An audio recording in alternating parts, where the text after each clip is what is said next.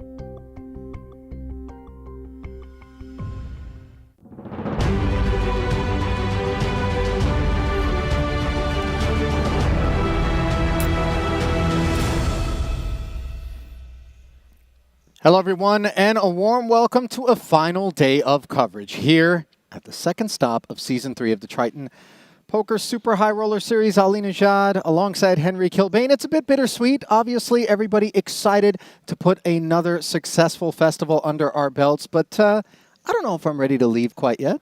Honestly, this has been one of the most enjoyable trips for me personally, just here in the booth, the action that we've had, and obviously just the backdrop as well. Like just walking through Monte-Carlo Bay on a daily basis. Yeah. It's a stunning place to play poker. Yeah, certainly those of you who have yet to come on down here and get yourselves involved in some of the tournaments that are on offer over here, including our own, make sure that you mark your calendars moving forward. So then, with the 2-card officially behind us, that's been the case for a day or two now, we are turning our attention to 4-card, hence the arrival of Henry here at the desk for the pregame show alongside myself, our resident 4-card enthusiast. And we will have 2 champions crowned today. The 25K Turbo will get started, but we are coming back to an FT in the 50K.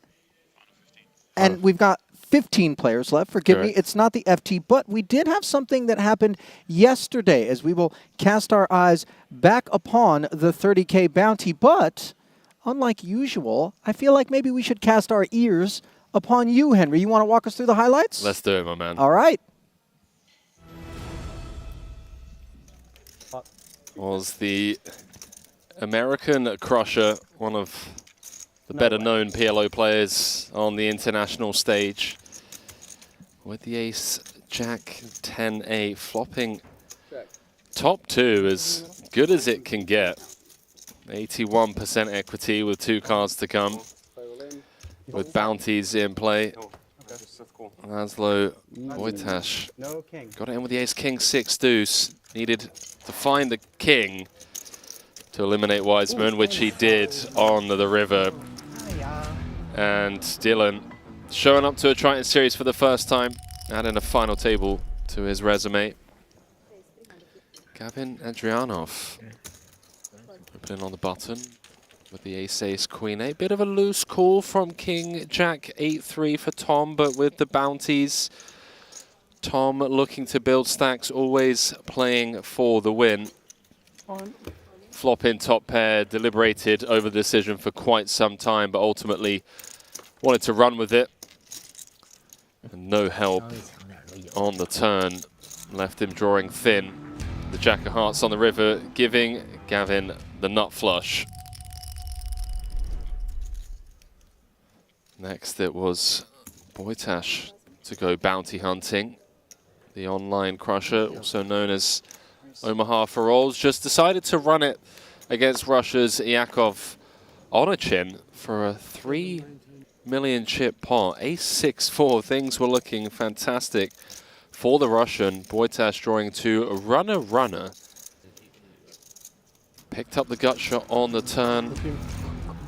And Onachin went home with $87,000 for his efforts. And then perhaps one of the biggest highlight hands of not just this final table, but of the series was Daniel Dvoris going for Laszlo's bounty in the big, hence getting involved with the queen, jack, 5-4, flopping top pair and an open-ender with hearts, bit of pot control, bit of ICM to consider, allowing the chip leader, Joe Tran, to stab with the gut shot backdoor spades. Dvoris opted to check call.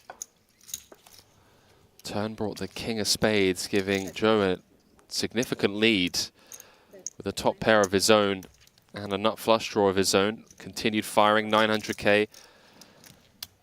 Dvoris made the call, and both players bricked their big draws in terms of flushes. Joe Tran rivering the nut straight, and Dvoris with an insane bluff catch spot. Ended up going into the tank for 13 minutes. How many have I used now? 9. This is the 9th? Yes. 9 time banks used for this decision. Thank you. Made the call with so much money out there. Had to call 550,000 to win 3.2 and picked up 112K for his efforts. Next it was Laszlo, who secured a couple of ladders after rocking the short stack. Was just happy to run it on the button for less than 3 bigs with the 7-7-4-3 single suited. Running in to Danny Tang, who's had quite the series here. Calling with the King 9-8-8. And it left Laszlo drawing to just 2 outs with 1 card to come, which he didn't find on the 6 of Hearts River. Laszlo, so known as Omaha for Rolls, 139k for his efforts, and then 3-handed between Joe Tran, venturing out for his first series, the 5-time champion, Danny Tang, repotting out of the big with the King 9-5. Single suited at this stack depth, more than happy to get most of the money in pre, and then running with it on the Queen 6-5. Got it in as good as he could hope for, but the running spades giving Joe Tran the nut flush. Danny adding 178,000 to his haul here in Monte-Carlo. And then after what was an epic back and forth with the chip lead exchange between both Gavin and Joe on numerous occasions. Joe held a 5-1 chip lead at one point. Gavin held a 2-1 chip lead on a couple of occasions. Came down to this ISO'd pot from Joe, turning the nut straight after c-betting on the Ace-King 3.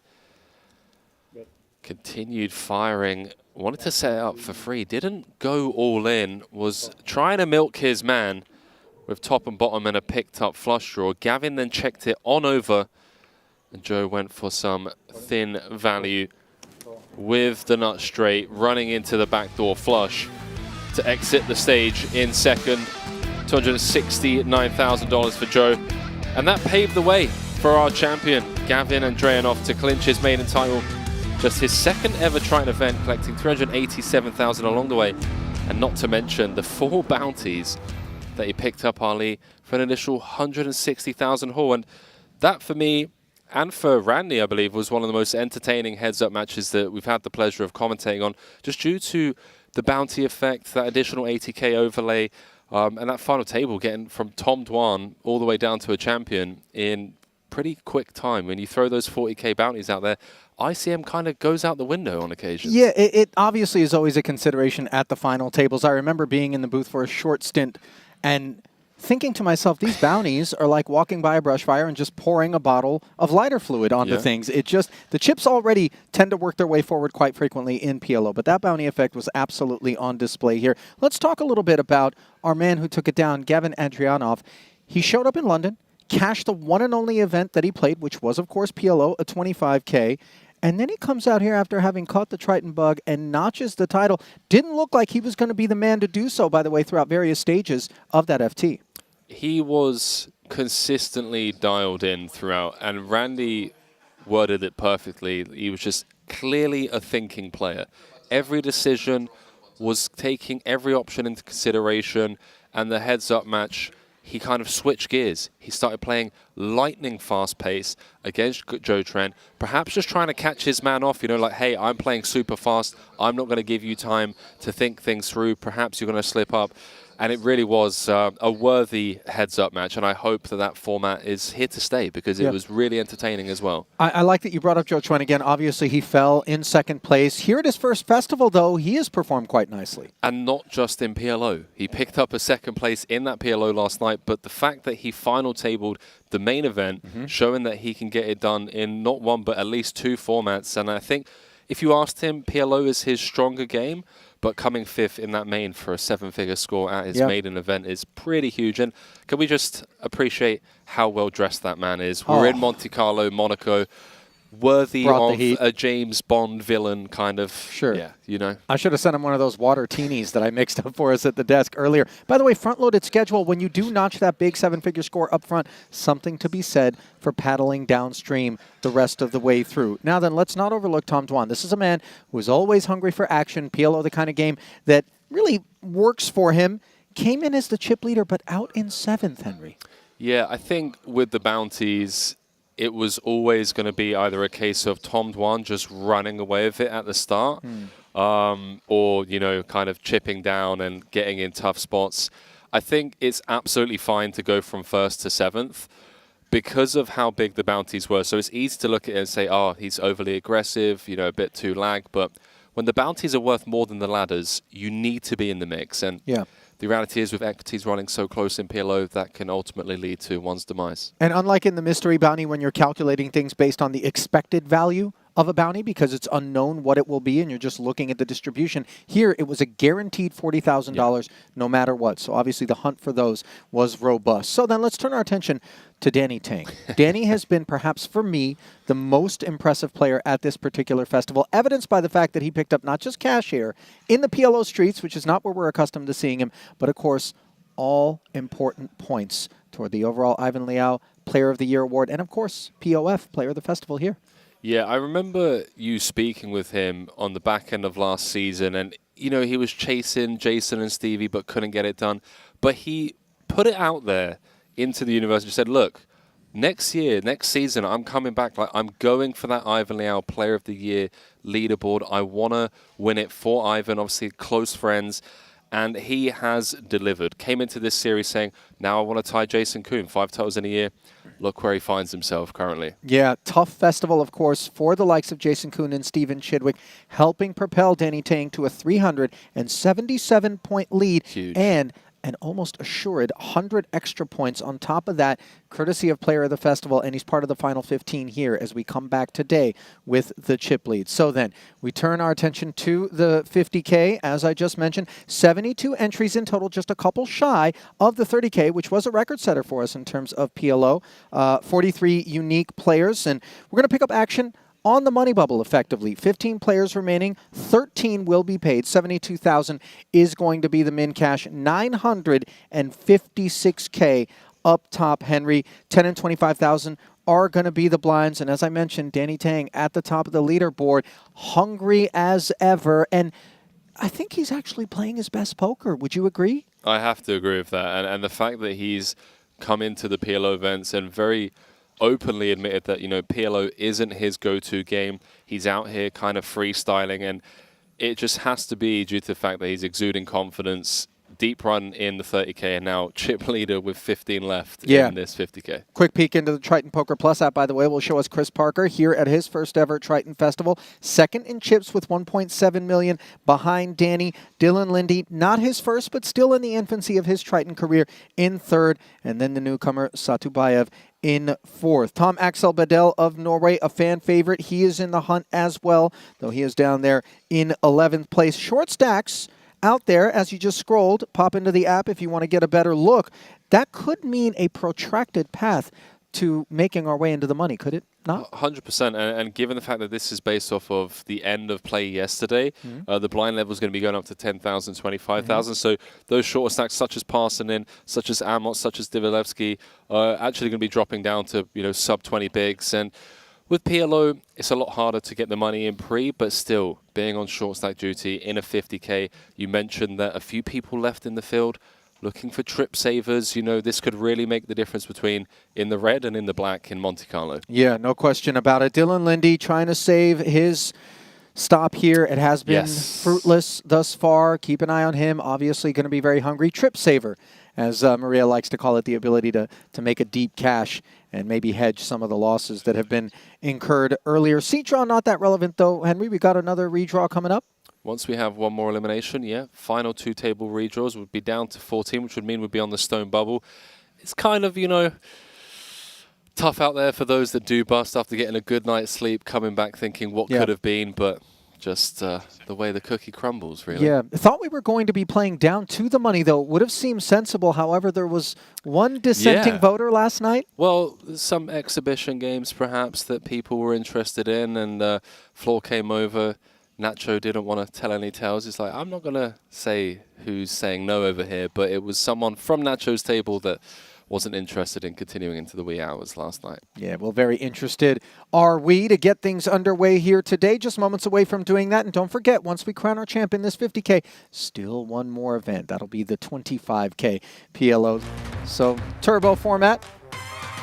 Players that might be the unfortunate 2 that are out of the money in this one, I'm sure will be first to hit that reg desk for that 25K turbo and look for those coveted Trip Savers. Now then, you get a look at the two features that we're going to bring you, red and blue tables. Satubayev and Danny Tang. They're chip leaders at those respective tables. Danny, by the way, I think maybe a little bit light on sleep. Boys were having a good time last night. Early celebrations. 65,000. Is that the story through the grapevine? I actually bore witness to it myself. Oh, really? Okay. Elsewhere here in Sporting Monte-Carlo, they had the Bluetooth speaker going, had some food, and maybe even a little booze flowing as well. None of these water teenies. Not at all. Winding things down a little bit, but still work to be done, and that work begins in the form of a raise to 65,000 for Danny out of the hijack. Bedell, ace 10-9 deuce with the offsuit ace, and he does concede the big blind. Yeah, I'm curious to see how Danny approaches this bubble. Bit of a loose open, ace 8-7-5-4 rainbow from the hijack, but chip lead, 2 off the money. And there is something to be said about coming back on the bubble compared to playing down through the bubble last night. Something that Ike Haxton touched on in the booth is, you know, when you do get that rest, you get to reset the mind. You kind of come in focused, prepared for a long day ahead. Whereas had we played an extra 2 hours last night, perhaps some fatigue, some deliriousness setting in late in the evening, leading to big mistakes. So this could be a lengthy bubble. Everyone well rested. Not everyone. No. I actually got involved in a game of backgammon last night. There's a beautiful set which has been circulating out there. Arno. Oh, I thought it was Jared's, but okay. Couple of Arno's sets the out guy there. that I played with last night. Yeah, we were And, gambling the other day as well. Did you play a little gammon? Oh, I my love a friend? bit of gammon. Oh, Yeah. Henry. Hecklen is sharp, by the way. I've heard. Yes. I've heard Henrik can get Came down. runner-up or semi-finals of the Nordic Championships. No I kidding. believe. Yeah. Knows his way around a backgammon board, that's for sure. You know, Gus Hansen, the legend, lives in Monaco still to this day, I believe, plays some of the biggest backgammon I've ever heard of. Well, we have 2022 world champion Sander Lylov. Took down an EPT back in 08, bit of a poker player himself, and then started playing backgammon for high stakes money and kind of said, well, I don't need to play poker anymore. That's remarkable. Bit of, well, a few crossovers. 85K ahead to the flop here as Keith Lear with ace-king 9-7 picks up Bedell for the ride. The Kings, an overpair on the Queen-Jack 5 board. That's connected with the Queen as well. Just the Broadway gutty for Keith without a club. Two guys, Ali, that I don't want to see exit the stage anytime soon. Big fan of both. Keith was getting in the mix. Ike was telling me how it's a bit of a mixed game specialist. PLO going to be Keith's strongest game. One of the old school OGs that battles out stateside, venturing out here to Monte-Carlo. Nice to see. And obviously our best dressed man, Tom Axel Bedell, always entertaining at a PLO table. I venture to guess he'd be entertaining at a nightclub table, dinner table, PLO table. You know, he's the type of guy that if you went up and asked him directly, hey man, love your style, been calling the action on you, are you interested in going on a night out together? He snap calls and he's like, it's like Alice in Wonderland, you know? It's like down the rabbit hole we go, come on Ali. I don't think I could hang. I'm just going to get it out there right now. You know, I might tap out. Yeah? You know, I partied one night in Scandinavia, in Stockholm specifically, and walking out of the club and it was just light out was deeply uncomfortable. Never before had I seen that much vomit on the sidewalk. I mean, Friday, Saturday night, they go hard. They go to the point of, you know, can't hold it down. Yeah. It typically induces a bit of a existential crisis, if you will. You know, you start questioning the decisions that led up to that night out. You get home, you catch a side-eye glance of yourself in the mirror, and you're like, what am I doing with my life? We've been there, Ali. I know how you feel. Bedell won't be questioning anything from the button with ace, king, 10-5, other than whether or not the blinds want to continue. Perhaps that the question being posed as he opens to 55,000. Double suited little rundown here on the lean part of the deck for Lindy. Yeah, a few things to consider here. Obviously, flush draws being dominated, but he should expect his 7-6-4-3 to be very live. Going to be covering that bottom part. He should of the also deck. expect regular contact from law enforcement, just given that he looks like a police composite sketch for just about any Sorry. criminal ever. I saw the flop and I was like, okay, well, he's got that board covered. Threes full of sixes for Lindy here. Just air for Bedell. But the kind of board texture that could very well see him reach for chips and try to rep an overpair and get things done here and now. Understandable follow through. Always going to be continuing small and wide. He's actually gone relatively big here, just leveraging those overpairs, that overpair range advantage, nut spade advantage. It does open the door to get put in the blender by Dylan. Doesn't need to necessarily have a flopped full house here to check raise out of the big. There are going to be some hands wrapped around that 6-3. Going to be some spades as well. But Tom has one of those hands that doesn't mind bet folding. Just always annoying to get check raised in this spot. 225,000. This one should be coming to an end.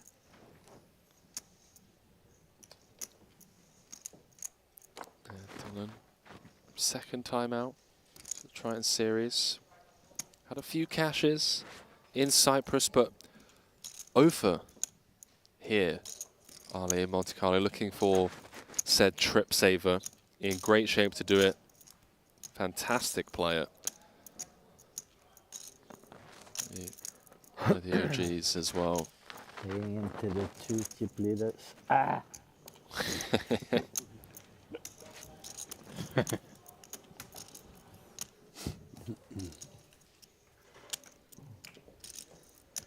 Forced to concede, of course. Nice start for Lindy. Looking to keep pace with Danny Tang. Not altogether thrilled to be seated at the same table as him, obviously. Yeah, and has Dylan on his left. Going to be a problem because unlike Hold'em, where you can leverage someone's entire stack pre-flop, post-flop, it's a lot harder in PLO with equities running as close as they do. You can't just run over the table, you know? You can't just bluff it off with reckless abandon in the hopes that people are going to restaurant here is closed. There's like fold the nuts to you, because that's not going to happen, are they? I'll tell you what, though. We've seen some bulldozers out there from time to time. Of course, Tom Dwan comes to mind as among them. That's the bar, I think. He's our resident bulldog. Yeah. I mean, my Wrecking ball of sorts out there in the PLO streets. Remix with Miley Cyrus coming up. Yeah. 24, I believe. But the food was terrible. Ace, King, Jack, And 10, Lear. My friend's girlfriend was taking photos, and apparently someone pushed Pots. her. Though. Pushed her? Yeah, Jesus. I know, right? What's this? Stories from last night? Someone pushing someone whilst taking photos?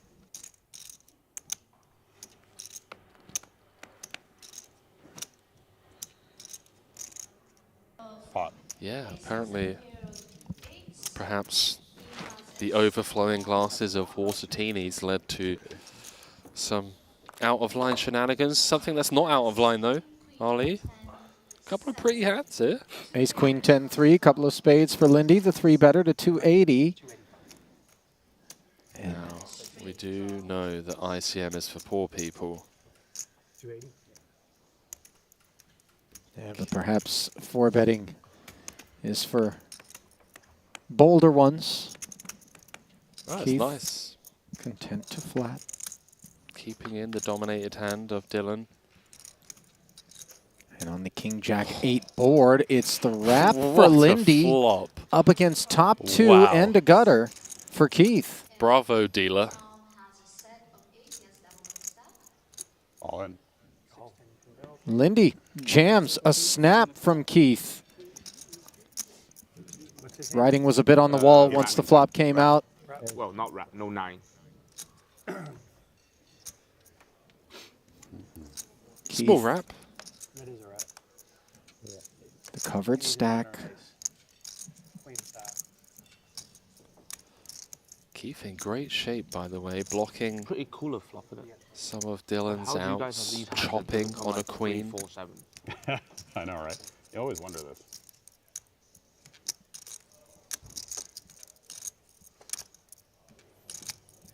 Jack much? pairs on the turn, and we don't need to look any further for outcomes. As Keith ices it, courtesy of the full house. What a needle by the deck. 9 of spades on the river. Needle by me. I said, nice start for Lindy. And a hand removed from that, he just gets doubled through mightily.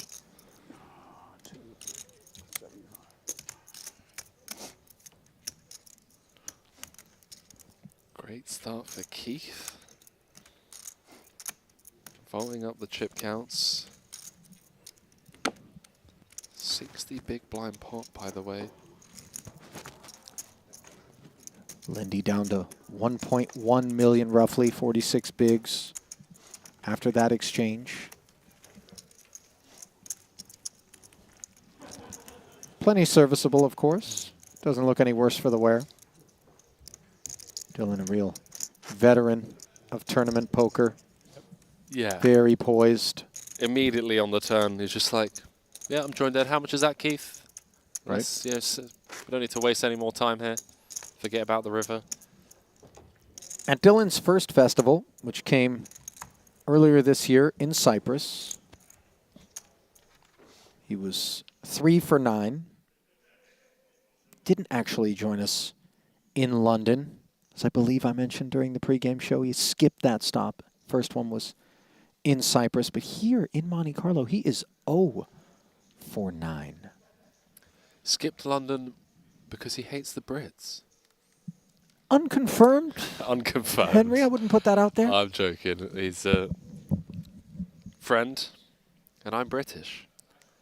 So unless I'm an exception to the rule, perhaps just had other plans. Perhaps he just hates you. Likes the Brits generally, though. No, but he's a friend, I'm saying. So Or so you claim. maybe he just hates fish and chips. He's like, I'm not flying all that way to London. I know you Americans like to stick your noses up at the food on offer in the UK. Food's a generous way to describe it. We got a little bit of a free stream here. It does appear that time has come to a standstill.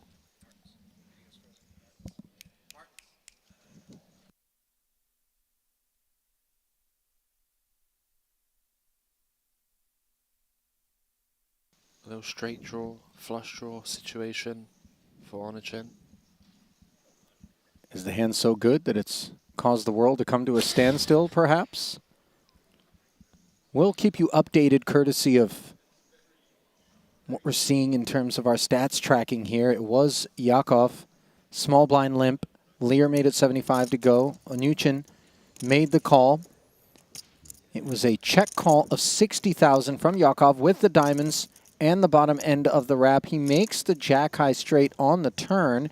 Action just went check, check, and here we are at the river. Jacks and 9s for Keith. Was drawing live. Never put any further action in.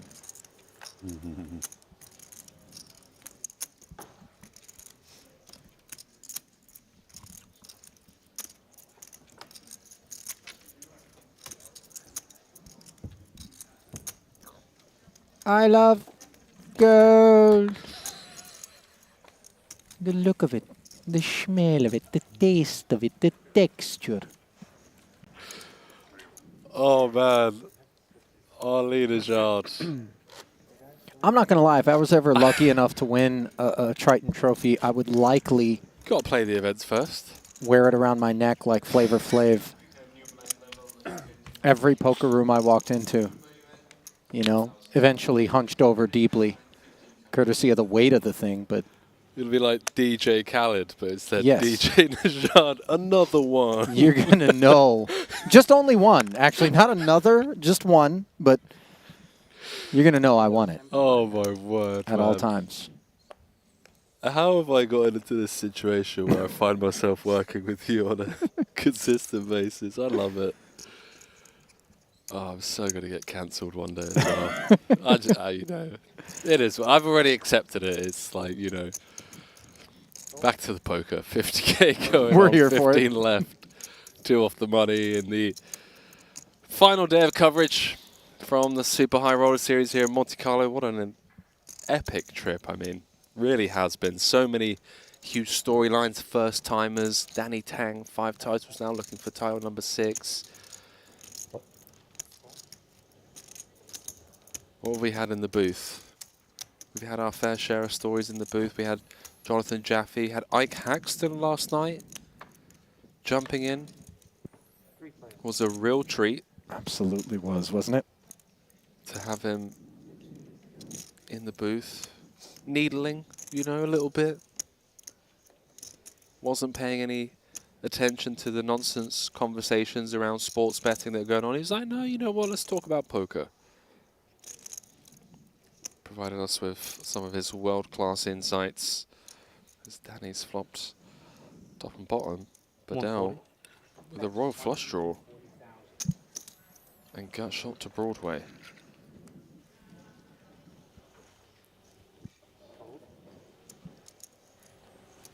$140. How does Bedell want to proceed? Well, it looks so pretty to have that royal draw at the end of the day. It may be just the jacks if he fails to improve. So he does come with the flat and promptly makes the nuts on the turn. Tang. Yeah, this is what happens when you bet a top and bottom type holding. Is for the most part, it gets incredibly uncomfortable on a lot of turns. Bit results orientated from me, but I just want to give the insight as to how difficult it gets to extract value across turns and rivers with a hand that can't improve other than improving to a full house.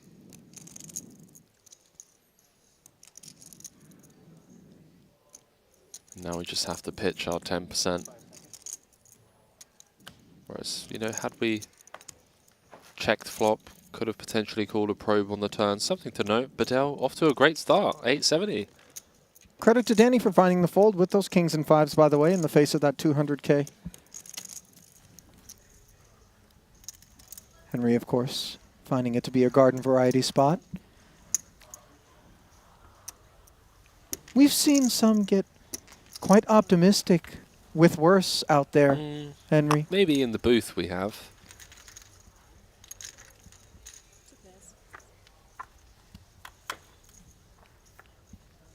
Meanwhile, you flip it on over to one between Satubayev and Dvoris elsewhere in the room. Pre-flop raiser was Dvoris. Forrest has a couple of final tables in PLO at the Triton series. Knows how to play the game, that's for sure. Bit of a 4-card specialist. Obviously his main game is Hold'em, but knows how to get it done.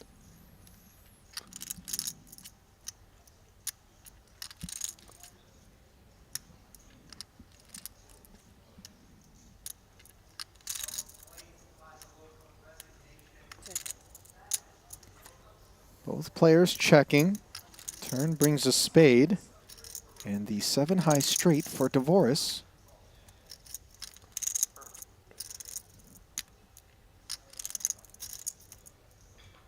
$190 out there, hijack v cutoff.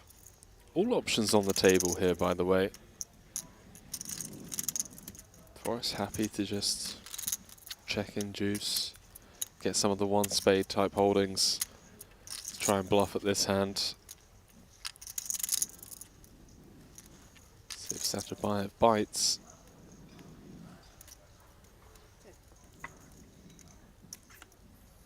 Does not, nor does he improve on the river. And with 2 checks behind him, I think Dvorak can feel quite cozy with the nut straight now. Yeah, and I think we can go for a healthy size, something in the realm of half pot or bigger. 120. Yeah, there we go. Unblocking all of the pairs is nice. Just put Saturbayev's 2 pairs in a really tough spot. Saturbayev, by the way, the trappings of a man who comes straight out of Central Casting for Casino Royale. He should have been a part of that game. Just look at this. I think he was. He was right on in there.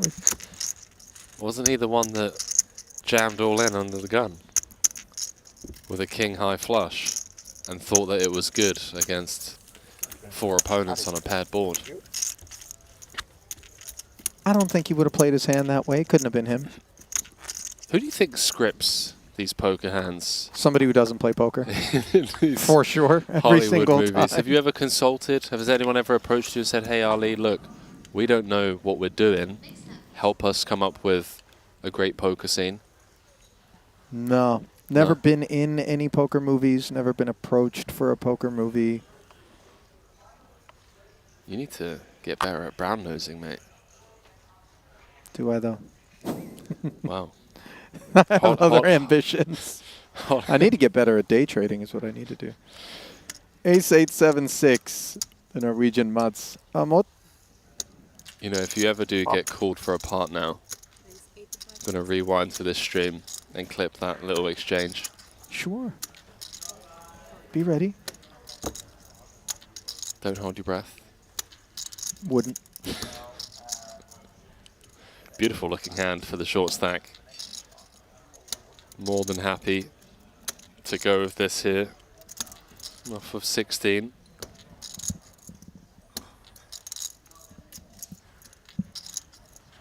Dvorak doesn't love this Queen 9-6-3, nor the idea that there's not a tremendous amount of upside in terms of that starting stack for Mods coming into this one. Nevertheless, he participates as almost flops himself the nuts with a little pair dangler, which could become relevant. That's a really fun flop because it's a ball texture that Dvorak might attack with 205 in the middle. Is going to want to put max pressure on the overpairs. It's a rainbow ball texture as well, so here we go. As you suspected, he does lead on the strength of the two-way straight draw. Backdoor diamonds. Yeah, Mads is doing backflips in his mind because he knows exactly what his range looks like, and he knows that it's like, oh, I'm meant to have all the overpairs. Dvorak is meant to lean into me on this flop, thinking that I have nothing, or thinking that I just can't call. She's Salle with the nuts.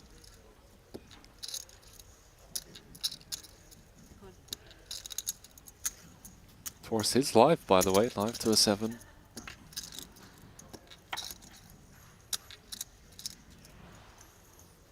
Brick turn for both holdings. Only one of which desperately needs to improve.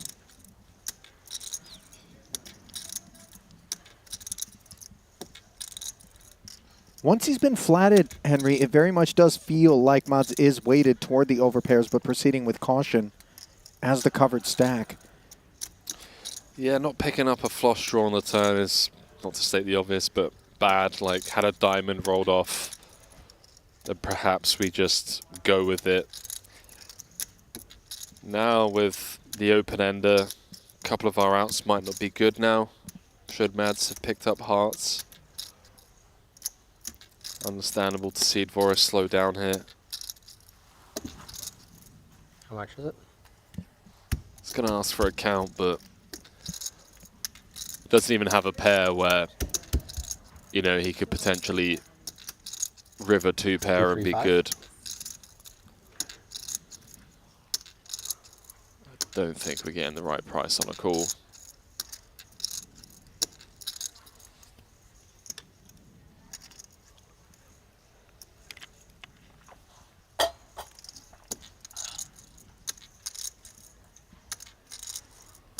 Indeed, we're not. Fun move. Divorce concedes. Mods will be happy to head northbound. Winning that one is spicy for you. That's a spicy one for you to win.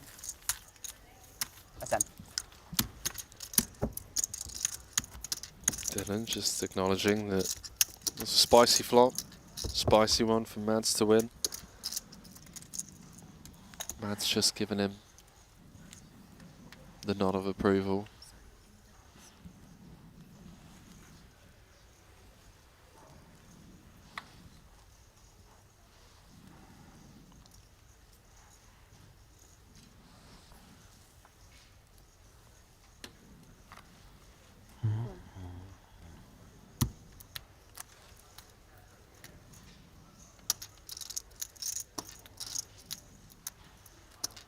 Closing in on the end of the first level played here today.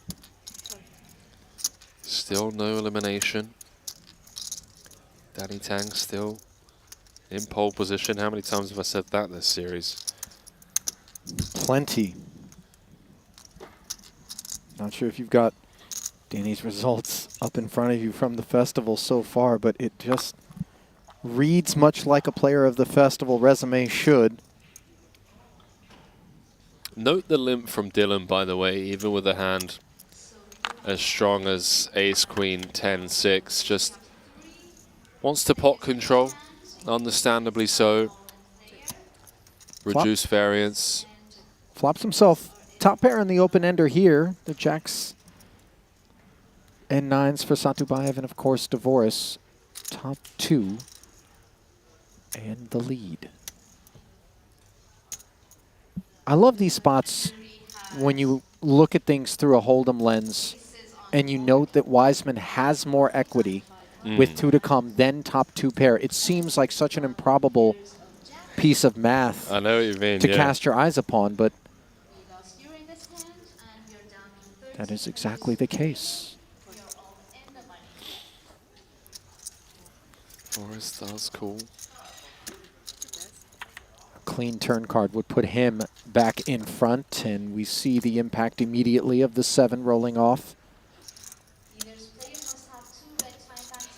Forrest is actually favorite on the flop, heads up. It's just 3 ways Dylan has the most equity, because some of the equity is split between Voris and Satubayev when Satubayev remains in the hand. 170.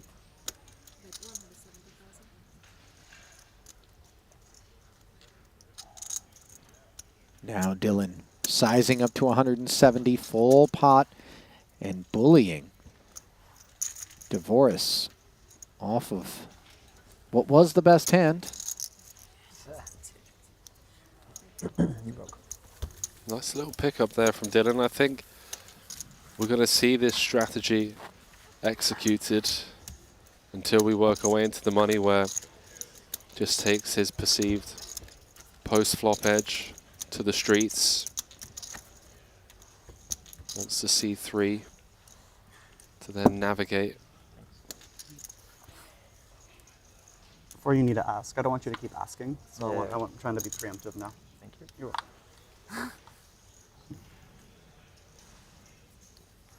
Don't know about you, but if anyone ever touches my chips at a table without asking, could get met with a lot of 3 bets for the next hour.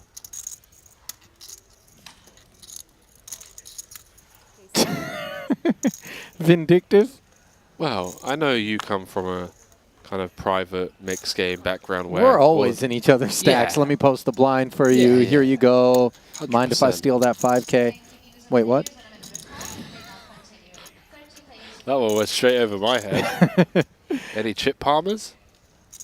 Ace 10 4 deuce. Divorce activating from the button. The suited aces. Always intrigued. Randy mentioned that during his time in the booth with you for some of the other PLO coverage that you kind of pointed out that the wheel wraps aren't nearly as attractive as we see the ace deuce 4 Huh? for Dvoris there when they materialize on flops. The wheel wraps are okay because you have a nut suit. It's more so the 5-4-3 deuce. Cards under a 5, the solvers aren't a big fan of because of how you can be dominated in the form of flushes, how you can be dominated in the form of higher straights. And also, when you think about it, say you do pip a hand like 6-5-4-3, 5-4-3 deuce, and you do flop 2 pair, it's always going to be bottom 2. Right. So it always gets uncomfortable on turns, on rivers, can lead to awkward situations. But with the nut suit, absolutely fine. So it's the wheel wraps that are the product of holdings that don't have an ace involved. Yes. That are problematic more so. Because of domination issues in both flush situations and higher straight situations.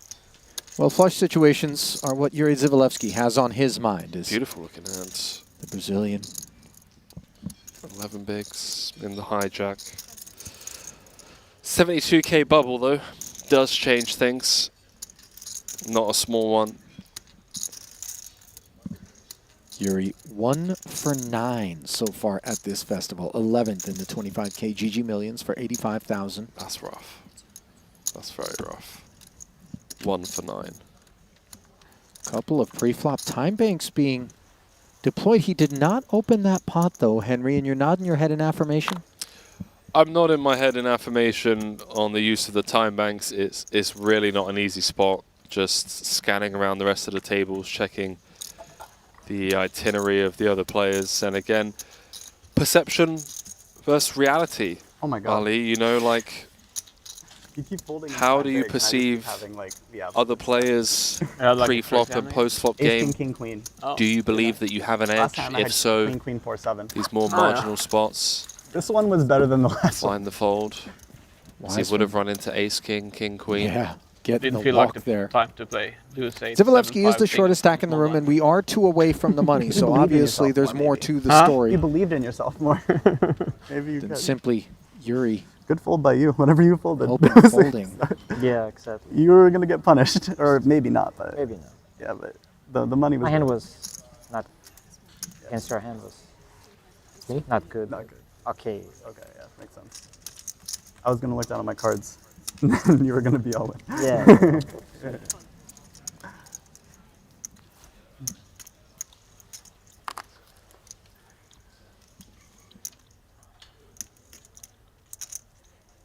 Jack, Jack, 8 deuce, cut off and open from Satubayev.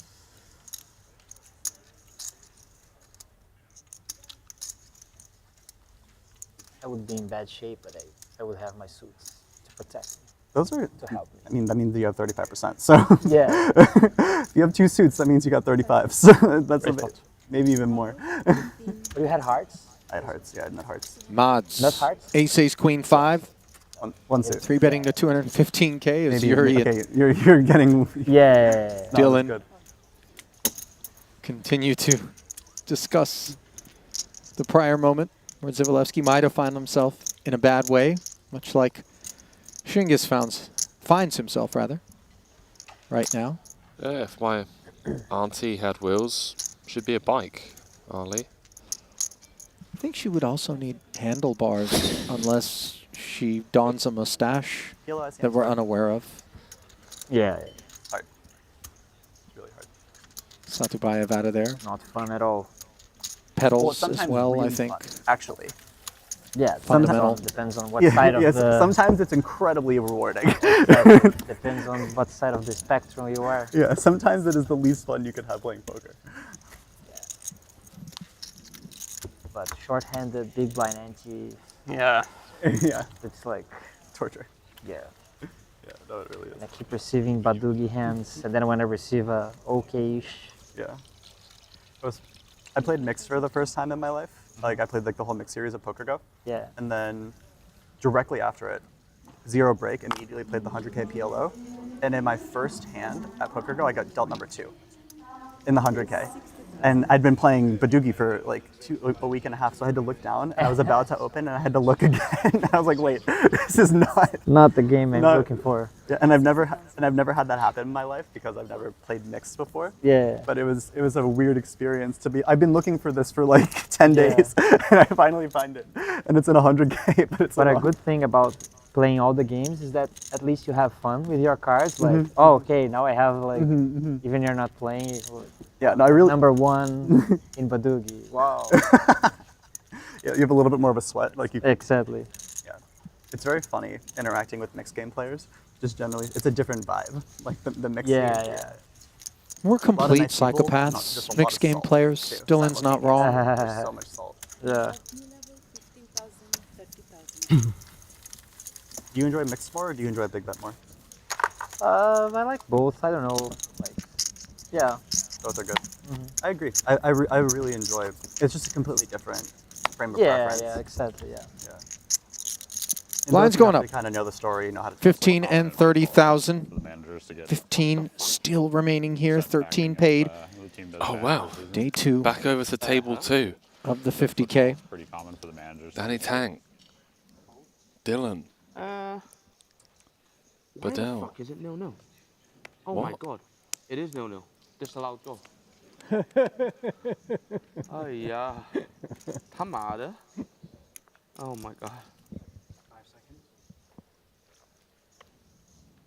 Raise. 105. You're gonna cost me too much. Danny got the weekend Premier League football sweat going. Oh, he's got flash score up for If sure. I do that, it's okay. Don't Note the opening size from Dylan here, by the way, compared to when he was second in chips.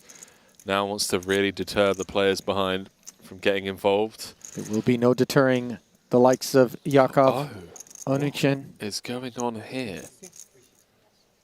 5-handed. We've got ace, queen, queen 9 against ace, ace, 7, 6 against king, king, jack 10 single suited. I mean, 2 nut suits out there 200 behind. and very strong kings. All big pairs present and accounted for, but might Lear look up at a pot size open and then the repot and think, That's a world-class fold. yeah, Not easy to do. Very easy to fall in love. he's been around the block. Henry has Keith Lear. I'm sure tuition was paid with hands like that in 3-bet spots before he finally learned to fall out of love with those sorts of holdings. Yeah, 100%. Certainly not the type of player I'd ever want at my PLO table, that's for sure. It's almost as though you'd rather have the unintrusive kit, you know, 9, 8, 7, 6, double, something like that. Sure. Not that you're going to play that one either, but if you were going to go up against hands that look like aces, you don't want to take kings into battle. Very true. Want to have at least a nut suit. Ace blocker, perhaps, as Dylan does make the call. It's been a rough start to the day for Dylan. Connects with the 9, but not much else for Lindy, the queens. And he does rip. You see Yakov just saying, okay, Keith with a flop 175 to join. dimes back. And yes, the 10 jack. Well, I was Lear. right, but I flopped the nuts. Yeah.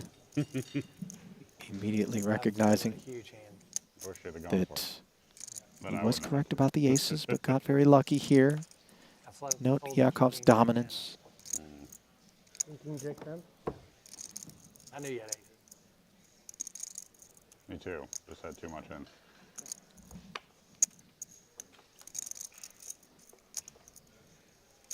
Turn. Not helpful at all. Nor is the river to Dylan, so he is going to pass a full double Yakov's way. Something he will happily accept. Spasiba. The thought on his mind, I would imagine. How's your Russian? Henry, you got some Russian in the tank? Nice.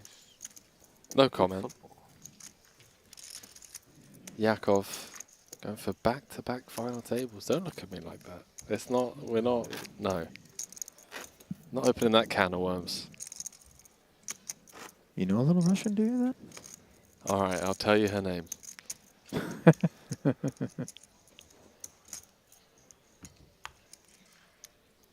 Onachin, bit of a PLO specialist. Venturing out back end of this series. Did come 6th in that 30K for 87,000.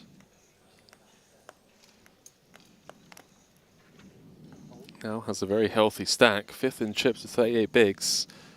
They're going to be back in the driver's seat with the Jack 10-9 single suited rundown.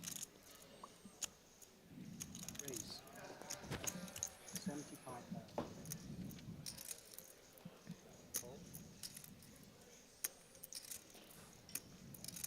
No whiskey today? No. No.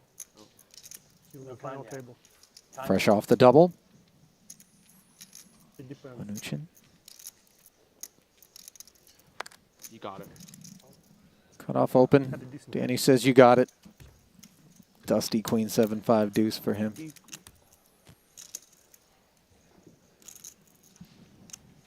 And this, honestly, Henry, is more what I think a lot of us are used to seeing when it comes to money bubbles.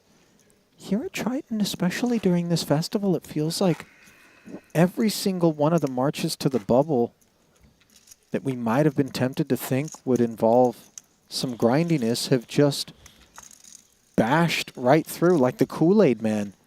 Like, you know what I mean? What bubble? What wall?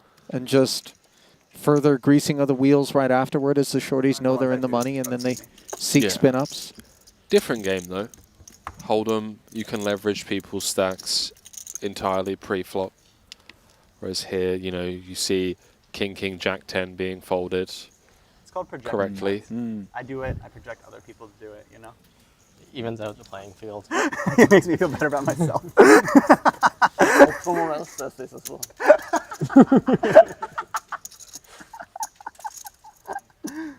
Yeah.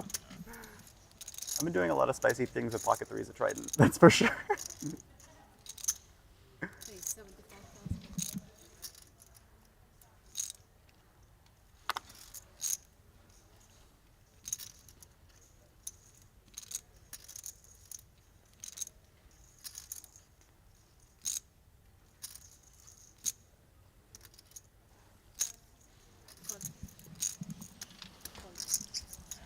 Divorce is King Jack 8 deuce with spades. Picks up Satubayev, who's got the better spades and the better hand. Although that doesn't mean altogether that much heading to a flop in PLO.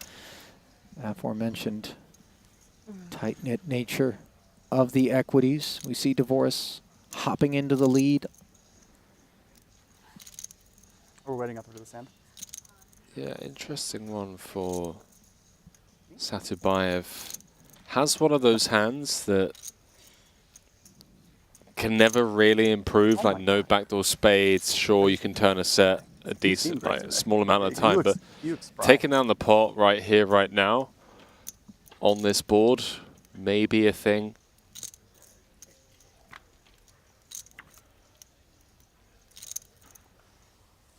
Forrest, by the way, really just leaning into Yep, I don't like it. No, but no. this money bubble.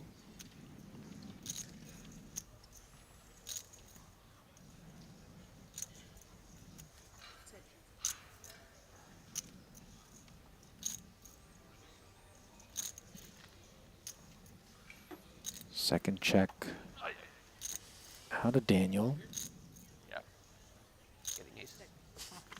Shingus checks back a second time and then finds himself an ace I'll go to walk from shift leader. on the Kind river of win. for a winner. General. As played, obviously, this is a bad card I had two for Divorce.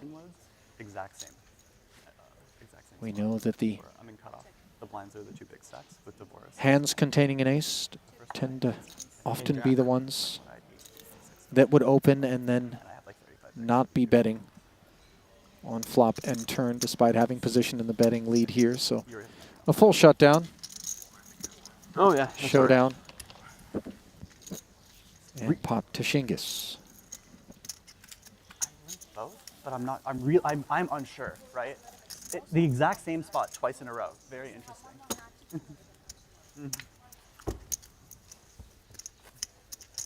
That looks like high quality cashmere right there. That's the kind of stuff For a 50K. that a moth dreams about.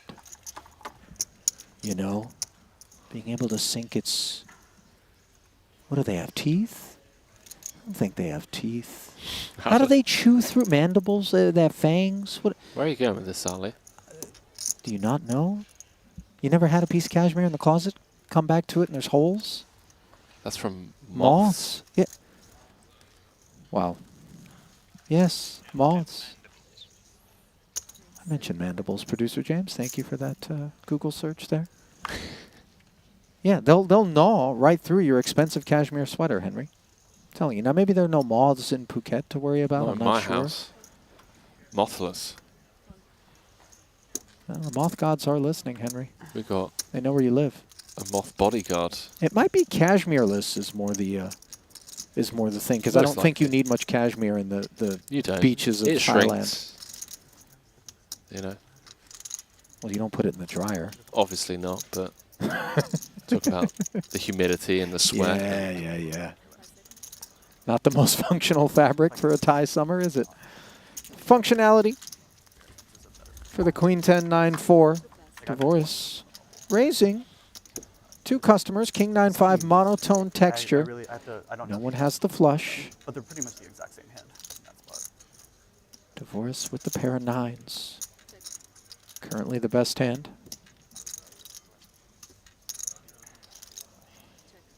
Gut shot for Satubayev as he closes the action with a check back. And again, hits an ace. This time on the turn. Shingus is very disciplined. Like, there have been a few spots that I've expected perhaps to see him start building something up, and he just seems content. And perhaps it's due to the fact that he feels like people aren't bluffing as much, playing some honest poker. Turns top pair to go along with his gut shot, has the queen of diamonds. It's nice to get some two pairs to fold, like hands like 9-5, king 5. Just put them in really tough spots, and you know, if these two pairs do call, we still have equity. Don't want to be giving free cards out. So, 150K bet from the best hand. And again, Satubayev hauling one in. Third in chips overall.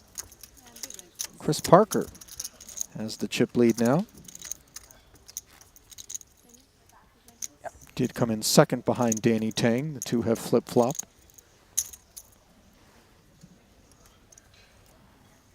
Still without elimination, coming up to, what, an hour into the show, Najat? Just about. Zivulevsky, shortest of all stacks in the room with 4 bigs.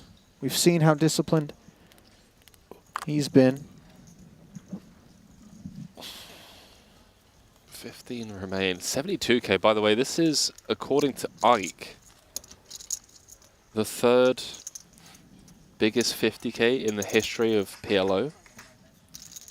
That was what he said. He was talking about the 50K that they had during the summer and the 100K. But outside of that, unheard of. Emblematic of the appetite for high stakes at a Triton festival, or more so of burgeoning popularity of PLO? It's a good question. I think That was not a we're good at hand. the That was not a good perfect hand. place for At all. this perfect storm. These two, they To develop. at least. Yeah. Bunch I of high find stakes that that's regs, the biggest put on a blind spot 50K for me. PLO, perhaps get a couple of Like no going limit from hold'em one to the other. players 4 to 5 in the mix. or 2 to 5. But the game of PLO definitely growing in popularity. I mean, 2 or 2 to 5 is fine because it's go to just places like like Seminole clearly Hard Rock different. in Yeah. Oh, you mean 4 to Florida, 5? and But there's 4 to 5 hardly is any fine hold'em for games four, running. because it's just like They are 5 card and 4 card. What Yeah. a good hand is so different. They are completely different games. But like Yeah. They're completely different. Yeah, that always just like fucks with me. You should watch. So there was a dealer's choice PLO at the PLO series recently. It was the 4 PLO games: 4 card, and 5 card, high and high low, and that was a very fun mix. 5-card You don't throw 6 cards. pot limit Omaha 8 or better, affectionately I known mean, as people- Big O, I by mean, the six way. is just The dumb. That's lone just dumb, yeah. Five- It's one too much. big Five bet is game also kind Five of is getting for close to in my being dumb. mix, I don't hate and it, I've grown but quite 4 is a fond better of game, it. and I don't think it's close. There's 5-card high-low. Yeah. Five has its Sick merits. pups. Like, Yes. there's cool things about it. I Especially if you're told playing in a you. You good game, really 5 is just better. hate yourselves. 5-card 8-handed. Masochists. It's really Yeah. bad. Such a nut bending fest. Yeah, but I mean, 5 You is a just better like game if wasting people the are bad. dealer's time. If people are bad, you Chop it up. your win rate is just like It doesn't always chop, Henry. The 3/4 of this Those guy. Well, wheel when you play wraps 5 can get real expensive. like Wow. watching people play 5 card in a tournament environment is wild to me. Like actually wild. Deuce to board me. here. Like, Uncertain what Divorce's 4th card is. Yeah, that's wild to me. Tried to limp in. Brain going on there. Satabai a lot of took us brain up to solving 90K. A lot Price of it not paid. going in the right direction either. Pair made. And A lot of inefficient brain solving happening. now the check from Divorce. Top pair for Shingus. Questions will be asked.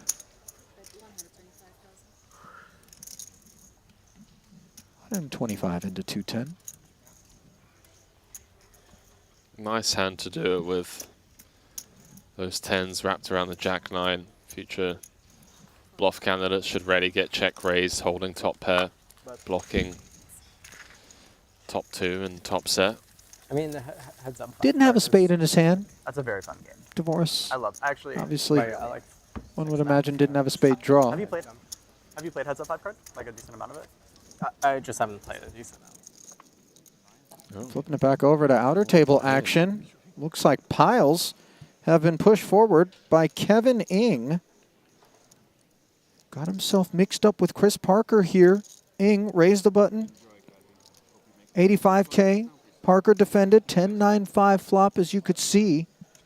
Parker checked. Ing bet 100K. Parker, I believe, check raised to 250 already. And now Ing has jammed.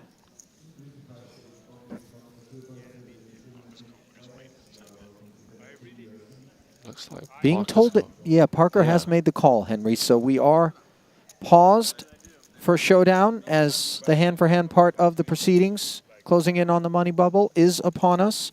And what have we, gentlemen? Chris shows 9-9-8-6 for middle set and a gutter. Kevin Ing bottom set with the ace-king-5. And he was always in a bad way. Fist bumps all around. But Kevin Ing will not be joining those paying a visit to the payout desk. So are we going to break this table now?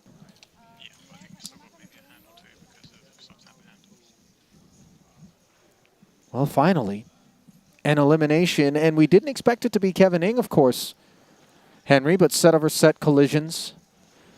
Pretty brutal to go from 30 bigs, 8th in chips, to out in 15th. Indeed. Could have certainly made his way into the money.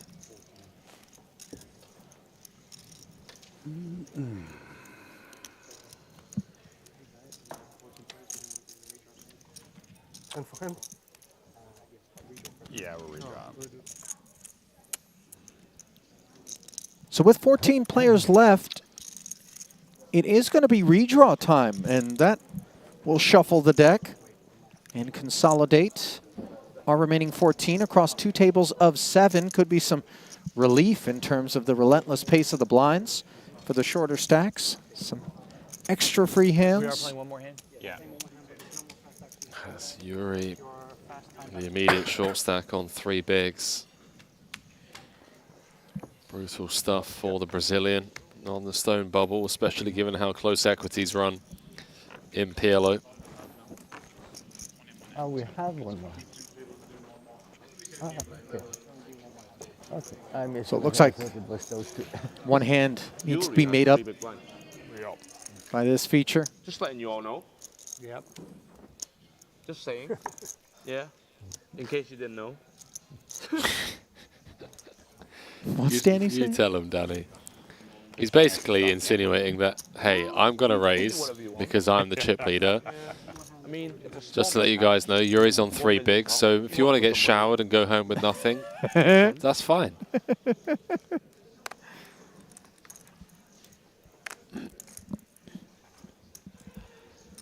For those that maybe haven't cast a glance over at the Triton Poker Plus app recently, Danny, right there. Can't even steal, huh? Hand not even good enough for an open, though. Apparently it wasn't even pretty enough to put up on the screen. Kings, though, along with clubs for Jakov Onuchin. Disciplined fold there from Dylan as well, now that he's down on the short end of the stacks, 10th in chips.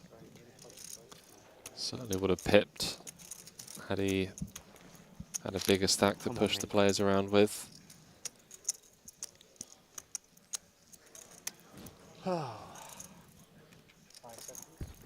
Jesus. Well, Well, I need 8 of clubs, okay. brutal. 10-7 4 deuce triple suited. Well, I had it double suited. And Bedell does decline in doing so. Passing the blinds over to the Russian. Redraw time. Onuchin, 47 bigs, 1.4 million. Boss stack in the room, though, belongs to Chris Parker, and the margin is wide, courtesy of showering Kevin Ing, set over set. Blinds are at 15 and 30,000. Those chip counts brought to you by PokerStake. Ali and Henry back with you here at the desk in this 50K pot limit Omaha day 2. Finally, on the stone direct money bubble, but I would expect we're going to see more of the same in terms of grindiness, Henry. Yeah, all eyes are just on Yuri right now. He's got 3 bigs. Everyone's going to wait for him to pass through the blinds, see what occurs there. We just saw Dylan Lindy make a disciplined fold from the cutoff with a hand that he would normally play if we weren't on the stone bubble. So, yeah, all eyes on Divalevsky. Yep. So then, all eyes on the break. We will step aside briefly as the redraw is completed, just about 3 or 4 minutes, and then we'll be right back with you here at the desk, continuing coverage of day 2 of the 50K coming your way in just a few.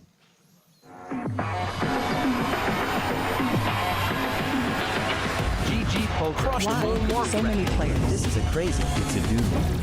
GG Poker broke the Guinness World Record. Welcome to the World Series of Poker. The biggest poker site. Larger than all other GG Poker's traffic reaches all-time high. Jump, jump, jump, jump! No way!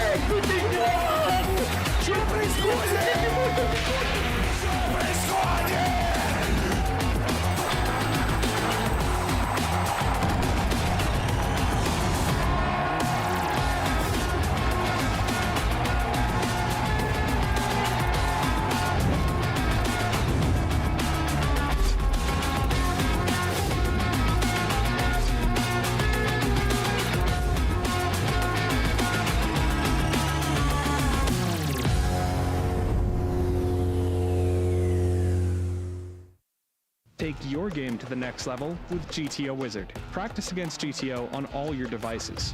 Study any situation using our revolutionary AI-powered solver. Upload your hand histories to uncover your biggest leaks. We have hundreds of hours of coaching from top pros, cutting-edge theory articles, and custom study plans to help guide your poker journey. GTO Wizard, the #1 app for poker players. Introducing the all-new BetACR.eu, the premier destination for sports enthusiasts. What sets BetACR.eu apart is our exclusive offering of live-action prediction options on the Triton series. Experience the excitement as you predict the action while watching your favorite players live. But that's not all. By opening your account now, you can take advantage of our incredible offer. Receive a generous 15% free play on your first top-up, up to $250. Become a part of betacr.eu and elevate your live sports engagement experience.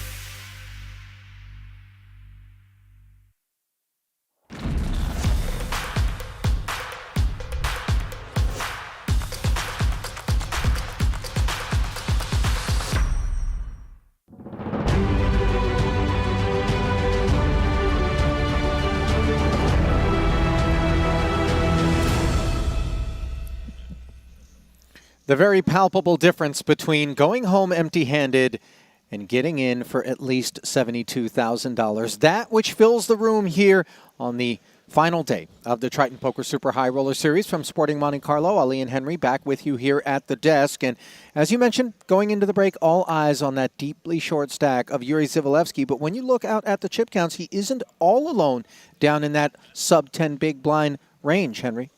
He's not, but at the same time, a huge difference between 9 bigs and 3 bigs. Not to state the obvious, even if Yuri doubles, he's still going to be short his stack.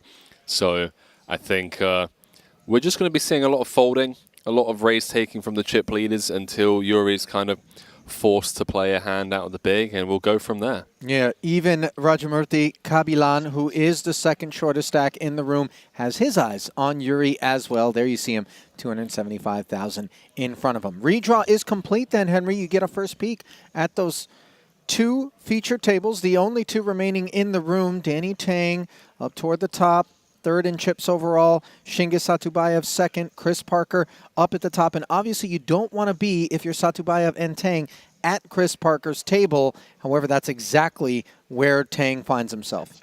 Yeah, pretty disastrous seat draw for Tang, but we'll see how he navigates this one opposite side of the table from the chip leader. That we will, as we are set to get the action going. Stone money bubble here in the 50K PLO. Second to last event of the series. Penultimate.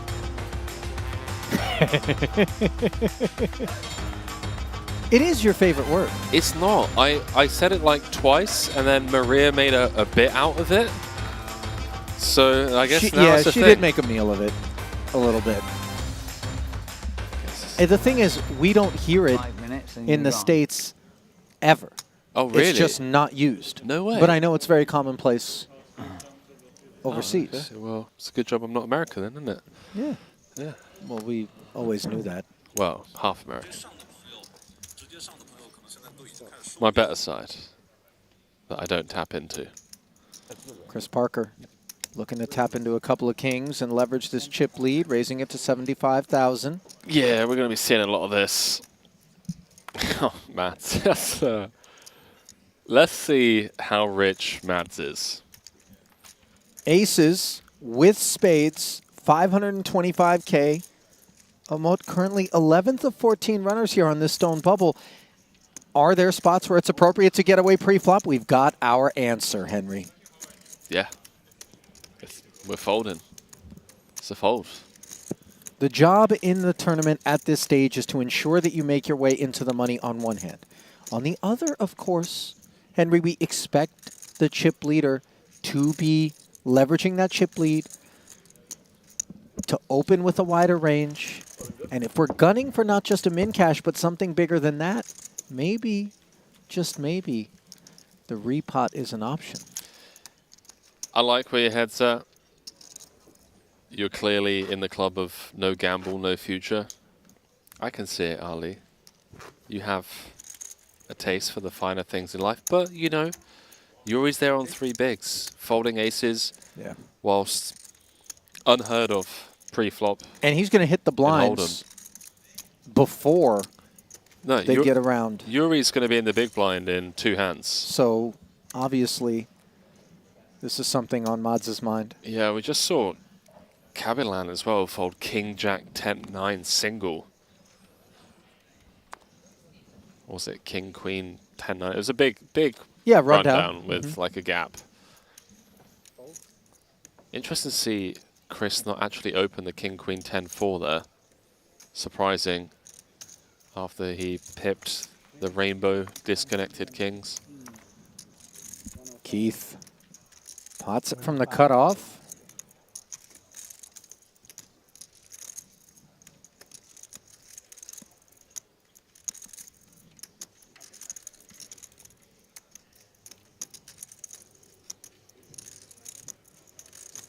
Danny wants to play one with the King Jack 9-7 on the button. Rainbow. No suits to speak of, and this feels unexpected. It's very unexpected, and I think this is Danny trying to approach this bubble in a way where he can perhaps put Keith in tough spots, but it doesn't quite work the same way as it does in Hold'em. Parsonen happy to come along with a double-suited ace-jack 10-10, turns into a Broadway gutty and a pair of jacks. Airball for Lear. 2 quick checks in front of Danny.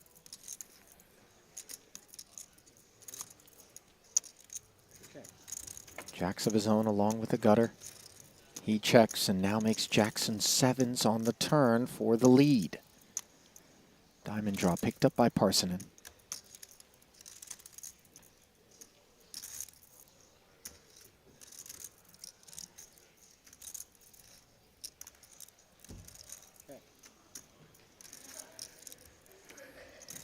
Money bubble impact on display. Perhaps not pre-flop though, in terms of the Lear open and the Tang flat.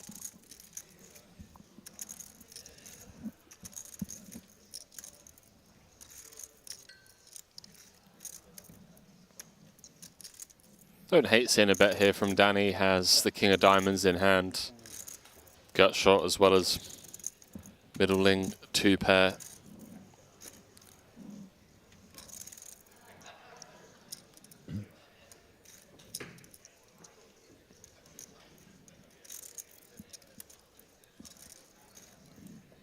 Yeah, it's grim.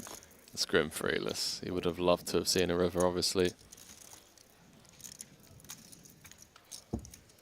That's why Danny's peeling in position on the stone bubble. Ah, thank you so much. Nicely done there. Tang with that 180. Leveraging the situation, position, big stack, money bubble. All plays into his hand nicely.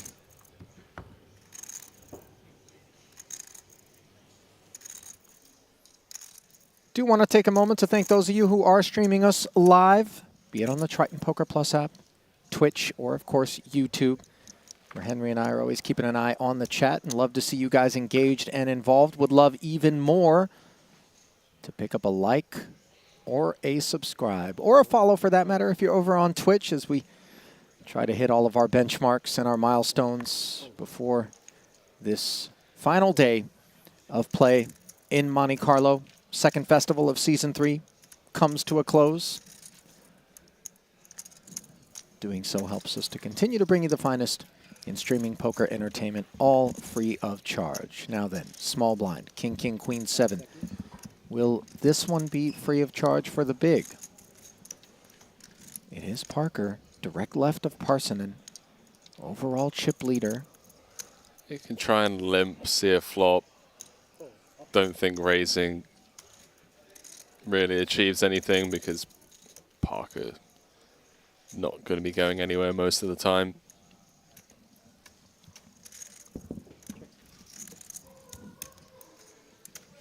Does check back. Ace, Jack, 6. Ace magnets. The kings.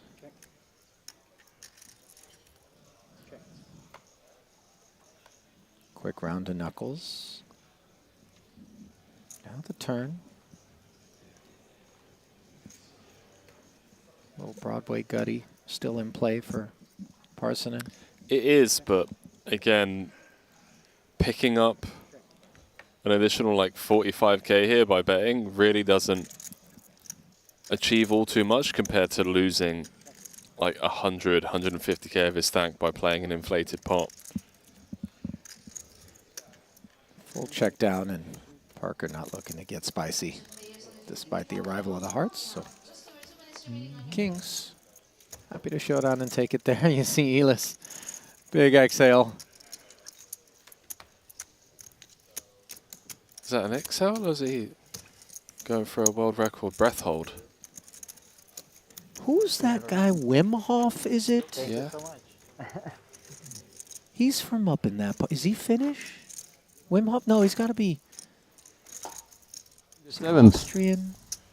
Doesn't show. Where's this guy from, Producer James? You know who we're talking about. Dutch Wim Hof. Now, for those that don't know, If you go I bring this up because the man is all over social, just gleefully diving into like freezing cold water and then sitting there in a meditative state for a prolonged period of time. I'm not just a pretty face. Then leading hikes through the Everest snow. Right. in shorts. Barefoot. You're half right, yeah. I don't think I could summit Everest if Don't you I, flew the me same. up there in a helicopter. Yet this man's out here doing it in shorts and hiking boots. If I was hanging off of a ladder and you allowed me to tap the summit as we flew right by it, Hi, so that's about the only way. Yeah, 100%. Did he not summit? Producer James Dempsey saying he didn't? Listen, James, no need to display your envy of Mr. Wim Hof and his abilities by, you know, sliding the accomplishment. Summit, base camp, same thing.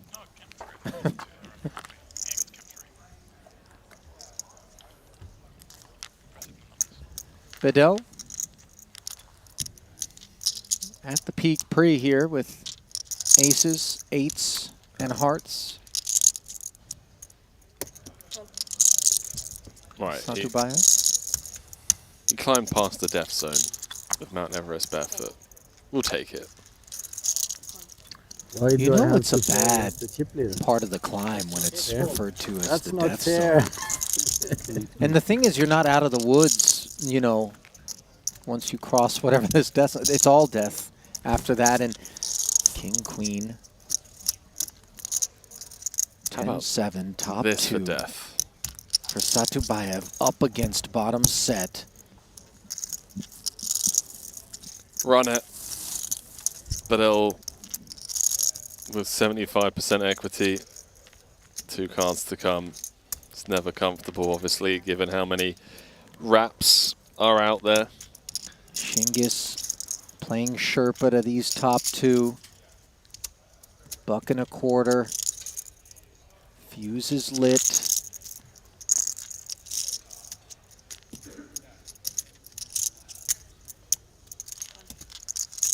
And Bedell plays it as a flat Henry. Some problematic turns could emerge. This, of course, is not among them. But with all that coordination, do we not look to get the chips into the middle on the flop as opposed to play it in this manner? I think we only get it in good against this exact holding, right? Like, we're always stacking off against wraps, so why not leave ourselves an out to fold on the turn? Should a queen, jack, 9 kind of present itself? Have 13 bigs. Especially on that stone bubble.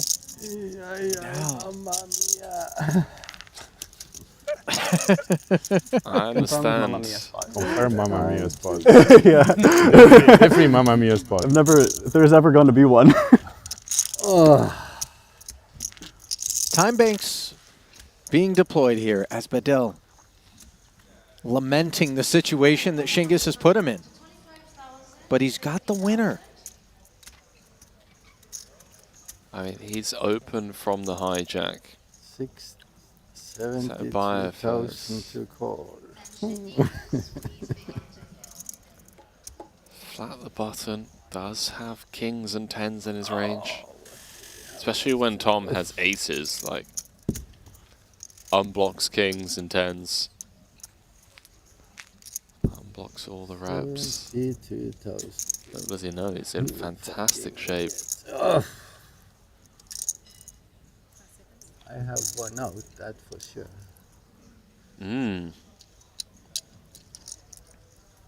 Thinks he only has one out. Feels like he's going to pitch it.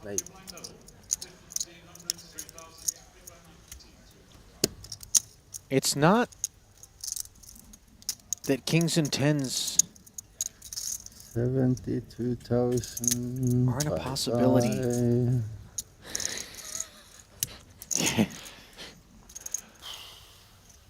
Bye-bye 72,000.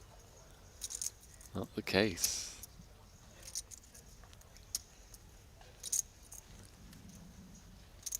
Do I win with an ace? Would Sato buy a flat kings pre against the open? Yeah, 100%. I'm used to be an idiot. Bedell. Wow, Yuri's one with one big man. Under the battle cry of idiocy, he does make the call, and far from feeling in that manner. Bye, guys. Thank you for playing with you. He will be delighted to realize 72,000 giveaway. and he's got the best of it, and it's not close. 9-1 favorite with one to come, Henry. Self-proclaimed idiot call. What? Probably ahead. Oh. Not a slow roll. It's 72,000. That's why I'm thinking about it. One guy have one big blind again. It's not a slow roll. It looked like you had kings or tens. That's wild. Yeah, exactly. Like it's never a slow roll. That's Mamma Mia. Yeah.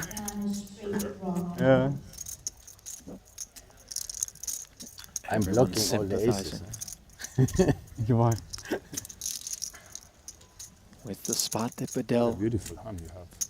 christened the Mamma Mia spot. Would have been with the 8 of spades. Can he avoid a disastrous king or a 10 on the end here? Keep this bubble intact. Yes, he can.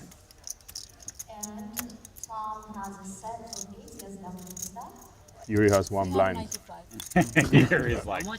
Yuri's like, fuck, king 10, king. Yuri was rooting hard against you. Now the problem there, you have nothing to win. Less than one big blind up there. No. So you're giving away 72,000. But I have to. I've never. Your reaction was perfect for this situation. I mean, you can be dead. I saw he had actually kings or tens. Of course I can be dead. Minimum he had 2 pairs, so you played it good. Yeah.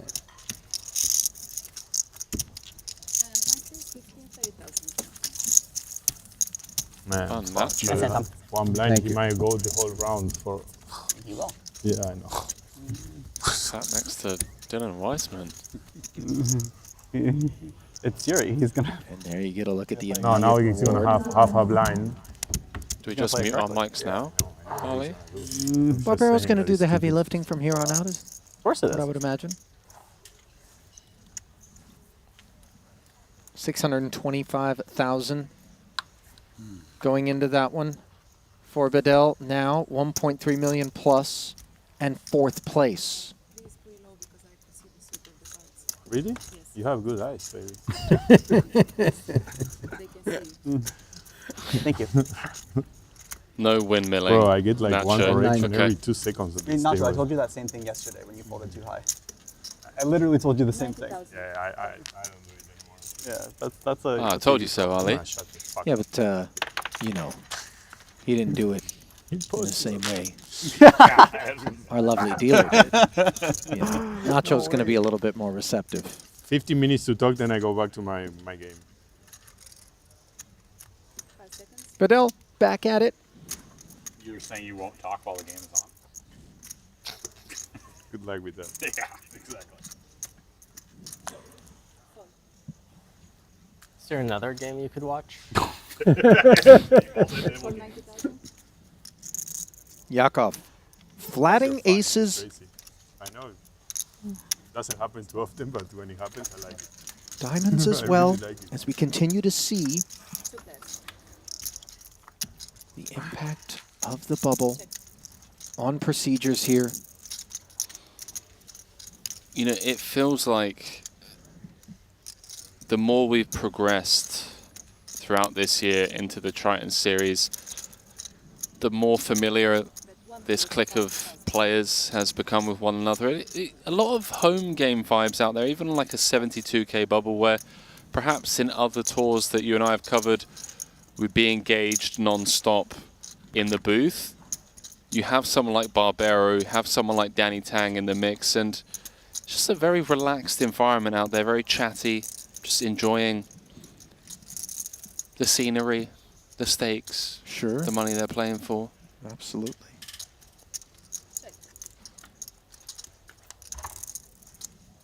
Not one, but 2 rounds.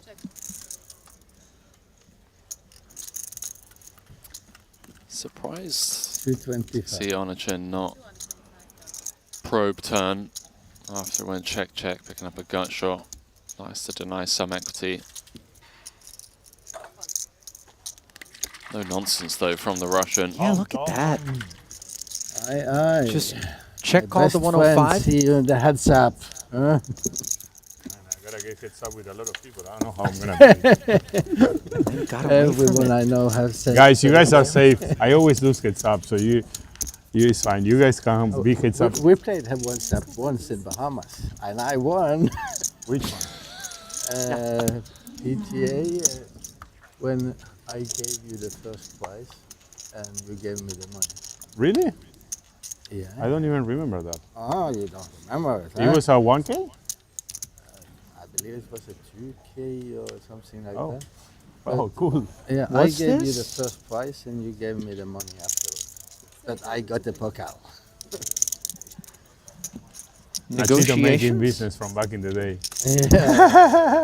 I have no idea that I played heads up with you for a He trophy. needed the points, so I gave him the first prize and he gave me back the money. Thank you for that, Bedell. Points for what? What the fuck would I need points for? That's how you got this brand, Nacho.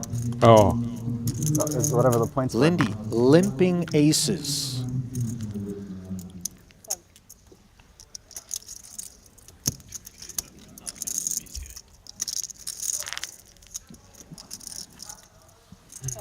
How do you feel about being a fly on the wall in certain conversations? Flies have hearing? Yakov raising the button, and Lindy. Yes, 15K left. It has to be more, no? She limped, so it's 90. No, Way well, it's under 135. 135. Yeah, no, she got it. No, she got it right. It's I mean, this is she's right. again an uncomfortable situation. greedy. So Going greedy. 11th in chips, Fucking greedy. but he will pot it. How much is it? Could you count, please? Yakov asking for a count. Yeah, the problem with this hand is when you do get limp potted against, this is always what you're up against, is aces, so you're kind of playing with 3 cards against 4. Right. He's also triple suited, So, very disconnected, 55? going to be dominated a lot of the time.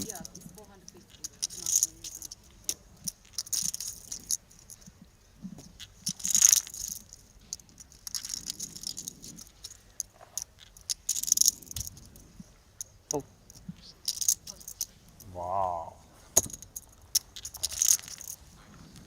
Dylan Like a boss. Folding getting like away a with boss. one there. Here we are. I say getting away with one. I mean, he had Not the having aces, to. but obviously took the chance Yeah. of being knocked out on the bubble. Love to see the Eu passou na fearlessness. casa. Wow, I don't even I remember. had the ace in my hand, that's why I didn't. I won so many tournaments in my life that I have no I should idea. have folded earlier. I don't remember the one he lost. I would go punish you. I played a decent amount. One big blind there.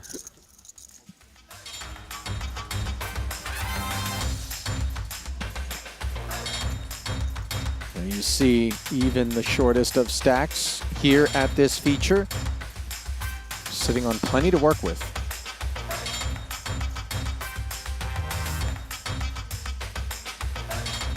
Bedell took his chances with that set of 8s, spun his way right in Yeah. to the chip lead here. Are you surprised we joke about ICM is for poor people? You know, Small line, right on the small line. When the will it bucket end? hat, the shirt, 2040 now. You got more fun. the loafers. It is a pricey fashion habit that does require. Okay, back to the game, guys. You guys to are do boring. more than simply min Sounds good. cash. Yeah. I wish I was in another place. Nacho loves the stream. Fucking Yuri with 15k, I can't even play a hand. When I play just aces double suited guy, okay?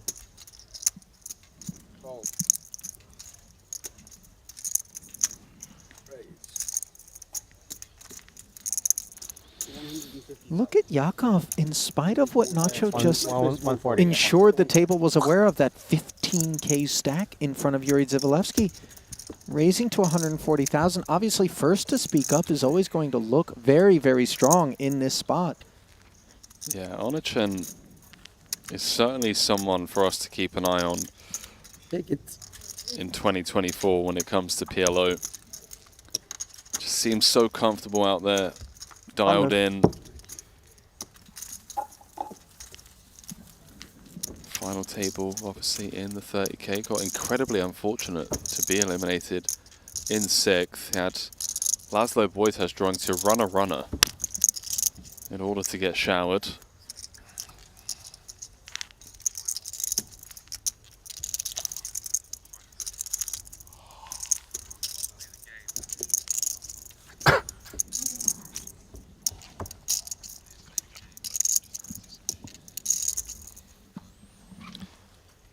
Look no further than the chat, by the way. When one needs some support in terms of some of the banter that we engage in. Henry, earlier I was touching on the delicious nature of that quarter zip on Shingiz Satubayev. If one were a moth, come to find out, it isn't the moths themselves that put the holes in your sweater, but rather their larvae, which they then deposit onto your cashmere and then nosh their way into some sort of metamorphic hatching. I don't know. Why you know? Why do I need to know that? Why has someone taken up real estate in my mind with that information? I blame you, Ali. Well, listen, I'm just trying to help you not go off on cashmere and then end up with Swiss cheese in your closet. One day, you may be able to purchase garments of this nature, much like Satubayev. We all aspire. If I ever move to a country where the average temperature is below 30 degrees Celsius, then yes. Yeah, you're definitely done living in any cold weather climates, Never aren't again. you? Never again. I say don't shower 3 times a day, count me in. What do you think I have? Aces double Yeah, go to the supermarket to pick up milk and bread, come back drenched. I did. I'm going to see it on TV. Yeah. Okay. Count you out. Oh, What drenched in about what? Jack Sweat? Sweat, yeah. Disgusting. Thank you for that. I believe that one. I thought you meant drenched in I don't rain. believe ace is double suited. Conversely to your current experience, but You're a non-believer, huh? You're I a would fucking rather non-believer. get drenched in Are rain you than gonna sweat. say on TV that Personally. I'm a liar? That's what you're saying? Unfortunately, yes. That is exactly what I'm saying. But it is, You were right. yeah, that is just a true statement. I don't know. You were fucking right. I don't know what you want from me. Just a talk. Okay, you're right. all I'm You win. You win.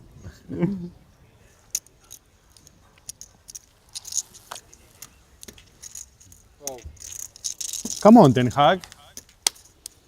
Do some fucking goals. Score some goals for Nachito.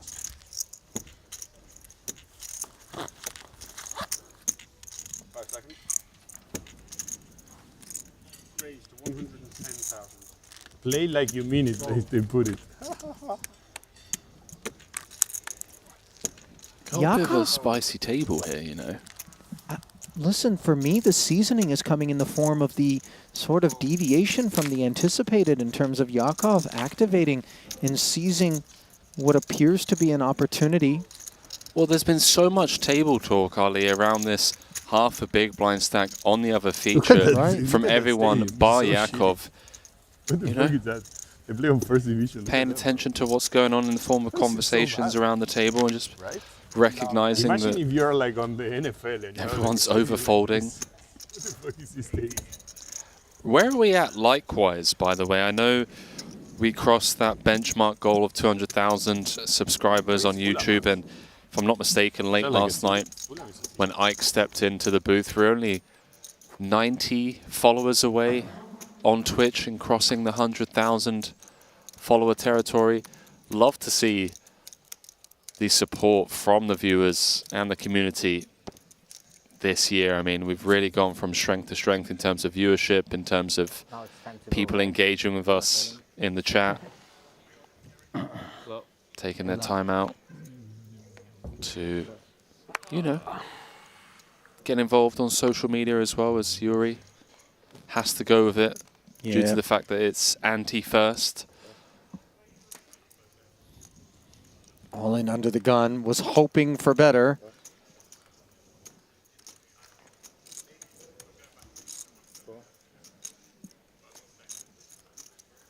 Blinds now 20 and 40,000. Parsonen going to limp from the small. Parker will check back. We're going to play a side. It will be active between Elis and Chris. Yuri plays for the main of 85K. Ace King 8 board. Oh, I think we're in the money. Yeah, this 9-5-4 deuce feels futureless. Round of checks. Ace on the turn, Parsonen's jacks with the queen high diamond draw. I can guarantee it won't be me. No show?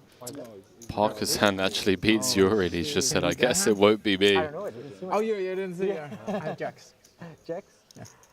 That's Oh, Yuri hasn't even looked, Ali. That's a pretty good hand there. Ah, so the dark limp. Just one card. What? That's a good strat. I folded 8. No, it wasn't a good one. No, it wasn't. I thought it was. 8s are gone. So You folded 8. 8. Yeah, Anybody 8? Anybody 8? Oh, this is brutal for everyone to be talking about the cards that Yuri would hope to see. No, I mean, being put he into wants the to muck. sweat, right? Like, Right, he but hasn't let looked. the man sweat without ruining it by saying, I folded 8s, I folded a king, I folded an ace. Yes, You know what I agree. mean? I know what Keep you the mean. sweat intact. You got 2 out of 8. You don't run into your daughter's room on Christmas Eve and go, by the way, that Santa guy, fake, just put your presents under the tree. I wasn't sure where you were going with that for a brief second there. Caught me off guard. Let's relax. Apparently Yuri's drawing to 2 outs now that we know all of the folded cards. Let's go through the burns in the deck. I've seen that, by the way, where in the interest of sweat, you go process of elimination. Where you're like 50-50, if like half the deck's gone and you still got 4 cards. Rummage through the muck. Is that an all-in? We can't, but we... Love to see Zivalevsky still with a smile on his face, regardless of situation he finds himself in. Get the low numbers out the way first. I had a huge hand on the flop. Jesus Christ. Yeah. Diamond? Yeah, queen, jack 10 with diamonds. Yeah. No, queen, jack, with the nut diamonds. This one is the one. You think so? Yeah. I think that's an ace. This? Yeah. Oh, thanks. Take that. Ace of clubs. Actually, that's right, because I folded the ace of hearts. I think you have black. Yeah. Black queen. I still believe you have So black. 1 king and 1 ace left, right? And queen. No, king's as gone. well. Oh, yeah. One king, right? No, I know. Yeah. Yeah. I like it. Jack and some low cards. You have chance. Okay. This Show us the one. burns. Oh no. Oh no. Oh no. Oh no. This? Yeah. Clubs, you said. That's what you said, yeah. No. Good game. Well, Yuri had some fun with it. But in the end, nothing fun about being eliminated on the bubble, as he will come up empty.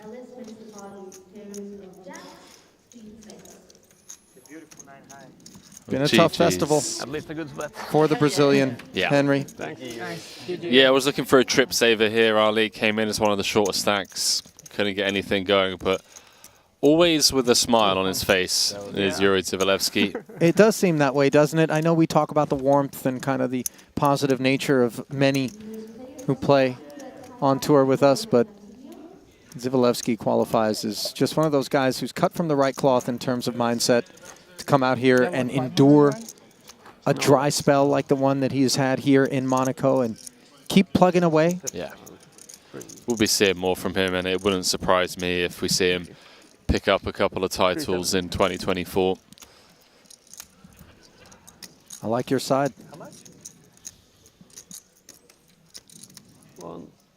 So, everybody securing a min cash of $72,000 will be flat payouts for 13th and 12th. No immediate jump. How long is play? 50. McTominay had a goal. I'm a United fan as well. Rough times. It's been rough for 10 years, man. But now it seems so. That little pickup there for Parson in the three-way pot, though, allows him to loosen the collar just a touch, given that he sits with 10 bigs and yeah, like last season didn't look too bad. Kabilan. It was looking promising, and now it's out of thin air. It has just looks really bad. 3 bigs. Go on, come on. 2.5, let's call it, at the bottom of the chip counts. Danny appears to be streaming football, from what I can gather. Massive United fan. It's Danny. Just a sports fan in general. Yeah, loves the game. Believe he was three-handed with I actually really liked that. Ike There was one the other night. It was seemed more interested in. Yeah, that season. Even Seemed more interested in the football. Our counter-attack was actually very impressive. What's going on over here? Barbero also interested in the football, but generally economic investments are tethered to his interest. Unclear whether or not Danny gets involved. Like the last 6 games, we scored like 5 goals. Yeah. And it's Now you understand, Ali. I know. And, finally gets it. Maguire. Yeah, the love of football, something I share. It's really shitty. It's about our luck. Is like. I don't know where it is as well, you know, like how Mason Green was such a great youngster, banging goals in for us, looking good, and then just get whatever he's done, you know, and then get sent to Getafe, you know. Yeah, it's incredible. Incredible city. Well, we're in the money now. Keith Lear freewheeling the Kings forward. Suited ace. In conjunction, queens into the bin. Really looking forward to see how Parker navigates this one. Seems Look at that, baby. seems like a very solid PLO player. A couple of spots that perhaps the untrained eye would get involved with or think is a clear-cut call, but just paying attention to all of the things. In effect, out the small, single-suited queens, no connection around the queens. Just pitches it.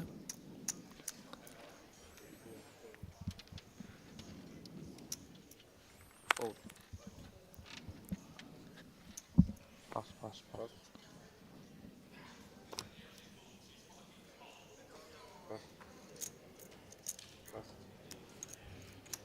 Behave, Chris. I'm only playing good hands from now on for the next 20 minutes.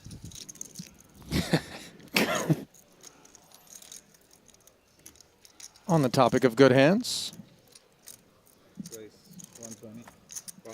Got the steal through. Easy. Open from the small for mods. Ace queen jack. How do you guys do it? Yeah. Gives the boys a free peek. Did you see the Galatasaray game? I did, yeah. Hoyland was unbelievable. Really good. He seems super promising. Yeah, but then he's in a shit United side that doesn't give him any service. Not creating any chances at all. I didn't watch the last game versus Newcastle, but I've watched pretty much all of them. But yeah, I heard it was the worst. Yeah, awful. Basically, they have to win against Fulham, otherwise Ten Hag could be in trouble. It's a foreign language to you. City, Newcastle still, you know. As it is to me. Yeah. Not acceptable, but yeah. And those wins Galatasaray, Newcastle, I know what this even is. The scraped out wins. It was so 5K says you can't name We could 5 actually players not off have the won top of your head. game this season. The games like we won, Palace, Concede. It was like the only crumbling decent game. across the You line. could try. Nah. Drawn dead. Pele. Don't even do it. Maradona. Wait, what? You're talking about in all of the history of football? Yeah, obviously. I'm If you were joking. talking about Galatasaray players, then I'm drawn dead. Double suited Jack 10, 9, 3 for Parsonen. His appetite does not include that holding. Does include some golf from Yes, time to time. Yeah, Elis likes to hit the Finns, yeah, greens. Jonne there. Perhaps spend more time on the golf course than at the poker table nowadays. They're somewhat semi-retired. Perhaps more money to be made. On the golf course? Yeah. Yeah, there's a lot of gamble out there. Especially when you throw someone like myself and James Dempsey into the equation. Wales. Yeah. Not much. You know? 30 back. King, King, Jack, Deuce now. By the way, Elis has looked on form, if indeed semi-retired, Henry, as you suggest. Wouldn't know it from the looks of him out there. Procedures have been sound. No rust visible. No, definitely not. And I jest when I say semi-retired, it's just more so whenever they venture out to the World Series, if you follow either Elis or Jonne, anyone from that crew, they don't call it the World Series of poker. They call it the World Series of golf, where rather than grinding most of the series, they spend most of the time on the golf courses around Vegas. So. There are no shortage of them in the desert. Some of the best. Not the last ones? Some of the best. I like 940 in the middle. Okay. Yeah, courtesy of Parker. Hanging in there after his 120 open was 3-bet up to 420. He Fun. flops himself the queen high spade draw. The 10 also connecting. No, I don't have an ace. I have a 10. Mods I have 2 spades. Okay. still in the lead with kings. Fair match.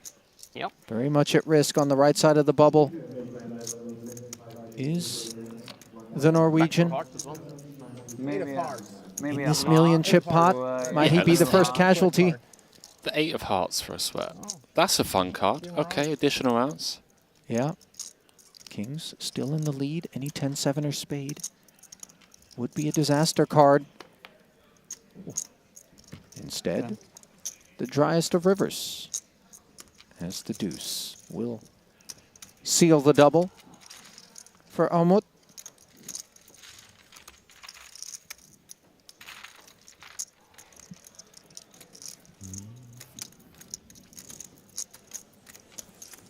Part of the Norwegian Armada. Some of the best PLO players in the world coming from the Scandies, Denmark, Norway, Finland, Sweden. Now, do you know what dodds diving is, Henry? Sorry, say that again? Dodds, I believe. Do tell. Up in Norway, it's the practice of death diving. Ah, okay. The sport of extreme freestyle diving from great heights. I've seen it. The belly flop championships is what it's often referred to as. Now, shortly before impact on the surface, the divers do go into some sort of life-saving configuration. But I watched one of these things once upon a time.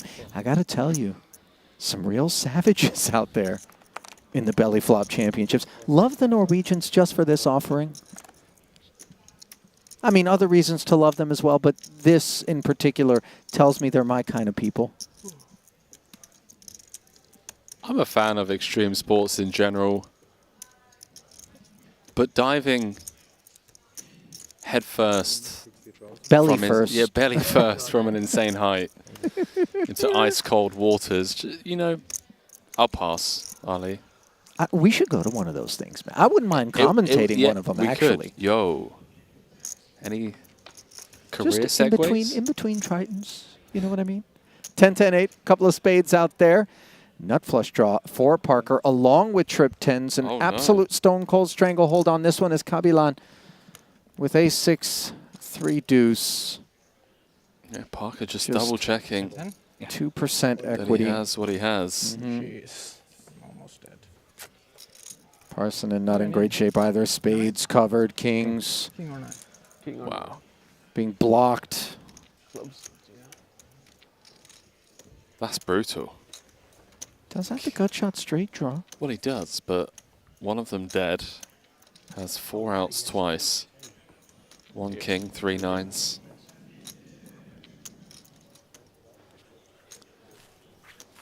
Any golf courses around, perhaps a 5 p.m. tea time? All right. Now, correctly identifying that an 8 would do the trick also is Parsonen. Spades. He gets there, but the second nut flush. Never going to be enough. And our chip leader, Chris Parker, claiming 2 pelts at once. Both Kabilan and Parsonen out of here.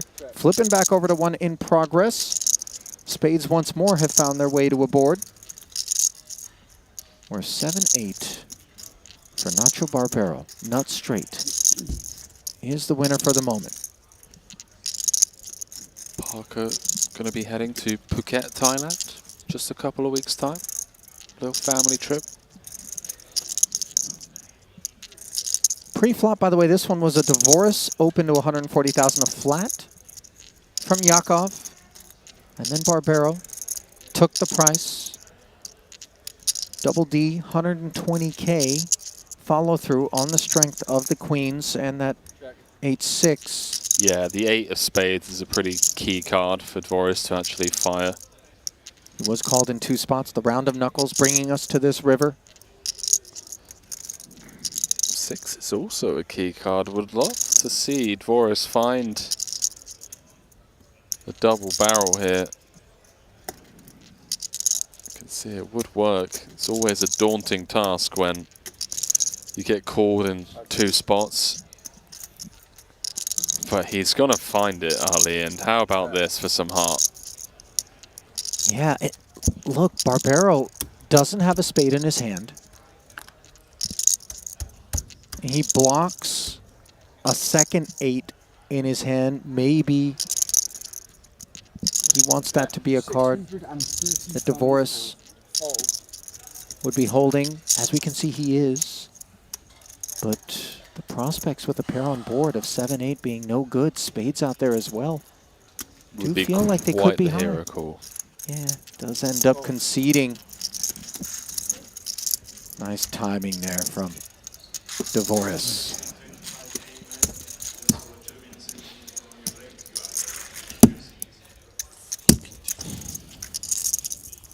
Daniel Dvoris, take a Bowser. Do you mean our big blind? Understood. Tilt. Tilt, tilt, tilt. Martial? Pelestri? Pelestri? Facundo? Uruguayan?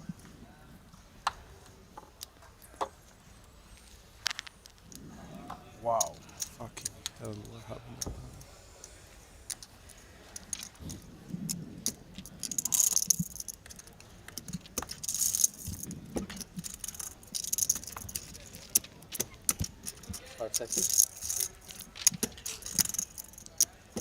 Over to Dylan Lindy.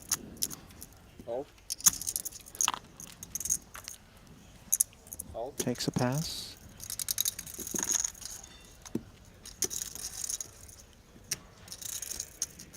Dvoris. He goes hard, Henry. He's got so much heart and a lack of fear also in spots where maybe we mortals would shy away. Yeah, he was getting involved with a lot worse than King Jack 10-7 on the bubble. Just really leaning into the rest of the field. Dvoris currently 3rd in chips behind Parker and Tang respectively. Has Wiseman dominated in the form of King 10 being shared, but Dylan with 2 life. Flush draws. By the way, the field experiencing a pay jump courtesy of that double elimination as both $72,000 payouts were delivered to Kabilan and Parsonen. 11 remaining, 77.5. The next two visits to the payout desk.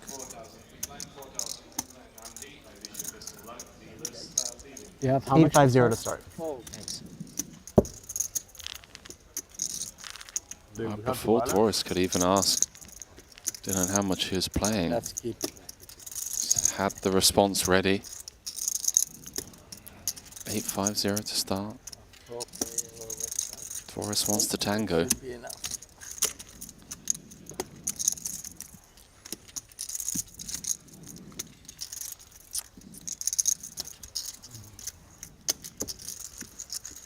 So 180 ahead as Weissman's bid to take it down pre. Unsuccessful. Granted, plenty of playability for his holding on the Queen 8-4 monotone flop, though. His pair of eights, along with the 9-10 gutter. Good evening, buddy. Good luck. Thank you. It's a fun board texture to continue small and wide on.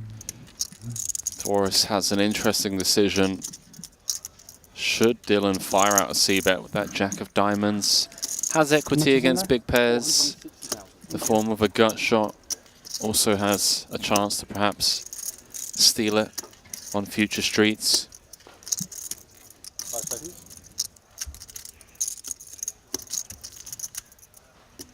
Time.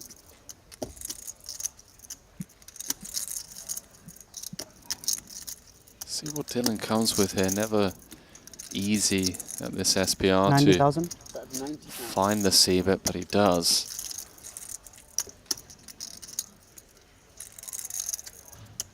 I'm really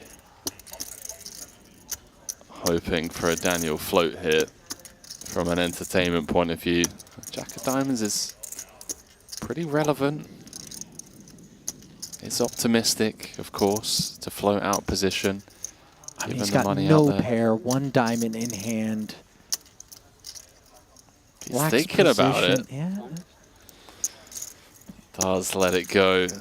Dylan's pre-flop aggression and well-executed c-bet. Yep. Works. Even Dvoris, who likes to fight for every chip in every pot, has to be able to step back and take a look at a spot like that. And I think already digging in pre-flop definitely shows the fight in that dog, but post-flop just not the greatest of spots for him to continue. Yeah, he is a dogfighter. Talking of dogfight. Dogfight top of the chip counts here, Ali. Yeah, 35, 33, and 33 big blinds. Just two separating the top three here at this feature. And Bedell certainly earned his spot at the top of that leaderboard, courtesy of that on the money bubble call with Yuri Zivalevsky sitting out there, one big blind bottom set, found it, and was promptly rewarded. Able to hang on against kings and tens. Good hand. I hit the 3 twice. Tilt. Needed the 4 of clubs. Came the 4 of spades.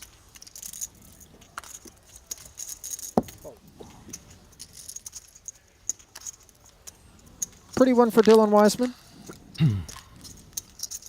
who, whether he wants to or not, is seeing the world through rose-colored lenses this afternoon. Of his own doing, of course.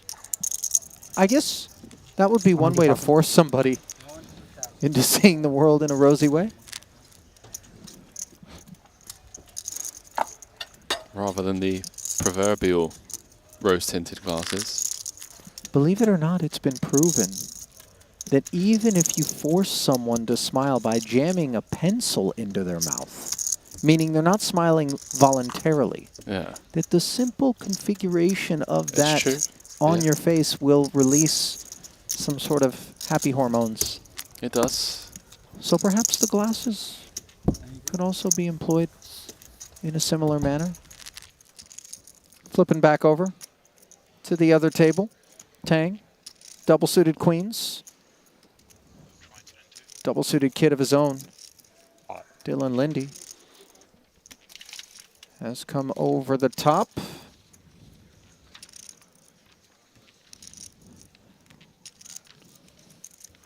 $360K.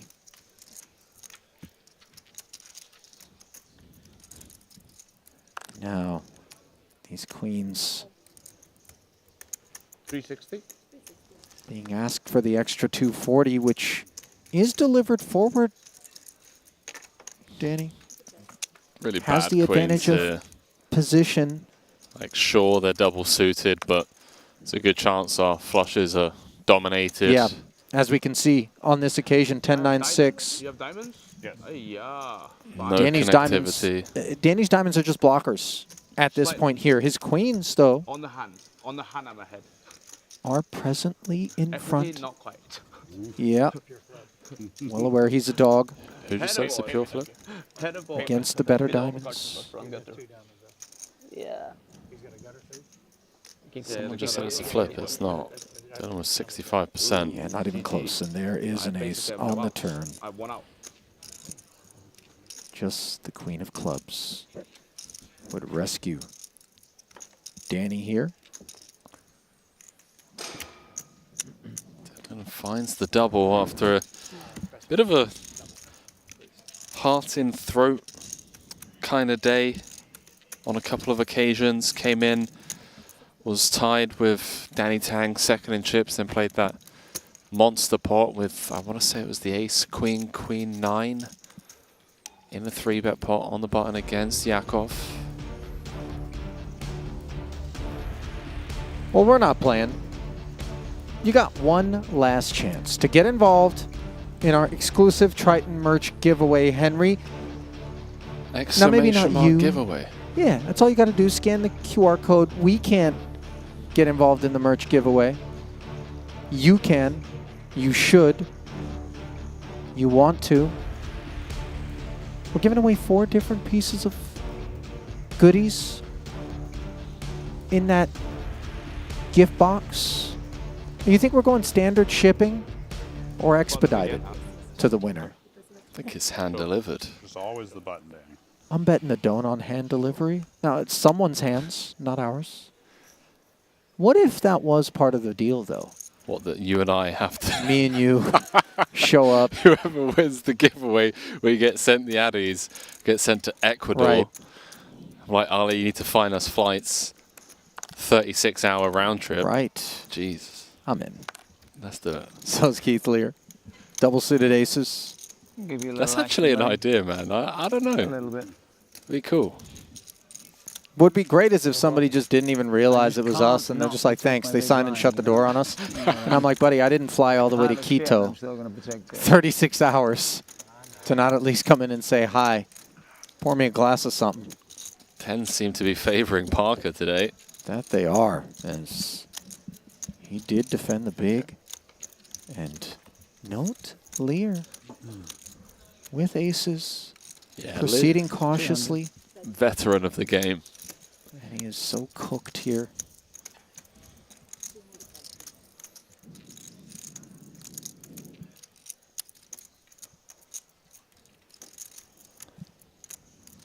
Size up from Parker.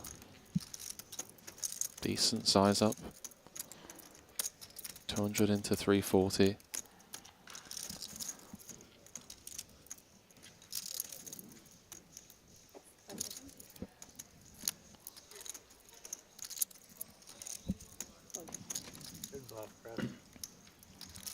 I'll show you guys.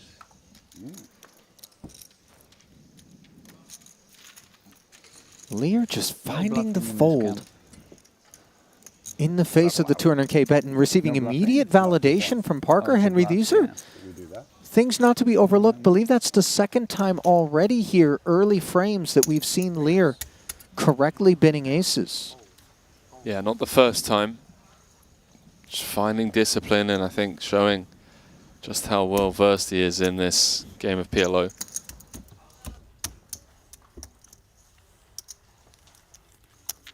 $600 behind. A little more, Nacho. Don't undersell yourself.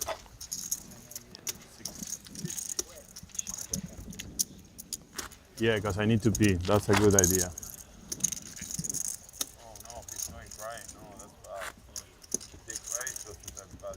Some table talks. Chris Parker, by the way, that's really running away with it. 82 big blinds. It's actually Tom Bedell who's now second with 37. And it's kind of shaping up to play out I feel like I'm gonna the way the this rest of one, I this don't know. series has, with a runaway chip leader and then Very good hand, but most of the smoking field time. with less than average. Dare I be the one to state? I don't believe you. It's true. Chip leaders coming in to FTs have not fared well so far in this festival. It's almost been a kiss of death of sorts in terms of ensuring that the title doesn't get hoisted. You come in as chip leader, I put say a I'm post gonna out on double this hand and socials, you you raise text my the bet. group chat, everyone that's bought a piece. I really want to go to They pee, fire so up if the I don't have a stream, good hand, I'm gonna and then they shove. hear of the curse going around town. 100? Hang on, I have to call. do we want to be chip leader coming into this FT? Third in chip sounds better. 100K ahead. Satubayev picking up Barbero for the ride. 10-5, Oh. 3 top set Hello. for Barbero. Open ender and the 5 for Shingus. Nacho, quick check. Yeah, Satubayev it's going in. says pot. 260 is already a fairly big chunk of the 495 back for Nacho. He has to Okay. anticipate One that in. if the rest goes in, that there will be a call. And sure enough, Shingus was ready for it. Pot growing to 1.25 million. And top set must contend with an open ender with 2 to come. Pair the board, fast. No. Pair the board, fast. No. Let's No, what are do you talking Deuce. about? What is 8 of clubs. What are you saying? You are out of your mind? Fucking put a 10. Messi. Nacho doesn't care. Messi, put Maradona. Yes. Oh! Case 10. Messi! Messi! I say put a fucking 10. I mean, I'm fucking greedy in life. I'm fucking greedy. That's the second time I've seen you do I made quads. Because I got it in like I needed to double. I say I'm gonna double this hand. I have sick feelings before. Barbero. Quads and a double. As Shingus continues to trend in the wrong direction.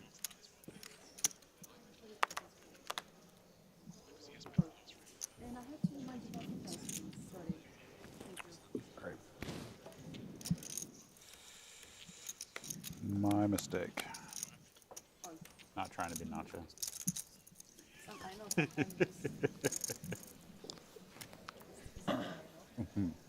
Calling for the 10 for the Messi and Maradona.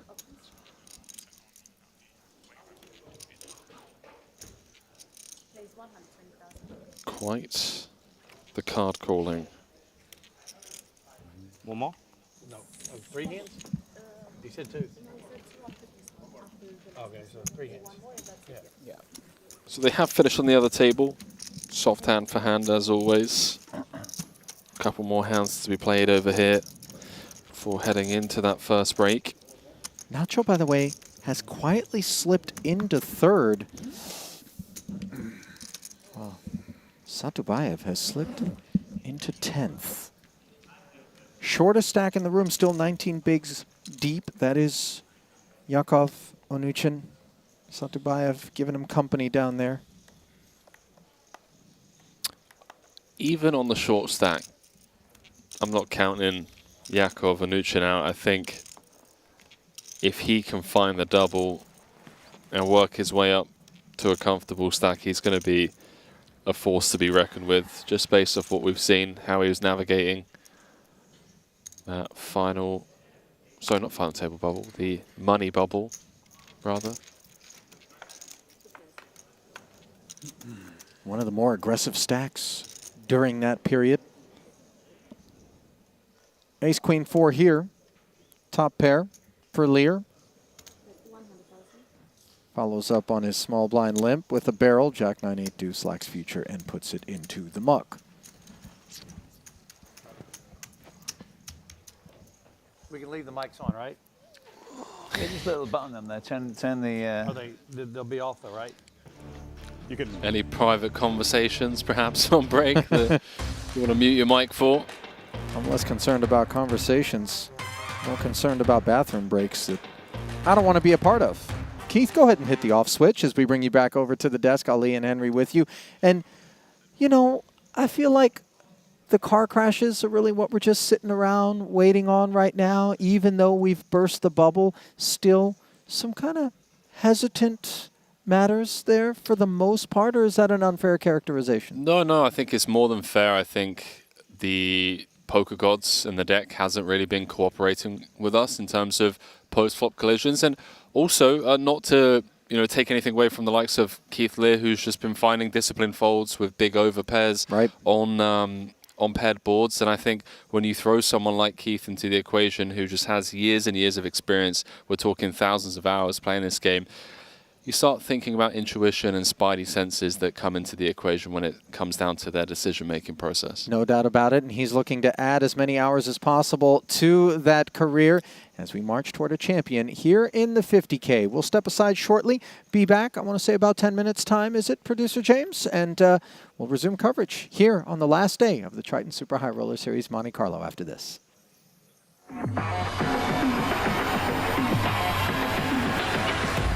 Poker. Wow, so many players. This is a crazy to-do. GG Poker Broke the Guinness World Record. Welcome to the World Series of Poker site, the biggest poker site. Larger than all of GG Poker's traffic reaches all-time high. Jump, jump, jump, jump! No way!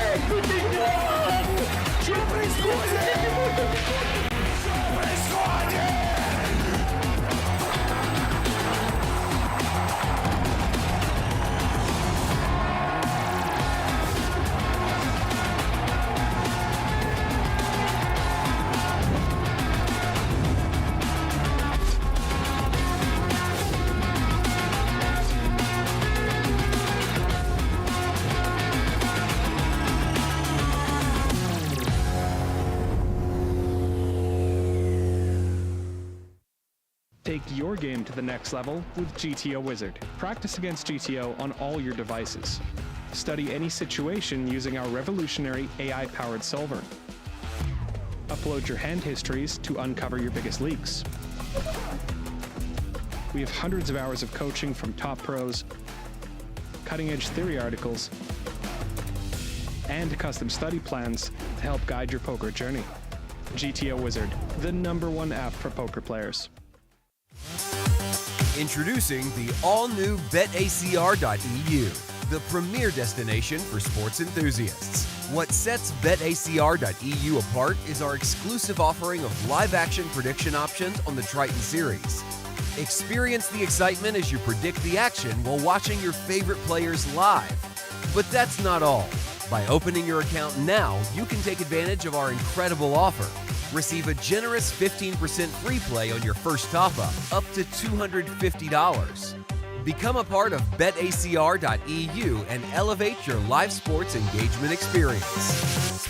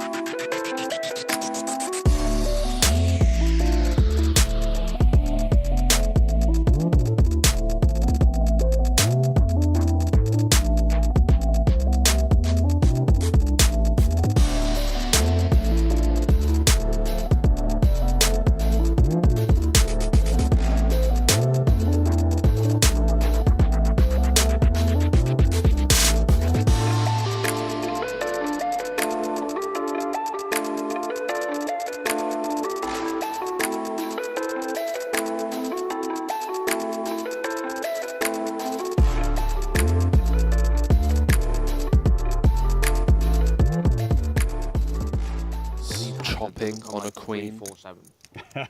I know, right? You always wonder this.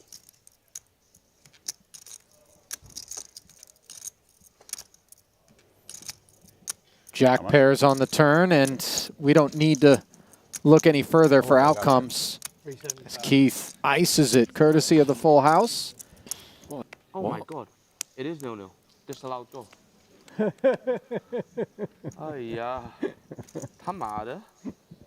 Oh my God. 5 seconds. Raise.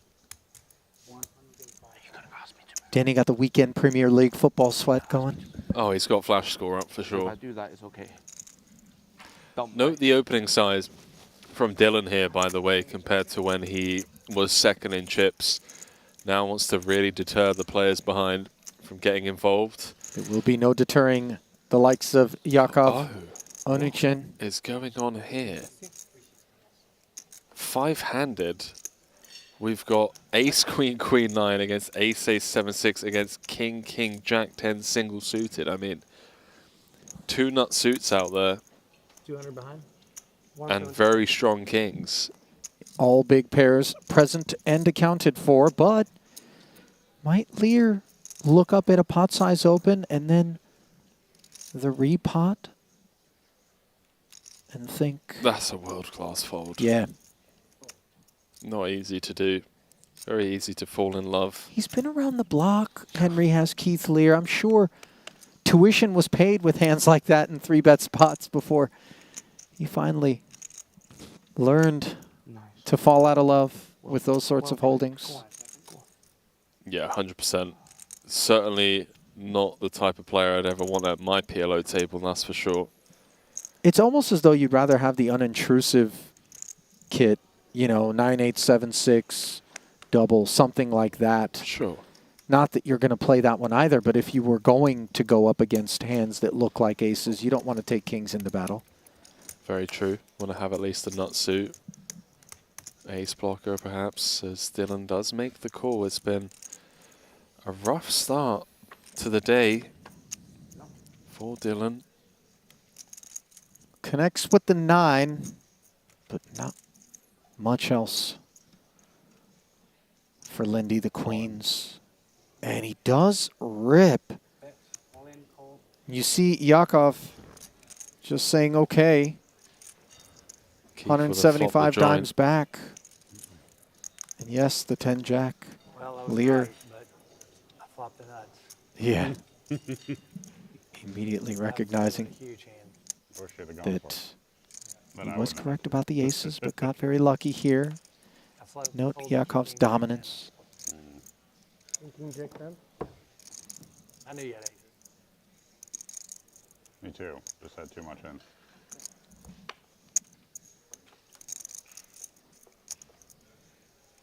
Turn. Not helpful at all.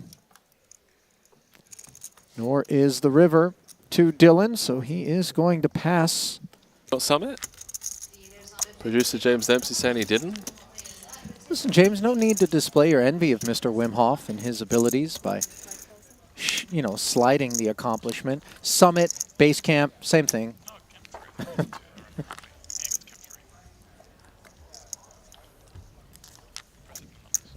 Bedell at the peak pre here with aces, 8s, and hearts. Right. He climbed past the death zone of Mount Everest barefoot. We'll take it. You know it's a bad part of the climb when it's referred to as the death zone. And the thing is, you're not out of the woods, you know, once you cross whatever this death, it's all death after that. And king, queen, 10-7, top this 2. for death? For Satubayev up against bottom set. Run it. Bedell with 75% equity. 2 cards to come. It's never comfortable, obviously, given how many wraps are out there. Shingus playing Sherpa to these top 2. $1.25. Fuse is lit.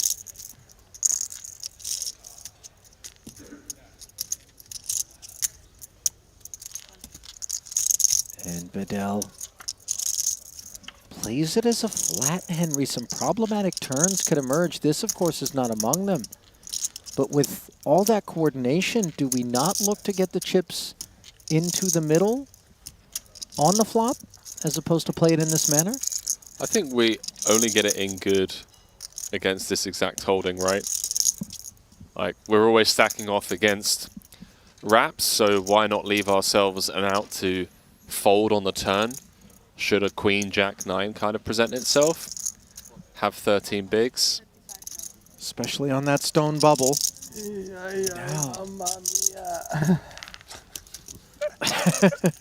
I understand.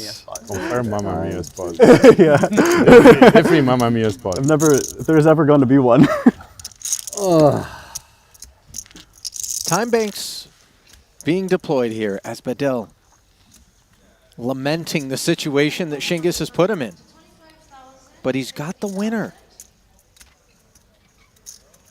I mean, he's open from the hijack. 72,000 to call. Flat the button. Does have kings and 10s in his range.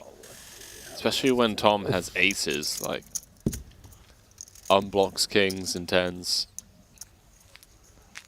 Unblocks all the reps. 72,000. Little does he know, he's in fantastic shape. I have one out, that for sure.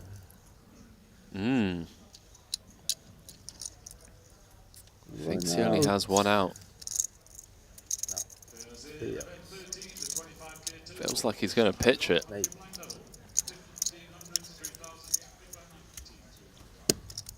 It's not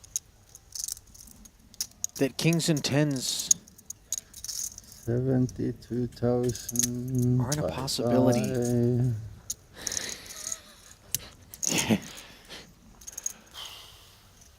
Bye-bye 72,000. Not the case.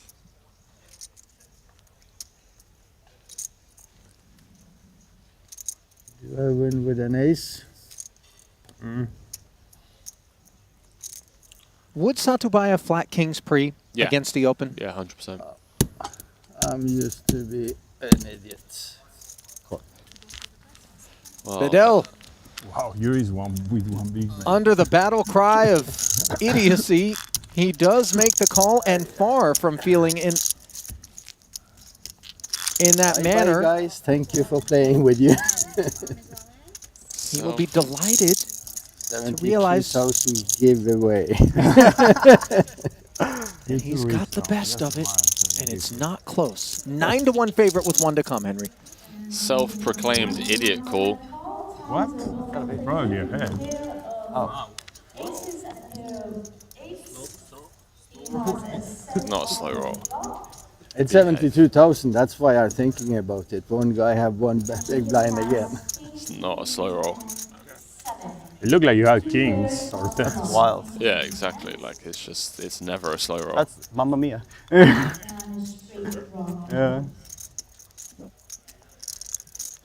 I'm blocking all the aces. You are. With the spot that Bedell Beautiful hand you have. christened the Mamma Mia spot. Would have been with the 8 of spades. Can he avoid a disastrous king or a 10 on the end here? And keep this bubble intact. Yes, he can. Oh no. Oh no. Oh no. That's what you said, yeah.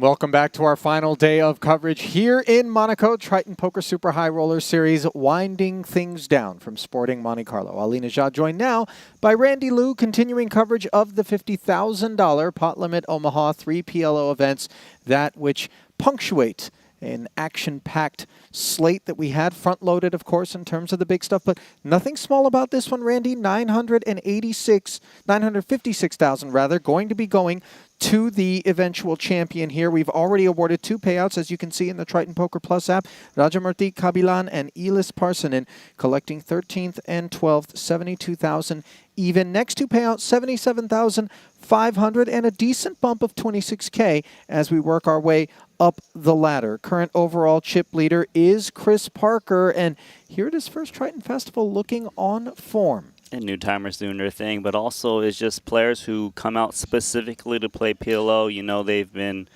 ready to make their mark here at the Triton stop. Sure. And with these 3 events, this is a good one to try and take down. Yeah, and you can count Tom Axel Bedell and Keith Lear, both in the top 4 in terms of chips with 11 runners remaining, among those who have that sense of sniff anytime there's PLO lurking. So then, just about 10 seconds away from getting back to our 2 remaining tables. We will join forces when we get down to 8 players, I believe. Yes, confirmed 8, by yes.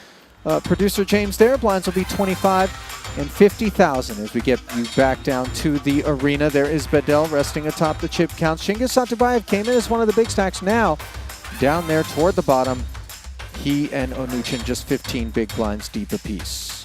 Yes, of course, and now that we're playing a PLO tournament format, the pay jumps are very important. You know, you saw Bedell kind of take that time when he was holding that set because it was a difference between maybe 0 or 72,000. Yeah. 7,500 money difference. bubble against the top 2 pair 5K of on the game. Satubayev. That's From when things losing began to come 2,500 apart and win for Shingas, but obviously still deep enough to navigate these waters. King, Queen, Queen 3 up front, not it's enough. not suited, so you don't really want to play that one. Triple suited, a 7-7-6 for divorce. Triple suited, obviously, not as That's good fucking too, finishes, because man. when you're out, you're 96 out. minutes.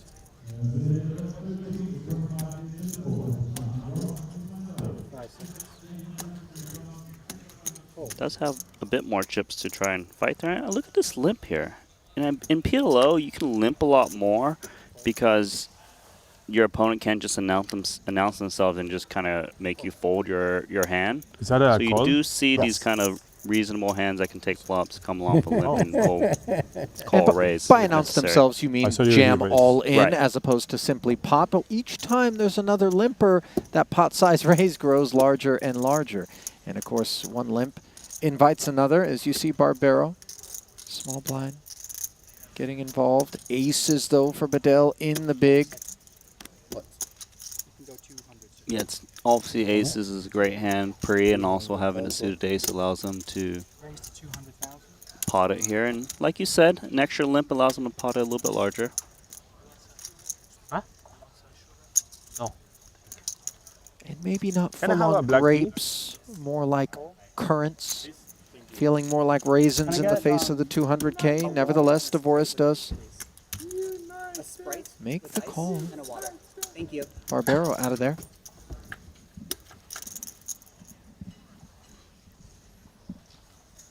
I have a big 9-4 fucking bet now board. coming. We got to root for Brentford. It's not that connected. He kind of wants to see where he's at, so does bet out 75K. Divorce doesn't have anything but back doors.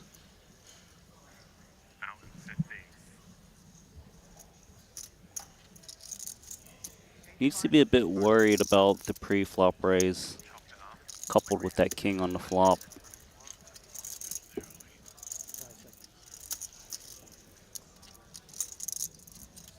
$75K.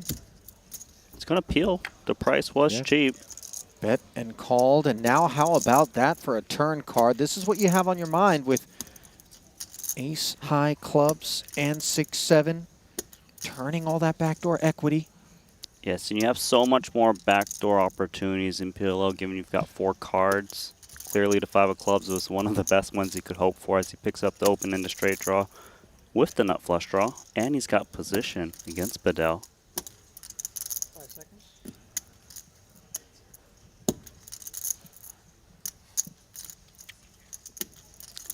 Maybe he feels he needs to protect against some flush draws or straight draws. It's just tough being out of position in this game.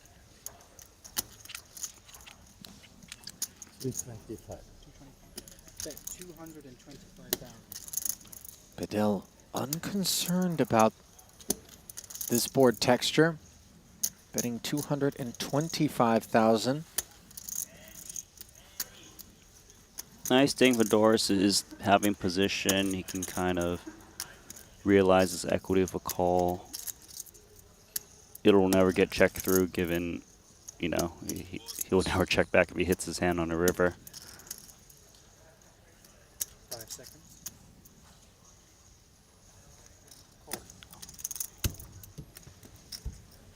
So the flat will bring us to that river with another 450,000 in the middle, and the 3 of clubs as Dvorak gets there both ways. Nut flush. There's another Butters. Are cooked. I mean, at this point, you've just got an overpair to the board. You do see the clubs come in. It feels like just one of those spots where you check and hope it checks through.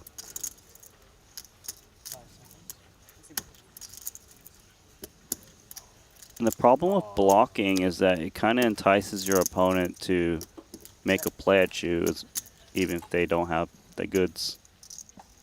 But if we don't fire the block bet, then when we face the bet of indeterminate sizing here, we're left wondering if it isn't just something that can't beat the aces that's trying to lay claim. Yeah, I think this hand just shows how important position is in this game, especially with the pot limit aspect, which kind of allows the player in position having more opportunities to take advantage. Does bet pretty much all of it.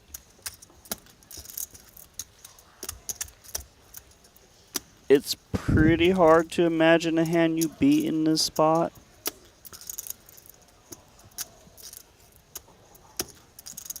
What, like a 9-10 Jack Queen? It's tough. For his opponent to call to turn, you know, often they've got some clubs in hand. Bedell does have 1 club in hand, blocking one of those jacks, a card that he wants to be in Dvorak's range. Tom saying, I can't bluff you anymore. Does check fold correctly. To be fair, he was value betting until the river. Hey, mamma mia! A lot of Mamma Mia spots today, huh? When he was in front, got out when he wasn't. Thank you very much. That's the right recipe. Is Mamma Mia his signature line? He delivered it earlier in that spot that you touched on, the set of 8s against top 2. Stone bubble, 1 big blind in front of Yuri Zivalevsky. I know you're tempted to read the scoreboard, but I gotta ask, what's happening over there? You have 3 cups delivered to you. Randy is inquiring as to why it is that I have a total of 3 beverages that were delivered here. It's actually 2 beverages and a cup of ice, Randy. 1 is a cafe latte, 1 is a hot chocolate, DIY iced mocha. Why don't you just ask for an iced mocha? I did. And he gave me 3 cups? No. He gave me a look that suggested I wasn't going to end up with an iced mocha, and I said, you know what? Just bring me the ingredients. I'll take care of this. Okay. Did you create a brown bowl at all? Kind of? It would require a caffeine eyedropper to create a brown bowl. An eyedropper? Yeah. What are you shooting caffeine onto your, like, eye drops? Oh, yeah, okay, just got it. adding the... Thought it was some futuristic drug or something. Brown bowls are a historic drug. Actually, they've been making coffee rocket fuel over there for a while. Talking, of course, about the beverage that kept us awake for 14 straight days in Vietnam. Kept you awake for 14 straight days, but You were eating. I was pumping you full of brown bowls. I was. A little bit too much. Barbero pumping this pot from the button, 130,000. Bedell on the strength of the suited ace. Little set mine. Does flat. Satabayev likes the price. His stack thinning out needs to get something going. Sorry. You like Tom. Spades are smothered. 8-4 deuce board. Shingus outkicked on top pair here. He's getting pretty short, and it's not a bad board for him, right? Double gutter, top pair. Wider range in the big, defending in the face of the price. Maybe shut out your opponents. I wouldn't mind a lead in this spot, and even if you're up against like an overpair, you do pretty good against it, assuming they don't got redraws. I really like this lead for pot.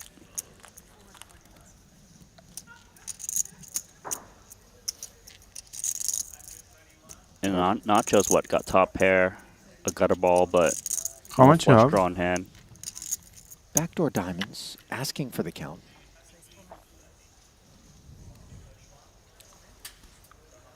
It's tricky because he also has to worry about Bedell and the small. What?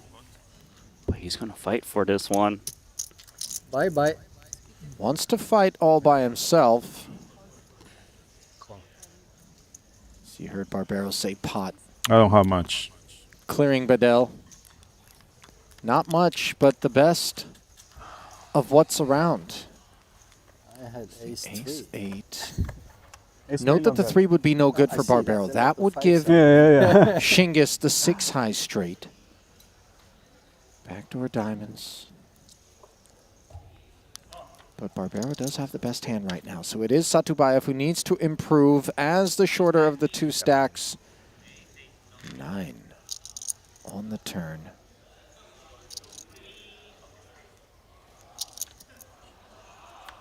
3, 6, 7 or queen, what he needed, and the 7 finds its way to the river. You see Satubayev with the fist pump. Nacho shaking his head, frustrated. Yeah, you not can to his feel health. it. The way he plumps his chips in to pay off. Knows he's so close. If He made a pretty good read there. If I win against her, I should win this tournament for sure.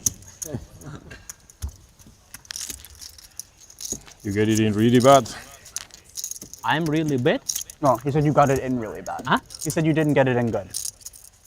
Not You get it in really bad. Was 48 to 46% in terms of equity. Not a fair critique of Nacho there. Hate to break the news to him, but he's wrong.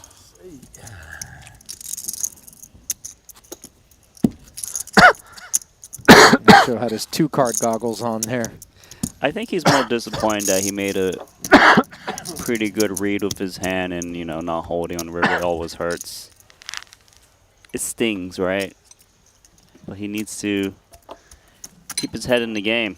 It is interesting, though, because when he made the jam to isolate, and it was time for shutdown, he said, I don't have much. It's the big blind, right? Then suddenly when he realized not much, actually technically had the lead there, when you lose the pot, you feel like it's a bad beat, but There's not too many bad beats in PLO. you're right.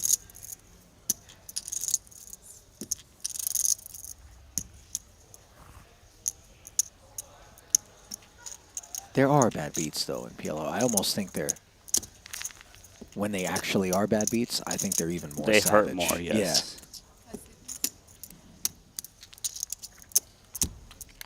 Yeah, I mean, can you have like 2 outs in PLO? Is that a thing? I don't know. I feel like you could have 1 out in PLO. Okay, never mind. Yeah, I know. You could have no outs in PLO sometimes. Okay. You have no outs and somehow win, yes. You've seen that. Drawing 10, drawing thin, and then getting there. Flop, turn, river. That's always gross. Sounds like a paradox. Ooh, sounds like top set. In this limped pot 3 ways, courtesy of Bedell deciding to open from the button. They opened with a limp. Round of checks. Satubayev with top set, still looking to bait someone into putting chips into the middle. I like where his head's at. I think the logic is, well, if he bets out, he knows all the draws are going to call him, but maybe he can just blast in so many chips if someone takes a shot. Well, Bedell, 2 checks in front of him now, double gutter. Courtesy of the 7, still stays disciplined with the check back now. 10 on the end gives DeVoris the nuts. Yeah, and this is where Shingus needs to just check and see what happens. I'm sure he's got top set, but lots of straights got there, especially against 2 opponents.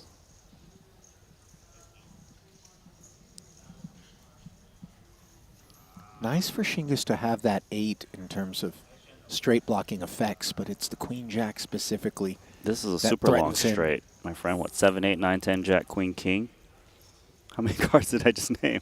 I don't know, but you don't get any bonus points for it. No. Randy? Just best 5. So 2 cards from your hand, but only 5 total. Got it. Welcome to PLO, Mr. Lou. Yeah, you would think I would know that before coming to Lou. That's a milky bet, and Shingus might just say, I guess I call, because I also have an 8 blocker to some of the straights. 75 into 200, and at that price he can't resist but pay off, as Daniel does show the nuts. And that one stings a little bit for Satubayev. I feel as though with no flush draw present on the turn in particular, we don't need to be too conservative. But nevertheless, You know his game plan was definitely to check raise the Yes, turn, but yes. you know, your opponents don't always oblige to what you want to happen. and the thing is, we shouldn't be too critical of the check, because if somebody had bitten and he was able to put the raise in, we would give him credit for the fact that he captured a bet and took it down. Hard to play this game perfectly. If by this game you mean poker, yeah. PLO. Oh, just Hold PLO. 'em. No, let me hold them easy. No Yeah. problem. Oh, God. Don't worry. And then you play the best players, and they find ways to put you in blenders and spot you never imagined. I'll tell you what, if it were that easy to perfect, you and I would be out there instead of in here. Maybe I would, but you can stick to your mixed game stuff.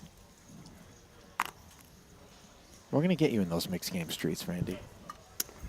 You got a seat open for me? Once you finally get your U.S. trip sorted, the answer is yes.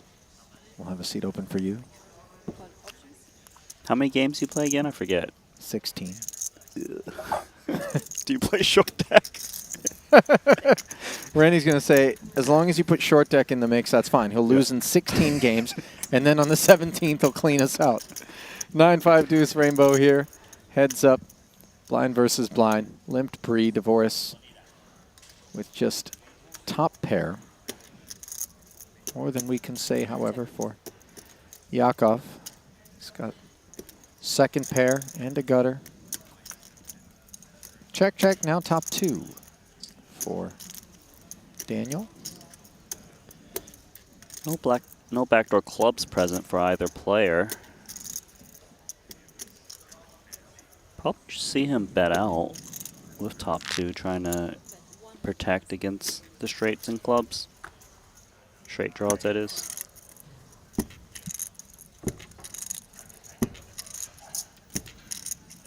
Bet on the turn.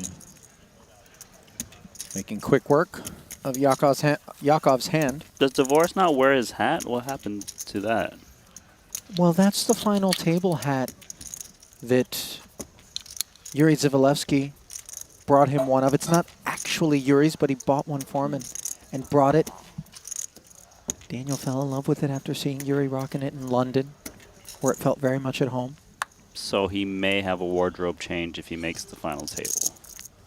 Yeah, lucky hat. I mean, is it lucky? Because he hasn't won yet. Okay, no need to I'm look at the just glass half basing off empty the here. stats, all right? You're saying that if you're not wearing the hat when you get to the final table, then you can't give it credit for helping you get there. And if you put it on and then fail to win, maybe See, it's actually an You know what unlucky the bad hat. juju is. I think Shaman O'Dwyer would know about how to optimize here. You really do need to seek Shaman O'Dwyer's input on this matter, for sure.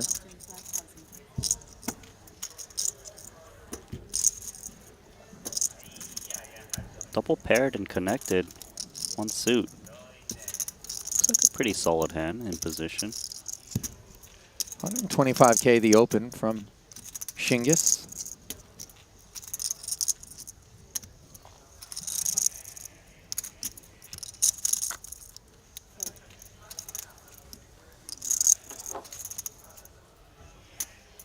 Weissman ugly girls. Ugly girls. Yeah, queen, queen, 8-3, single suit. I mean, no suits, and it would really be like deeply unattractive. Okay. But I guess beauty is in the eye of the beholder. Yes. Says Wiseman as And he he does. thinks it's beautiful. Let's go. Defend from the big. Ace 5-3, and all of a sudden the lights have come on, and indeed the girl's looking worse. Yes. Daniel, he's got a pretty interesting hand, right? Like, he's got the gutter ball. He's got the flush draw. Shingus with just top pair, but looks like he's going to try to shed the field and see where he's at. Only Divorce has got the flush draw in this spot. Keep in mind that Shingus raised pre-flop, so him just holding the nuts on this flop is quite unlikely, given you would need deuce 4.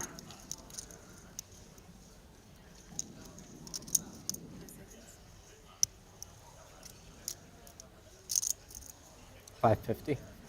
Yeah, and I think that's why Divorce is actually raising. He thinks that if Shingus is just firing with like top pair with 3 random kickers without much backup like straight draws or flush draws to go up in hand, he would just have to kind of lay down. And obviously, as the pre-flop opener, he is weighted toward the Broadway rundowns containing an ace. And so Divorce deciding to apply pressure accordingly with the gutter. Because even if Shingus has the best hand right now, he's barely ahead if he's up against all these big draws, right? Hence the laydown. Nice timing there from Daniel Divorce as he's able to represent something stronger than what was just a pair of sevens, the diamond draw and the gutter. Yeah, he can easily have like Good a top equity. 2 pair and could put a lot of pressure too. Yeah. You always need to think about what good turn cards there for me in this game. Because if you don't plan ahead, you really are just going to bleed very quickly.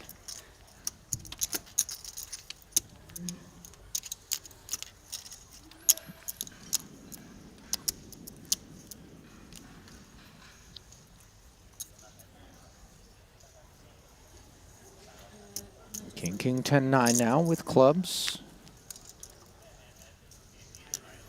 Would I it guess surprise these are me? handsome men. No problem. Handsome men? Yeah. King, king, 10-9 single. Yes, they're available. You can swipe if you like. Vidal swiping right to the tune of 110,000.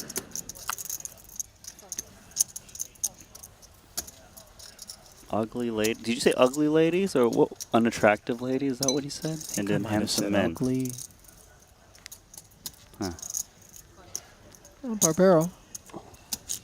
Just a single man and 3 spades. Three, 4, 7. A gutter and top pair. The developments for Nacho. Very cheesy up against these 2 kings. His kind of board, defending from the big. There's a lot in there for Bedell. Just to overpair pretty much what he's playing. No backdoor clubs. Just praying for a fold.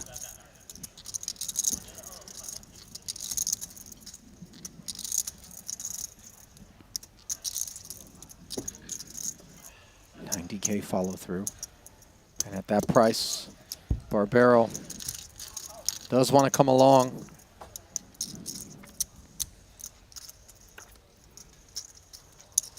Deuce of clubs, not the card that's supposed to be interacting with Bedell, nor the overall texture.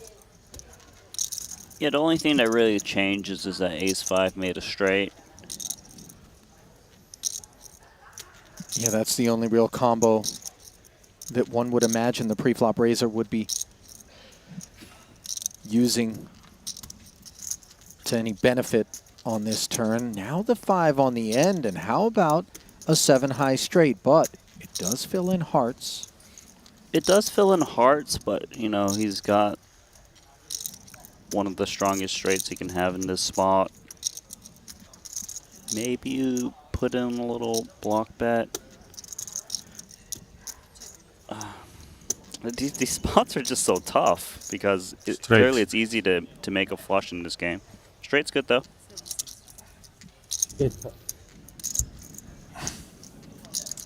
Bedell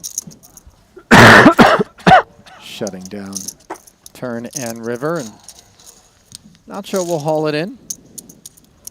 On move. Taking a look at the festival so far for Nacho Barbero.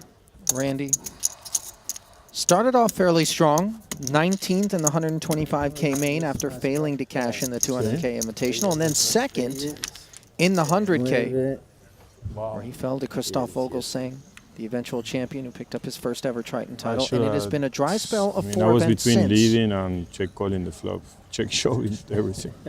Looking to put a nice and profitable punctuation point on things here, already in the money with 11 left. If I had 100K more, I would have led, I think.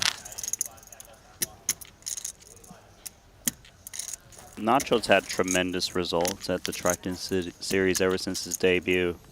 Yeah, it's just multiple second places, a title, right?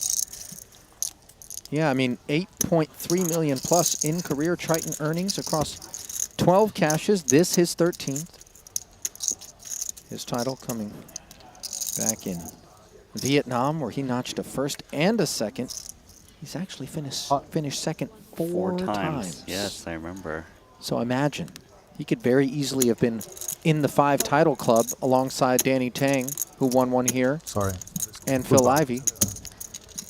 Both Me cagas a pedo tanto todo el día que te tied la for tengo que second. dejar acá y lejos. Behind Jason Kuhn. Wiseman potting from the button.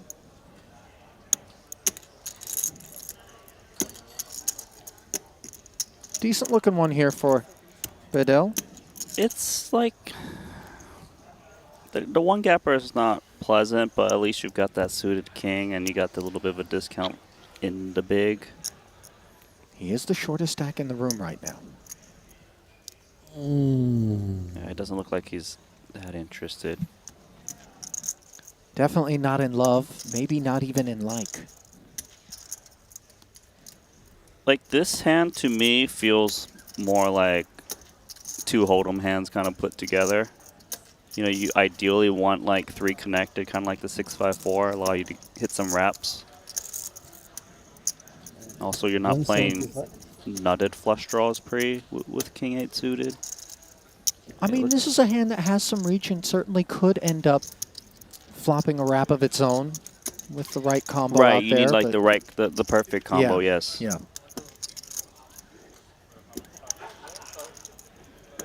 I mean, certainly it feels like good enough for a 1-flop stand.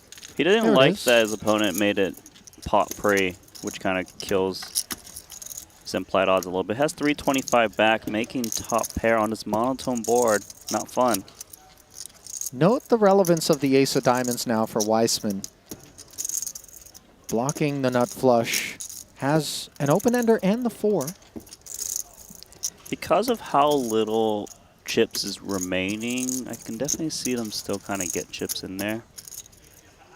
I think the relevancy of having the nut flush blocker is more important in bigger stack to pot ratio pots where you can kind of maneuver in a way to attack if necessary. You're talking about Wiseman getting chips in because of how shallow Bedell is. I would think so, yes, because what, he's got 325, 425 in the middle. He's going to fire.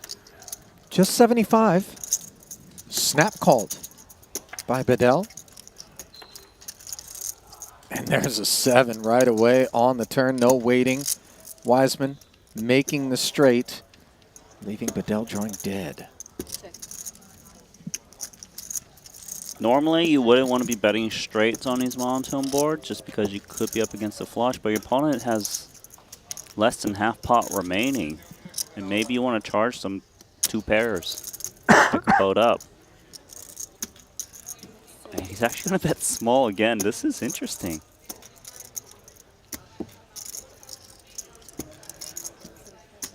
Trying to milk Bedell.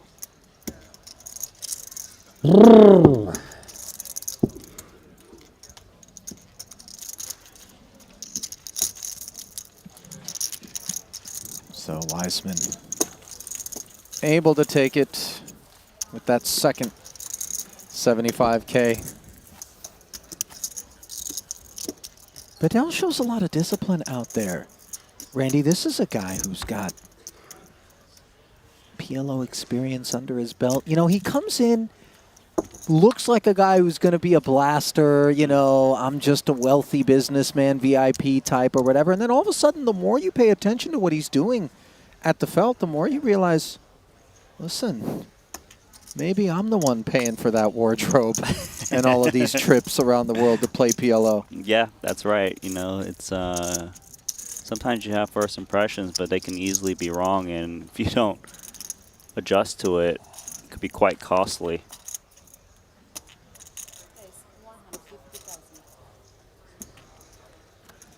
Yakov Onuchin among so many that showed up just to play the PLO backside of this festival.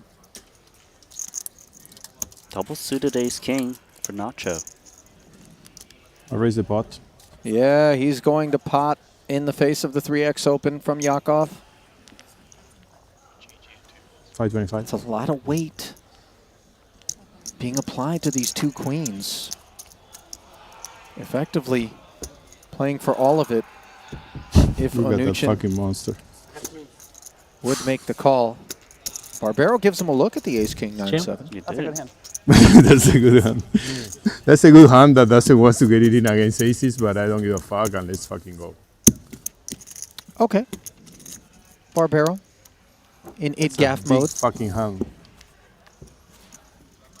You have a little bit of this, a little bit of that, board coverage, the straight comb, like the big cards, double flashes, you can cooler. You got it all, buddy. You That's prefer right. that Apparently or Nacho's never looked up at the deuce-deuce-8 board when you pot with that hand. It's so disheartening, too, because you think to yourself, I've got 4 cards. I've got all these different options. Somehow I find the flop where I have dust. Maybe Nacho would like the ace 10 6 deuce, you know, as equal gaps in between each cards, double suited, just to make it impossible not to have something. Yeah, but then the board comes 5-5-5, and you're like, what? How do they find it? Come on, Tom, double up, not with me. I will triple up. Shingus with the 7-4-4-3 in the small, not the greatest hand, but if he can get a free flop, he's going to try. As he limps into divorce, he's got ace 5-5-4, double suited. I usually lead there with that hand I have, but against him... Their hands are very similar, where certain boards can make them clash. Because I was so short to lead and... Just going to pump it up. Salle. Had them lines. The call. I was like, what if he fucking just... I bet and he shoves and then... Yeah. We sell the equity. I'm not sure. I think he checks back. When we limp the small, we're prepared for such things. Added investment yields an ace 10-9 board, not the one that Shingus had in mind. And of course it's nice for divorce to make top pair, but it's not backed up with much besides a nut flush draw. I think the idea here is bet and hope to take it down. Divorce agrees. Which he should. There we go. 150 and take it. Thought maybe the 9-10 would interact with a good deal of Satubayev's limp and call range in the face of the raise, but I think so too, yes. That's why it's tricky in PLO trying to figure out should I see bet flops or not. Right.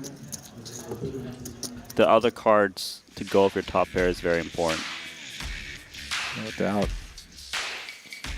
Well, for those of you that have yet to venture into the online streets and play a little cards, we've got the site for you. GG Poker. Sign up today. Use the code Triton_2023 and get in on all that they have on offer, including the Bounty Hunter series, Flip and Go Millionaire, and of course, Sadie's running for WSOP Paradise, which comes your way in December.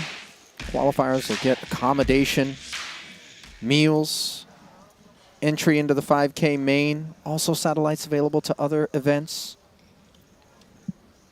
Longtime favorite of poker players worldwide are the events held over there on Paradise Island in the Bahamas. I've been before, have you? I have. Yeah. Yeah. It's a great place. If you like, especially if you like the beaches. I feel like You hesitate. We went to the beach one day and we got on jet skis. It was myself, Negranu, Matiso, and Eric Lindgren. And I got to tell you, Mike Matiso is not a man that you want to give his own jet ski. I don't care how calm the waters are. You have like 400? Truly a liability. I think that's...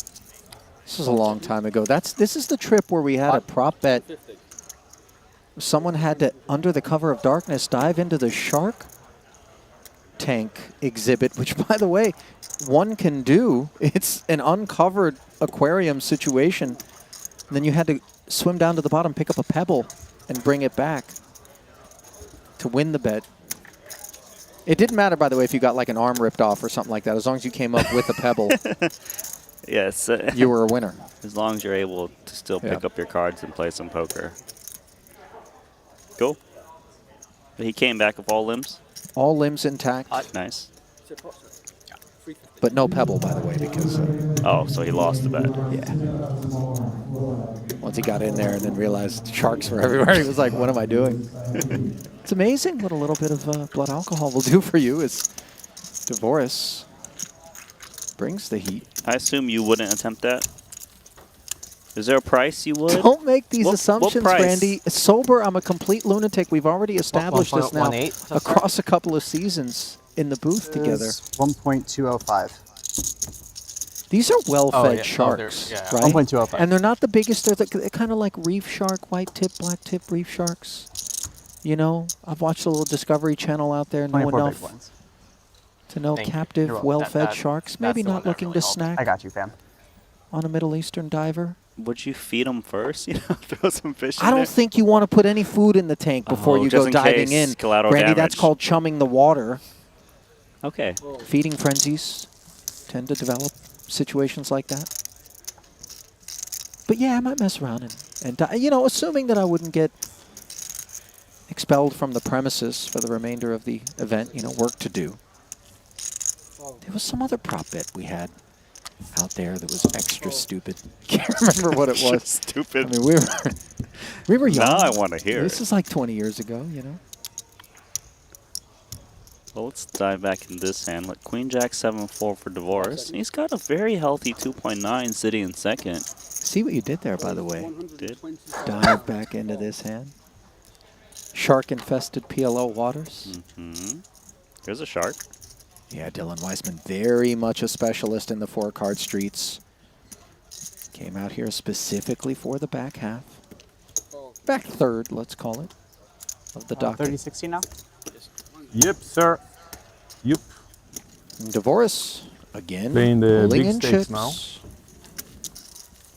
Let's talk about the series that he's had. Coming off of 5th in the 30K PLO Bounty event. Placed 6th in the 100K 8 max. 10th in the 125K main. So 3 cashes, 2 FTs. Total of 8 events played. This will be his 4th cash in his 9th event. Yeah, currently cashed for over 7 digits, 1.1 million. It's You know pretty what? good. We say it's pretty good. I mean, But if you're in the Invitational for 200 dimes, maybe you fired 2 bullets in that one. okay, that's 4. Right? And then you look at multi-bullet situations. Okay, but he's not doing Elsewhere. bad. There's no chance. Yeah. No Yeah. chance. Brewer recently did the math on one of these Tritons, I think it was. Spreadsheet showed you know, 7-figure score. I think it was in London at our last stop, 1.2 or 3 million, and all of a sudden he tallied up all of his buy-ins and realized he was like 15K loser, despite having 7 figures in scores. So if you're playing a full slate, tough to keep your head above water. And if your head's not above water, you might be picking up pebbles in a Shark Tank. Monsieur? Satubayev, double suited, ace 8, 7, 4.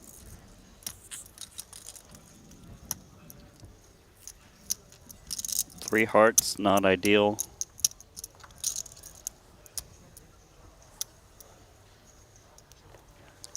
He's down to 260,000. Super short. Yeah. In fact, taking a look. Who scored? Everton. The Against? Overall chip counts. Brighton. Only Bedell has less. I bet Everton and both teams to King, score. Queen, Jack, Everton double 0 suited. bets. Yeah. 3 Broadway Brighton, cards, 2 suits. Many injuries. He's also seen Shingus kind of raise fold earlier, so it doesn't necessarily mean he's super And Everton, strong they up front. won 5 of the last hijack. 10 games. They were a big favorite at home. I don't get it. 150? Call. Thank you. No problem.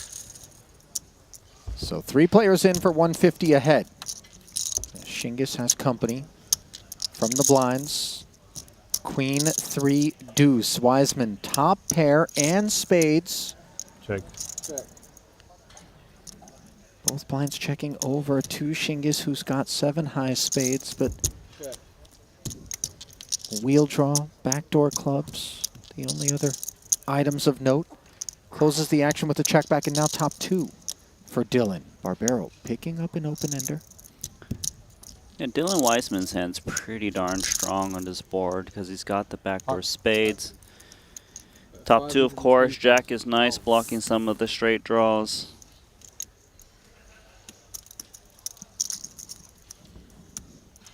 Not much for Shingus here. He's out.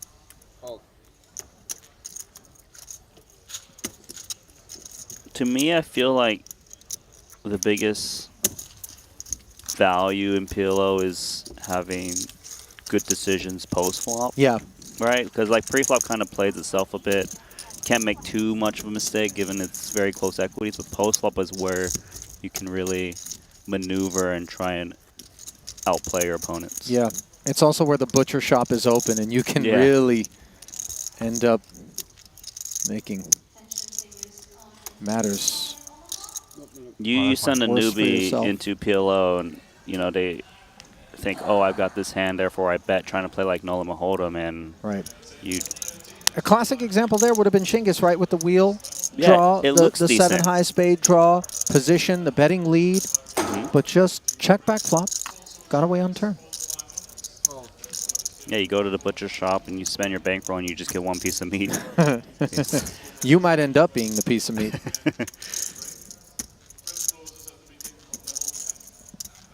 seconds. 120. Raise to 120,000. Oh.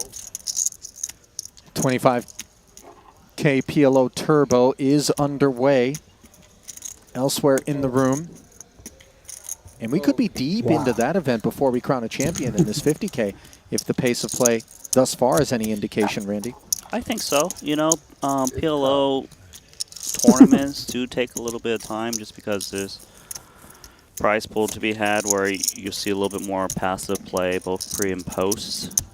And in our heads-up match the other day, it took at least 1.5 hours. You know, and they were playing like 30 big blinds or 20 big blinds. It happens. And all in and call.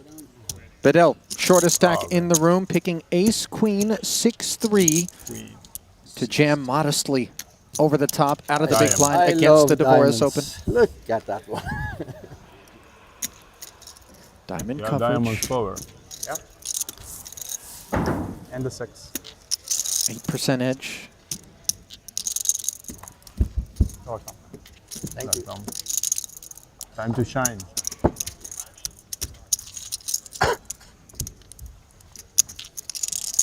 Danny Tang That's a good card. coming over to cast his eyes on this one. Queen, Jack, 10. Top pair. That's wild. Nut flush draw, Broadway draw. Do you have any nice kings over Your there? 10 is wild. Oh, king is there. Jack 9 for divorce. Okay, Once take those a two diamond cards, then. along with an 8 or a 7, which would produce winners for him instead of 10 on the end. Thank you. And Safe. Bedell staving off elimination. Nice. 165,000. That's 10. Thank you. That's 120. So you need. It wasn't any hand I could fold there anyway. So. That's a pretty looking one.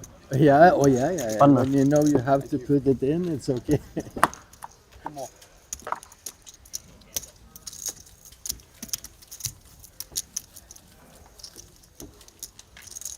Well, you know you were short when you double in and you still only have 7 bigs. 420,000 for him. Very different situation for divorce. You also know you were big stack when you lose an all-in and still have 2.86 million. Good point. Overall chip leader continues to be Chris Parker. Divorce running in second to him. How you doing, Chris? Good? You have all the chips? That's most of the chips. A lot of chips. A lot of cookies. 5 seconds. Divorce's game plan has to open a lot of pots. This one certainly qualifies, double suited. He's expecting all of the players to play tighter just because we're approaching the final table bubble. So he can kind of get away with raising all these hands.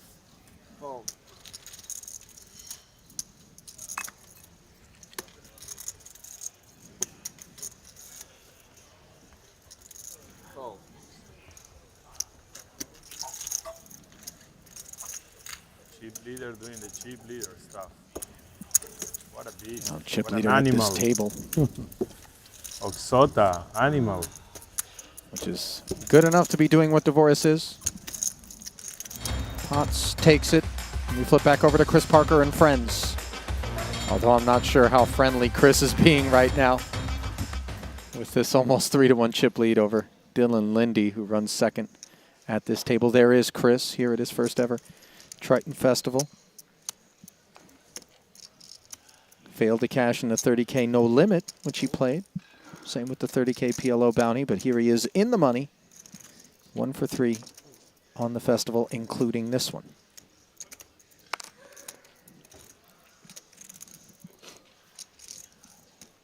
Danny Tang has been doing excellent in the PLO events at this stop. He really has. Course experience, too. Mm-hmm.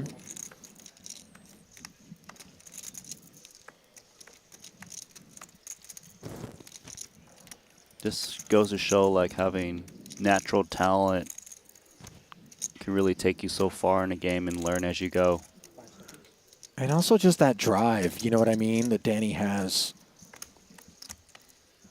He talks about having been a short deck player, learn No Limit.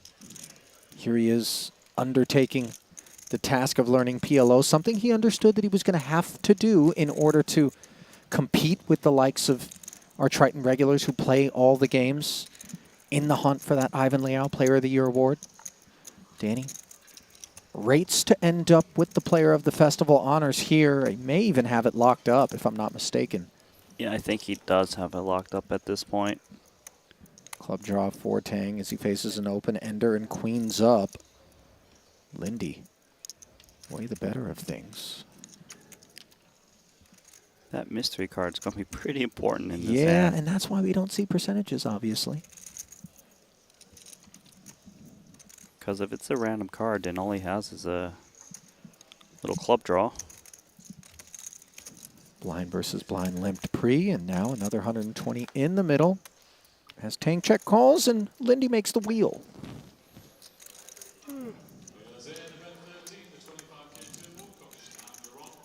And Lindy definitely wants to get paid off by some clubs, some pairs that has straight draws as well, but he's kind of got all of that part of the board in the big.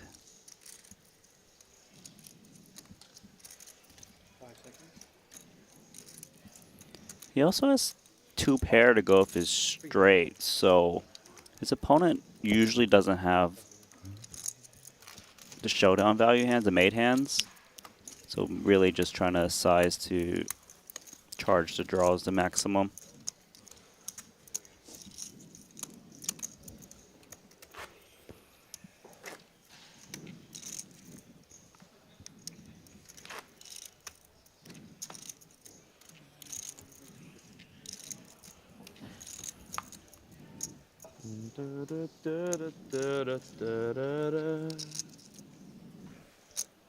Danny does like the karaoke. Which tune was that? Come on, I mean, we get 4 notes, Randy? Was this a game I show? thought you were musically talented. What made you think that? I don't know. Just figured you were better off than me, therefore you're good.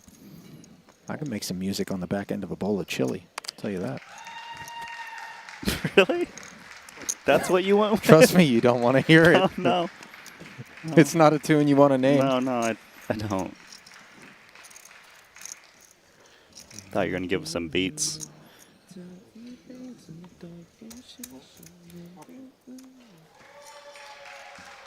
Lindy. Back in there, but from the small blind against the overall chip leader. Cautious procedures in the form of a limp. Obviously the Jack 10, 10, 4, not the greatest kit. Turns into an underpair to the queen and a gutter, which is better than 9 high and a smaller gutter for Parker.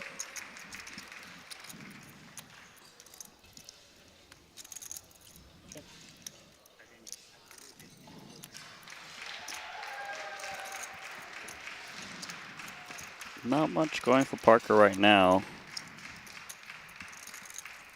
But we grab white chips because we're the chip leader. What you gonna do, Dylan Lindy?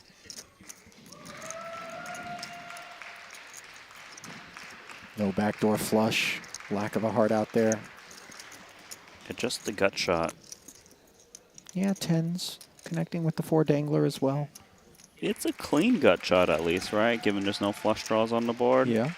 So it always make the nuts if he hits it. So 400K, he'll proceed.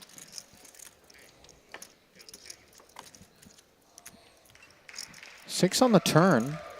Nice card for Parker's purposes. Yeah, a lot of firepower. Picking up that open-ended straight draw. Has a pair of 6s.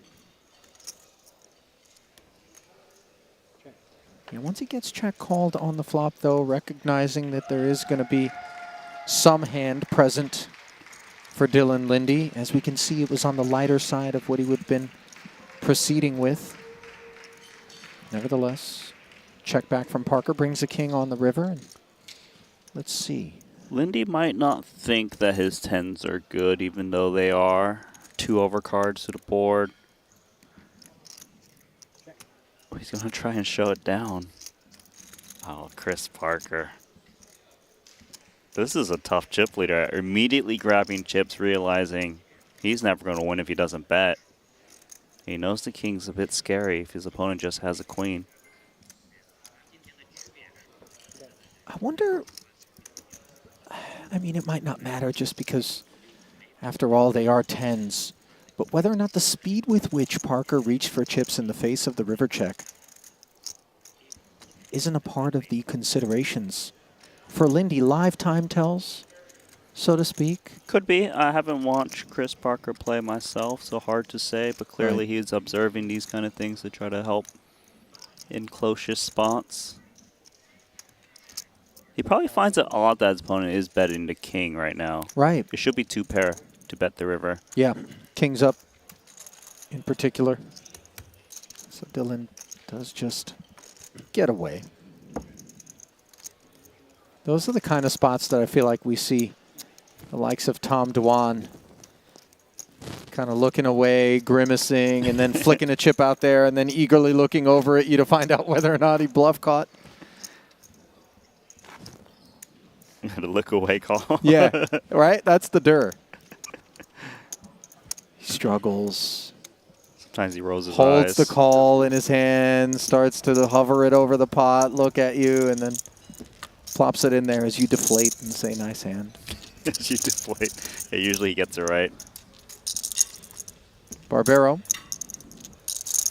Ace, king, king, 9 feels right. No suits. The maximum under the gun. Looks strong.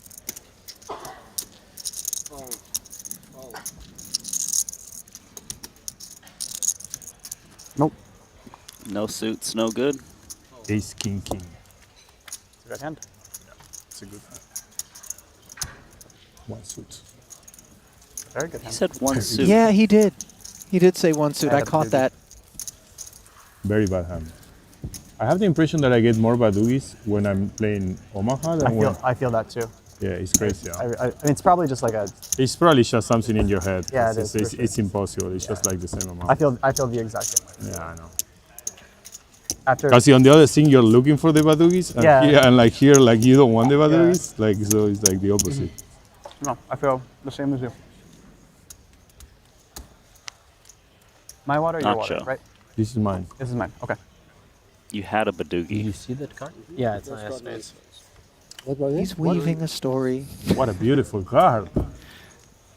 Wow, what a game! I'm so excited. But I really want to bet. I really want to bet Newcastle. I will see the lineups, but they can't be. They can't be like. I don't think Arsenal can be favored just away. Such a flip. Maybe I just watch it live and bet. Also, Bayern Munich plays Dortmund at 6:30. Did he just call it Bayern Munich? 5 seconds. 150. I certainly hope not, Nacho. Come on, you know better. I don't even know what that is, so go on. You can comment all you like. Dvoris, ace 10, 4 deuce. And Yakov pushing forward what he likes. 430 dimes, all in with the aces, 2 suits. Weissman, king, jack, jack 10, double. This hand looks pretty solid, double suited. But remember, it is the raise to 150 and then the jam behind it. Ooh, gonna spin the wheel though. Good luck, guys. Expects to have good equity against a wide variety of holdings, and maybe even occasionally he can clear one, if not both holdings. Not on the occasion in which one of them's all in, of course. I just didn't think you'd be that good. At 3, 7, Very good 7, hand. 9 double. And you can see Dylan thought that maybe Those are big fucking hands. Onuchin, What the fuck is this? as one of the shortest stacks in the room, would be picking a spot worse than this. Got himself in good shape here. But none of that matters until we see 3 in a 1.1 million chip pot. What awaits the Russian? Queen, queen, 4. Aces are safe. 9 of diamonds. 6 is clean as none of the backdoor equity materializing for Weissman, and it is just the jack to be avoided on the river. That would have been a good card on the time. Ah, not really. 430. Aces holding on as a steely looking Nice hand, Yakov man. Nice Onuchin comeback. enjoys the double with a cherry on top. You like a cherry on top of a sundae, Randy? Oops. No, I don't actually. You talking about the candied red one? It's the only type. Have you ever seen a Bing cherry on top of a sundae? Like a fresh cherry? All right, I was just That'd be a weird ice cream parlor. I don't know why you need to get on my case about it, but okay. No, I don't like it. Do you like it? You like the whipped cream on top, I think imagine. it makes it official. I like the whipped cream, nuts, chocolate syrup, bananas, all 3 flavors of ice cream. I want it all. Yeah. The strawberry When you say sauce I'm not into, though. You know what I mean? You said all 3 flavors. You talking about the Neapolitan? Yeah, vanilla, chocolate, strawberry. Yeah, okay. You like no toppings? You just want plain ice Yeah, cream? just plain ice cream. There you are. Simple man, Randy. Those maraschino cherries will kill you, by the way. They're absolutely horrible for you. Oh, I did not know. Thank you. I think it's one of few things in a grocery store that have 0 nutritional value. 5 seconds. Hence my affinity for them. Ace, ace, deuce, 3. We're about to see an affinity from Satubayev. Fast action system in play. Red time bank extending the 10-second limit in unopened pots to 20. I think you just got to pop this one pre. You're too short.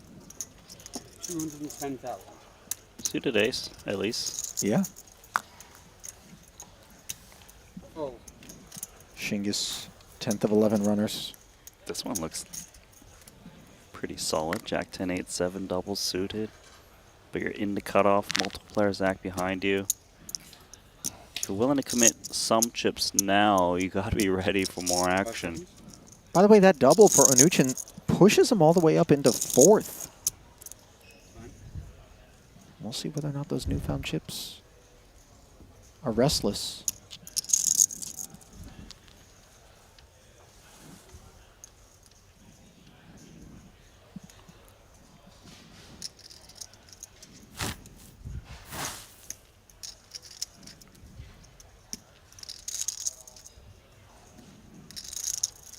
No.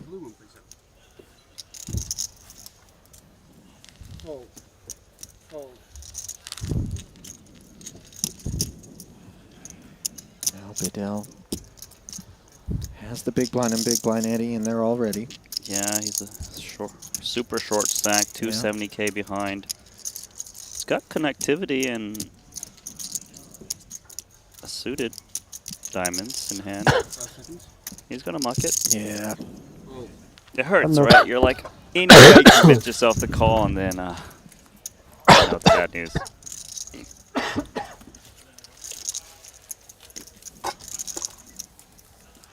Do you like froyo? With a cherry on top? You know, you can put chocolate sauce on it, I'm sure. You know, froyo's all right. I just, of course, for those that don't know, frozen yogurt is what, you know, Pinkberry got super popular. It's like that plain frozen yogurt, and then you do the fruity toppings and all of that. Yeah, I like that, I suppose. Merci, monsieur. I don't mind it. You only like it with toppings. Yeah, if you just handed me plain froyo, I'd throw it back at you and be like, what is this? But then all of a sudden you dress it up. I'm involved.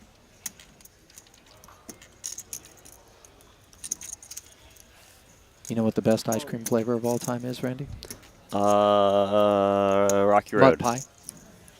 Wow. Close. We were close. Rocky Road's also really a solid choice, by the way. But mud pie is cookies and cream ice cream with coffee ice cream instead of vanilla, just for the record. Meanwhile, Yakov making some noise with his cookies.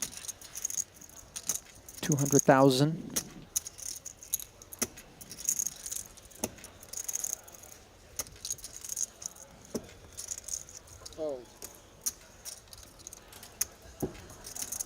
Rocky Road is delightful, by the way. The almonds, the marshmallows, chocolate.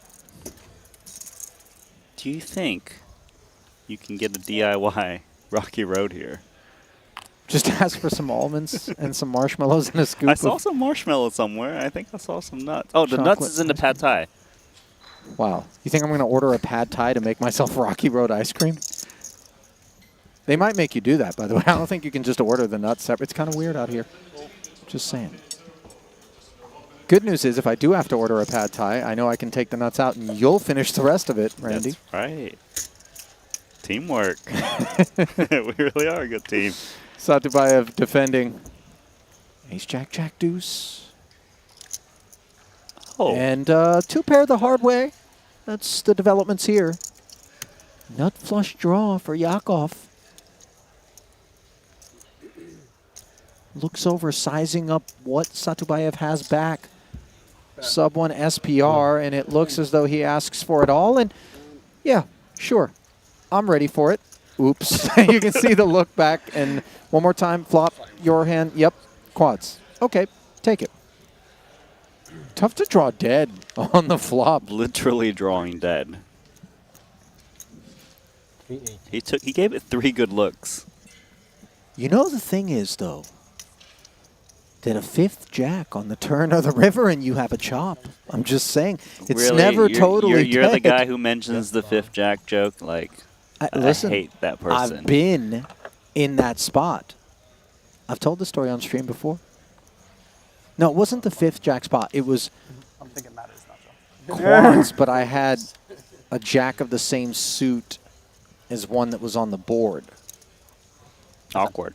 Showed the good jack to my opponent heads up and was like, I have it. He folded. I folded. Asked for a setup. A little grimy. But, you know, you did what you had to do in those streets of the commerce. Your early days. It really was You protect had your some neck. It was grime on protect you. your neck out there. And I learned that move, by the way. I didn't know. It's not like I came up with it. That was a product of having had my eyes open for a few years out there at, quote, LA's friendliest casino. Far from it. I'm not playing your private game, by the way. No, the private game, come on. You can just rest assured, nobody's shady. Bedell, 4 big blinds. Onuchin, 9. As that double to put him into 4th place didn't last long, courtesy of quad jacks for Shingas Satubayev. You see him vaulting up to 1.25 million. Now he is in 3rd overall, just like that.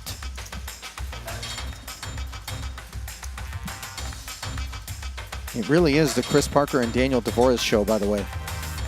Yeah, they've been 1-2. very active too. So it's not like they coolered their way to the top. Right. They've been slowly increasing their chip counts as we've seen them play some hands attacking. And Dvorak obviously benefiting from the fact that he isn't seated at Parker's table, where his approach might have been more limited. I think if he was at his table, he likely would have to reduce the amount of hands he's been opening. Lower the VPIP. Mm-hmm. Onuchin, pot-sized open.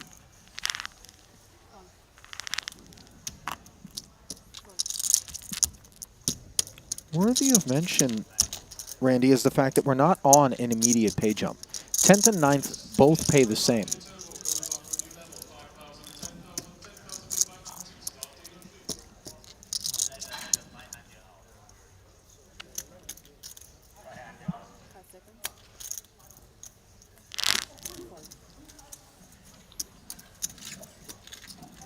Take a round of biscuits, sir. No company for Yakov. So I assume it's a given while you're playing PLO that you're always counting the pot if you're in the hand, like at all times? Or do you just let the dealer handle and you just ask the question when necessary? I've got enough on my mind just trying to figure out the hands. Right. Keeping track of the pot, and I think my brain would actually melt out of my ear when I was playing PLO. It's second nature for a lot of the guys that are out there regularly. In fact, you'll hear Weissman just instantly advising what pot is. No, if but there's it any consumes confusion. like part of your brain that's trying to figure out the next action. You're on a shot clock. You can see how like it can be quite stressful always trying to figure out what's in the pot.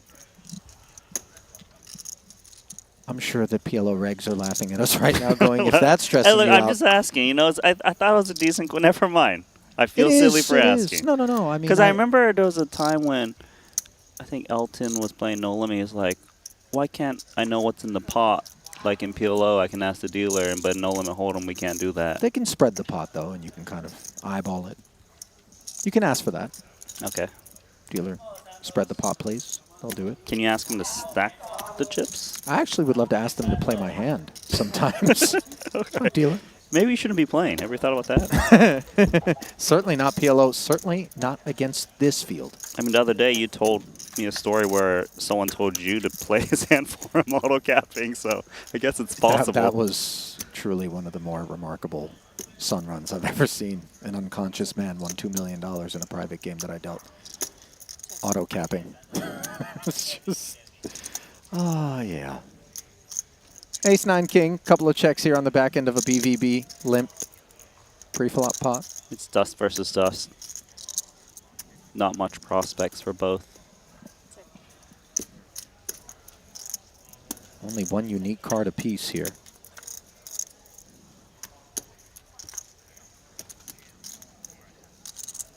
If there's someone that's going to try to steal this pawn, it's the one with more chips. Let's see if Daniel can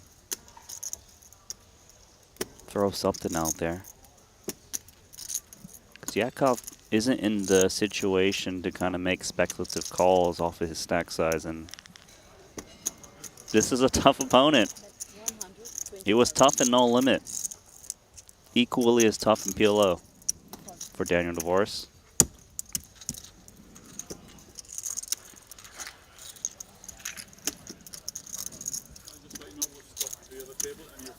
Not to be overlooked, by the way, the fact that Dvoris, These guys, despite having the best hand unbeknownst to him, activating there for 120K. Fighting for the chips, as we like to put it.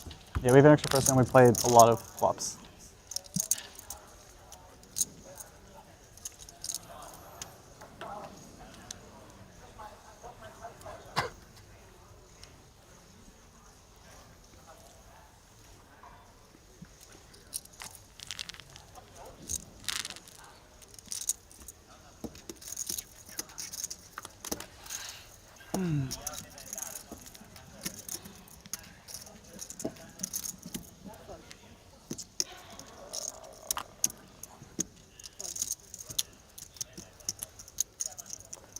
You have like 900? Started with a little less than like 910.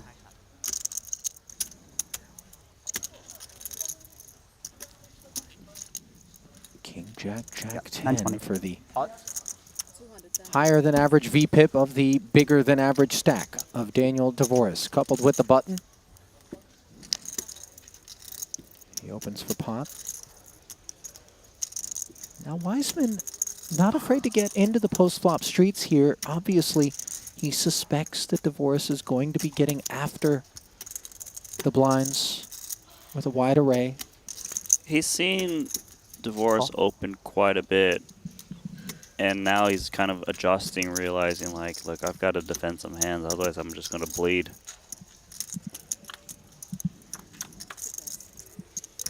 So the defense brings us to a flop of 8-8-5. Gut shot straight draw for Weissman. Backdoor diamonds. And this pot's a bit inflated with the pot You pre. guys are so slow. Nacho looking to expedite matters. I wouldn't mind if you mentioned that after the hand. Yeah, I think Wiseman was maybe 5 seconds into the decision. Yeah. It's a little unnecessary. And there's the straight for Wiseman. It's a hard one for him to win. Now it's value betting time. Oh, actually checking. Surprised he's not attacking like some pocket pairs. Yeah, stuff like jacks. Flush draws, yeah. On balance, Dvoris obviously will check back some of that stuff on the flop. But I think Dylan senses that Daniel is getting after pots here, as we saw him do just a hand ago, blind versus blind. Well, and if he does get after it, it will be a good spot for him. And now, courtesy of that check back, Dvoris finds himself with jacks full of eights. Disaster for Weissman. Innocent looking card. Checks again. Is this checking to induce? Gotta be. Right? You can't think he's ever behind. As played, he really only loses to like pocket jacks. And pocket eights, I suppose.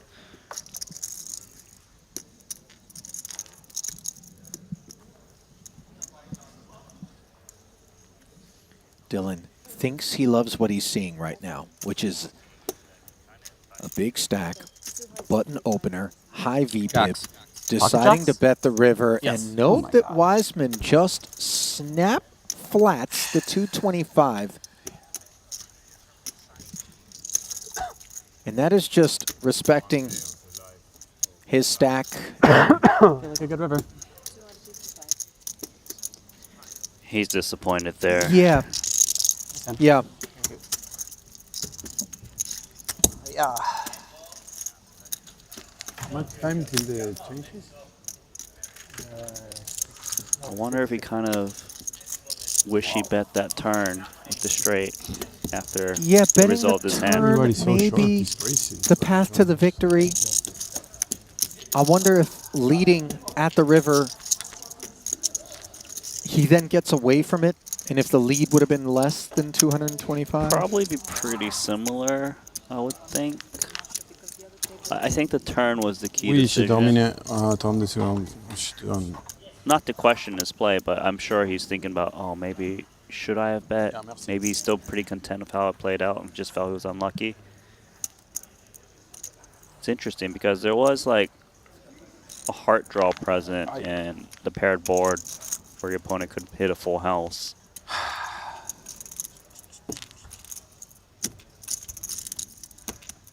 Highly stressful situation, 11 left. It's 956 up top. It's a big prize. A trip saver for some, glory for others. You're not a limit, buddy. This is not no limit. No es torneo de no limit hold'em. Bedell almost all in. 30K back.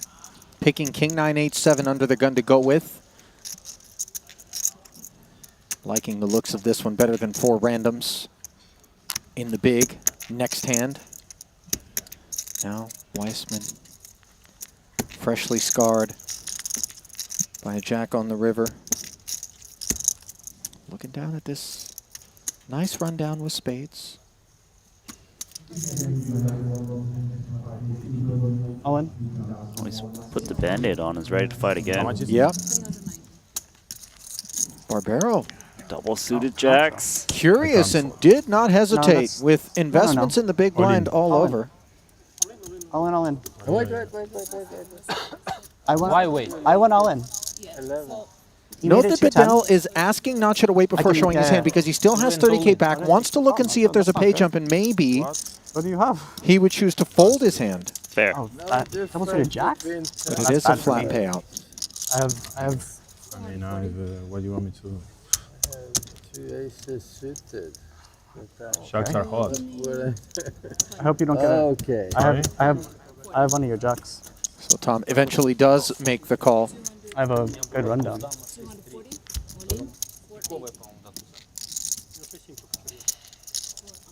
You surprised There's to no see way it's Nacho hop in there against these guys? Not a bounty no, event. I know. Obviously, when you have Not the a No bounty, pay yes, jump immediate. But the 440 It's jam only is small what? clubs. 7.5 blinds. spades. He's double Spades suited. good? If you look at the equities, he's actually the equity favorite, 38%. 8 and you're stealing my 8 and 9. Hey, what's happening here?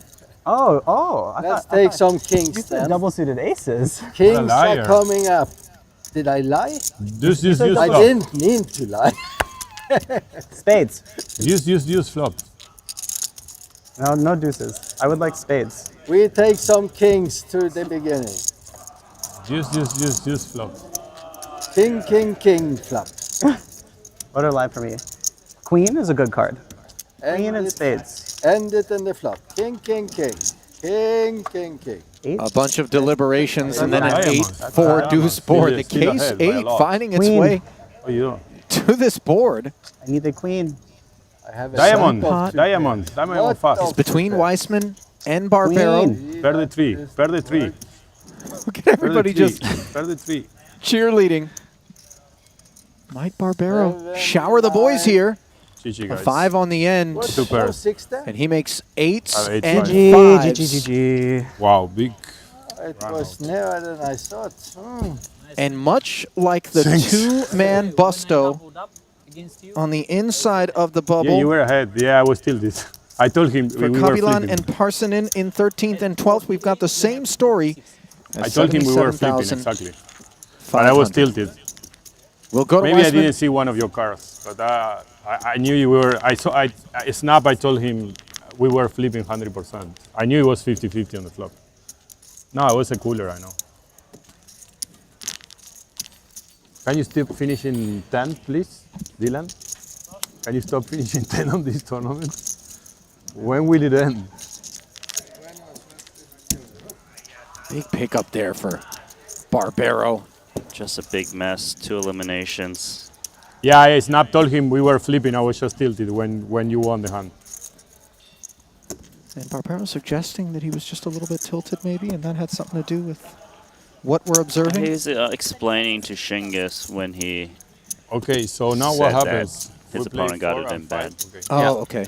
Or one more and then we combine. But he admits he was tilted. We combine at 8. Yeah. Good to own it.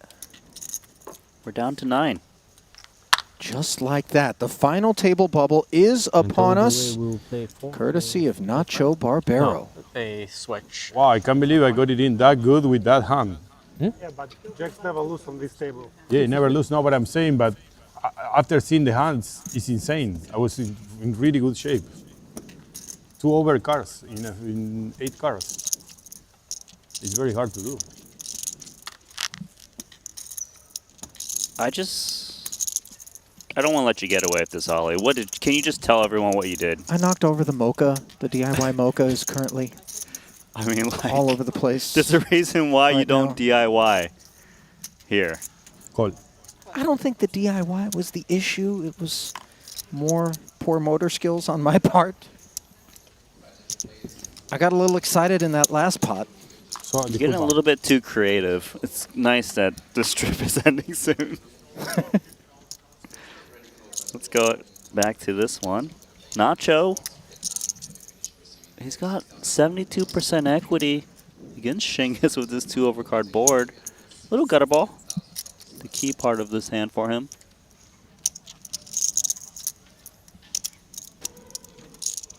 Note that the needed jack is blocked by Barbero, who just bets 1/3 pot here.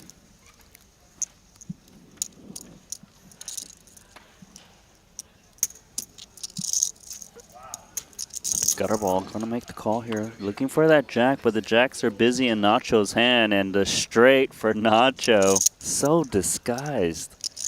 His gut shot faring better than Shingus's on this turn. Just a really beautiful and, as you mentioned, Randy, heavily disguised bit of kit. Trappy. Plays it as a check.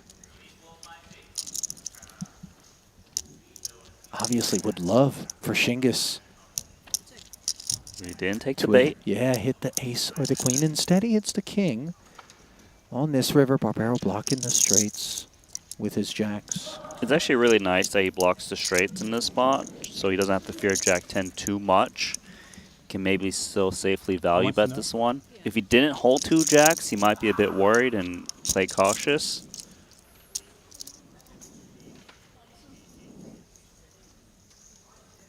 If he does bet now, 225. Trying to get paid off by some 2 pairs.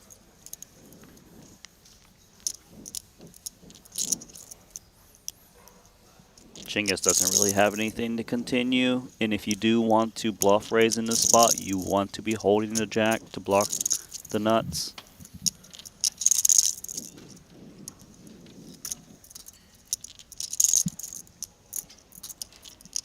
$225K.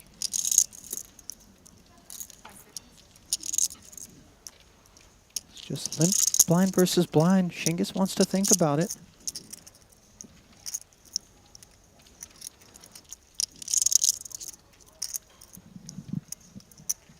He really is giving this one a lot of thought. I would think this is a raise or fold situation, rarely calling. Well, he's just asking himself whether or not Barbero, who he's observed, playing a little more aggressively maybe or liberally than what he might anticipate from the field at this stage in this tournament, wouldn't have raised with this part of the deck with higher frequency as opposed to play it as a limp from the small. Wow, that is a light payoff. The one that you didn't think that Jack never loses. Yeah. because in a way he was kind of right about Barbero not having an ace king or a queen. I thought you were going to have many of two pairs, like ace 3, ace 5. But the deuce 4 dangler. Deceptively. They win. They won. Sliding in. Olymp player won. Oh, there was not Olymp player? I heard there's some Olymp player. Are we hand for hand? Oh, I see. Okay.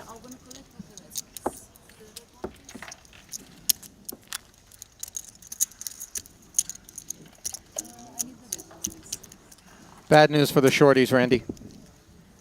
Up we go. 40 and 80,000 now. Everybody stacks. Thinning out as the field thinned out. Losing 2 players at once, courtesy of Nacho Barbero, who spins his way up to 3rd in chips overall. 2 million in front of him. Surging. Satubayev, one of the big stacks coming into the day, currently sitting with 10 bigs. Danny Tang has also slipped down to 10 bigs. Mnuchin. 7 bigs. Shortest stack.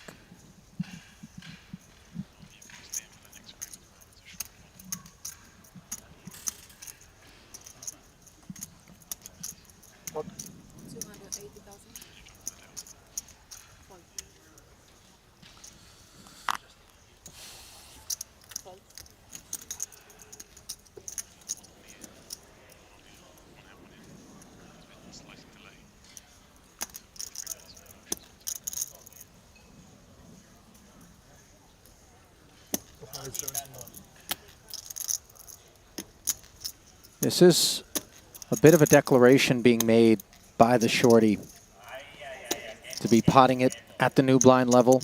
Yeah, the thing is in PLO, you can't just open rip it in, so Divorce will always get a decent price to call and see if you hit something and just stop and go this one. Yeah, only 270 back. That's what they'll play for effective. The 9-8 deuce board giving Divorce a wrap. Some of that wrap I think you just blocked this one by the Jackson 6s, which are an overpair and a spade draw. In the chips go.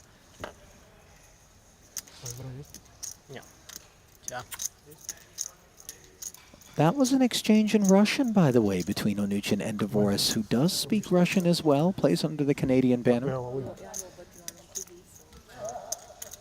It's trouble for Divorce because a lot of his outs are, Anyway, you know, tainted, also blocked by the jacks for Yakov.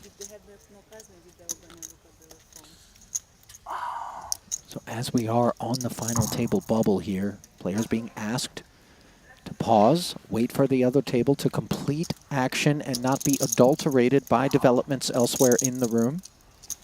In the spirit of fair play, oftentimes just to quell any suspense, you will see players advise one another verbally of what they had, but keeping quiet until officially they are asked to get on their backs. And you can see... Oh, I got blockers. Yeah, very good blockers. Mnuchin quite happy to have Jackson 6s specifically, given the blocker effects of both against this wrap. And Divorce blocking his own straight with 2 7s in hand, and yet there's the 10. Makes the 10 high straight. Now the spade must come in for Yakov to fight on. And instead, it's the 7. Can't play Jack 6 for a straight on that board. And the GGs are issued. Mnuchin did manage to ladder as he was milking a short stack for quite some time. But in the end, will not be a part of the final table in this one. Eliminated in 9th. As you will see, the final 8 spread across 2 tables. We're going to draw and stick them at 1.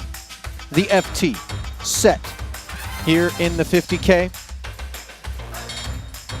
The payout for Mnuchin, 6 figures. The first of them, 101,000 going to him. Everybody at the FT guaranteed 133,000. For me, Randy, story of that frame was Barbero stirring pots, literally and proverbially. He has, you know, he's been getting involved. He had that double elimination with the jacks, and you know, Nacho's just one of those guys that likes to chat. You know, he kind of apologized that he had to flip, you know, against Shingus, but yeah, it is what it is. Yeah, that it is. So then, just about 5 minutes, I want to say, before we get back here, and we're going to have the final table set. Confirmation from producer James. We will check out. Henry's going to be popping back in for you and walk us through this next frame of play as the FT is set here in Monte-Carlo. Keep it close.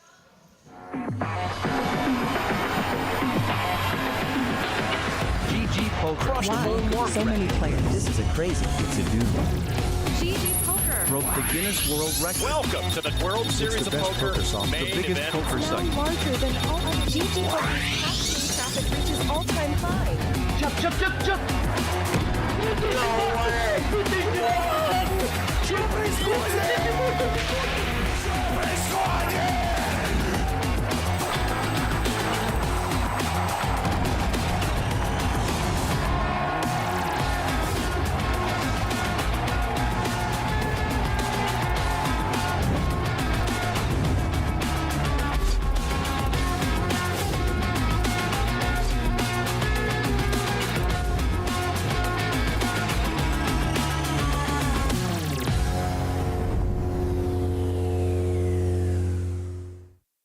Take your game to the next level with GTO Wizard. Practice against GTO on all your devices.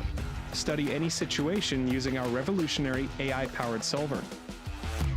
Upload your hand histories to uncover your biggest leaks. We have hundreds of hours of coaching from top pros, cutting-edge theory articles, and custom study plans to help guide your poker journey. GTO Wizard, the #1 app for poker players. Introducing the all-new BetACR.eu, the premier destination for sports enthusiasts. What sets BetACR.eu apart is our exclusive offering of live-action prediction options on the Triton series. Experience the excitement as you predict the action while watching your favorite players live. But that's not all. By opening your account now, you can take advantage of our incredible offer. Receive a generous 15% free play on your first top-up, up to $250. Become a part of BetACR.eu and elevate your live sports engagement experience.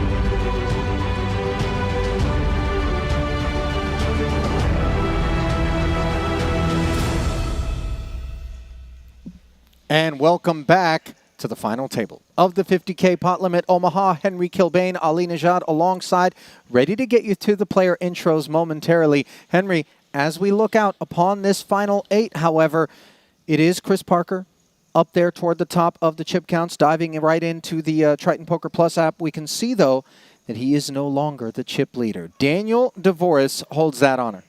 Yeah, honestly, I don't like using the word deserve too much in poker, but from what we've seen from Daniel in these PLO tournaments, really willing to get involved in dogfights. And there were so many occasions down to the bubble, now in the money, where he just had to bulldoze his way to a victory in pots that you could argue shouldn't have been his to win in the first place. Yeah, definitely, you know, the way that we described it here was getting after it, going hard, fighting for chips, dogfighting even, I think was a term that we applied to Daniel, and he will be on the title hunt here. But 7 others standing in his way right now. Shortest among them is Chingiz Satubayev, but 10 big blinds, and in a PLO tournament, 10 bigs, it doesn't just auto-snap find its way into the middle like in the 2-card streets. It definitely doesn't. You can't leverage someone's entire stack pre-flop, obviously. So Satubayev, 10 bigs, Danny Tang 10 bigs, but they have chances to spin it back up. And let's just not sleep on the fact that both Daniel and Danny making back-to-back final tables in PLO events. It's, tremendous runnings from both of them here at the back end of the series. Not to be overlooked, the presence of the Argentine Nacho Barbero here, 3rd in chips, just above the average stack of 1.8 million, 23 bigs here with these 8 runners left. Dylan Lindy, also worthy of mention. Keith Lear, PLO specialist, and we do need to mention the name of Mods almost, 100%. don't we?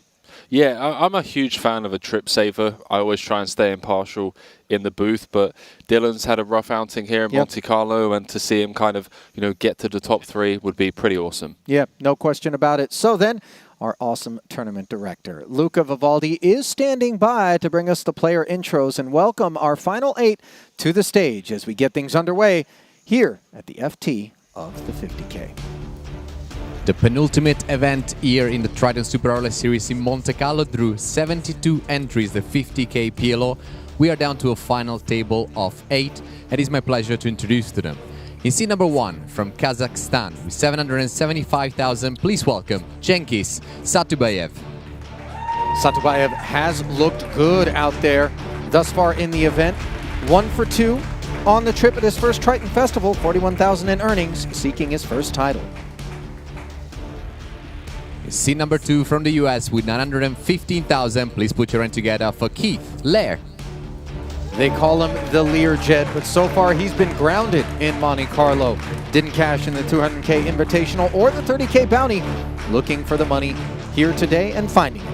Seat number 3 is also from the US with 1.3 million. Please welcome Dylan Lind. Lindy, over 400,000 in career Triton earnings, but he has been shut out thus far prior to this event. The trip saver on his mind. Seat number 5 with 855,000 from Norway. Please welcome Mads Omot. Love that look on Mads' face. Clearly comfortable with 4 cards in hand. Didn't cash in the bounty, but here he is with a shot at a title at his first ever Triton. Seat number 6 from Hong Kong, 795,000. Please welcome Danny Tang. Quickly becoming a man who needs no introduction. 5 titles, 26 cashes, 14 million plus in career earnings, and back-to-back FTs. Seat number 7 from the UK with 3.8 million. Please welcome Chris Parker. Parker, chip leader for oh so long now. Dvoris comes in with that honor. First ever Triton Festival, hunting his first title. In seat number 8 with cash. 2 million from Argentina. Please welcome Nacho Barbero. Barbero will be giving the boys an earful out there. Has 2 cashes on the festival. This is 3rd as he hunts his 2nd title. And last but not least, our chip leader in seat number 9 with 4 million from Canada. Please put your hand together for Dan Dvoris. 9.5 million in career Triton earnings.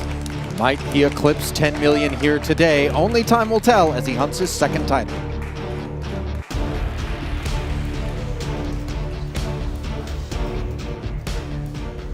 Right, gentlemen, we still have 28 minutes remaining on level 19. 40,000, 80,000, 80,000. The button has been drawn to seat number 7. I wish you all the very best of luck. Andrea, shuffle up in the place. Here we go. 40 and 80K, 80K big blind ante means 200K per orbit. The price of poker right now, obviously playing 8-handed, the shorties with a little bit more room to hide and lay back, but eventually these blinds will get the better of them. So a spot will need to be picked, and just observe the logjam in the back half from Lear down to Satubayev. There's a real opportunity here for Daniel to run away with this with ICM. No bounties in this one, Ali, so the only money earned going to be coming in the form of ladders, and given how short they are, looking at the ladders straight off the bat, they're sizable.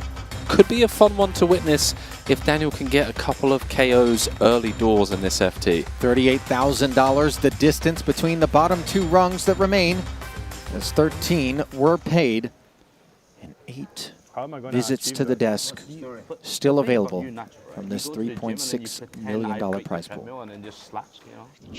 You broke the treadmill. A couple of takeaways from those walkouts. One, third final table for Dvoris here in Monte-Carlo. First time without the cap. Perhaps that good omen that Yuri Zivalevsky initially gave him, now realizing that, hey, perhaps the cap gets left aside for this one. Yeah, if it's broke, fix it. Precisely. Second thing to take away is if Nacho's career in poker doesn't work out, perhaps the front cover of Vogue magazine, that walkout, very stylish, very kind of swaggy. Blue ice, perhaps. Blue steel? Blue you steel mean, from Thank Zoolander? You. I felt like I knew where you were going with that. Also felt like we knew what Dylan Lindy would be doing with ace, ace, 9, 7. A nice welcome here to the FT for him. You made 3 final tables as well, right? 2. 3. 2. Over to Dvoris, 10, 6, 5 deuce, dusty clubs. And he's uninterested. Daniel made 3. She's a fucking definitely. 2 Yuri hats and today. Yeah. Nice kickoff to matters for Dylan. Animal, you're a beast. This is Danny Tang's 5th final table of the series. It's your real. You fucking like. In what, 10 events played? That is absurd. Huh? You're like the new Ike. No, Nacho giving him an earful now about you it. play PLO too. He's like, no, I don't know how to play. 2 final tables. I don't know how to play. Let him know what's up, Nacho.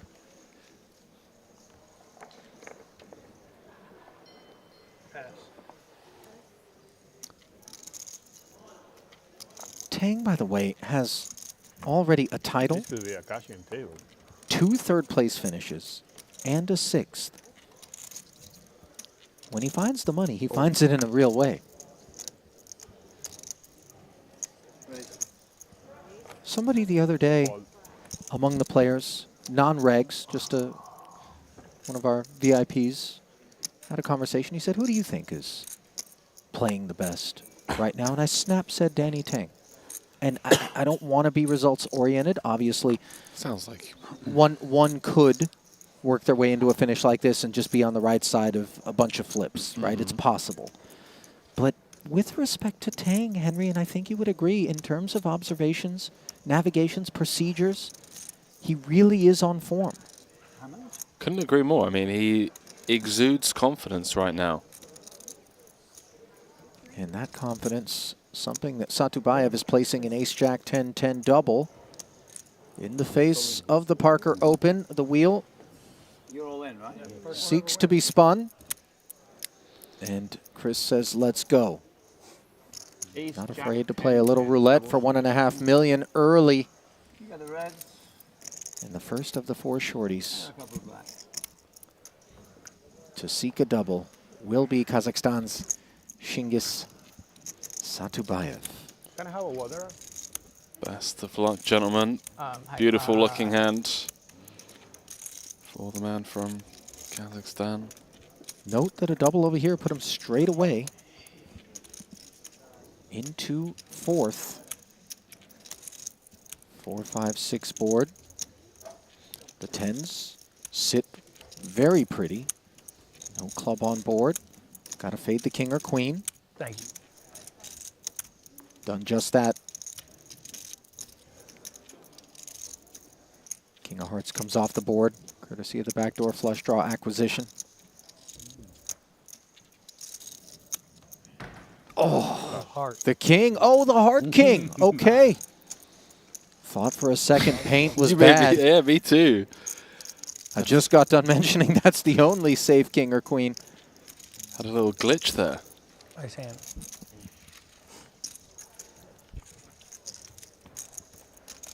Sure, Parker had to double take it as well. And a good start for Shingis. First hit that we've seen to Parker stack, really, that I can recall in terms of today's coverage. One that will see him sliding behind Dan Dvoris. Not by much, but it is official. Parker down to second. Just a half an orbit in. It's interesting because it doesn't necessarily mean that Dvoris gets to bluff it off with reckless abandon when he's involved in pots against Parker. But that 8 big blind gap between the two at top of the chip counts, Dvoris with position on Chris. See how he navigates this really favorable position he's found himself in. Also has position on third in chips, Nacho Barbero. So them healthier stacks kind of handcuffed and at the mercy of our chip leader.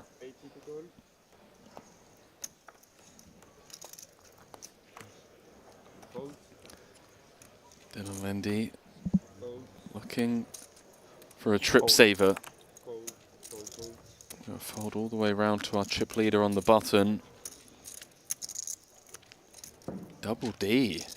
Chip leader with the goods in a position where the blinds wouldn't be faulted for pouncing in what's perceived to be a wider open on the button. As perhaps the coldest of decks here. Satabayev fresh off that double. Does have a hand that wants to put chips in the middle, whether it's in the form of a flat or announcing himself here, just trying to deny equity.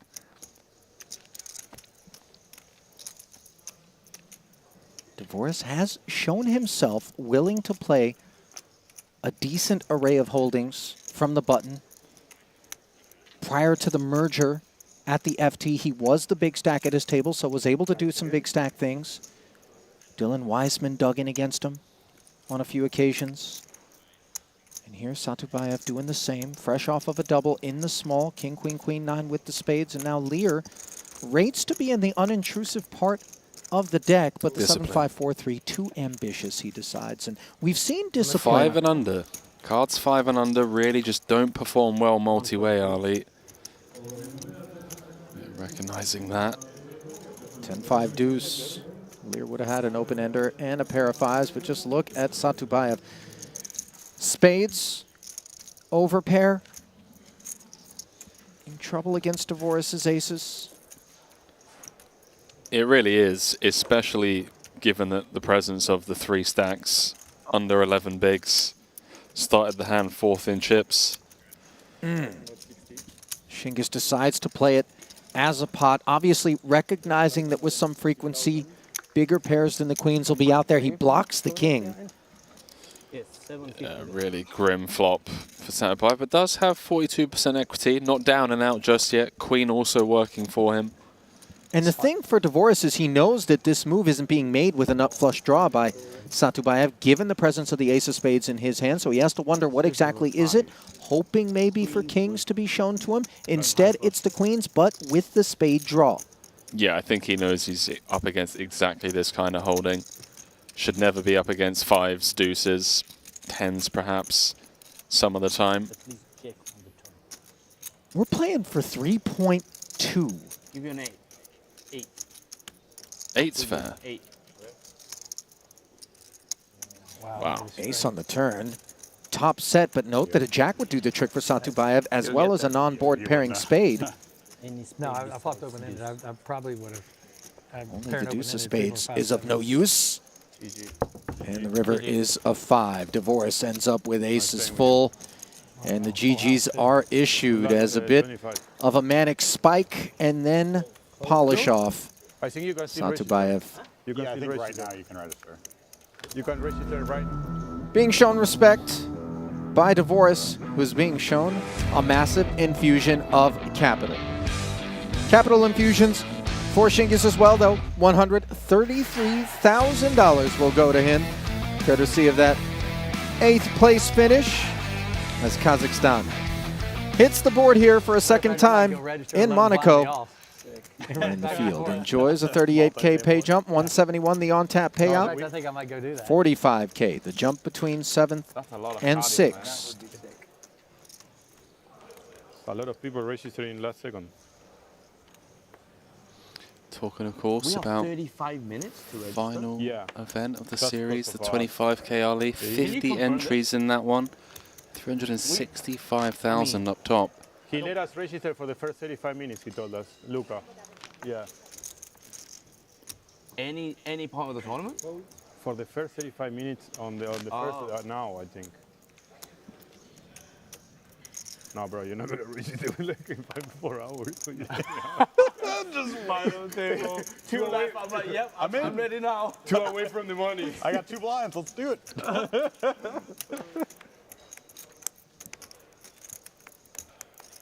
Makes me 225,000.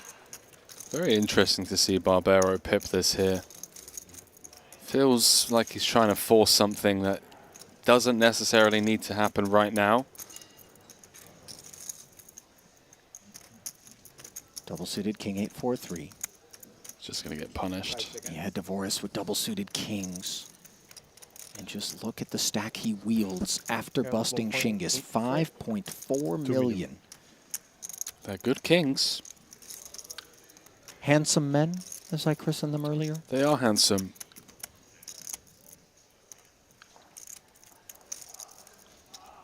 Would be more appealing with a couple of Broadway cards as well, but sure. Dvoris plays it as a flat. Surprised to see it? I wouldn't say I'm surprised to see it. No, you want to have some... Oh, hang on. Let's see what Keith does here, because Keith's been disciplined. Wow, this guy. I really hope Keith builds a stack. Would love to see what he can do with 30 big blinds or so. Really want to watch. To build a stack, one's got to get involved. He would have flopped a wrap on this Queen 9-7 board, which is fanned on by Barbero. DD with pair blocker, 2 backdoor flush draws. Those kings can come in handy as well. Should a 10 or a jack roll off.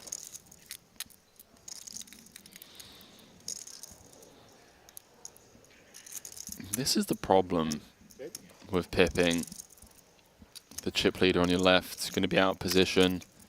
Just opens the door for Daniel to flat with a lot of his range and outmaneuver us post flop. And a hand like King 8, really bad nut equity, really bad straight equity as well. I mean, like the king is kind of a dangler in this spot, right?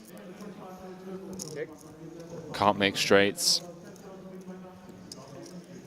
Can pick up the backdoor spades, though. Forrest can. Yeah.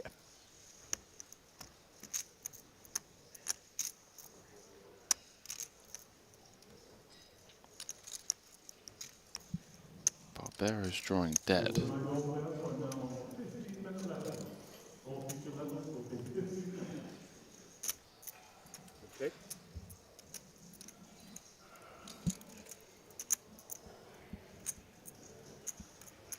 I think he might be all done with this one.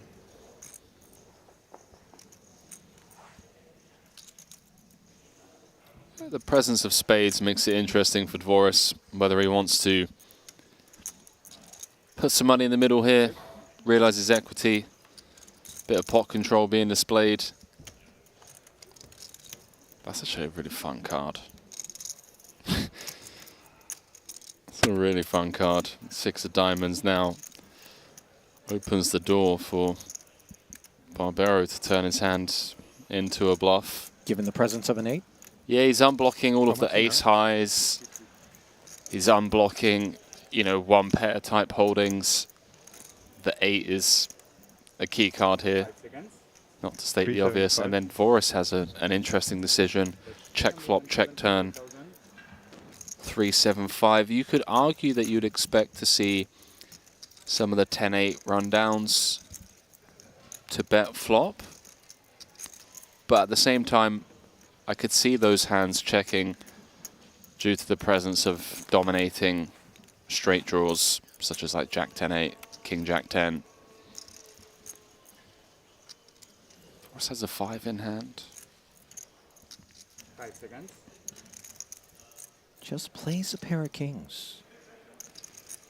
that what she started with? But when we check back twice, obviously we do embolden opposition to maybe get after what they sense is quite a bit less than an overpair. Yeah, precisely. Like, this isn't aces going for a double delayed c-bet, right? So Forrest knows that this bet's meant to be 2-pair or better, and Barbero gets it done. Bravo. It's honestly perhaps the only card in the deck that wins Barbero the pot. Yeah, you mentioned he was drawing dead, but of course we always overlook theft as a path to victory. I was gonna bet. I was like, is it really? Am I really gonna bet -3? Sheffield. No. Sometimes Roma. you've got to bet -3, you know? But Brentford is beating West Ham. Yes, yes. The Beast, they make it back. They were losing 2-1. Oh my God, I have a big bet there. Yes. But I'm losing 1. I'm winning every bet except 1. Fuck.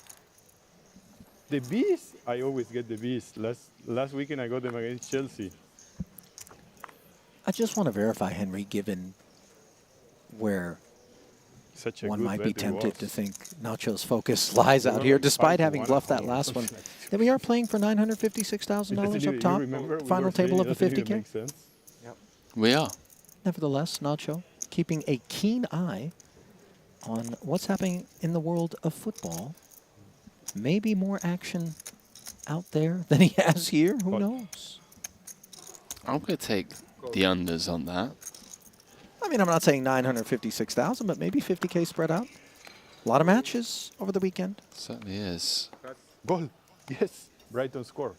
I have both teams to score. You think anyone else cares about what's happening in that Brighton match other than producer James here?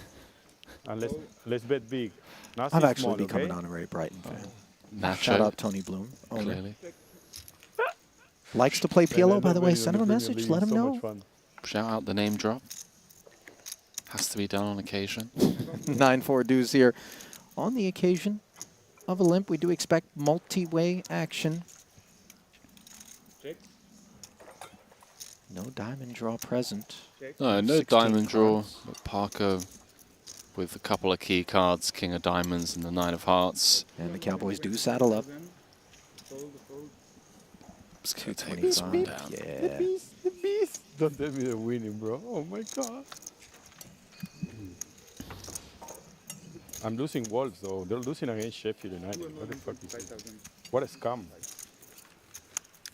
Something smells very good. Omelette? Omelette, yeah.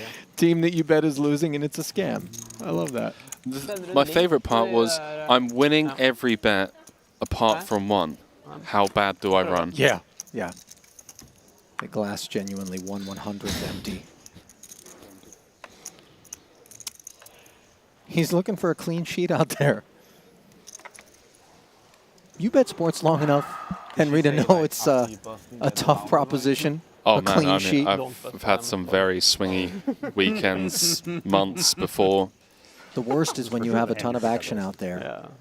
You win the first handful of games, you're thinking, oh yeah, it's going to be a good weekend. And then you go over in the back 2/3 or half. And that doesn't really bother me as much, you know, if I think the bet's good long term and it's plus EV. The thing that really upsets me is like the 97th minute goal, where you're already kind of counting your chickens. You're like, okay, right, that bet's coming in. That bet's coming in. We're like 2-1 up with 2 minutes left. You update the spreadsheet. An hour later, you look back at flash score. It's like, oh, 97th minute penalty. Really? What Okay. are you doing updating the spreadsheet before the I know, final? right? I Absolute mean, fish. you brought it upon yourself in a spot like that, as DeBoris has brought 200,000 out of the hijack forward. King 8-7-7. This isn't exactly premium cuts. It's 200? Double paired with spades. Tang. We'll go mining. The precious metals that he seeks, jacks or fives. but this expedition comes up empty. No top pair and the open-ender for Dvoris. Backdoor diamonds.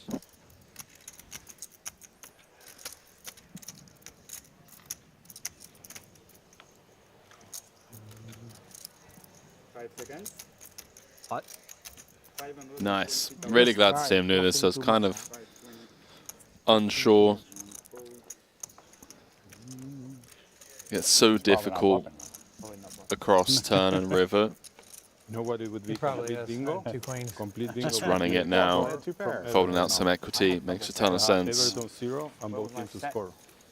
Wasn't I supposed to get a set every three, right? Score now, scoop. Where was it? I scoop, yeah. Now I'm waiting for both teams to score. I'm breaking it. You've had 2 of those. I have Everton 0. You didn't have It a was set. goal by Brighton. No, goal by Brighton. So the next one. What's the set? Yeah, the next one. Are they? What is a set, Harley? Get you into trouble. I don't Sorry? remember. What is what? Or not. A set. They're good. Why? Because we haven't seen them? Wow, they almost scored. No, I just haven't had one myself. What feels like months. Listen, careful what you wish for. Sometimes it is precisely making sets That that is true. gets expensive. Especially in PLO. Especially in PLO. Give me, you know, the nut wrap and a flush draw, and you take your top set. I'll take the wrap. No, I think I've said this story before. One of my favorite PLO little anecdotes involves a massive cash game pot. The king of misclick. Details irrelevant. I didn't misclick, but I am the king of Gentleman misclick. who was somewhat of a whale at the table. Was jammed on, made the call, was shown something like a set, and looked over at the jamming party as we see Lindy with aces potting. Guy looked over and said, "Son, I got no pair, and you can't win." Flush draw, wrap, the whole array. And sure enough, the set was showered. I'm going to have to use that one. Barbero. Kind of coming out, guns blazing. 6-6-5-3 double under the gun, limp calling. I suppose it's a hand that has clarity post unimproved, and unimproved is not how we can describe this. Flops the joint. Ace of hearts in Lindy's hand. Sub 1 SPR, overpair. Can't expect the limp call is going to involve this part of the deck, and he's blocking 2 aces and a 6. Yeah, SPR less than 1. Barbero with the gin flop. Dylan has the ace of hearts in hand as a 6. And this is going to be the all-in by Lindy, and 3%. About as bad this is as it can get. No, I wanted to limp. Yeah, you see Dylan's face there? That's one that's going to be worn by many people I swear on my mom I tried to limp. I who swear read on this my mom hand that history. dies that I tried to limp. How am I going to raise under the gun? Had you folded, I would have been out. And it is official. Did you? I mean, yeah. It's On such the a big turn, hand, Nacho. Lindy. It's a big hand. Yeah, I understand. In a bit of disbelief, understandably, Henry. I had 10, No, 10, I'm king, saying you queen. played it perfect. Bingo. If he didn't limp, I would have been out. 10, 10, king, queen. No, I'm being serious. Oh, wow. Yeah, sick, innit? Look at my stack. 10, 10, Yeah. What did I do wrong? He I thinks I'm limped- messing with you. It's a year of the Nacho. I limp 6-6-5-3 double suited. Yeah, Because great my friend limp, Chris Nacho. Parker is on the big line, and I want to play with him. Exactly. I mean, I had 9-3. I was gonna bet that. Well, Lear not going to let Barbero take that one down without an earful. Lindy remaining quiet as a disappointing performance for those 2 aces. Far from the last time we'll see them be attached to an exit. Shaking his head, taking home $216,000. 171 rather, forgive me, for the 7th place finish. 216 the on-tap payout. That one was quite savage though. It was.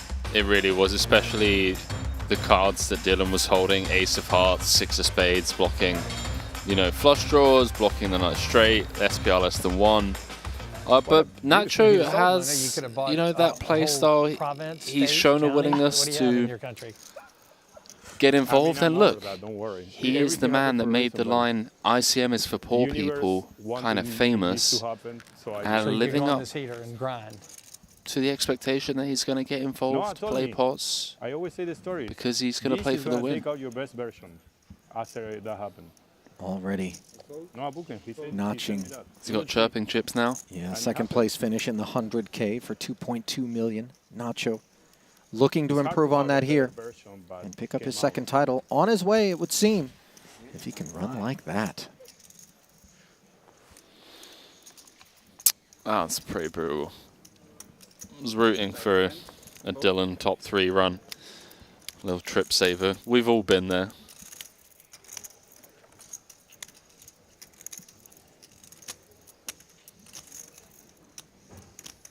You know, one way to avoid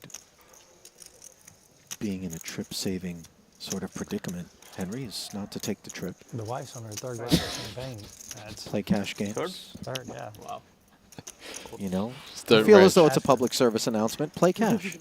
You know, I'm not discouraging anyone from coming out and playing a Triton, but you better be prepared, as Dylan Lindy is every now and again. If you want to go for a dinner or something? Yeah.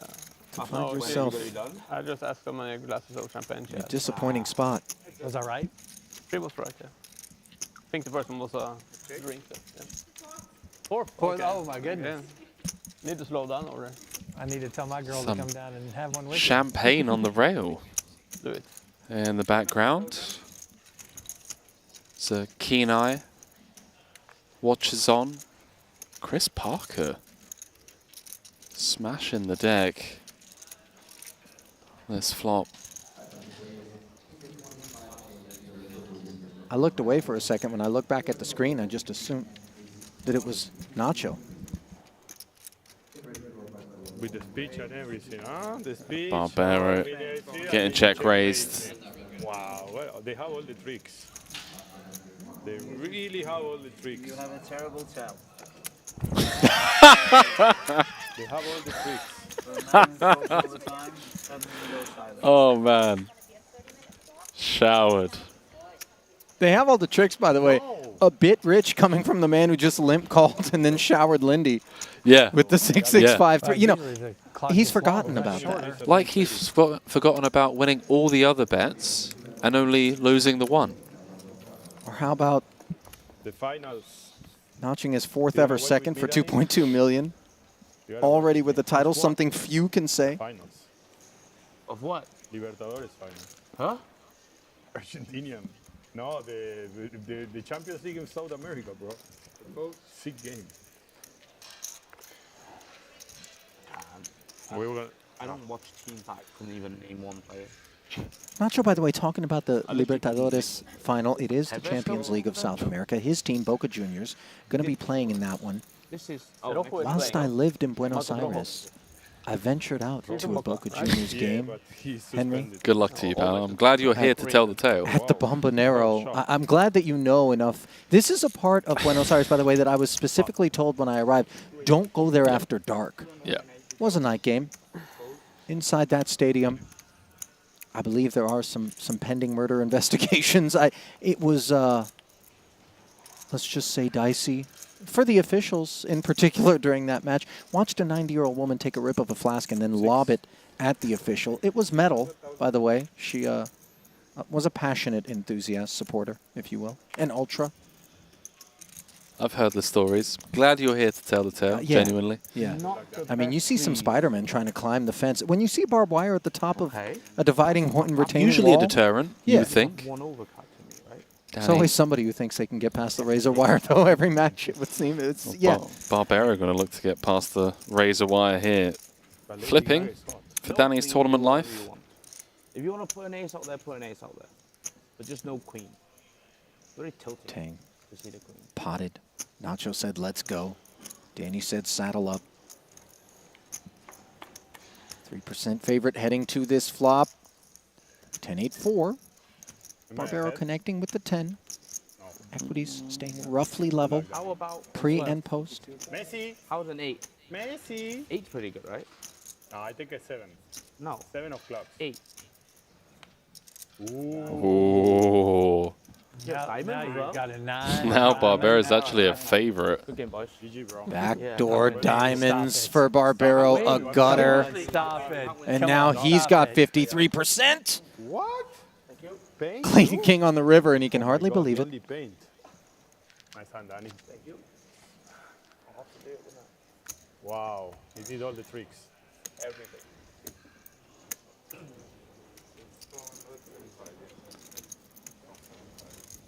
Wow, how do I miss that? The 9, the diamonds, the 10, the 7. What The ace. What a scam.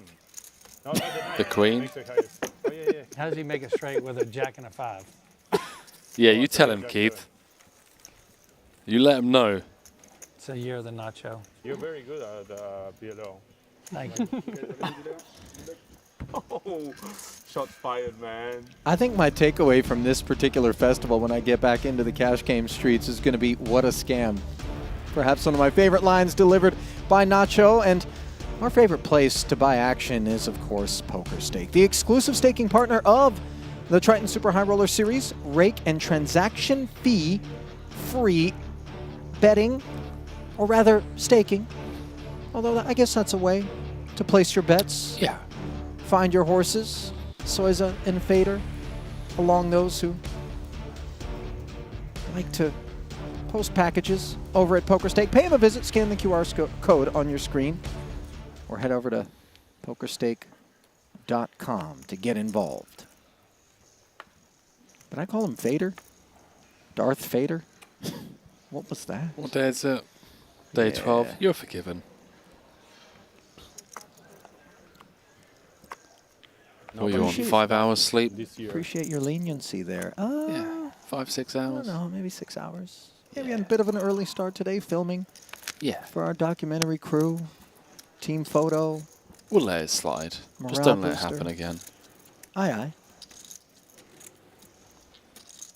Normally we have Randy here to keep us in line, keep us in check. Kind of, you know. The older brother of the operation? Yeah, it's like, you know, do you like your career, Henry? Do you like your career, Ali? If so, pipe down. It's good to have him around. He keeps us in check. We'll count together. Divorce. There it is. Has been keeping this FT in check somewhat, and those that have been at his table en route to it. You love that reply, don't you? Limps in, and a snap pot from the double-suited This is it, kings. Daniel. Lear. Let's do it. Beautiful looking hand. 2.5 to 1 on the call. Damn. I picked up a Can't good even one. limp call.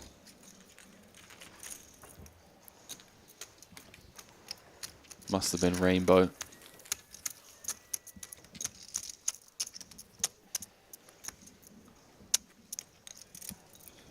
Where were you, Nacho? The double-suited kings Really? with an ace. I had a okay hand as well. Sick. Yeah, it looked like you were going to do something. I would actually Ace, king, attach king, 7, double. my Triton trophy Emergency kings. to the Now I need end the emergency of a aces. broomstick, With this cash, and then I would bring it to the poker room, you know, in the spirit of the great Odin Yeah. of Nordic We should mythology, or perhaps we should cheers. Me and you should do a shot right now, Nacho. Neptune, the underwater god of the seas. Would that be full chest throw of hair on display? I don't know if No? I can actually leave the hedges ungroomed. It could get, Ooh. you know, deep forest. Some HR complaints, perhaps. Yeah. I get it. From some girlfriend complaints, maybe. Keith's going to try and see a cheap flop. Is up against the fellow short stack. Mads, who's going to be happy to run it here. Quite funny, yo. Keith, what are you doing? That's my play. That's my play. Don't steal my play. Yeah. 216,000 him about 4 guaranteed. times, so he got to pay it back. Final 6. Yeah. There was no chance you weren't right in that. I torched that 50. Yeah. Got a diverse field left in the mix. Canada, UK, Argentina, Hong Kong, Yeah, what was that? America, You got all those chips and you just and left? Norway. And I pick up the biggest hand I've had in the last 2 hours? Doesn't need to do anything. You're just going to sit there for the next 20 minutes until you guys have a little fight.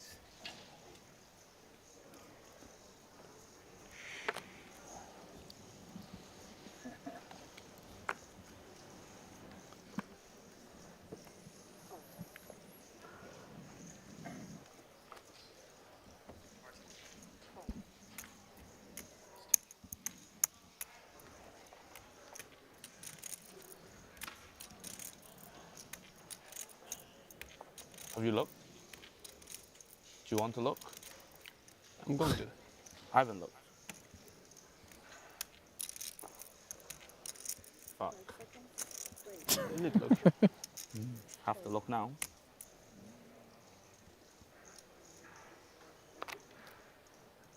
Tang trying to negotiate. Get it in Some there, no Danny, look let's go. action. Not going to happen. Can he do that? One player per round. Can I give him a round of penalty, please? I think Might be good for him. Just rooting you on. I thought. There's a few people on tour that are a bit, you know, borderline with where the line Yeah, should be I'm drawn trying in to- I'm terms trying of to get you verbal to get number jousting. 6. Get in Danny's there and one of gamble. them.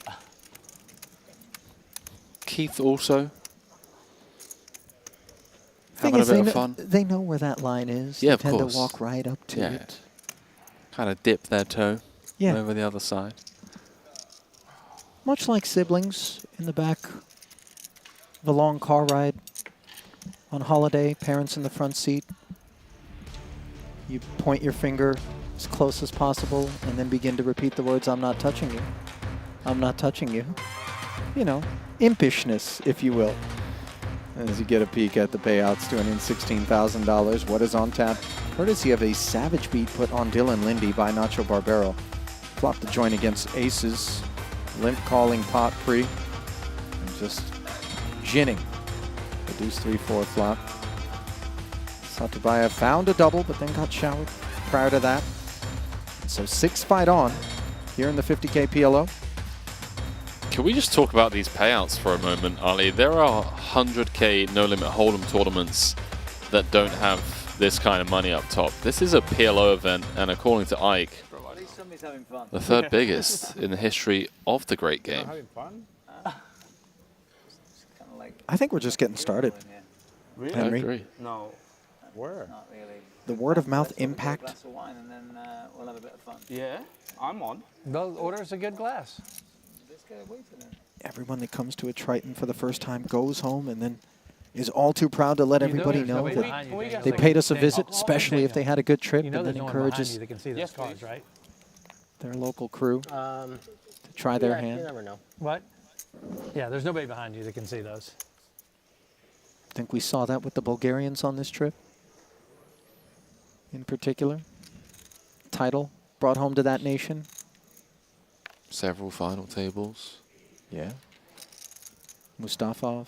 120 Dimov with the euros title, of course. in Wizz Air excess baggage fees. Yeah, that trophy can get a little bit heavy. It, you know, could tip you right on over the max kilogram allotment. Yeah, and Wizz Air don't budge. 250. Well, with as little legroom as you have, you really can't Don't get budge too excited. when it comes Well, to Wizz Air. You know, Wizz in Probably. the I States can still is check. You probably win. how we describe going #1, just for what it's worth. Ace, Queen, 9, couple of Ace, Kings. Currently in the lead, but just look at Chris Parker. His open-ender with the Queen, 38% equity. It's 38% if he gets to see turns and rivers, which he really shouldn't. No backdoor 275. flush. could argue that all of his 2 pair outs are dead. Trip outs could be dead. So drawing pretty thin against the made hand. Danny's actually in pretty rough shape here. He's gonna run it, and Dvoris kind of has a decent free roll. Heads up.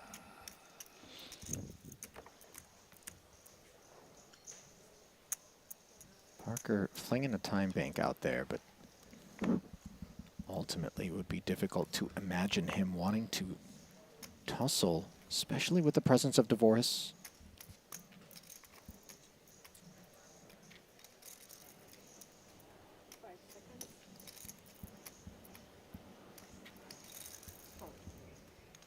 Lack of a club out there, obviously an issue as well. So out of there is Parker, and Dvoris will give Tang a spin. Not the first time Danny has gotten his chips into the middle. They do rate to chop it. Yeah, but look how much of a free roll favorite Daniel Dvoris actually is here. 24%. That's pretty significant in PLO. Any 10, any 3, any jack, backdoor spades. Oh. And somehow, as you talk about all of the advantage that Dvoris has, a 6 works its way to the turn, and none of those needed outs Danny can do it. for Dvoris. Wow. Hitting Well, the I was about to river. tell you, I had 2 Tang 6 will double through the chip leader. There's been so much talk of Ike, Brewer, the year of the Nacho. Is it official, Ali? Can we just announce what it is?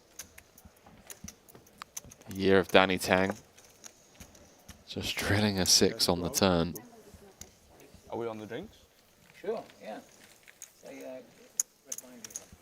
Oh, we're on the drinks. That's the question. Yeah. Everyone on? Being asked from Danny. On? Oh, no, Nacho? No. Oh, Nacho. Okay. 4 glasses of red wine, please. Yes, please. Maybe I drink 1. 4 glasses of red wine being delivered.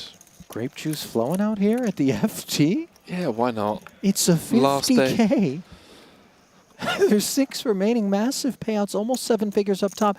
But let's crack a bottle, boys, shall we?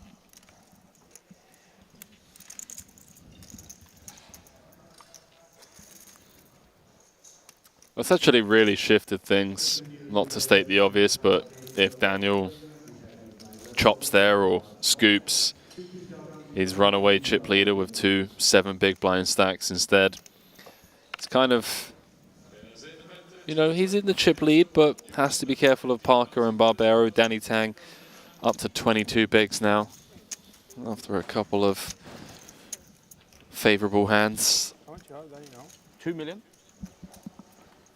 Tang, Barbero, and Parker, 2.1. respectively, among those who are dissuaded from getting, as I say this, we see both Danny opening and then Barbero potting behind him, from getting involved in the pots just in consideration of the fact that there's a couple of 7 big blind stacks out there and Dvoris is the chip leader who threatens them.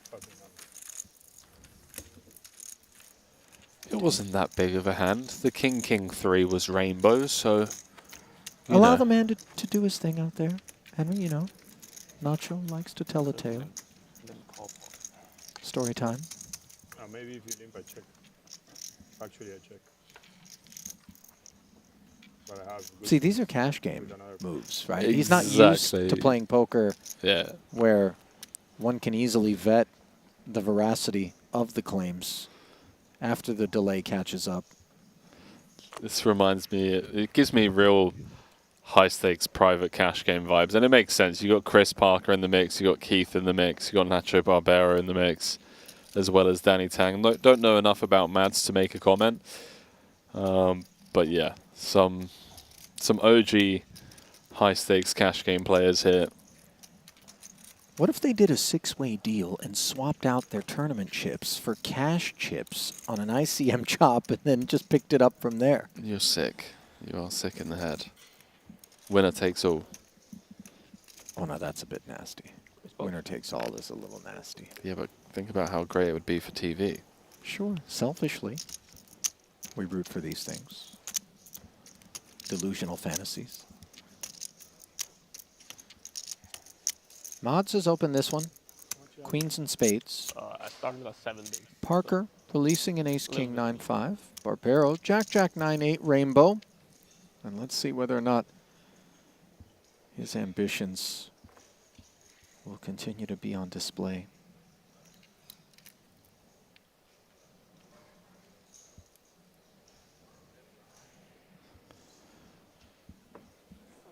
Don't know if you touched upon the fact that we crossed the 100k follower mark, Ali, over on Triton Poker Twitch channel.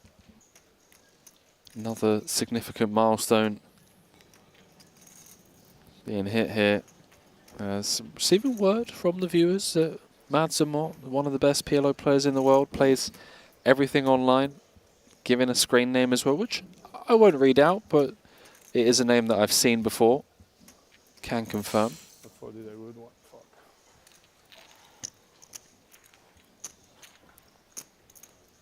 Yeah, he's certainly looked every bit the boss that's embroidered on that zip-up.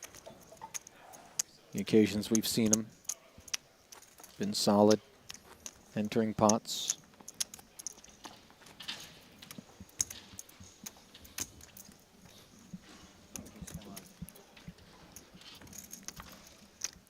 Wonder how he would do at a Norwegian belly flop championship, though. That's the real question. Reigning champion. No shot. I mean, he probably has the advantage just courtesy of being Norwegian. You know, that's their sport, duds, diving. But I gotta wait. What are these next stops when we're, you know, within a direct flight of Oslo?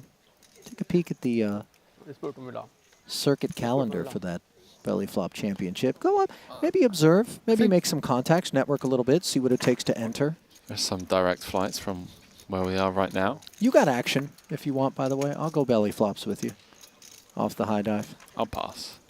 I've done it once before, almost broke my back, and won't ever be doing it again. Guess you went a little bit too hard at the sport, did you?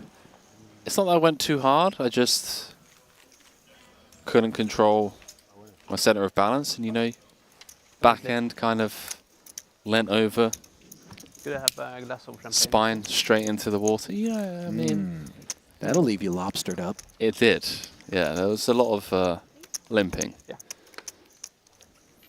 For the days that followed. When you got back to Phuket, everyone was like, "Where'd you get the sunburn?" You're like, "No, no, no.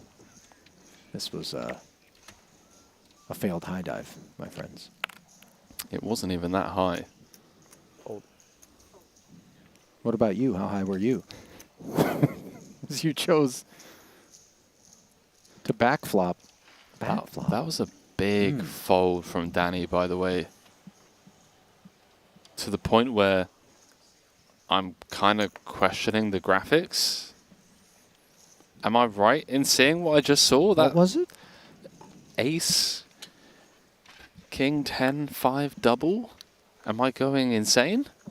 Well, or was that the previous hand? Remember Keith Lear, 5 bigs. Mats Omot, All right, previous hand. 10 bigs. Danny, kind of in that mid-pack spot. Pay jumps to be realized via patience, potentially. We see Mats in the big, a 7-5-3 with dusty spades, not enough, and Parker able to get one through. Should be targeting the smaller stacks when they're in the blinds, just given how much he's got in front of him. 3 million plus. Yeah, I think Mads is now the obvious handcuff. Can't really do anything with Keith on 5 bigs. Difference between 6th and 5th. Better part of $60,000, 61K to be exact.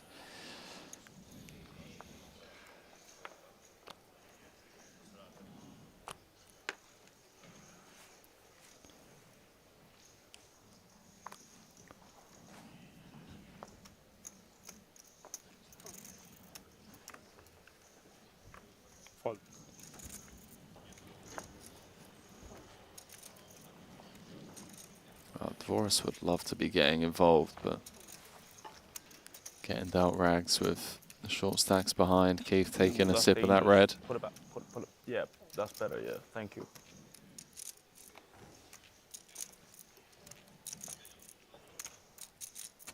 Are we running it? Maybe. Yeah. But that didn't work, did it? I haven't looked. So. Yeah, exciting to see them. Mods.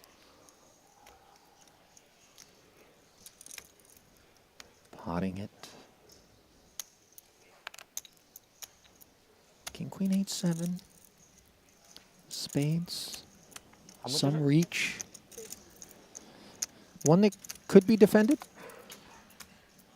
It's got 2 Hold'em hands. We're playing PLO.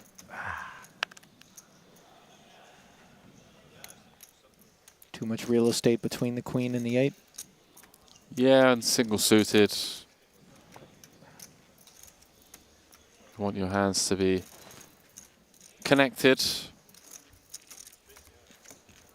Not running it, sorry. Danny does agree. Letting it go, and those are big pickups. Danny, you done with that? For mods. No. You eat very slow. Trying to keep some distance between himself and the shortest of stacks, Keith Lear. Nej, How's the wine? Is it good? erase on And the wine is flowing, officially. Is the table in your way? Chris Is Parker. the table in your way? Lips wet. Imbibing. Nacho likes a nice glass of wine too, by the way.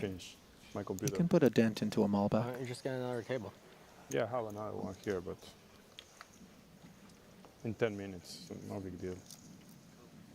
You get beer? No, no, no. It's on you, by the way. I know.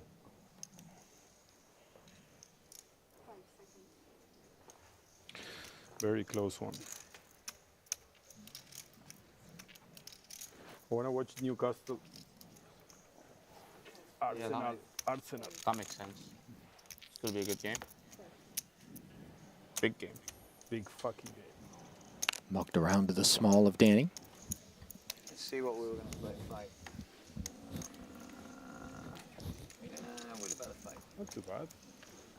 I think worse hands on the big line. Sorry. Oh my god.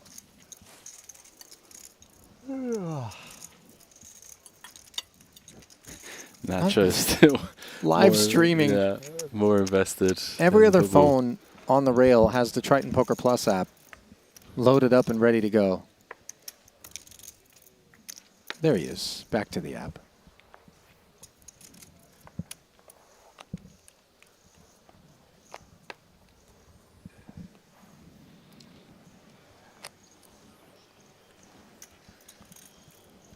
It's getting a bit cagey out there. Daniel was running away with it until that 6 rolled off for Danny Tang. Now he's got to proceed with caution. The presence of Chris Parker and Barbero on 33, 35 bigs. To his 39. You see the 10 bigs of mods announcing pot. Queen, queen, jack 4. Oh, that's a pretty looking hand. 10, 8, 7, 6. Double. Gonna see a flop. We're gonna be running it a decent amount of the time. 850 out there, 605 back. Drum roll, please. Oh, 4, BF. 5, 8. Club draw and the nuts. Barbero checks it over. And mods says all in. Again? Oh, I'm dead, I'm dead. The nuts with the fucking redraw. Ute, Margrethe.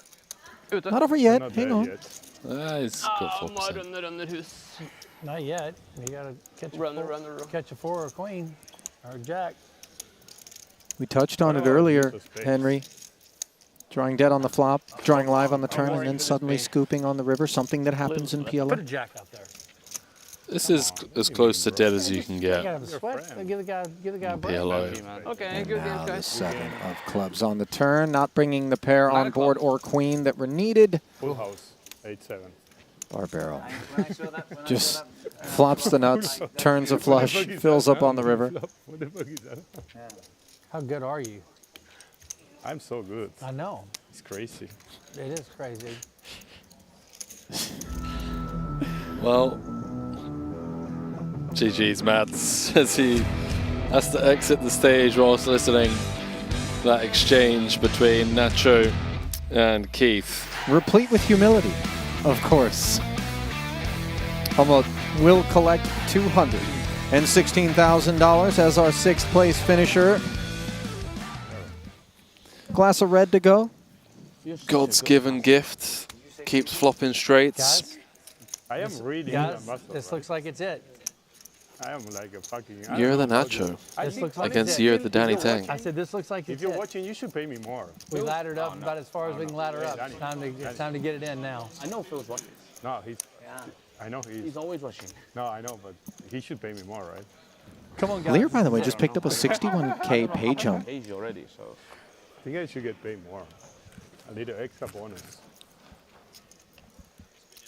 Well, I guess it's not it. shout out to Nagy, and if he is listening, perhaps renegotiations on the contract of Barbaro of 2024. 67,000, the next pay jump between 5th and 4th, 277K, Alright, the on-tap me payout, and 344 for Oxford, 4th. I'm gonna limp. You guys are probably staying in chips then. Barbaro, by the way, now the overall chip lead with 5 left. Devoris, second behind him. No, that's not. It's not updated. Check, check, pre, and both players flopping a 10. Devoris with the king kicker. Check.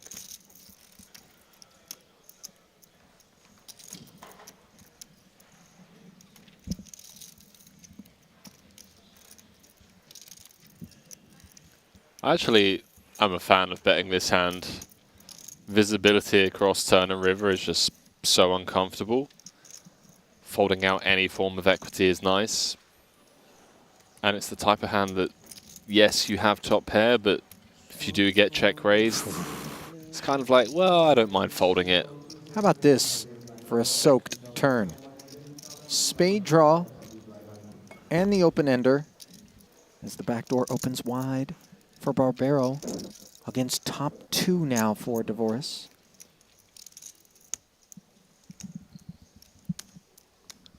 Does kind of block himself. 3 spades in hand.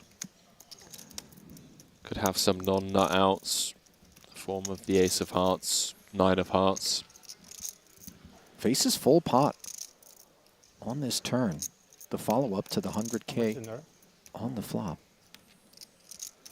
Yeah, it makes sense. This is the size we want to go with this hand. We want to deny as much equity as possible. And once Nacho makes this call, we do fear at least one of these flush draws. As the heart comes in on the end, not the suit that Nacho wanted, does make 10s and 5s. Yeah, it's a weird one because he has showdown now, but he also has a good hand to kind of bluff with. That Queen of Hearts.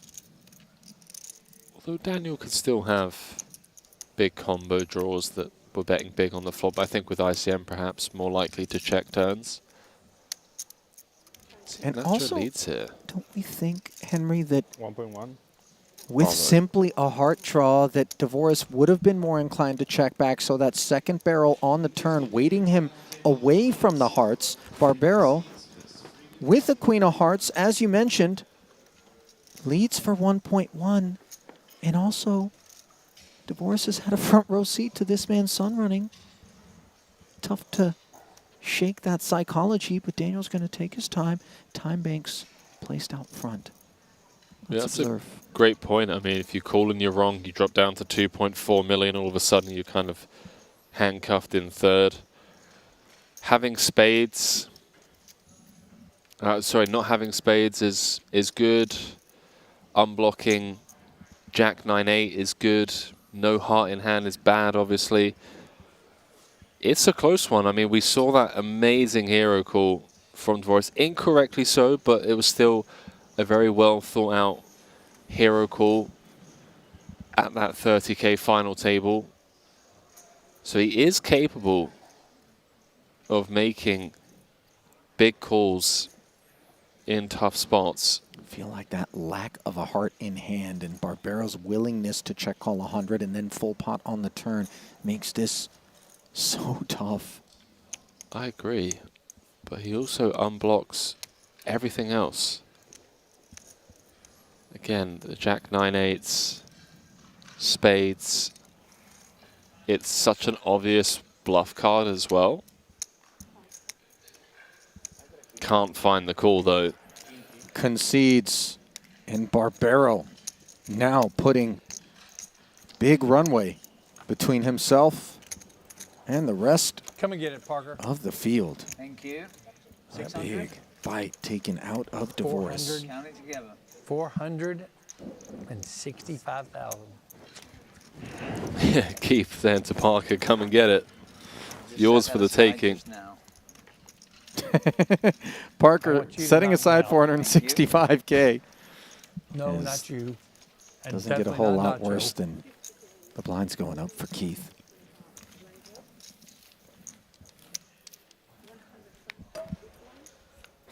Oh, 250. Really annoying couple of orbits for Dvoris. Had Danny on the ropes, drawing to 2 outs. Then playing this big hand against Barbero. What could have been? So there is a look at the new clear chip leader, Barbero. Was there prior to that exchange, but the distance was far tighter. Now 13 bigs apart. And the ICM could definitely come into play here.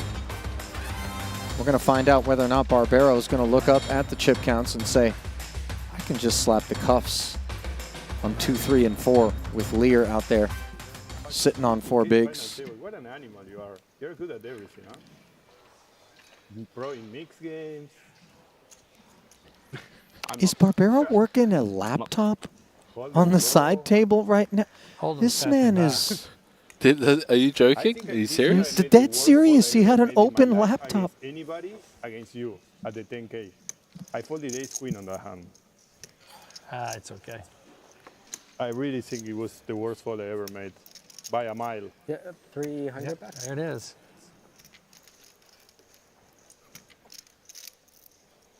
Nacho, Or king queen. What naturally, did I have? I don't even know. reflecting on a hand that happened years ago. Rent-free in his mind are many people.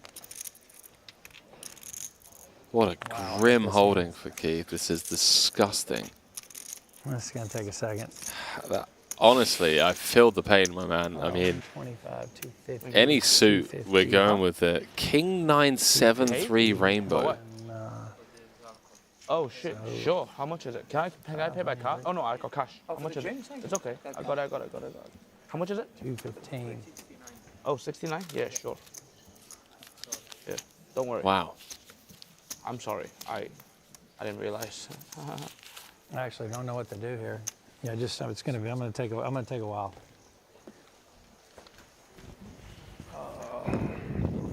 So he has to put 50 in the next hand.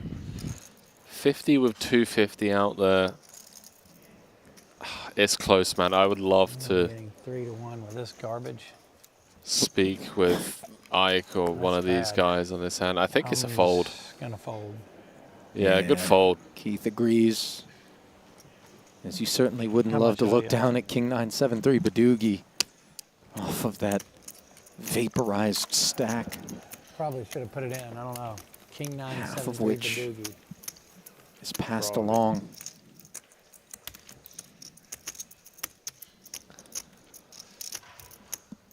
So now we're in the small blind, 215,000. You had me crash. I had 6, 7, used 3. Yeah, but I 50 wasn't out against there. you, unfortunately. I was against Daniel.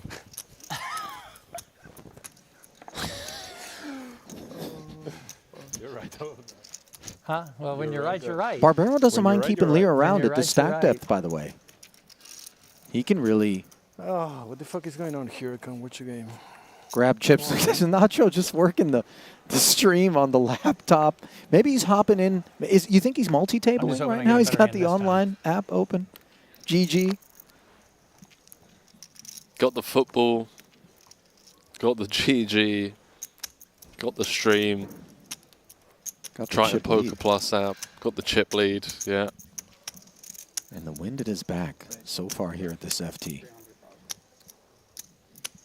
Parker will try his luck. That one easy to walk away from. Trinacho. Let's go. Line it up. Oh. Obviously, we hate the third ace, and we hate not having any suits, but with just 2 big blinds, Keith will very much take this one. Parker folded? Oh, no. Danny folded? Look at him circling. Look at him circling. Queen Jack 9-3 Here they come. double. Oh, he For called Danny. too. Oh, no. And we will play a side Triple pot. up. 170 in the side. 170 active between Tang and Parker. 770 in the middle that Keith will be fighting for. Money on the side. Perhaps a battle between Tang and Parker. Deuce, deuce, deuce. For These two Nacho. hands could collide. The Queen Jack 9, 10, 9, 8. Queen in the window. 7 and a king joining with diamonds. Nobody has the flush draw. Tang with queens. GG's. Parker now with 10s and 7s. Lear drawing dead. Unbeknownst to him, the Jack 9 for Tang. Making the king high straight.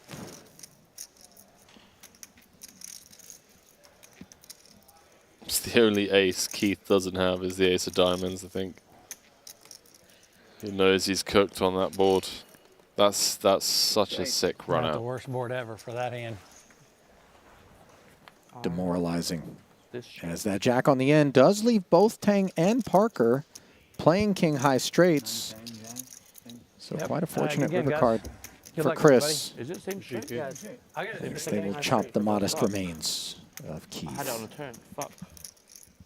Can't play the ace 9. Should have bet it. GG, Keith. Never really got anything going here at this FT. Henry just bled out, but obviously laddered up in the process, ultimately finishing in 5th. Yeah, I would have loved to have seen him spin up to like a 30 big blind stack, but shown us he knows how to get it done in a PLO event, second cash at a Triton series, and second time cashing in a PLO event.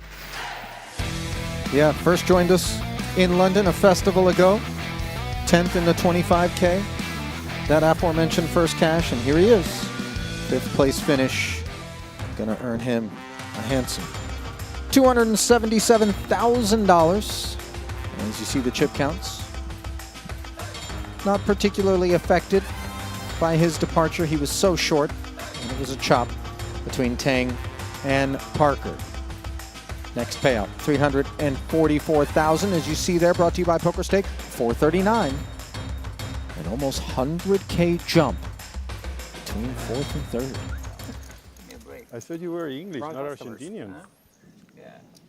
All right. Now I said I was going to come second.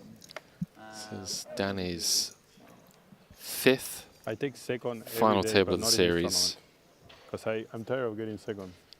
8 events played. That is insane to just say that out loud. I mean, already hauled over 4 million this trip, plus what he's guaranteed here, and a title. I want to finish first or third. Not You second. bat anywhere over 300, you're in the conversation for the crown Okay. in baseball. Win is a win.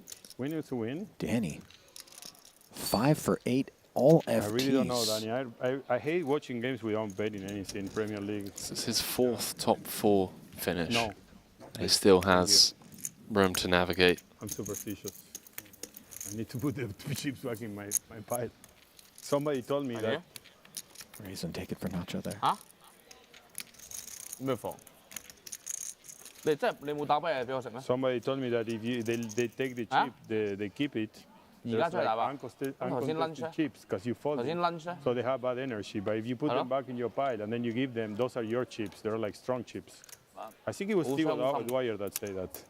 Shaman O'Dwyer, obviously. palm reader 好傷心。 The man to discuss such things with.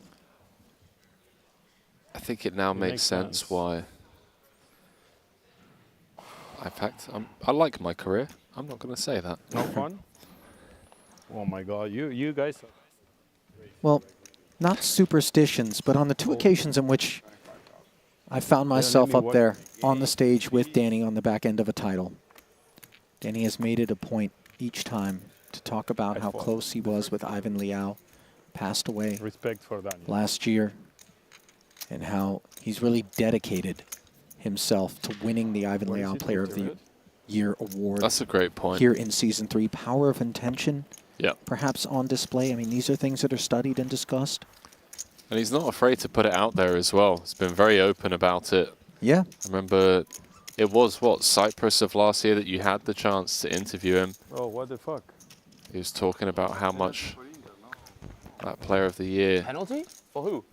leaderboard means to him. And how much just maybe making Ivan proud also means to him, as Liao was a big believer in Danny's talents, a big supporter. And Danny has probably one of the biggest rails of anybody here at Triton. A few of them more betting. missing in action right now, byproduct of some late night shenanigans. Right. But perhaps he gets himself heads up. They're gonna roll out of bed. Yeah. They're not here just yet. Maybe they don't want to jinx things, you know. Kiat Lee, Lun Lun, Punat Punsri, Webster Lim, ever present in Danny's corner. Barbero present in this pot, courtesy of a limp. Dvoris wags his finger, and that'll be that. Nacho happy to flip his attention back over to whatever football match is that he's watching. You ever see the movie Nacho Libre, Henry? Can't say I have, Ali. It's a Any problem. good? I think it's one of those movies that the more I watched it, the funnier it got. Life Aquatic with Steve Zissou, also among those types of films. Kind of a, you know, you gotta appreciate it. You know, you miss things first pass. You just, each time you rewatch, you find things that get funnier. Adam Sandler's Waterboy. Oh, fantastic. That one was great. But for me, Billy Madison and Happy Gilmore just stand alone as the funniest of Adam's work. Yeah. Spanglish, by the way, and Punch Drunk Love, a couple of overlooked dramas that he was involved in. And, of course, Uncut Gems was just absolutely fantastic. Do rate Sandler. Loves poker as well. Loves making flops, too. I mean, not all the films that he's been involved in have been great, but, you know, respect to Adam Sandler. Been at it a long time. They can't all be winners. Barbero. Queen Jack 9-3. His ambitions from the button on display. And again, Dvoris wagging his finger. Aces. This should be quick release for Danny. What's happening here? Is there an end of the level, perhaps? Coming up, wants to make it to break on the button. That's the thing that would make sense. Certainly the hand isn't what he's thinking about right now. I'm genuinely confused at this tank, Ali. Is there any reasons that come to mind for you? The only thing, and it's just courtesy of your speculations, would have been trying to avoid coming into a big blind at a increase. But then stalling would be against, right? Like snap folding would have been the faster or the better way to go about that. Let the big blind pass him, right? No, he was in the big blind. Okay, so then maybe try to get things moving faster in that spot, go to the small blind, and then maybe not get to the blind. And by the way, it's not even clear whether or not we're coming up. No, we're not. We're 13 minutes away, which is so what makes it all the more confusing. Maybe just wants to make them think that he had like a legit decision or something. I don't know. I'll have to ask him. Or don't. Let him do whatever he wants. 5-time champ. Barbero, the most durable of the opens that we've seen here. Ace 10, 10, 6 double. We await Parker's response.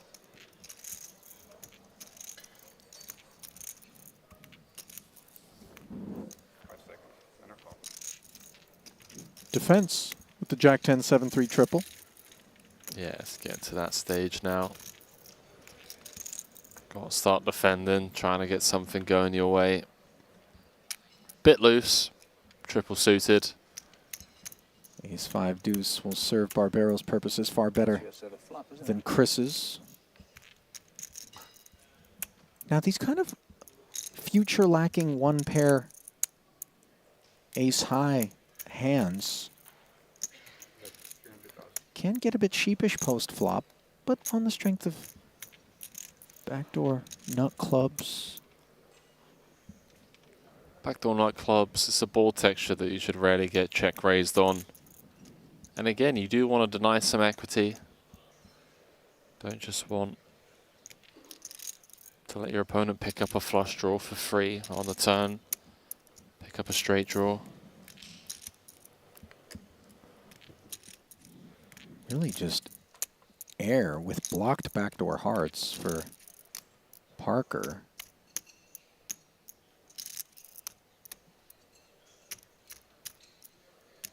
I mean, could be considering that Barbero should be opening high frequencies with a wide range. Maybe he thinks he can just stone bluff at this. I'm very confused now at the use of timebanks. I feel like there's something that we're unaware of. Because Danny's tank out the small was really peculiar. And now we have this. I don't know, thinking of doing something maybe with 3. I'm confused. Back-to-back tanks in those 2 spots. Yeah, it's not like one of those coupons that we keep in the drawer with an expiration date. Maybe you're not in the mood for Mexican, but the Chipotle BOGO deal expiring, so you decide, let's have burritos tonight. Those time banks won't get taken away. No expiration. You don't have to use them. Especially not in the spots that we observe them being used. Final table. How many editions? 5. 5? You got any coupons out in Phuket? Promo codes, Henry? No shame in it. I do. Mind the pennies and... Henry 2023 at checkout. Natuan Pool Access Hotel. Give it a go. We'll give you 15% off. Are you shilling as a... You asked me if I got any coupon codes. I wasn't referring to your hotel. By the way, those that don't know, Henry is a proprietor out there in Phuket of a lovely little... Can't even call it a boutique hotel. Many rooms on offer out there. We're trying. Danny with the ace 10, 8, 5. Triple, letting it go. Is there a poker table on property at your hotel? No Henry? comment. Okay. Poker's not legal in Thailand. Could have just been furniture. King 4-4. Divorce. Strangling. I'm really confused about those 2 tanks. it's really thrown me off because it's not the blind level increase. So what else is it? I have no idea.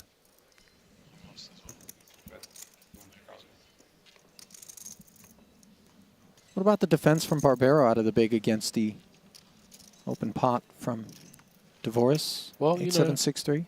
Barbero likes flopping straights, as he has with similar holdings. Dvoris just quietly Ladies and gentlemen, getting it done, retaking the chip player of the lead. year. How come anybody catch you? How many more stops? 2 more. 2 more? Yeah, that's it. Everyone can catch me. It's over. 2 more stops. Nacho, ready to place the crown atop Danny's head already, just 2 stops in. You're up there, right? Of our 4 slated for Season 3. Well, by a lot. He's the In best. terms of player of the festival, though, it would seem locked up. The only one that can stop him is sometimes in final tables is me. The rest they can't. I stopped him 2 times, otherwise it would have been like... He stopped me 2 times for real. And And he doesn't even go on to win it. It's so sick. I stopped him 3rd and 5th? No, 4th. Oh, you finished? No, you finished 5th. On the 200K, or 6th. 6, right? Barbero, apparently Danny's nemesis. So you have a hand, in terms huh? of all those FTs that he didn't win. Is that a limp? Nacho, the man that ended the run on at least a couple of occasions. Both going for player of the year in the GPI rankings. There's only one player of the year we're worried about, and it's Ivan Liaus here at Triton.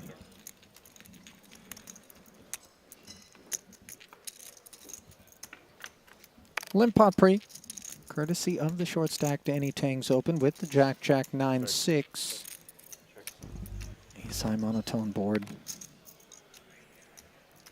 Really not much to speak of. Couple of wheel gutties for Barbero and Dvoris. 2 checks in front of Danny. Can he still rep an ace in a spot like this as a limp open?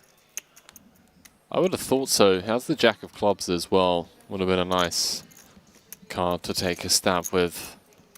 His check delivers an open ender to his doorstep. Barbero connecting with the 8.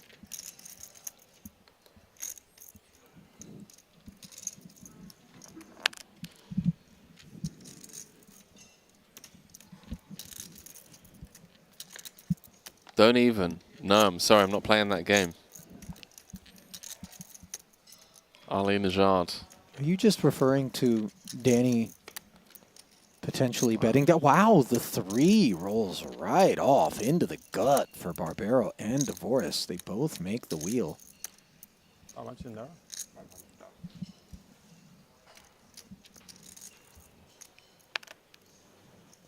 Barbero wants to do here. Yeah, it's going to come with half pot.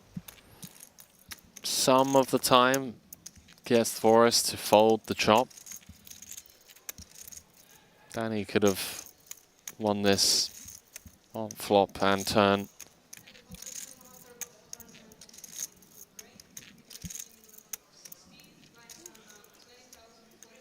Would have liked to have seen a bet on the turn once facing 2 checks, as he has equity against 2 pairs, has equity against 6-5.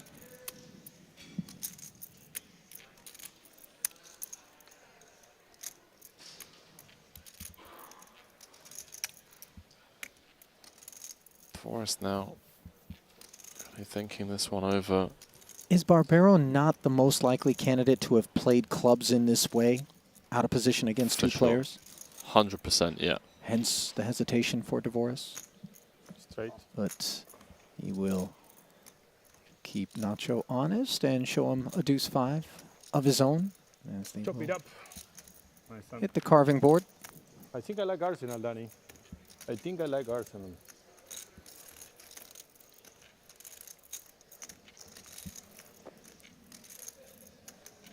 Well, Dvoris and Barbero tied for the chip lead. Barbero and Tang tied for biggest football fans on the Triton Super High Roller Series. Perhaps always engaged.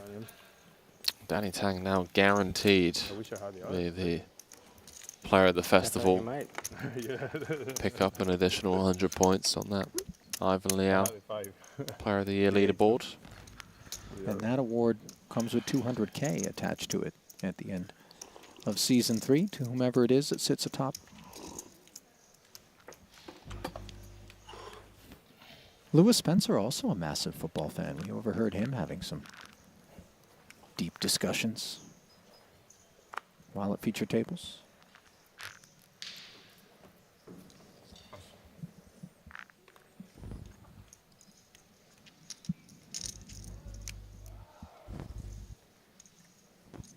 What's the pot? 425. 425. Raise 425,000.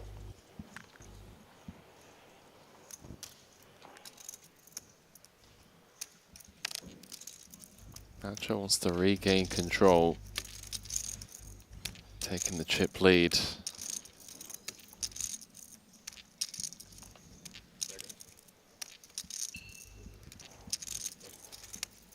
$425.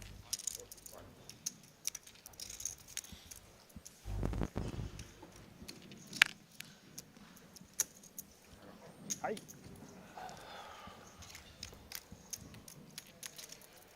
Danny.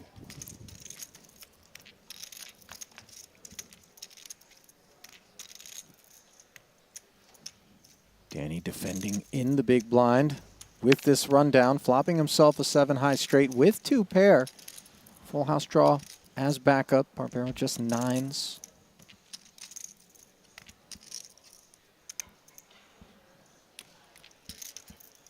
Sub 1 SPR.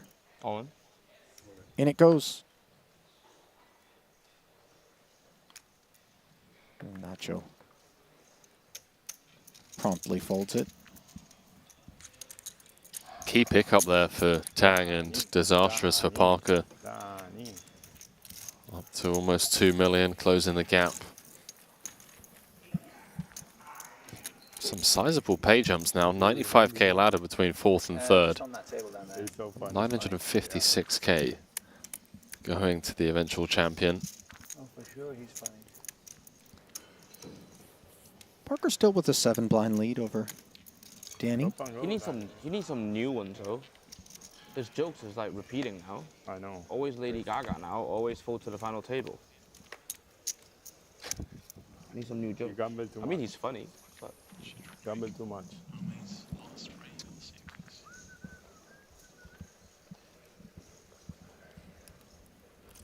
340.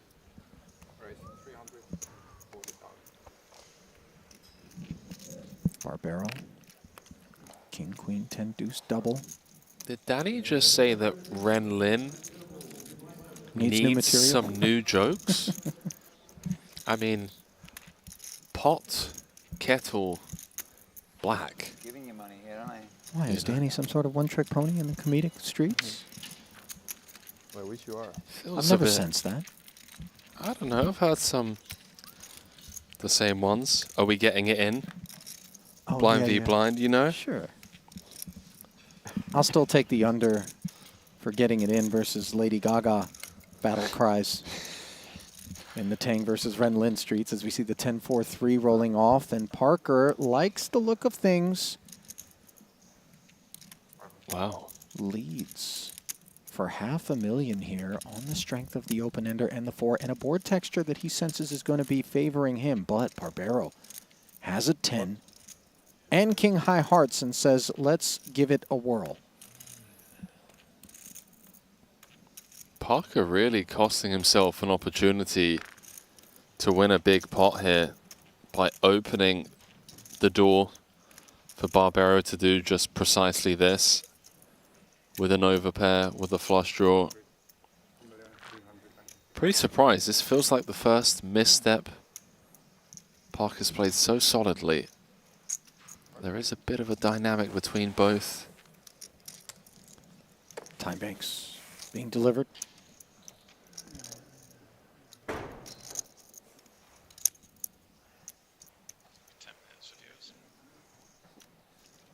Parker just can't call now, even with 35% equity. Hand just has to hit the mark. Would have loved to have seen a turn.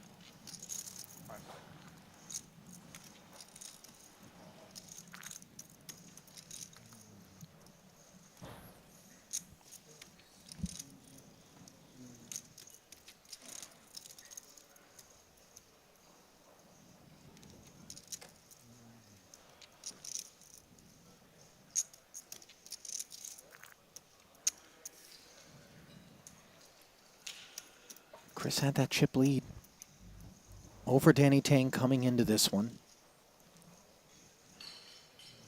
Wow. How'd you crush? And it is one that is evaporating. Top pair and a flush draw. I had 5-6. Parker does find the fold.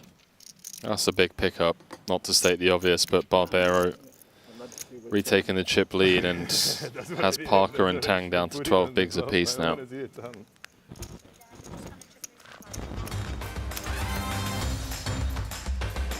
So it is Barbero and Dvoris neck and neck up toward the top of the chip counts. Same story toward the bottom after Parker passes a $500,000 post flop over to Nacho, coupled with the 340 invested pre after Barbero opened that one. Blinds will be headed up to 75 and 150,000 as you get a look at those chip counts.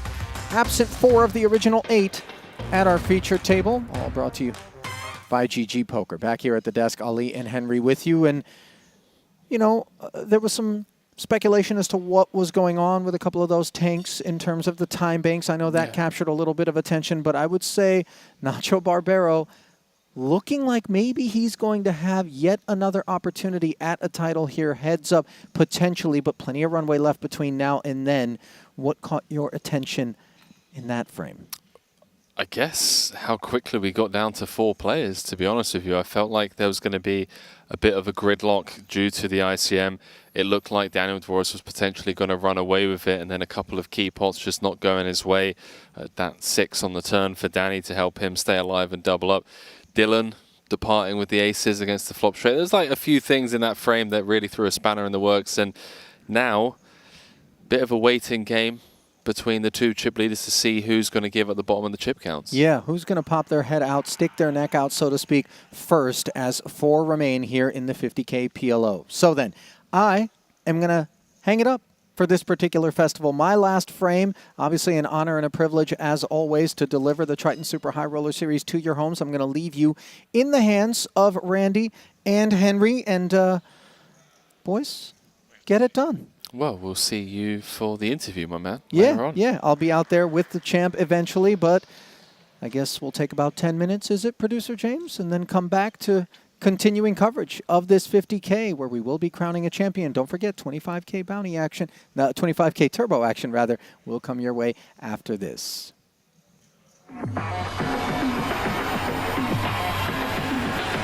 GG Poker. Wow, so many players. This is a crazy thing to do. GG Poker broke the Guinness World Record. Welcome to the World Series of Poker, the biggest poker site. Larger than all other GG Poker. Traffic reaches all-time high. Jump, jump, jump, jump! No way!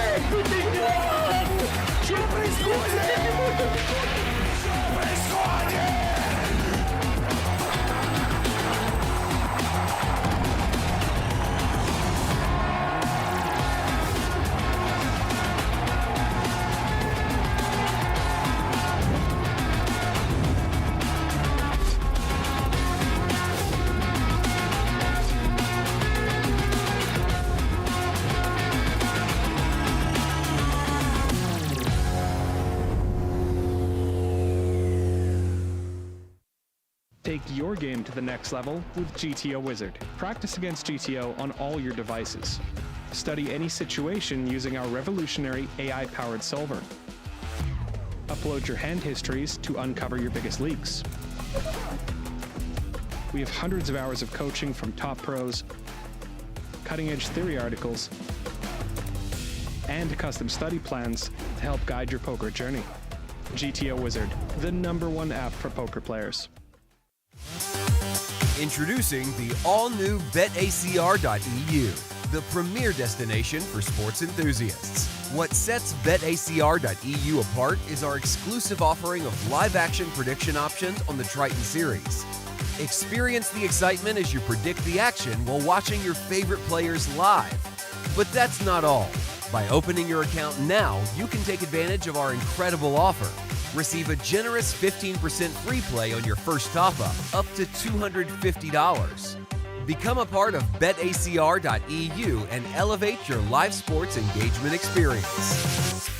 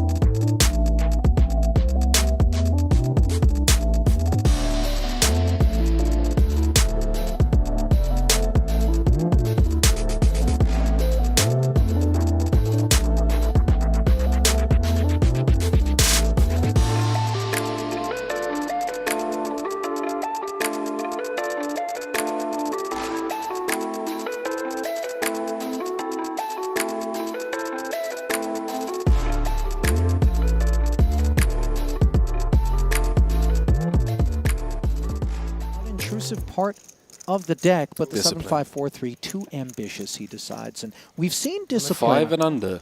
Cards 5 and under really just don't perform well multi-way, Ali. Recognizing that. 10-5 deuce. Lear would have had an open ender and a pair of fives, but just look at Satubayev.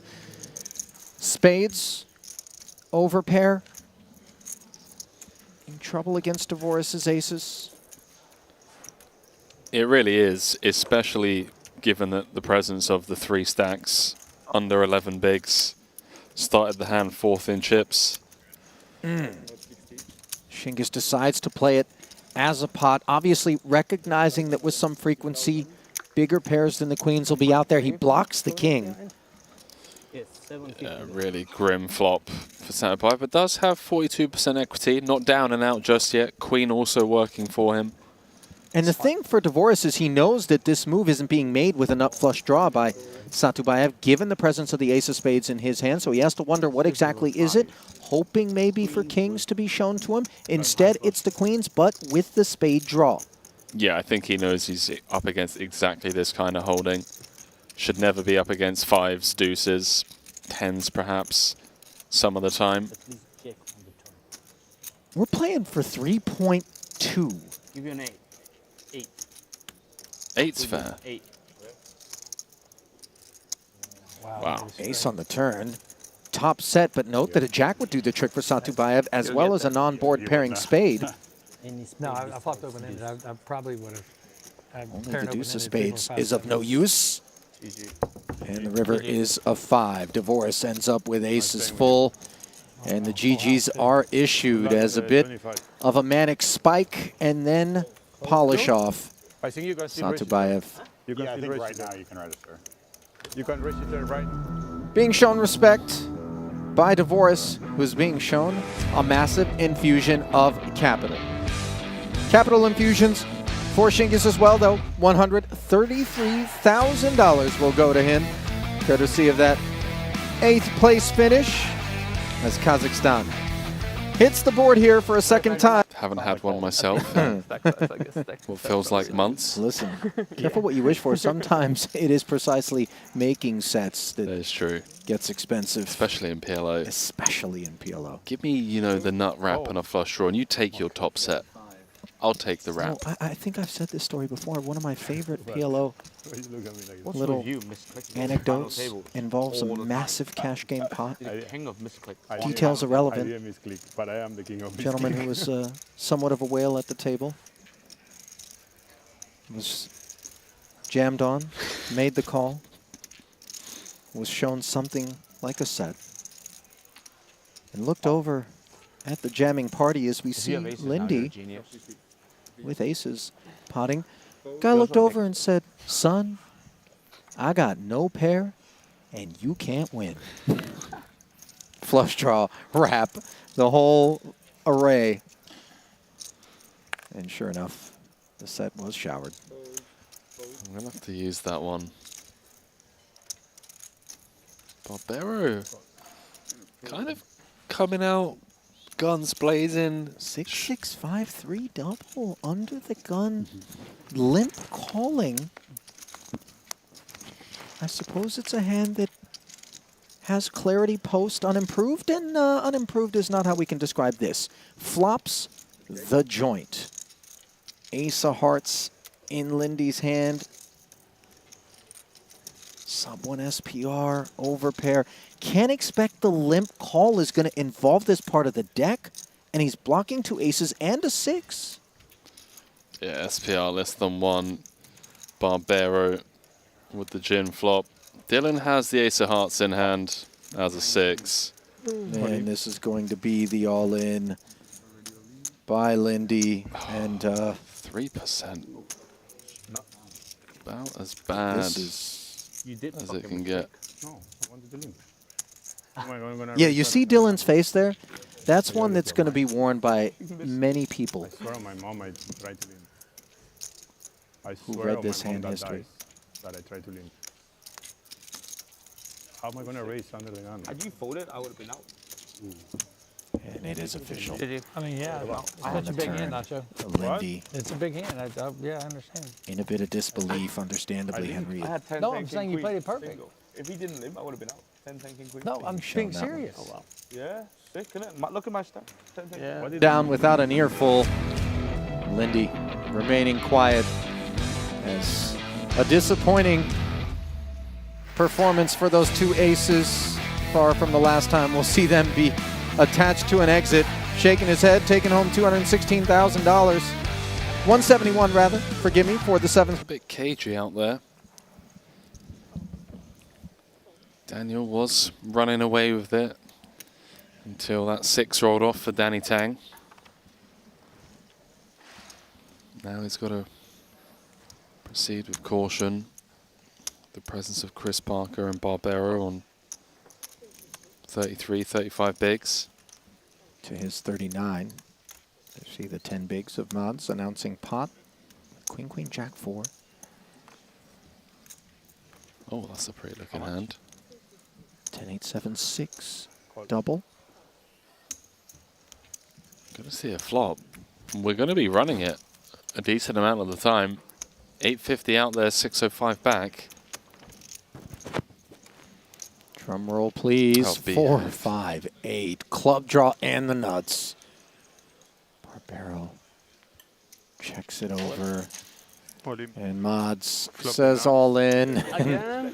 Oh, I'm dead. The nuts with the fucking redraw. Ute, Margrethe. Ute. Not over yet. Hang on. It's good Må runner hus. Not yet. You gotta catch Runner. catch a 4 or a queen or a jack. We touched on it earlier, Henry.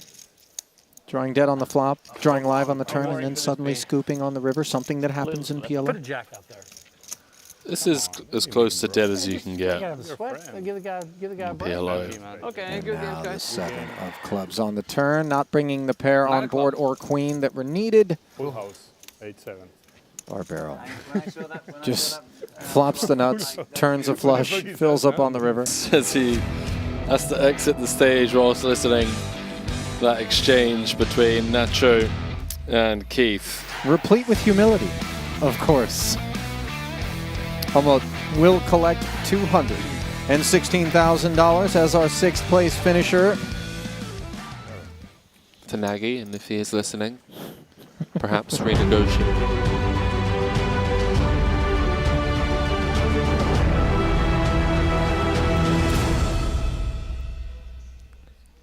$956,000 is what these final 4 players are playing for. Almost unheard of in a PLO tournament, especially in a 50K. All currently guaranteed $344,000 as we welcome Randy Liu back into the equation, stepping in for Ali Najad Randy, four-handed, a place that we didn't perhaps expect to be at this moment in time, but with a couple of monster flops of Barbero, dispatching of a couple of players by flopping straights, we find ourselves with Nacho in the hunt for title number 2 of the year, and we got Danny Tang in the hunt for title number 6. Yeah, and Danny Tang just final table the last event as well. But if you're looking at these final 4, you might be thinking this is a No Limit Hold'em event, but we are playing the 4-card streets, and they are at the top of the chip counts, and also joined by Chris Parker, came out here for the PLO. Yeah, Chris Parker venturing out to Monte-Carlo, getting involved, guaranteed at least 4th place money here. Danny Tang, as you mentioned, final tabling back-to-back PLO events, as has Daniel Dvoris, who already had a couple of PLO results on his Triton track record, so certainly someone to keep an eye on, as he clearly knows his way around a PLO game. And Nacho Barbero, someone that's known for getting involved in the high-stakes cash game streets as well. So a lot of experience. You mentioned that typically coming in the 2-card streets, but now, you know, our attention to these guys with some 4-card fun. I'm super excited, right? Like you said, 950 some odd K for a first, and this is the end, the final day. Is the penultimate event of the series, Randy, as we wind things down. Is it going to be a Danny Tang upset, taking home title number 6 as we throw it down to the main stage? Because he would love nothing more than to overtake Jason Kuhn on 5 titles in a calendar year. They're both currently tied with 5. But Danny Tang looking for number 6. Dvoris looking for a second. Barbero looking for a second. Parker looking to pick up his first. His first venturing out to a Triton series. All guaranteed 344,000 as Ali Najad bid us farewell in the booth, his final frame, curtain call, if you will. Massive shout out to Ali for kind of, you know, holding down the fort for the most part. Sometimes has to get brought back in a sensible fashion by you, Randy, on the most part, just keeping him in check, making sure he doesn't step too far look, over I the line. was on the side, and I heard you cracking up really hard. I'm not sure what happened earlier, but you know, is it good that Ali's gone, or was it something you happened to be a part of? Whenever they give Ali and myself the reins for a frame or two, we can't control ourselves, to be perfectly honest with you. And sometimes we poke the bear a bit, as Danny. Oh, 2 kings and a suited queen. Gonna take the spot. It's been fearless. Has been fearless. Especially in four-handed, they're going to be, the short stack's got to get in what they can, and Daniel's been opening a lot with that big stack.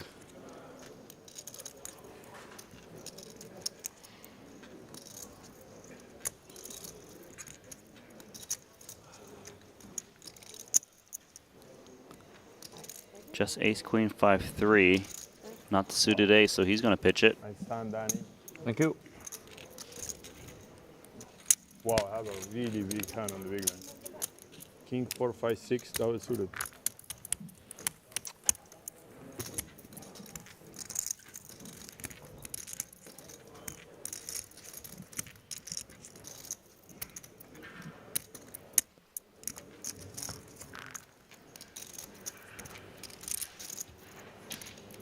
What happened to Lisandro? Where he's out? Separating the gap a bit. Lisandro Martinez? Yeah. He had a surgery, didn't he? On his shoulder or something. Oh. Between himself and Chris Parker with that pickup.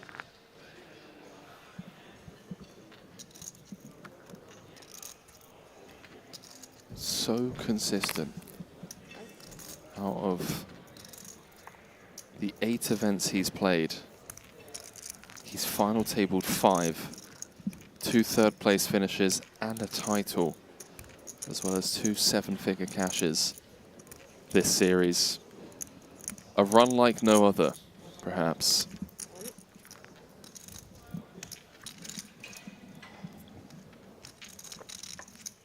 Oh, Dvoris got pocket aces. Parker limped the button with a lot of intention to at least limp call pre.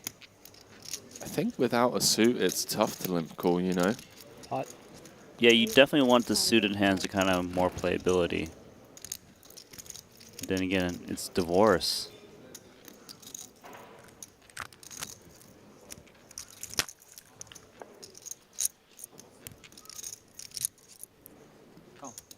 Fold.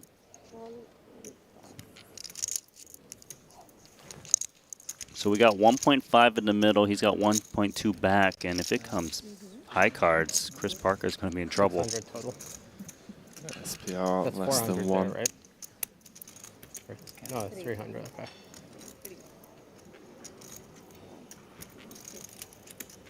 Okay. And you have 1.1 back? Yep.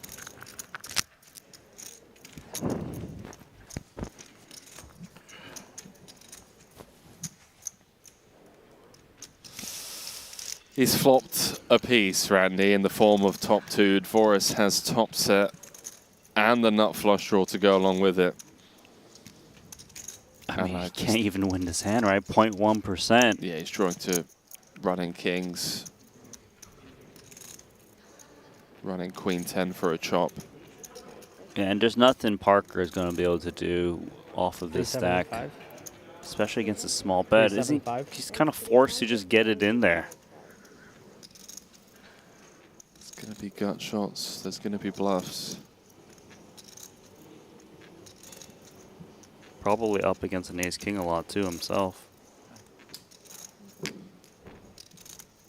Let's throw out time extension chip. This is as cold as the deck gets in PLO at this stack depth.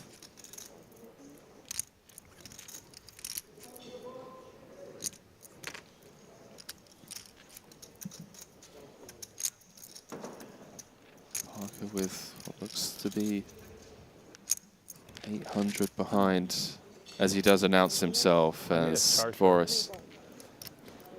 Snap calls Top set and enough flush draw. and shows the 99.9% equity. Wow, that's sick. It doesn't get much rougher than that. Yeah, it's pretty sick. Oh, no, It needs to be no, a queen or a 10 for some chop outs, right? Some chop outs, yeah. Yeah, queen 10 for chop outs. GG. How about dead on the turn, as expected? Nothing short of a cooler handshake between all. Great to see sportsmanship. The money probably should have went in pre-flop, but At the end of the tournament, Chris Parker, first venture out to a Triton stock, going home with $344,000 for his efforts. Yeah, he played every single one of our PLO events here and cashed an important one. Got a deep run. Did indeed. Nice little 6-figure payout. Adding that one to his Triton track records. I wonder if he's caught the Triton bug now, Randy. 3 events played, 1 final table, 6-figure cash, big smile on his face as he exits the stage, and I think he can take solace in the fact that most of us are going broke down, Randy. Of course, pretty much everyone is going broke. He did nothing wrong. Hope to see him at the next stop. If you put some PLO on there, I think it's very possible. 439,000 now guaranteed for these final 3 players. It is Stan Dvoris in pole position, 45 bigs, looking for his 2nd title, looking to cross, do apologize, no, is looking to cross the 10 million in Triton earnings if he can ladder just 1 more spot. 1 title, 27 cashes. He's had 3 here in Monte-Carlo, cashing for over $1 million. Nacho has had 4 second-place finishes in Triton events. 1 title, 12 cashes, 8.4 in Triton earnings. Most recently picking up 2.2 million in the 100K. Here's my question for you, Henry. If they had the option to switch to no limit hold'em, do you think who would want to actually switch or who would want to stay in this game? I think Barbero would. Just your hunch. Yeah, I think, Barbero You have like is as far as I know. A little less. Yeah. Playing high-stakes PLO cash games. We've heard stories from Cyprus about some of the big hands involving the likes of Santosh, Phil Nagy, Rob Young, Boss Paul, Tom Dwan. Danny very openly admitting that PLO not his game, something he's kind of freestyling and is doing a tremendous job in doing so. Daniel making the straight. For us, certainly someone to not be slept on based of his results.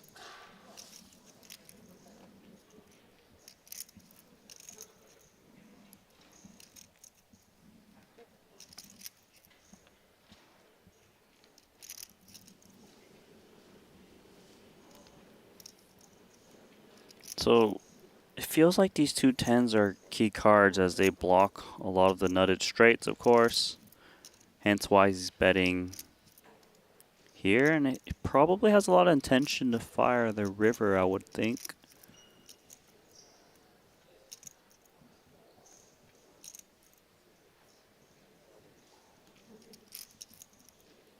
Won't be able to shake divorce though. He's got a straight, but he does have to fear the higher one.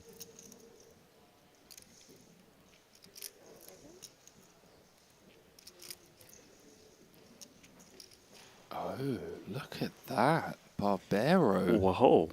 Were you a bit surprised by the 6-5 fold? Nice, you're the best. Getting it done. I mean, 2 6s in hand, you're blocking the same straight that you would want Barbero to have. Do you really want to be playing a guessing game for potential? You think he was thinking, look, if I call here, I'm expecting a river barrel of 1.4 million. And am I willing to call that? If I'm not, maybe I just get away now. Like, it doesn't, maybe he didn't think that Nacho was on a one and done spot. I agree. Double D. Ace Queen 9-7 now. With a nutsuit. Danny in the small playing 17, Barbero in the big playing 34. And to me, I feel like these three players really understand the ICM tournament aspect of this, right? Like sometimes we have PLO players come very experienced in PLO, but they don't play the tournament for them. They mainly play cash game. So I think they're going to be able to adjust accordingly their ranges. Badugi. And this is what Dvoris is going to get to do for the time being. Position on second in chips. The payout difference between second and third, Randy. I mean, this is insane. Firstly, the fact that a live PLO 50K is almost unheard of. You know, Ike Caxton was in here last night, I believe, saying this is the third biggest ever 50K PLO tournament to have ever run in the history of the game. So we're looking at pay jump differences of 225,000 between third and second. There are PLO tournaments out there, 10Ks, 25Ks, that have less money up top for winning the actual event. It's a lot of money on the line, especially given how rare these 50K PLO events come around. Yeah, you definitely don't want to be making mistakes now. Nacho gonna limp here in the small. Badugi.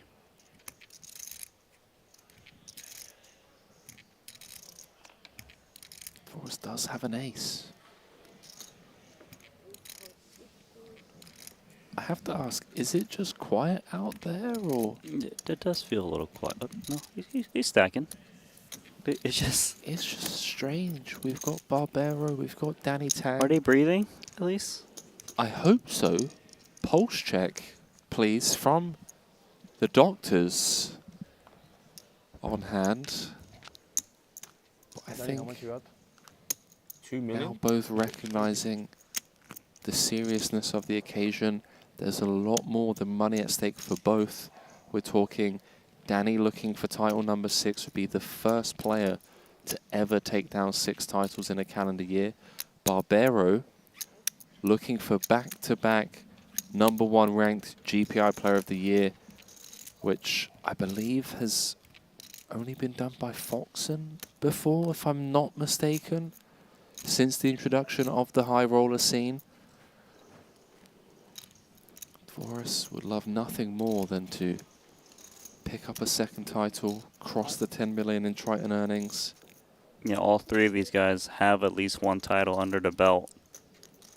And we know that Nacho wants redemption. What? Yeah, becoming a bit of a inside joke now. The 5 heads-up matches, only converted 1. Still happy to, of course, had the opportunity.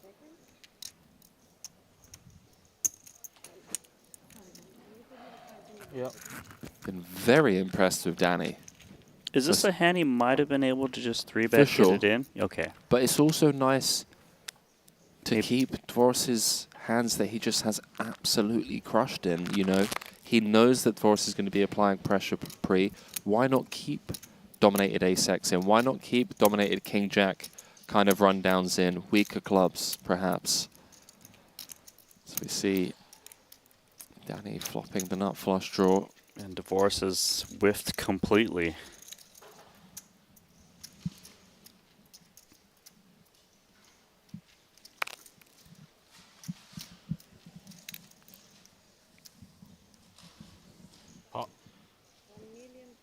Like this one. Danny just happy to run it. Even if the money and the chips go flying in, knows that he's drawing live.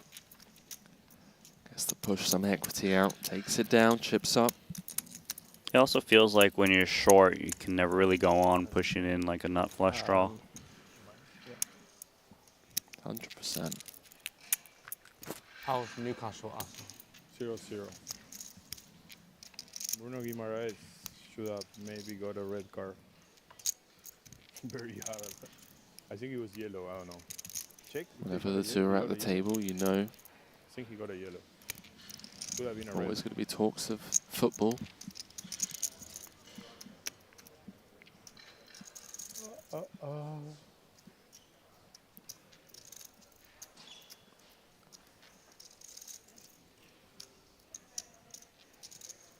Whoa. 3 10s and a 5. That doesn't look very good. I know you're He's got to show the 3 10s now, right? I'm not sure, but just fold. Have a good hand. You were going to get raised. Especially after that face that you did, that you didn't like your hand. Barbero with the live read. I was going to raise any 4 cards, I think. It's a bit of a tell, though, Danny unfazed, obviously, with the 3 10s, pitching it. He was intending to fold at all times. Don't worry. So things stand here. 32 big blind average. Of course, out in front, but still has his work cut out. Does not want to be playing big pots against Barbero if they don't go his way. 139,000 guaranteed for his final 3.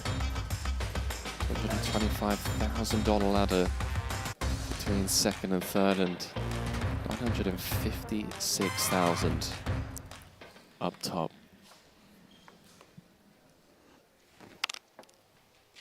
In a PLO 50K. It's unheard of.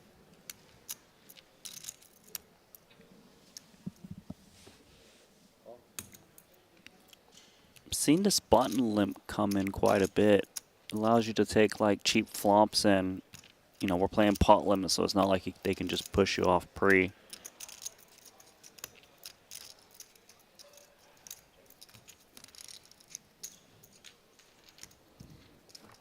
Given we're 3-handed, gonna have to play a lot dustier stuff for every single player.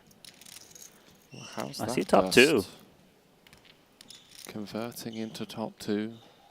Barbero, top pair. Some backdoor potential. Danny with the overpair. It's going to knuckle it on over. Has Barbero now. Improves to top 2. Dvoris with a gut shot. Look at the equities. Nacho's so likely to take this pot down. And he's going to start betting because the flush draw is present. Needs to charge those straight draws as well. Top 2.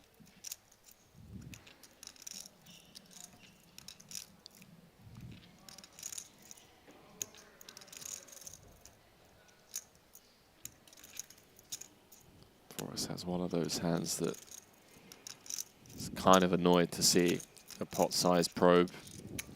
So he's basically calling, just hoping it doesn't hit some of those draws, and or obviously if he can bow it up, it would be nice.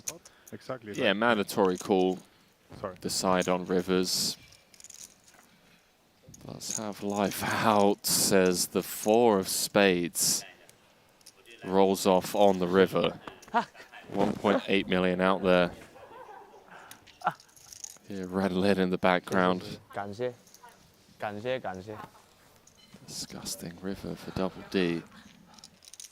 And Barbero's going to be in a really grim spot, and it feels like he's going to have to call.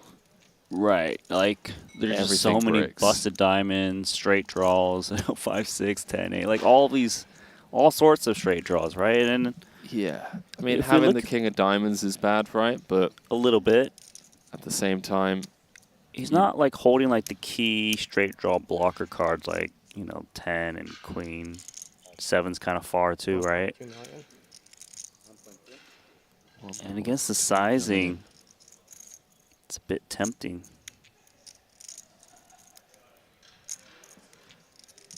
doesn't feel necessary to turn our hand into a bluff here, although Barbero, completing from the small, is going to have jacks and 9s. Some Yeah, typically on these paired boards, you would take 3 pair to kind of like bluff raise with. See if he wants to do it. It seems like he would think that Divorce is on a full house or like a 4 at worst to bet for value. And of course, betting all of the busted draws. 谢谢。好，一定。如果能拍的话。 Makes the call, understandably so, and Forrest scoops a 4.2 million chip pot. No, he's frustrated. Shows the top 2.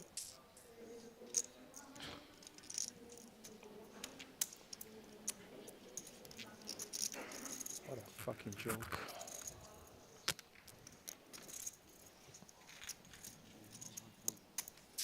Don't think Barbero was ever getting away from it on that river.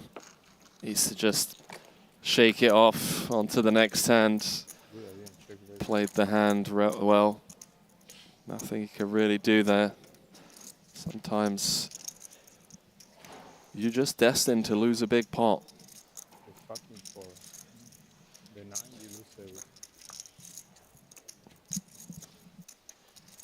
It is like the only card, the only 2 cards that he in the just deck where he loses more money. Yeah. That is now a sizable lead.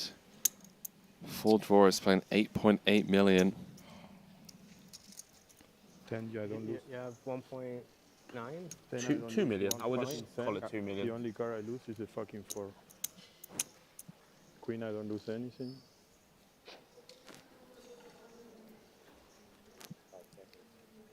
Nacho's got to regain his composure. He still has a decent amount of chips to play with. How much is it? 450. Triple suited queens for Danny. I guess he's closing the action. He's got position. It's triple suited, never nice.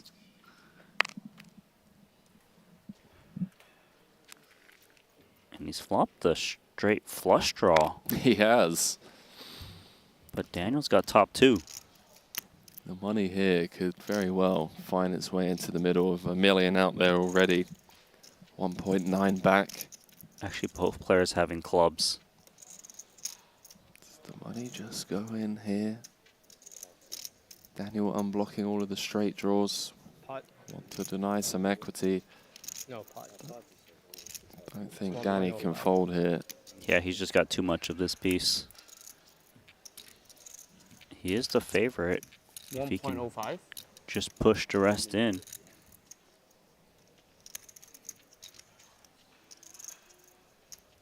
Owen.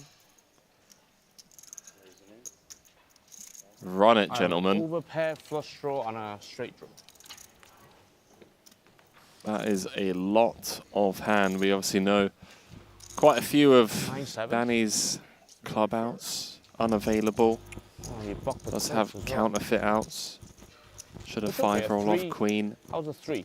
3's doing 8 well, right? or a 3. 3 and 8. Or no 9-7, do whatever you want. No 9, no 7, do anything. That's good. How about the ace of clubs to give him the second nuts? Now needs to fade the 9 or 7, which he does. He's excited. Wow.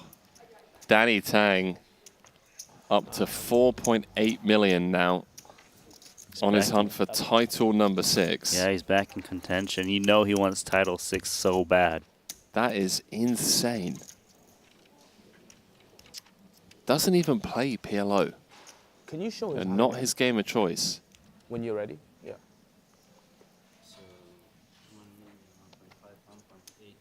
You were in good shape. What, 1.85? You were in good shape. Big favorite.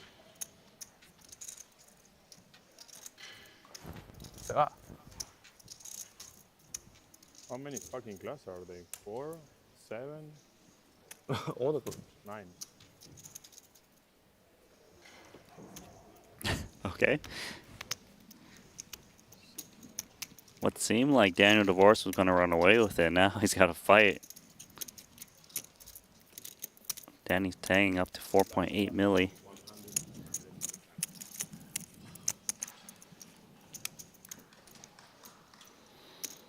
Well, now Barbero, I'm sad now. the obvious short stack. 6.5, 4.7, 2.2.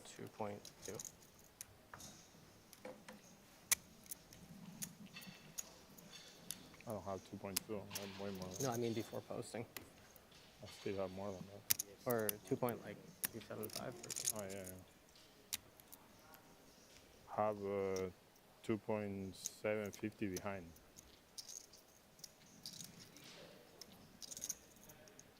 I have 4.7, I think. Okay, so graphics a little bit off. The point remains. Barbero looking to spin. Oh, Danny getting hit by the deck. Double suited kings. Those are solid hand, right? He'll take it. Now, wow, he's just happy to run it. He's thinking, let's get number 1. He's now going to be tied for the chip lead, Randy. Just a big blind difference between himself and Voris. Yeah. Yeah, it's fine. 1.7. Unless Voris wants to try and do the dirty with the 8-7-7-5. Does cover. Oh, he's touching his chips. Equity-wise, Pre not doing so good in this game. Really isn't, no. Having a pair is kind of bad. Clubs could be dominated, which we can see here is the case. Feel like he'd much rather call with a hand like 8-7-6-5. More connected. And double suited would be nice as well, if you could get that.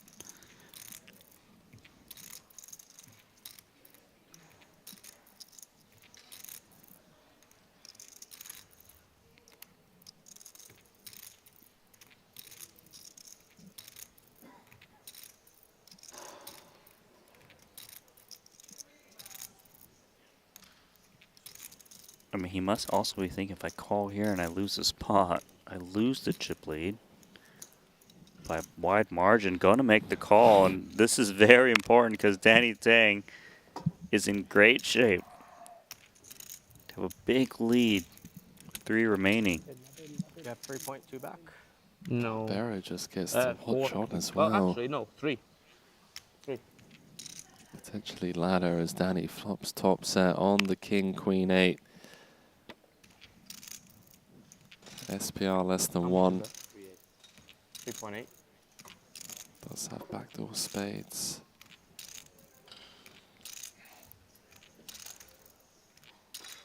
there's part of me that wants to bet small here, but there's also part of me that recognizes the ICM position that he's in, and like giving a hand like Jack 10-9 a cheap turn for say like a milli or like a third pot bet would be a disaster. Yeah, right. so If you bust out first. Yeah. With balls. Ace, Jack. Danny Tang God, I got you. has taken the chip lead. You say he doesn't play this game this much because his results have been pretty sick. You didn't have king queen for sure, so you might have the ace, king, jack 10 double. Or ace, king, jack 9 double. Wrong. Wrong. Well, I mean, I don't know what you have. Great read, Nacho. Just tell me what you had and you can confirm if I was right or not. 439k guaranteed, and Danny Tang is the chip leader with 3 left. It's not a bad hand in the small, right? Double suited, ace 9-8-8. Oh, but Divorce has got clubs covered, ace king jack. This is an amazing hand, blind versus blind, especially against a short stack.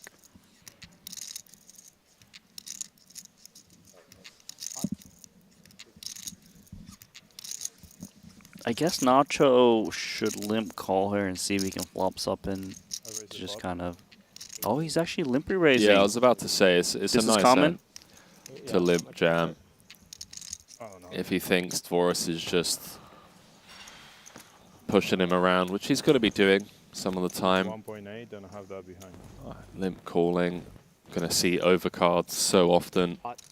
We end up playing a bit of a guessing game. Money going in, blind v blind. Dvoris and Barbero, both Triton champions, looking for their second. All in brought to you by betacr.eu. Barbero, a slight equity favourite pre.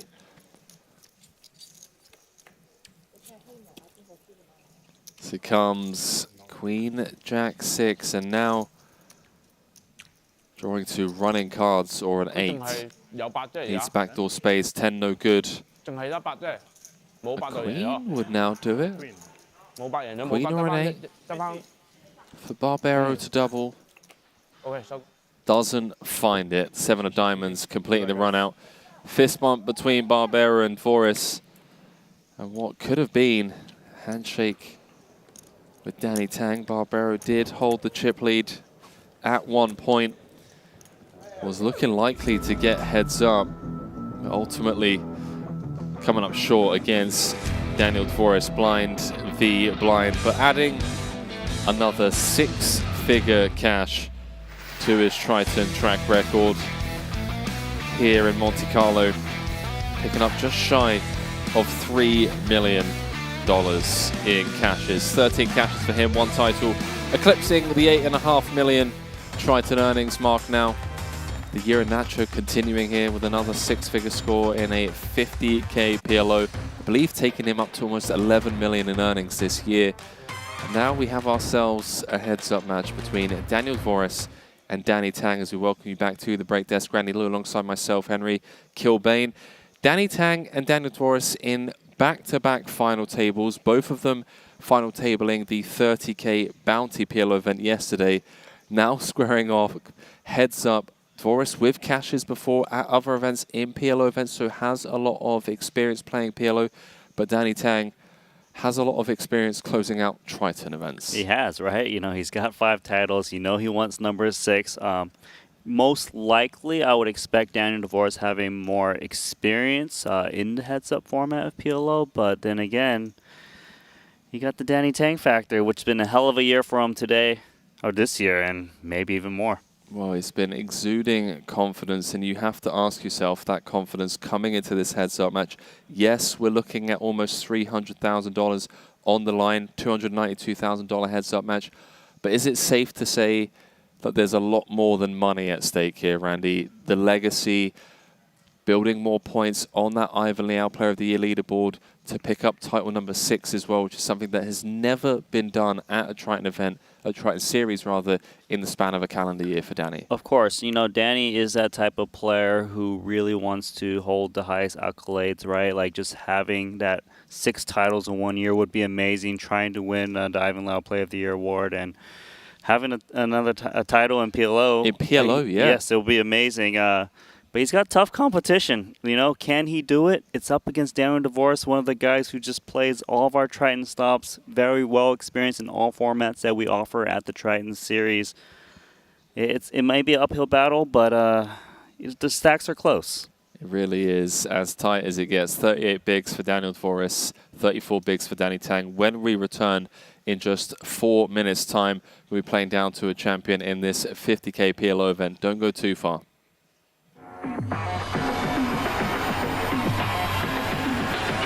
GG Poker. Wow, so many players. This is a crazy thing to do.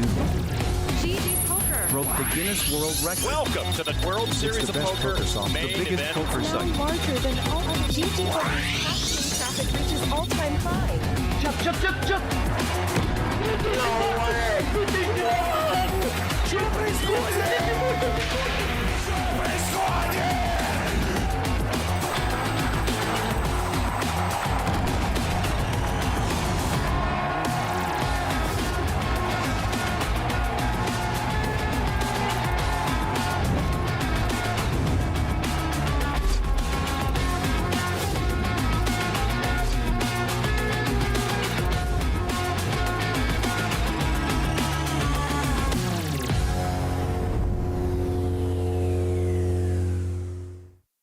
Take your game to the next level with GTO Wizard. Practice against GTO on all your devices.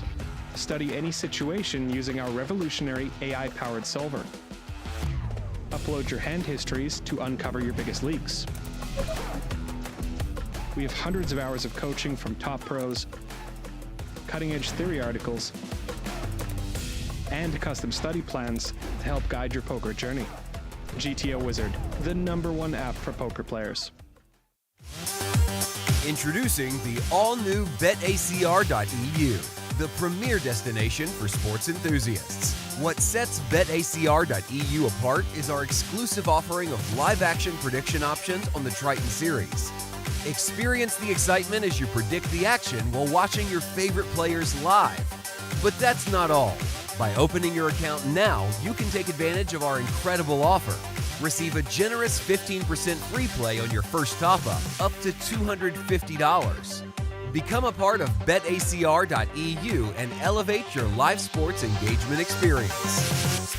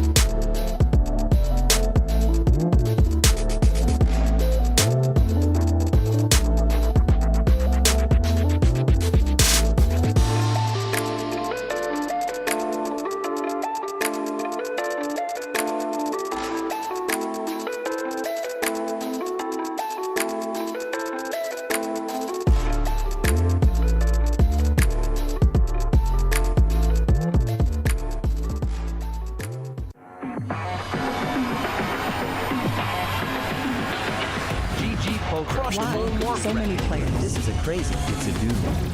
GG Poker Broke the Guinness World Record. Welcome to the World Series of Poker, the biggest poker site. larger than all other GG Poker's passing traffic reaches all-time high. Jump, jump, jump, jump! No way!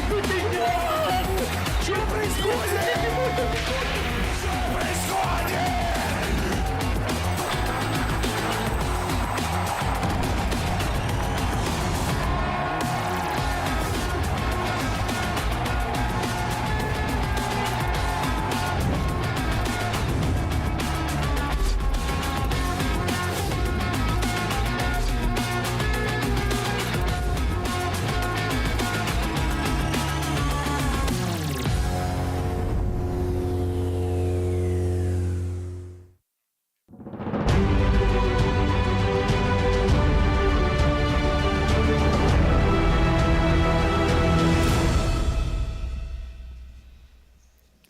penultimate event of the series, Randy. Event number 12, the 50k pot limit Omaha, the third biggest PLO event in the history of the great game, according to Ike Haxton, who was with us here last night. Randy Liu, alongside myself, Henry Kilbane, for what is set to be a legendary heads-up match, not just in the sense of who is squaring off against one another, but the legacy and the accolades and what is at stake. It's more than money, Randy. We just touched on it before heading into that short break.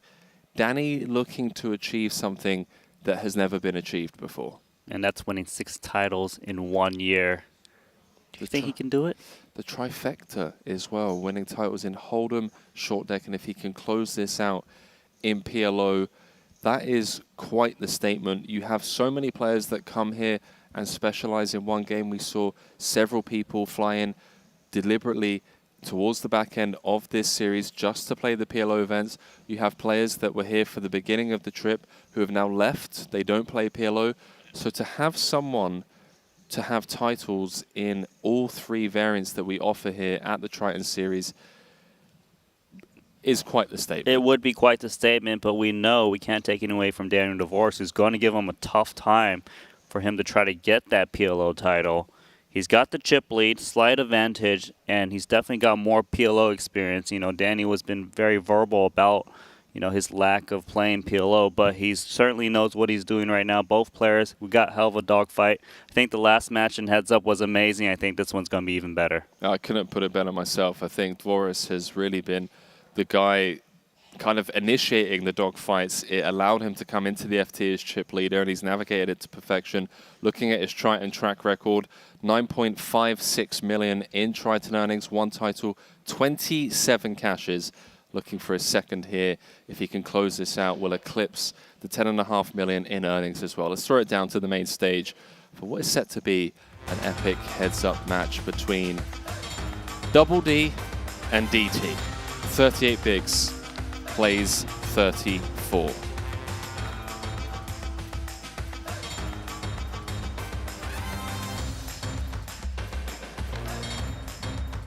There are our chip counts. It was Shingis Satubayev out in first.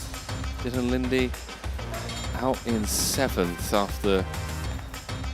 Oh, chills down my spine. It was a bit of a brutal hand, Randy. You weren't here for it. Got most of the chips in pre. Nacho mixing it up, playing for the win. Flopped the nut straight on the 4-3 deuce board. Something you typically wouldn't expect with ICM.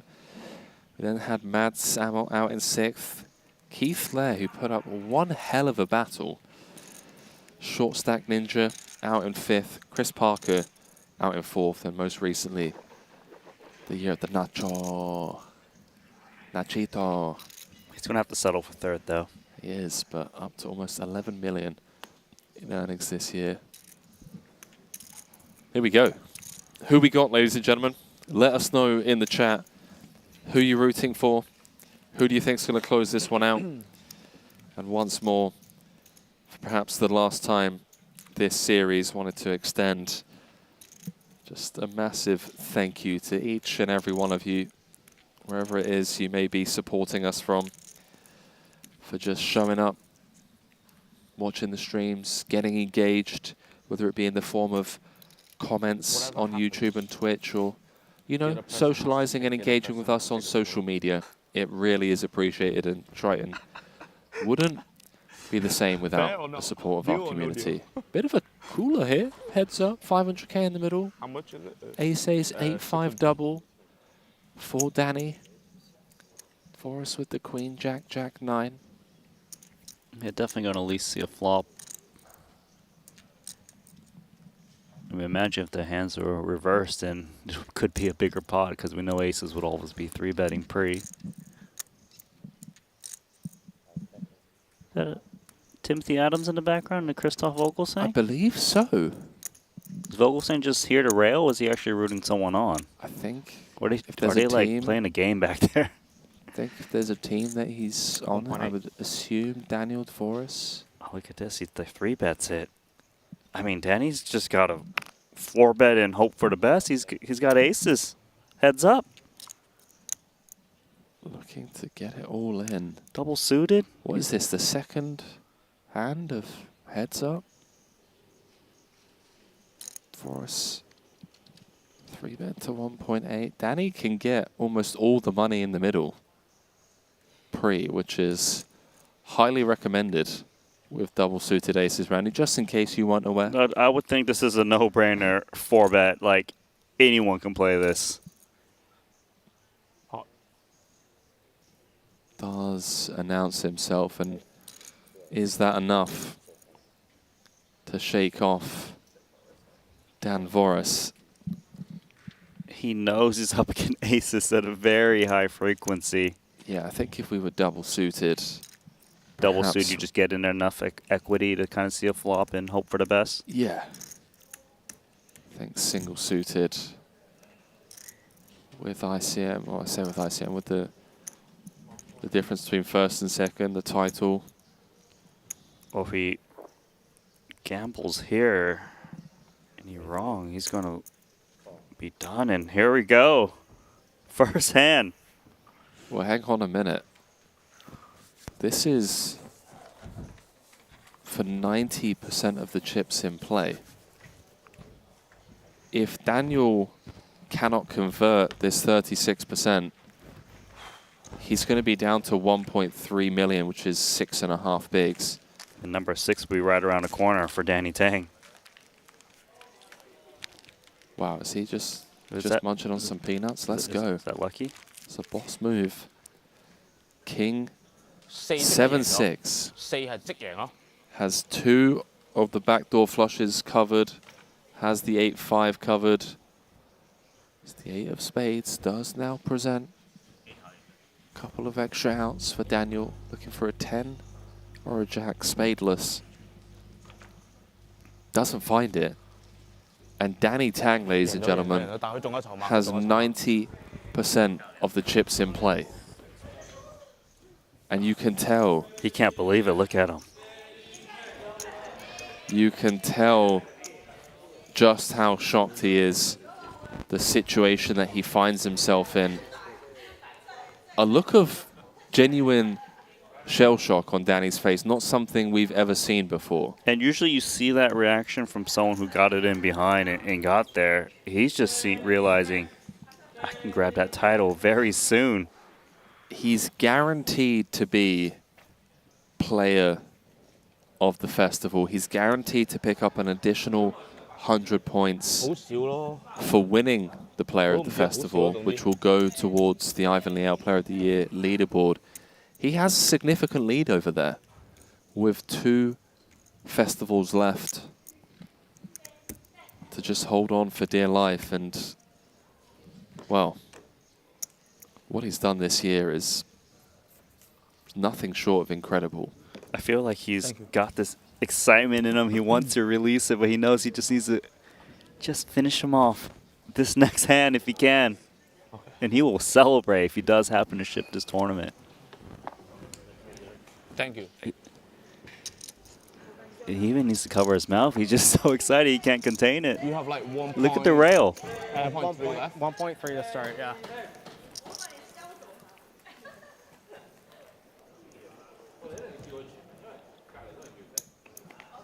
13.1 million. Plays 1.3. Can we just talk about what Danny's achieved this series already? 6th in the 200k Invitational for 875,000. 3rd in the 100k for 1,296,000. Shipped the 50k for 1,580,000. Then came 3rd last night in the PLO Omaha Bounty for 178k, and is now 8 fingers wrapped around the trophy. Well, he's got a 10-to-1 chip lead. And look at the equities, always so close and heads up. Daniel gonna limp here on the button. Looks like we're gonna see a flop.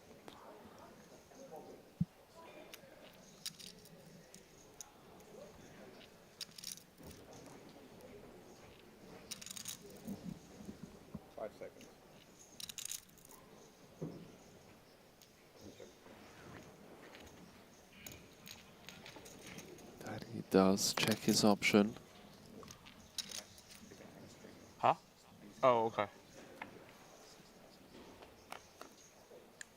This is just edge of your seat kind of stuff. Randy, that's all for us.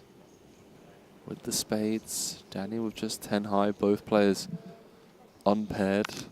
Yeah, the spades clearly an advantage, but not that great of a draw. Yeah, of course. That's a great point. He's like practically missed it almost.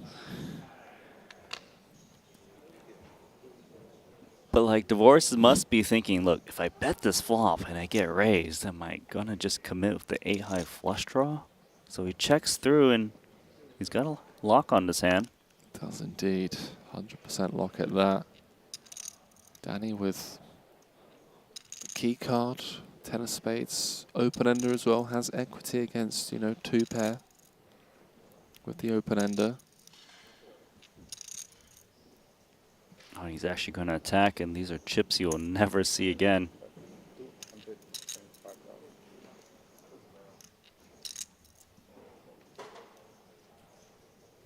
Would expect Divorce to just call on this spot. Usually players don't bet like a 2 pair, right? So you don't need to protect against it on the flush coming turn. Yeah, I don't think. There's no reason to really protect. But cool. Leave your opponent's bluff in there. Sorry, I'm a bit flabbergasted right now. At a bit of a loss for words. It kind of shell-shocked similarly as Danny Tang is. I mean, this is trouble. He's made a straight. He was down and out at one point with 2 cards to come. Now has a 10-1 chip lead. It's going to give some back to Divorce in this hand. Question is it going to be more than that's already out there? It's the worst river card for Danny. 5 seconds. He's thinking about block. Like, actually just pushes it in. I think Divorce is ever Flush is folding. good. Flush is good. Yeah, flush is good. I want to see though. We need to open the hand. Oh, we got to open anyway. Yeah.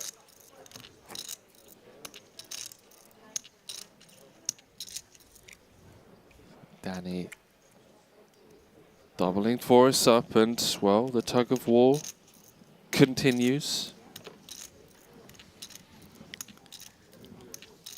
How much is it? Is it just destiny? It is. Do you think that might have been a little too thin with the straight 10-9? I don't think so. No, you think it's good enough? 7 bigs, unblocking all of the pairs, so Divorce is going to naturally Block have a little flush. Yeah, it's going to have some 2 pairs. I think that 10 of spades is a key card as well. It's easy to be results oriented, but 7 bigs apiece I think is absolutely fine. As I'll tell you what else is fine. GTO Wizard, the #1 app for poker players. Randy, perhaps one last time for us to really show some love for our crew over there. Doing the giveaways, of course, where you can get involved in that giveaway, !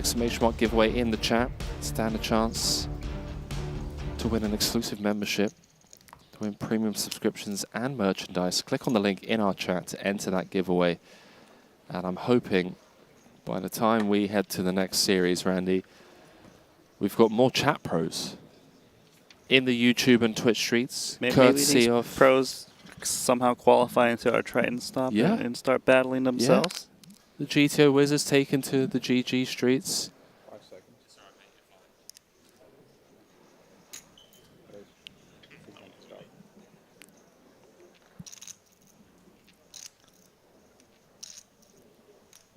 That would be quite the story. Someone, I mean, how absurd would that be? Perhaps I'm dreaming a little bit too big, but someone winning the subscription, getting really good at satellite poker, you know, short stacks, heading over to GG. Why not? Fire in a satellite for Triton. Come in here and be like, hey guys. Someone's going to try. Someone's got to do it.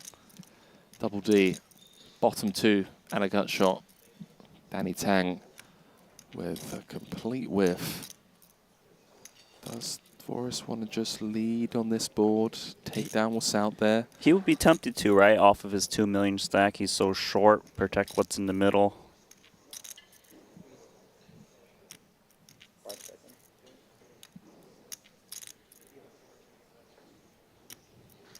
One more double, and he's right back in the mix.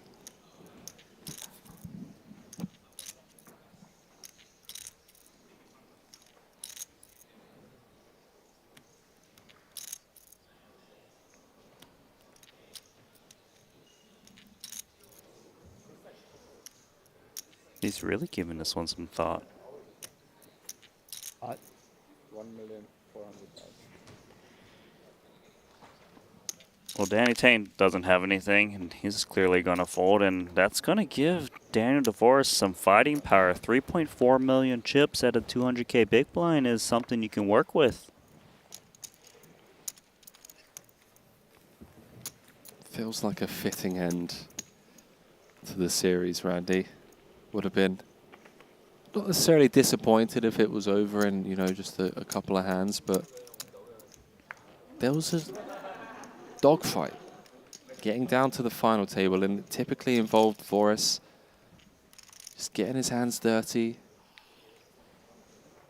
comes out swinging in a lot of big pots, getting players to lay down the best hand, navigating his way to this heads-up match.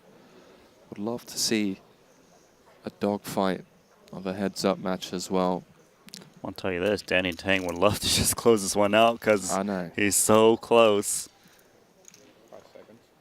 Just north of a 3-1 chip lead.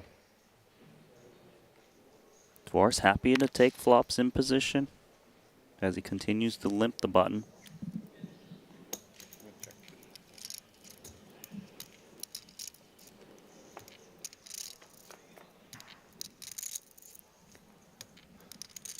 Wow, disaster for Danny. Bottom 2, backdoor spades against the 3 pair. It's an incredibly wet texture. I don't think he's going to be looking to play for all of it. But he does have an incredibly awkward spot when he faces the bet of 400K. I think with the presence of backdoor spades, unavoidable to call at least one here. Hey, a mandatory call.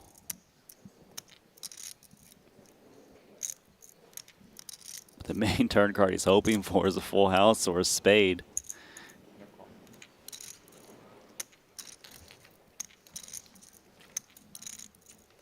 Boat over boat would be dirty. As Taurus boats up and has the 100% check mark next to his name. 1.4 million out there. And Divorce just has all the pieces of the board, no heart in hand, so he might be thinking hearts are definitely in the range of Danny Tang, although he doesn't have those. I see where your head's at. Perhaps a check back, let Danny catch up. It. Precisely the decision Divorce has gone for.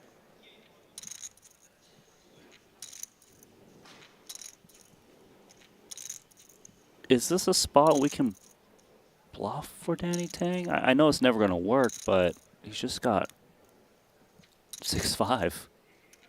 I feel like our hand has enough showdown.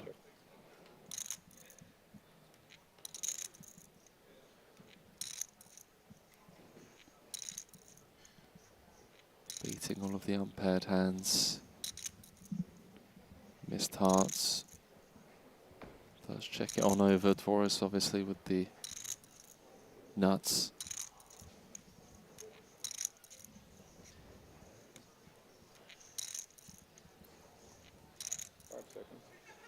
$750.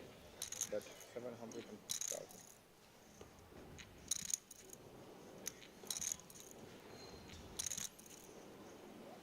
It feels like 6-5 is more of a candidate of bluffing rather than calling this river bet. Am I in the right direction? Like, you're thinking check raise with the full house blockers? That's what I'm thinking is better than calling. Although I kind of just like pure fold. I do like where your head's at. We need you out there in the PLO streets. Yeah, but if you do this play now, you're out of the tournament. Bluffing like a wrecking ball. So if you're trying to pick off bluffs, you don't want to be holding hearts, which he doesn't have. You don't want to be holding 7 or 8, which he also doesn't have. Technically, he's not blocking the draws. Oh, he's gone for the bluff. And I believe it's enough to put Dvoris all in. And Daniel is going to double up. You got it, you got it. You got it. Just I got 5-6. double check in.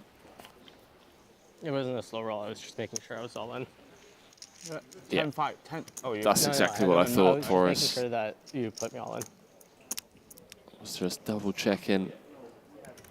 Make sure that it was for all of his chips. And wow. What have we got here, Randy? It We've was got a 10-1 chip lead. We're only separated by a few blinds now. all the money went in hand number 2. 90% of the chips went over towards Danny Tang's end of the table with his aces holding up. Has he forced the action just a little bit too much in this spot? You know, I'm a fan of the bluff. Like you said, unblocking hearts, unblocking 7-8, all of those types of hands. Blocking 10-6, 10-5, 6s, 5s, very relevant. But he's definitely eager to try and shift his tournament. You can see that when he was 10-1, he was like, all right, he got a little bit of chips. Now I'm going to try to game that big lead once again, but look where he's at. It felt like we could just call in that spot. Never getting a 10 to fold, never getting a 7-4 to fold. Okay, bluff catcher. I owe you a time bank as well. But here we are, 37 bigs, plays 35. I hope the viewers around the world are really paying attention as to what we've got going on here. This one,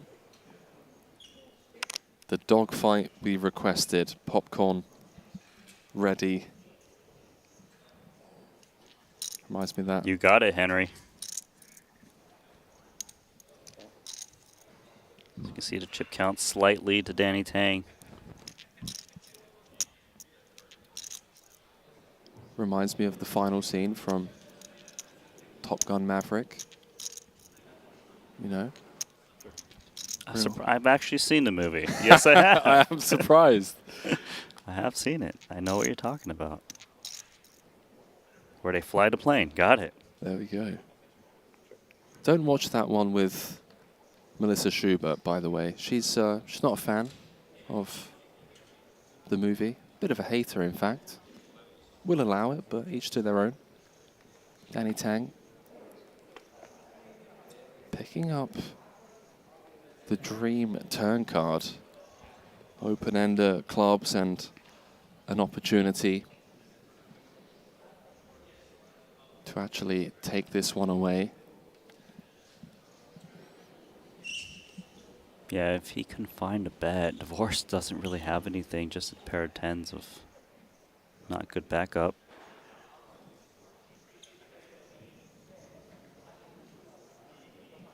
Here we go.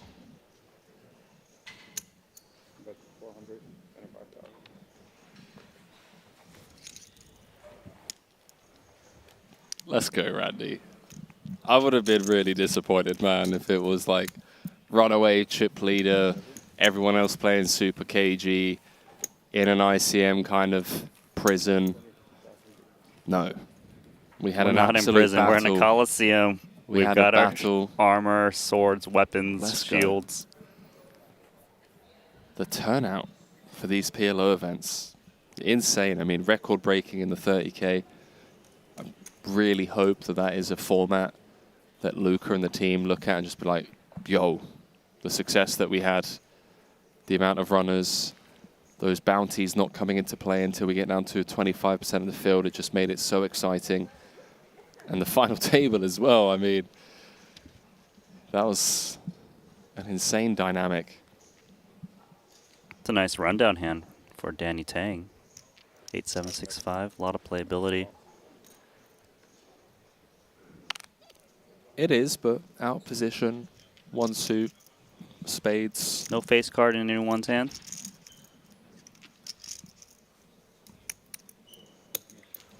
Could be dominated as well.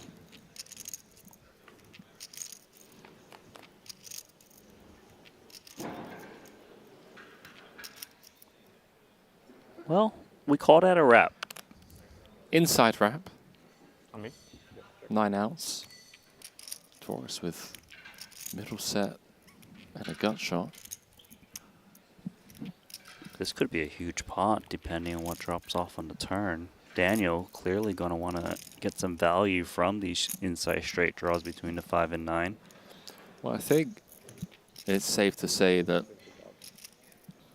Forrest has the most traps completing from the small on an ace-high board. Don't ever really expect Danny to raise here. Doesn't achieve much, just builds the pot and gets awkward on a lot of turns. Rainbow turn card, 1.25 out there. Forrest is 1 card away from retaking the chip lead. Tang picking up The additional jack. outs.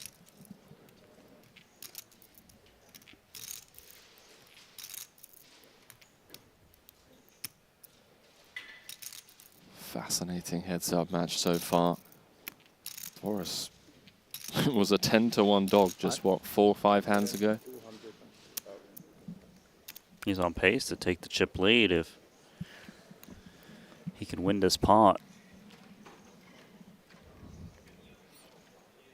It's a Badugi on the board, so if he does hit his straight, it wouldn't bring in a flush. So he's got clean outs.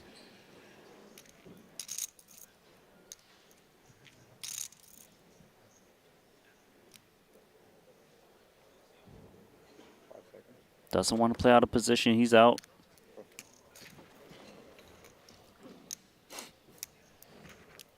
Surprised by that fold, Randy, with the clean outs? I would think you would want to call there. It's getting the right price. Certainly felt like it. Perhaps this may be one of the spots where that little bit of inexperience might catch up to him. Heads up's a very different beast than multi-handed in PLO. You have to play every single hand, right? It's not like you can choose. Oh, that was a mighty sip.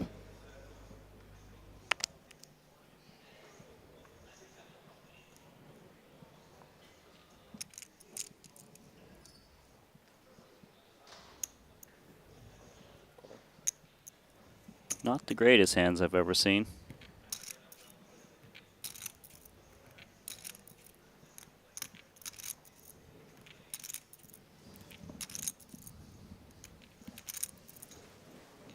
So from a 10-1 chip lead after hand number 2, getting the aces in and holding, to now relinquishing the chip lead, and another disastrous development perhaps for Danny. Jack high diamonds against nut diamonds on the ace 9-8. Currently has the best hand.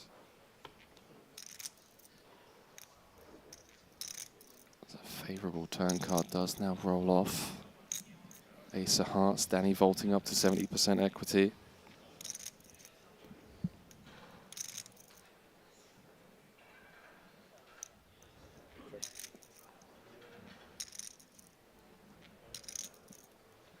Holding 2 jacks, also blocking some of those straight draws that he might want to protect against.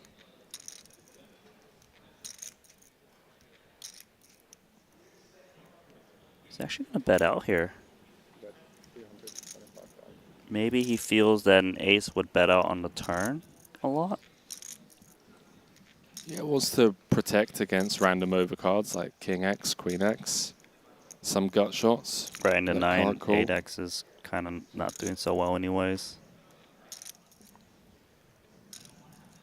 Holding a nut flush draw is the important part for Daniel Voris in his hand with his pair of 8s. Hoping to hit those diamonds.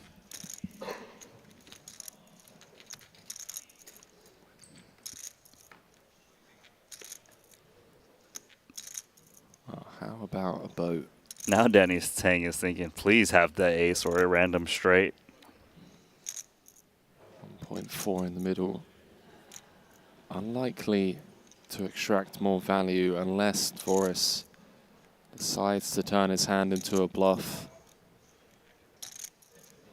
Decides to hero call with just a pair of 8s. Feels like a big ask. But you can definitely see Danny Tang probably just asking for possibly pot in this spot. Like he shouldn't expect to get called by like a 9 or 8X. Just go for a lot.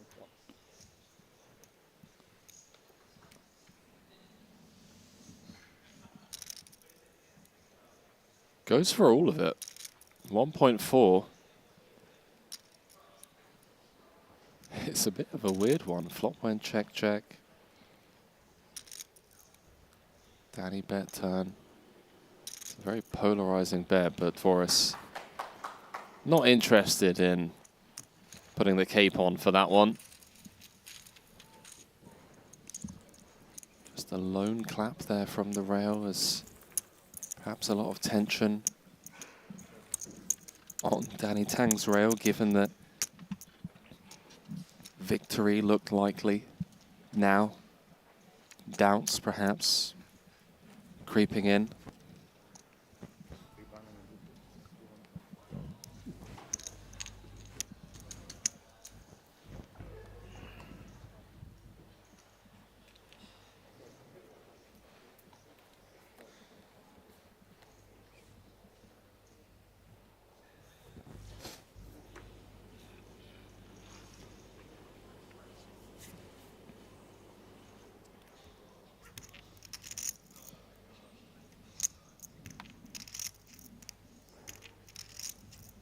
This is the quietest heads-up match I think we've had, right? In terms of table talk, rails, you know. Well, I mean, the rail has been talking.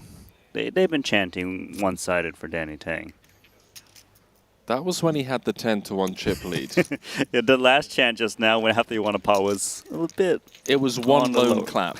It was that awkward, like, is no one else gonna clap kind of thing. Guess it's just me. Fatigue setting in, perhaps. You can't let fatigue set in now. You can rest after this series is over. No rest for the wicked. Not if your name's Randy Liu, Henry Kilbane, and Ali Najad, James Dempsey.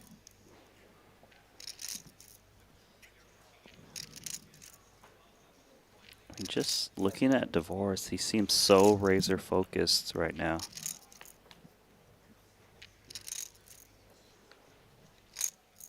That's a flush for Divorce. Locked it up.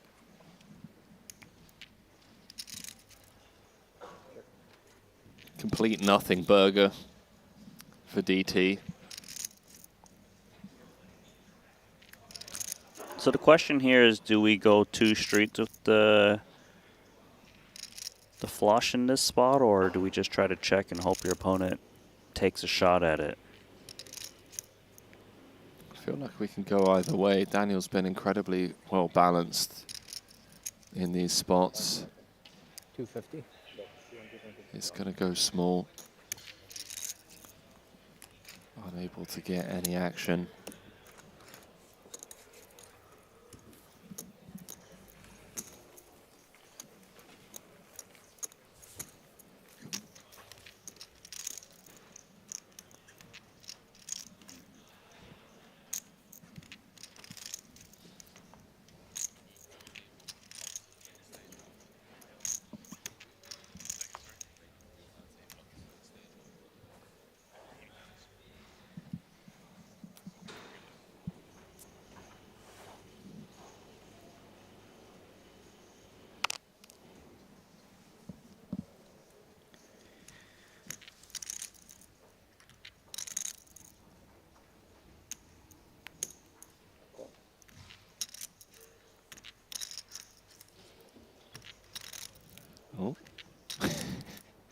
Little Pitch glitch black. in the matrix there. All right. 6699. Little look at the ceiling. 750. And what is the idea of like kind of re-raising these double paired hands, Henry? You can flop sets and win loads of money, Randy. So just to kind of build the pot and hopefully take it down pre as well. Take it down pre. We also don't mind seeing a flop. Gives us a bit of a range advantage on certain board textures as well as some deception when we do flop sets on low cards. Yeah.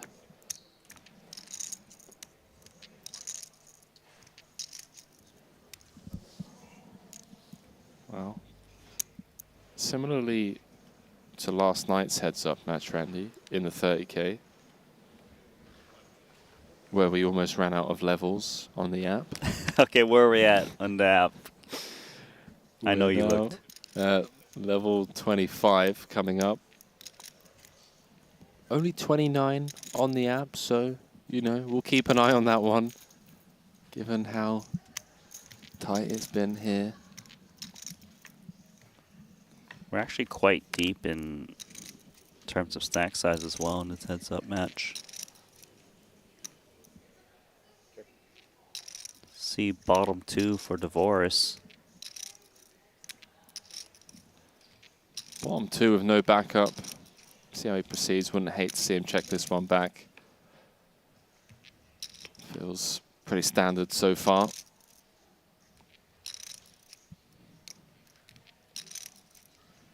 Divorce does actually pick up the open straight draw King Jack.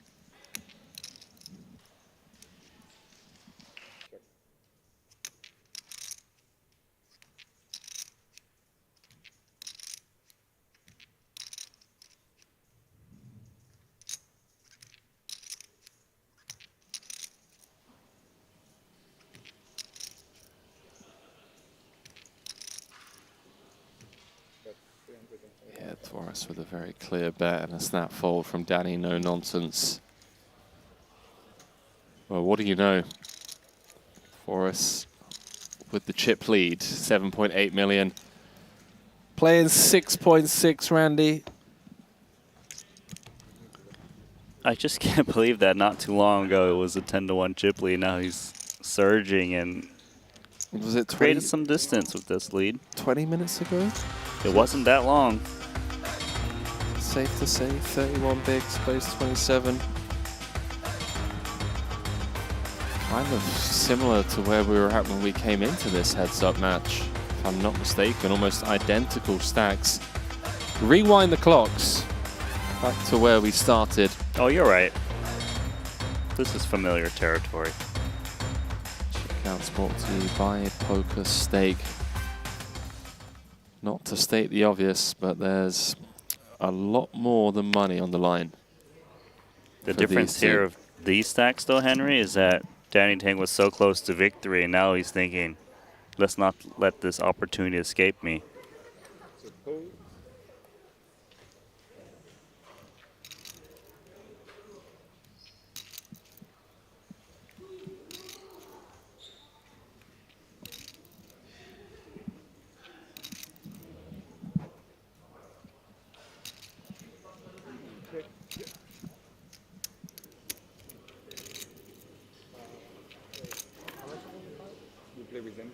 Yeah, Auntie's missing. So, wow, that doesn't do anything. So I didn't put it in. Okay, that was the ante that just went into the pot. Not a bet. Check.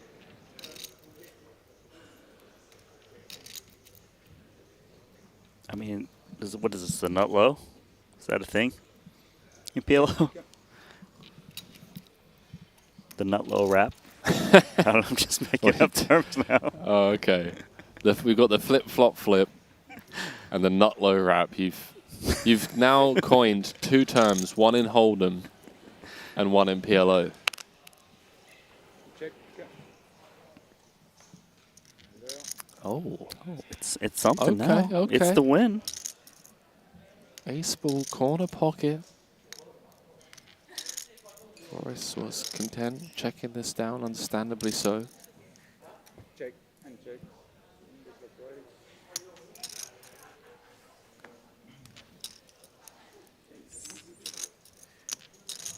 Wait, who's that? There's a little dance going on.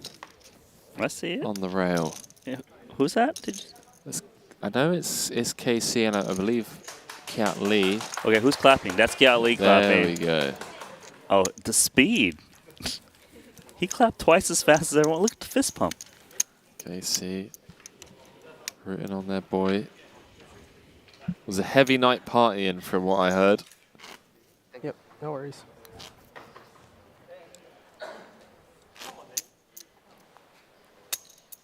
Okay, where's Devoris' rail? You know, he's got Timothy Adams and Vogelsang chilling. Got Poker Llama in the background.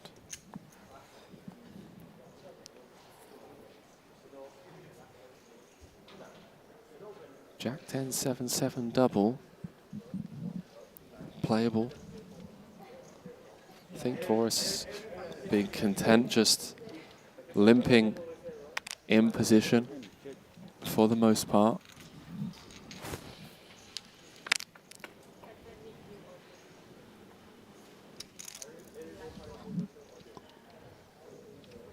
Well, Taurus has flopped the flush. There's a chance that Danny has as well. Holding the king of diamonds.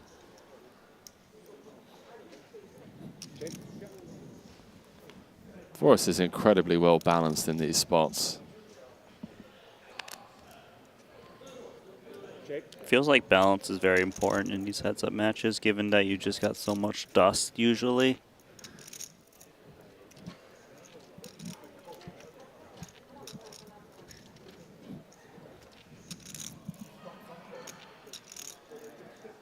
Last time he had a flush, he checked the flop and well, he bet min on the turn.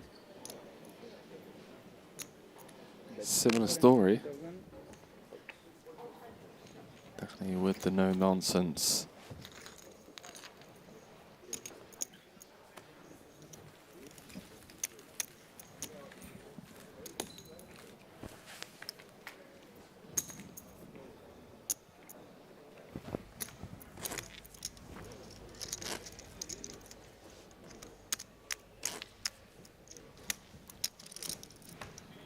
Danny's obviously been here on so many occasions. I think it's very likely that there were moments of doubt throughout the other heads-up matches where, you know, a hand or two didn't go his way. His opponent took the chip lead, but he managed to bounce back and close it out. So needs to just continue playing his game, remain positive, and focused on the task ahead. It's always easy to kind of kick yourself a bit when you do have such a massive lead to then lose it. I remember in Madrid, the very first series I joined, he had a 20-1 chip lead over Makita. Makita actually ended up turning it around against Danny Tang. That was before he became a 5-time champion. Mm-hmm. So he's been in a similar spot before.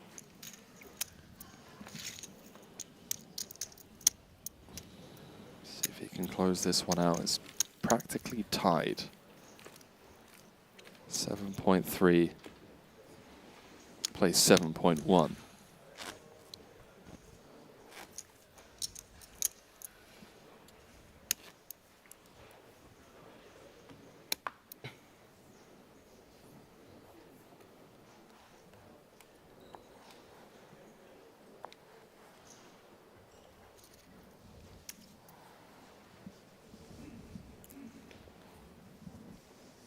Double suited here for Daniel Devoris on the button, and he's been limping. He's been limping a lot.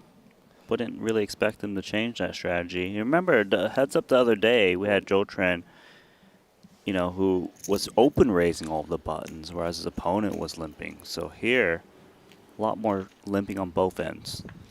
The wise words of Daniel Negreanu. Limpin is pimpin', my friend. Limpin is pimpin'. Hence trip 8s. These are two pimps just playing each other. Heads up, got it. I didn't coin it. Ask Daniel. Danny's got a double gut shot. He's now picked up clubs on the turn. Voris checking back the trip 8s. Balance, like you said.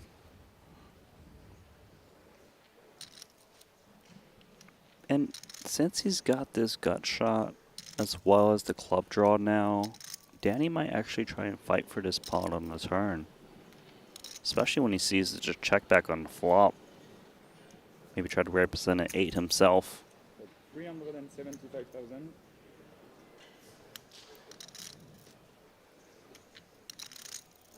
A little bit of interaction in the sense that 2 clubs in Divorce's hand won't be helping Danny Tang try to get there with those clubs.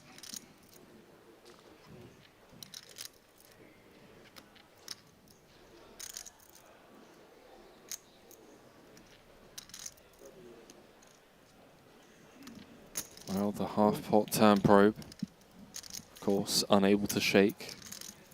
Daniel Dvoris with 1 card to come as the clubs do get there.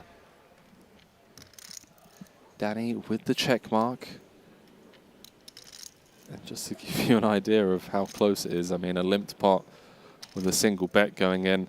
Danny going to retake the chip lead here. Unless Dvoris can do something creative enough to get Danny to fold. Well, can Danny just get some value? Does check. I suppose this just goes check, check, right? The 8 high flush not very good on the paired board. Danny Tang perhaps maybe miss some value if Daniel checks this one on the river.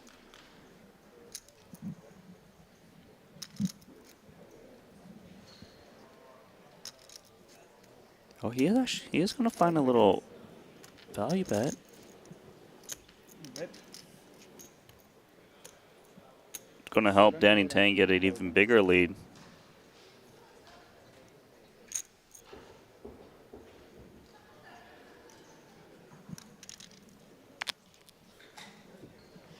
Flicks in the 1 chip. Flush. It's shown the 8 deuce. Jack high clubs is good, and perhaps Dvoris just expecting Danny to be betting bigger clubs there in that spot. It seemed a little thin to me. Maybe I'm wrong. Just because also while you're holding an 8, you block some of the trips you're hoping to get paid off by. Maybe you thought 6-5 would pay him off with straight. Not too many worse flushes. Yeah, curious queen with a club blocker. You never know. Taking himself to value town there. Something we've all done. Blinds going up, by the way. 150k, 300k now.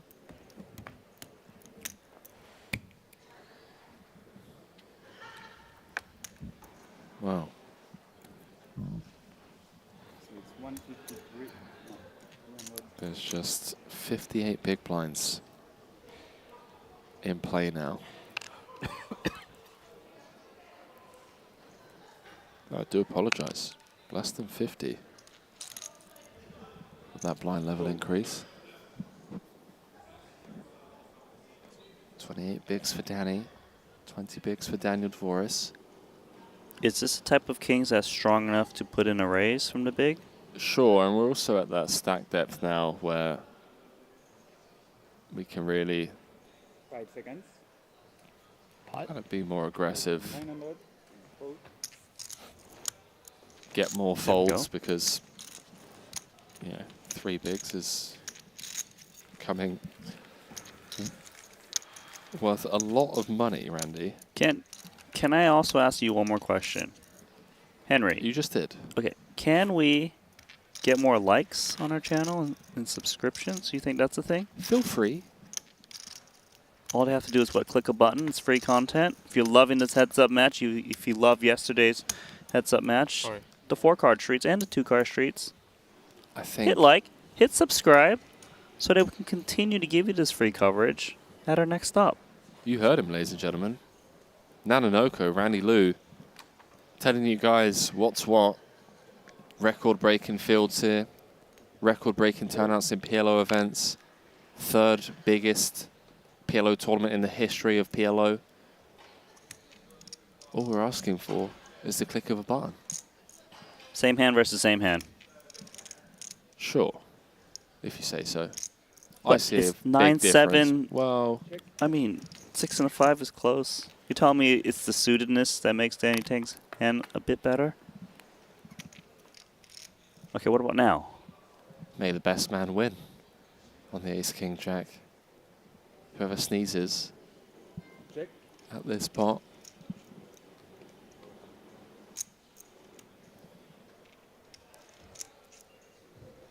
I don't think anyone's going to sneeze. They're going to try to hit some back door. Nope. Padoogie. Legit Raz. Rainbow turn. So no future like flush blocker nonsense going on. Are we really going to see a 9-7 v 9-7 showdown? It'll be funny where they just like slowly turning one card up at a time. Oh, they do. Sorry, I do apologize. A 10 would give them a straight. I've got 9 high. What do you got? I got 9 high too. Kicker, 7. 7.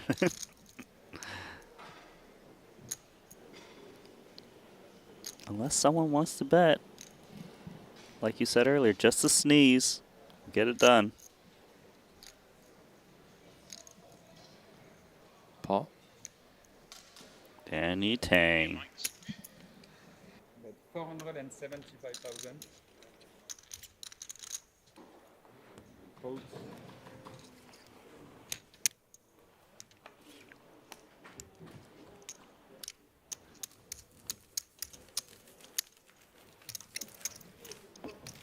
Cheeky little bet there from DT. Didn't really expect these two guys to just check it down and say 9 high. That was part of me that was hoping that was going to happen. Just to see how they unfold it. Just the facial expressions. I can't win. Can you not? I can't win either. 9 high, any good? What's the kicker? Danny Tang extending the lead a little bit. Created a bit of a buffer now. 2.6 million chip difference.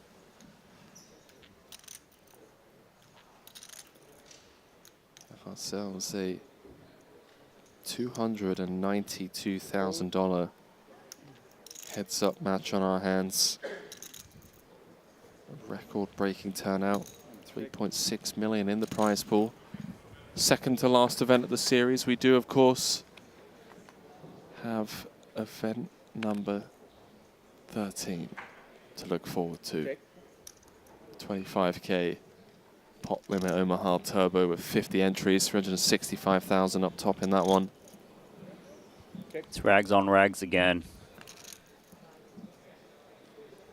Rags on, rags off. Wow, that 25K, by the way, Laszlo Boytash. Is that Karate Kid? Rags on Chip rags. leader. Which one, though? We talking the new one or the old school one?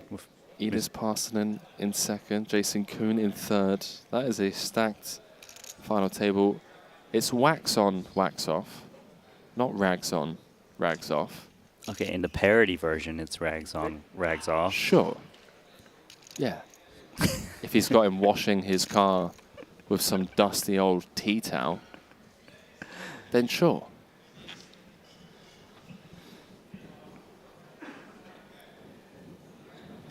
So Daniel's got the pair of 3s?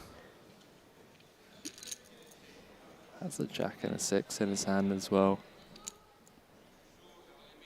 I mean, last time Danny Tang had dust, he took a shot at it. He won.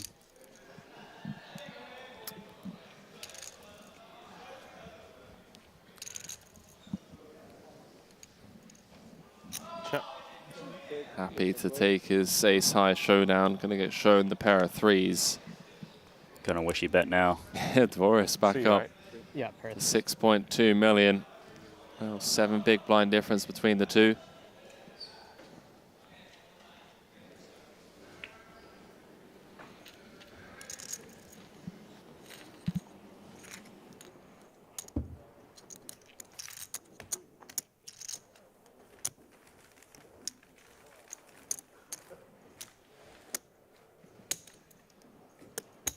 those of you just joining us,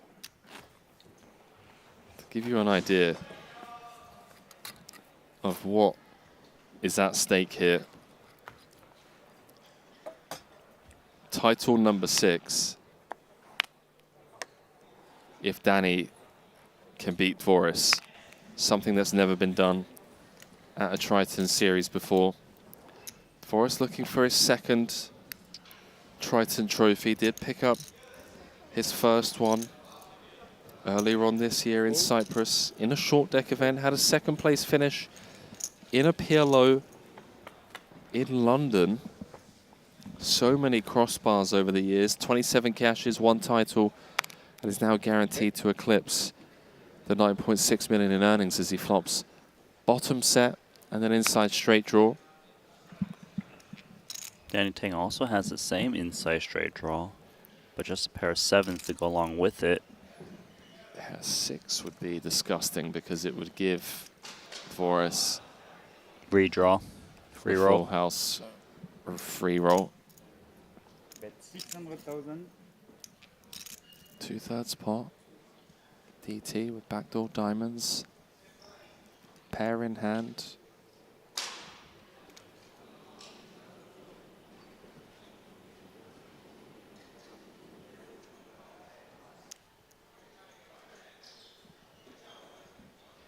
Oh, just gonna pitch it. Discipline. What timing is that? Thought about it. Ultimately, staying out of trouble. Chasing weak draws.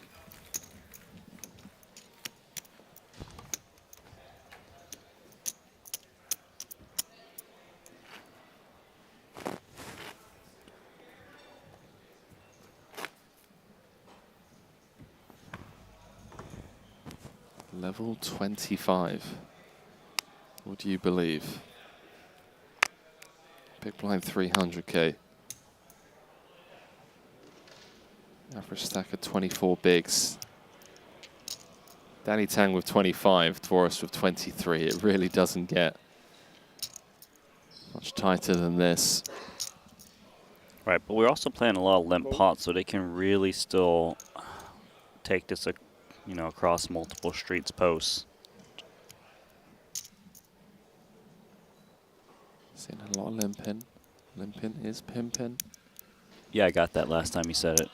Both buddy. players. Why don't you get everyone to click that like button again, Randy? Okay. How about we get a pot from Daniel Dvoris? He's going to take the chip lead. No pimping this time round. Man, how do you just remain composed and focused on the task at hand if you're Danny Tang? The hand number 2 of heads up had a 10-1 chip lead. He's trying his best. I mean, you can see, but in between hands, you see him kind of squirming a bit, like, oh man, this is tough. He knows it's a strong opponent who's been here before, heads up in the PLO. He's got the experience, but it's very close, just separated by 1 blind or so. 5 seconds. Feels like this one might just come down to a flip, to be honest with you, Randy. Yeah, well, you got to grind your way until you get there. Dvoris actually opted to pot pre double suited queen 9-8 deuce. Double suited, very powerful. You need any extra equity you can get. 5 seconds. 20 hands in to this heads-up match. 900.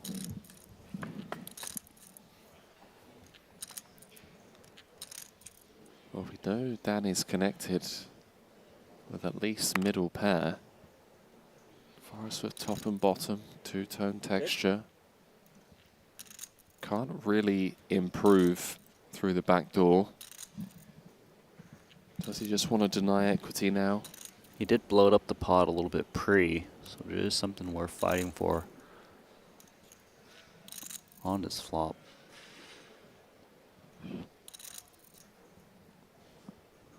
5 seconds. Check.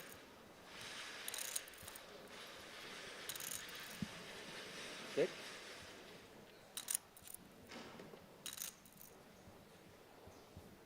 So Danny quickly checking the turn once that ace dropped off, and a weak 2 pair for Danny DeVos. Got to ask the question, does he want to start charging now? Maybe he hears from aces up on the turn from Danny Tang, so sees the check. 1.2. No diamond in hand is important to charge those kinds of hands.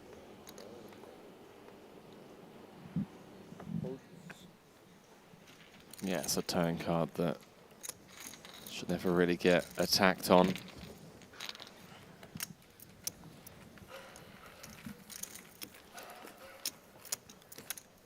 Took us a while to get to this heads-up match. We had 3 relatively quick eliminations, kicking things off with Shingis Satobayev first out at the final table, followed by Dylan Lindy in 7th in pretty grim fashion. Mads Amott, the Norwegian PLO pro, out in 6th. Then Keith Lohr out in 5th. Chris Parker venturing out to a Triton series for the first time, picking up a 6-figure cash for his 4th place run. Nacho Barbero dispatched of the hands of Danny Tang in 3rd, and well, they both came out all guns blazing.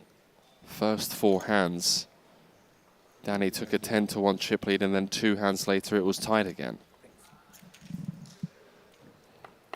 Been quite the grindy affair lately.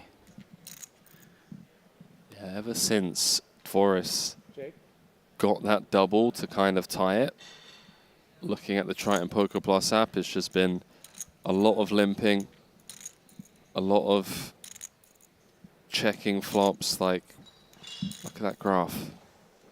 No one really. I see it's just pretty much a horizontal line. 375,000. Little baby bumps here and there. Top pair for Danny. No backdoor flush for Dvoris.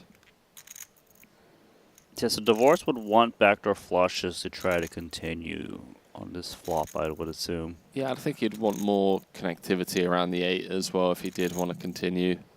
Maybe pick up some straight draws as well. Well, it looks like he is still going to call, but turn's going to be very troublesome for him.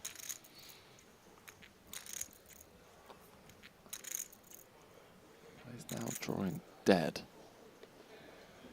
A lot of boring turn cards from the poker gods. There's been some opportunities for post-flop collisions, and the board texture just hasn't really cooperated. But Danny's definitely delighted to see this 8.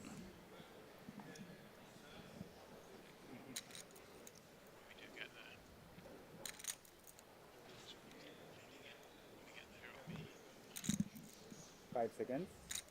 Danny, think about betting again. 825. 825,000. Half pot. Fold.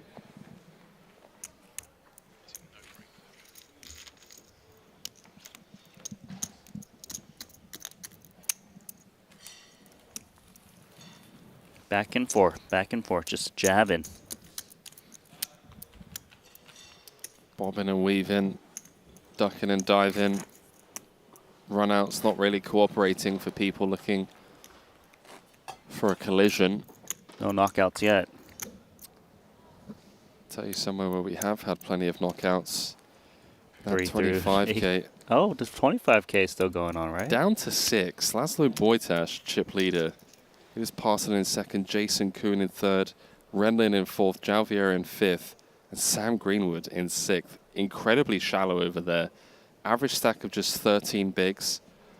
And with it being a turbo structure, Randy, it could be a lightning-paced final table. We will be picking up coverage of that one, obviously, at the conclusion of this.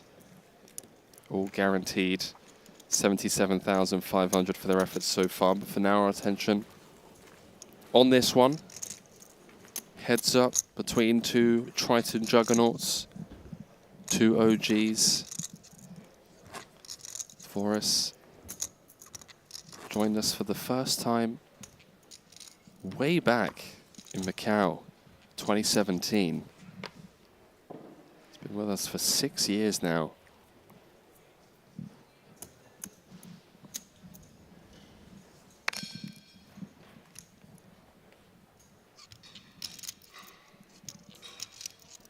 Couple of playable hands here. Danny continuing with the limping strategy that he's been deploying so far. Very similar to the hand where Daniel got all the chips in against the two aces. He had Queen Jack, Jack 9, single suit. 5 seconds. Check.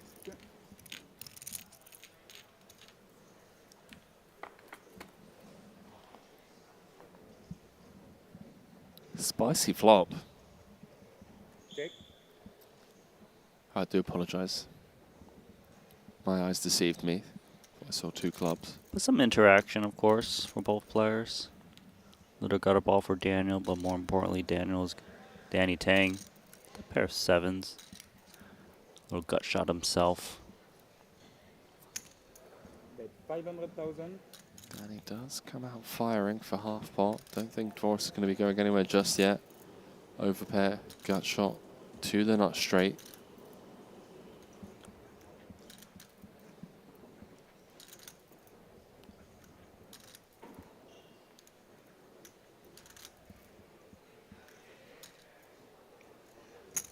And a call.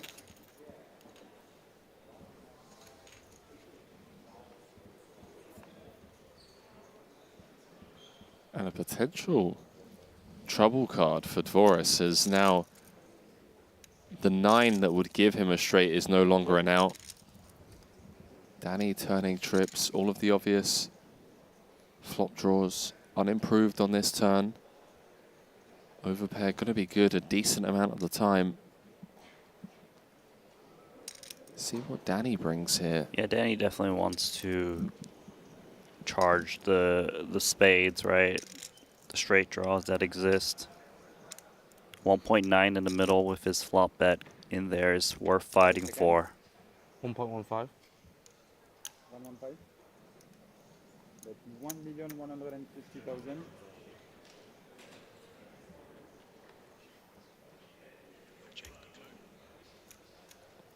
This is going to be one of the biggest pots of this heads-up match. Should Dvoris call?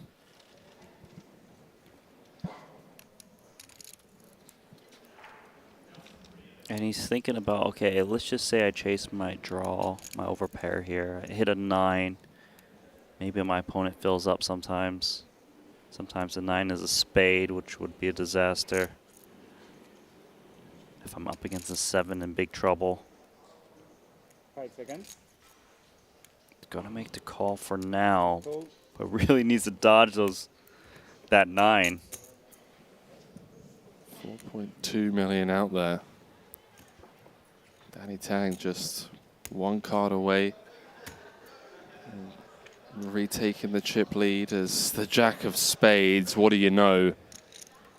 Talk about how 5%, Henry. At the turn of a card, one can just go from a hand on a trophy to being the short stack as he checks it back. Going to get shown the full house. Probably didn't expect it to be jacks. Oh, he's frustrated.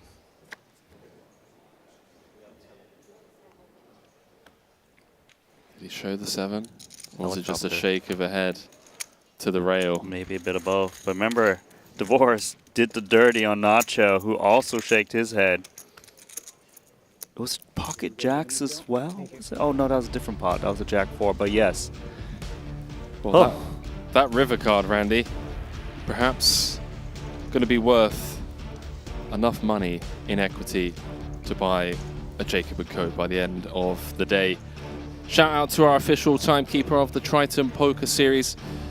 Whether you're into gambling-themed gear, there's just the one perfect watch brand to check out. They've been embedding playful spirits into their watch functions. Astronomia Casino has a functioning roulette piece inside the watch. You can check it out during the break. And also, we've seen on the wrist of Danny Tang, Punat Punsri, Chidwick, Jason, Timothy Adams, Henrik Hecklund. They're all rocking a special collaboration timepiece that can only be won by Triton main event winners. Well, this is like two good hold'em hands in one. Ace, King, 7-7 suited.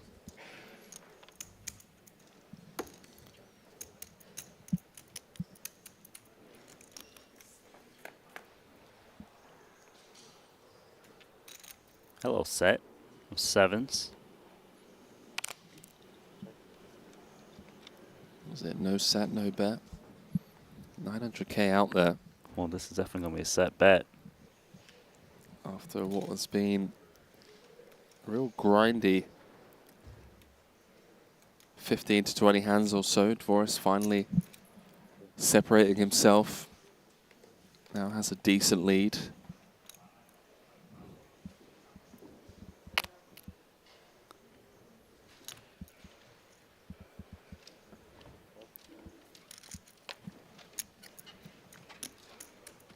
Unfortunately for him, DT with just a lone pair of threes. This is the biggest lead Dvoris has had in this heads-up match. I don't think he's looking to give this one away. Cruising. Playing excellent. Did come in as just a slight favorite. So 38 bigs, played 34. Hand number 2. Saw Danny scoop a 60 big blind pot. Dvoris was down to about 6.5. It's a 10-1 chip lead. And then within just 2 hands, back-to-back doubles for Dvoris. Put him straight back in the match. And now it's just been a gridlock up until that jack of spades on the river.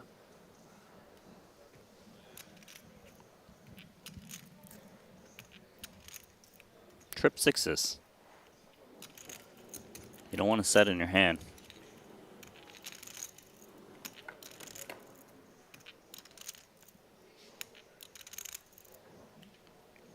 Nuts. Unfortunately for DT. Dvoris of just a pair of sixes. Which one you want him to have, you can pick at home. Mix and match. Just as it's snap check fold, doesn't matter how you rearrange these cards. Yeah, getting dealt trips in your hand. Not a strategy I would recommend the viewers at home. Pro tip. Can have that one for free. Nice. Anything else? I could have dropped that knowledge for you for them as well. Well, you called it a set, so I don't know if you could, Randy. Oh, okay. It's not a set, it's trips. Ask the viewers. Blinds going up. I mean, I don't even know what level we're at now. I don't even know if we have it recorded on the app. Are we off the structure chart yet? Similarly, in the 30K, up to level 26. Danny Tang's got ace king with suited ace. Definitely something he likes. He's got a forced action soon, right? Given he's got about 9 big blinds behind.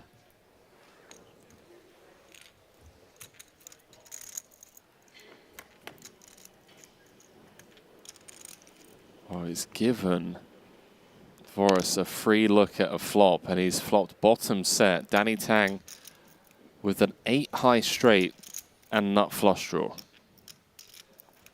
And Dvoris is also thinking that his flush draw would be good. A lot of times he check backs the set. Oh, full house. On the turn. Dvoris boating up, leaving Danny drawing dead. 1.2 out there, SPR of 3. Still perhaps an escape route for Danny, but is going to come out firing. Yeah, he thinks he's got the best hand. Doesn't expect like a straight to check back the flop. Sets maybe don't check back so instantly. Dvorak though has been very well balanced, disguised his hand. Yeah, Dvorak does have the lowest possible full house. Let's see how he wants to play this one on rivers. 2 million in the middle, 3.3 back. And how about, is that? It's 1, quads? 2, 3, that's 4 5s. Quads for Dvorak, double paired board, value to be extracted for Danny Tang now, as it makes it less likely that his opponent has a full house, of course.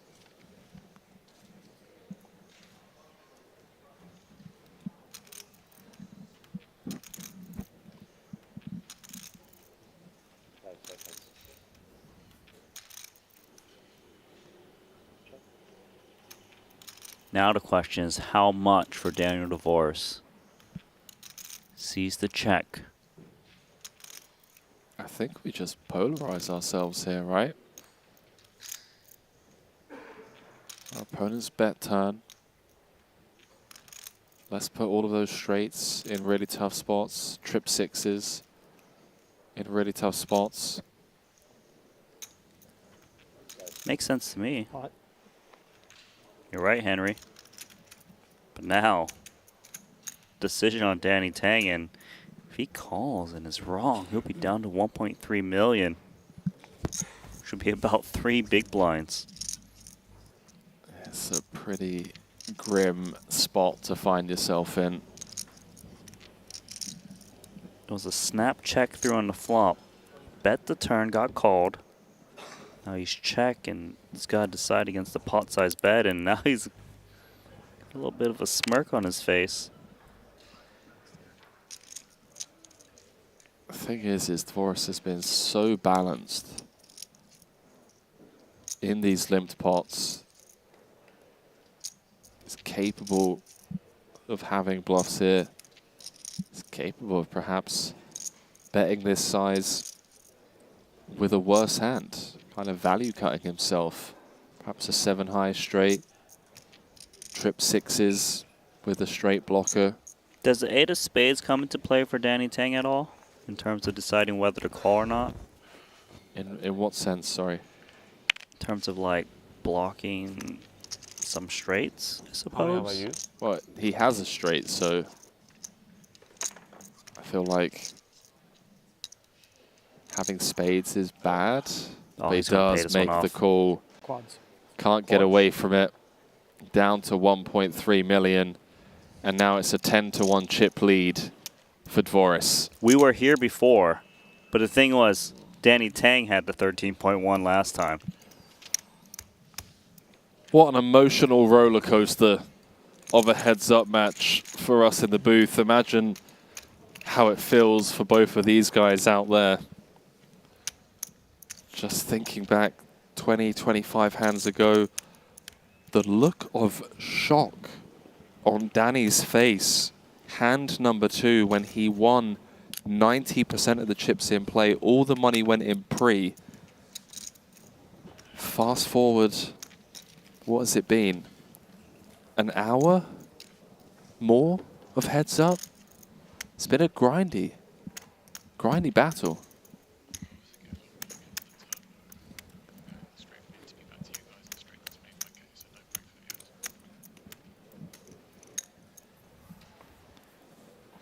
Now, once again, we will be picking up coverage of event number 13, that 25K PLO Turbo. And let me tell you something, you do not want to miss that one. Jason Kuhn, Sam Greenwood, Jao Vieira, Ren Lin, Elis Parsonen, and Laszlo Wojtas, 2 of arguably the best online PLO players of the modern game. Wojtas and Parsonen out in first and second. You have Greenwood and Jao Vieira on short stack duties. Danny folding the small blind with that short stack. That is going to be a fun one to jump into. 365,000 up top.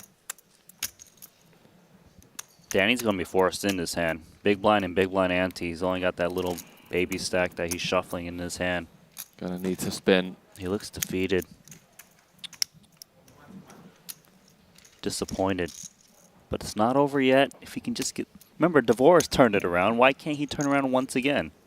A bit of a shake of the head, understandably so. With so much more than money on the line here. As Dvoris has got the 8-6, 5-4. But note the equities, Randy, even up against a monster hand like Ace-Queen, Queen-10 double. Dvoris has 41% equity. I haven't looked. I looked at one card. I mean, he's gonna be happy when he sees it. Anything, right? Maybe quad deuces. Oh, it's pretty good. Oh, fuck, it's pretty good. Maybe folding quad deuces. That sounds about right. Recommended. All in brought to you by betacr.eu. 59% of the time, Danny's going to be back up to 4.5 bigs. 41% of the time, Dvoris is going to be lifting his second trophy, and that 8 of diamonds in the window is quite the window card as he flops trips and a wrap. Tang with the spades and overpair. Non-6, non-4 spade. Black, but not the right kind. One card to come. 20% for the 5-time champion. Doesn't find it, Randy, as Daniel Dvoris improves to the 9-high straight, overcoming. Danny D. Oh, that was rough. Overcoming a monumental chip deficit was just a 10-to-1 dog after 2 hands of poker in heads up. Grinded his way back to even, and then from there on out, it was just a gridlock. It was a grind. Dvoris bobbed and weaved to find his spots. Then, that Jack of Spades, the all-important river card that you could perhaps look back at, as a deciding moment in this heads-up match, to then take that lead, and then from there on out was just leaning into Danny Tang and got it done for title number 2. He was leaning for sure, and he felt very comfortable. Even when he was down to a short stack, knew he just had to get one double to get things going.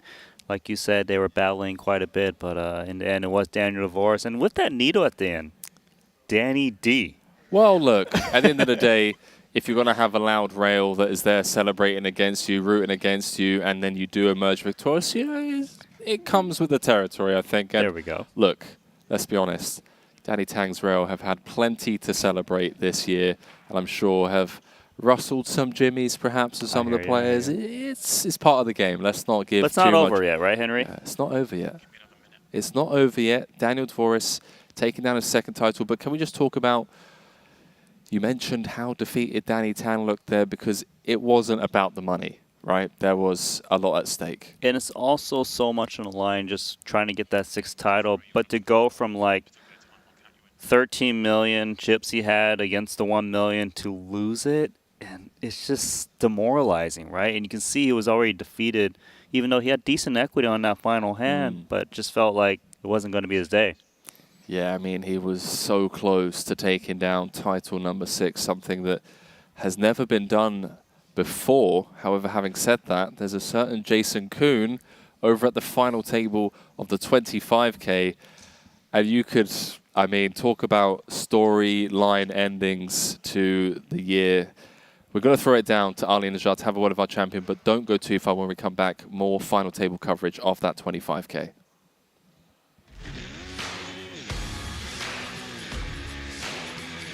Playing multiple variants of poker here at Triton, we have the opportunity to create Renaissance men. And the man who joins me here on the stage right now certainly qualifies as such. Daniel Dvoris, winner here in the 50K pot limit Omaha. Let's just walk through some of these stats. Your second Triton title, your 28th career cash.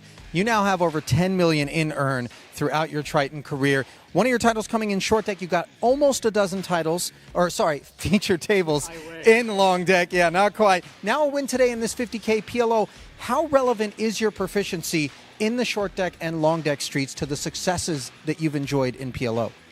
I would say somewhat relevant. There's components to playing really any game that transfer over to poker. I think the mechanics of how the games work are quite different, but skills such as keeping it together under difficult situations or just being able to run a big bluff or whatever, I think those transfer over pretty well. Now, obviously, the game of poker is fundamentally played for money. You've been with us since 2017. Now you're joining the 8-figure club. What are you playing for besides just the cash? This might be a bad answer, but fun. I just enjoy the process. Of course, it's always great to win money, and I think everyone that plays these is very, very competitive, but it's just being hard on yourself and trying to make good decisions. Love that answer. Nothing wrong with it whatsoever. And as fun as it may be, it's also obviously a very arduous journey at times. And I caught you chatting with Ike and Sam Greenwood just before you came up on the stage. Talk to me about the importance of having a support group as you navigate these very difficult waters. Quite important. Oftentimes, most of the time, tournaments don't go as well as today did, of course. And there's always things you have to get off your chest or doubts about how you played a hand. So it's extremely important to have a support group, and I'm very thankful and fortunate for the one that I do have. All right, we've got a break coming up before we get to the back half of the season for a few months. Any plans at all? I take some time off, then I play more poker, then I take some time off, and then I come to Triton.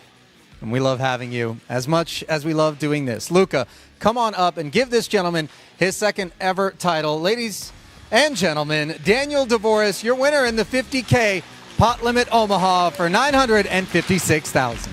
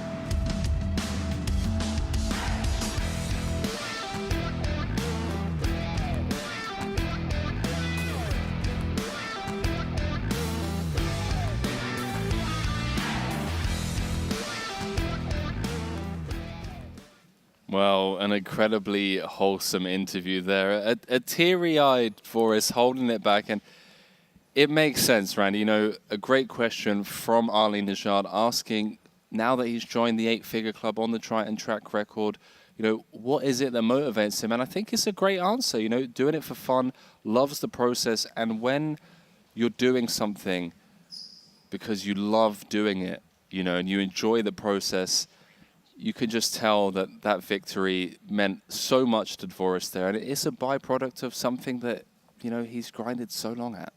Yes, and also he's got the support of his friends, Isaac Haxon, Sam Greenwood, kind of support him when things don't go so well. But I think you're right. Playing for fun, is a good way to kind of go about things, just enjoying your time with the toughest competition. But it also helps you when you're trying to hone your craft at home, that if you enjoy it, you're going to spend more time and really give it your all to try to improve yourself so you can perform your best at these Triton stops. Yeah, and creating a process that you actually enjoy, because I know for some people out there, they make it really grindy, perhaps overdo it, burn themselves out, and these guys here really do take the time to ensure that when they're away from the tables, they're actually enjoying themselves when it comes to studying, when it comes to whatever it is, fitness, nutrition, all of these things. So massive congratulations to Dvoris, one of the Triton OGs. Join us, what was it, 2017 we were looking at in Macau? It's been a while. It's been 6 years for him on tour. He's been playing for a very long time and joined the short deck streets early, and it's nice to see him take it down to this PLO event. Well, now has 2 titles in 2 different formats, PLO and short deck. He's missing a key one. He doesn't have one in Hold'em because we know how much of a fearsome competitor he is in Hold'em. And coming into that final table as chip leader, closing it out, was a dogfight heads up against Danny Tang, narrowly missing out on what would have been a record-breaking win had he picked up title number 6, but it's going to have to wait.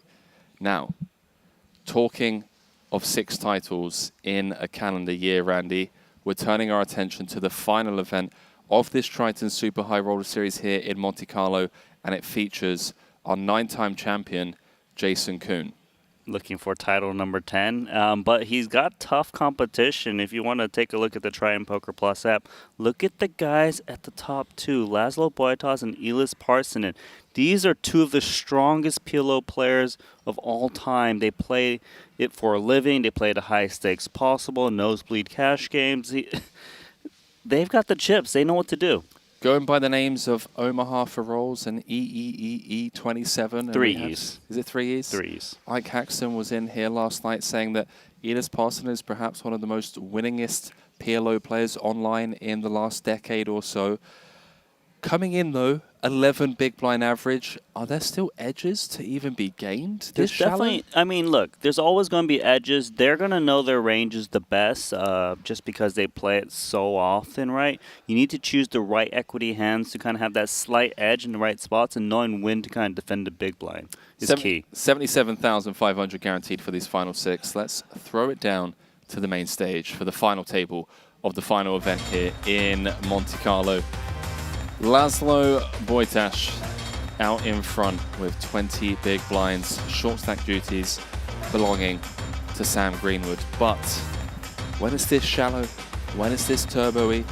In this 25k turbo, equities running as close as they do in PLO, all it's going to take is 2 hands going your way. You're overwhelming chip leader, and you're on the path to victory. You're on the path, but we did see just now in its heads up, it went from 11 million to versus 1 and flip-flop to eventually have that champion. So yes, now's the time to try to get it in as good as you can, try to get that double up, and then maybe try and lean, because we got pay jumps at this final table that you can hopefully use to your advantage. Was 9 places paid in this one. First to bow out in the money was Tong Li, 36,500. Then it was Sergio Martinez Gonzalez, 47,500 for his efforts, and then it was the fan favorite out in 7th, Tom Axel Bedell, for 61,500. He also cashed the 50k, so a good trip out for him as he managed to max late reg this 25k, making the final table with 6 left.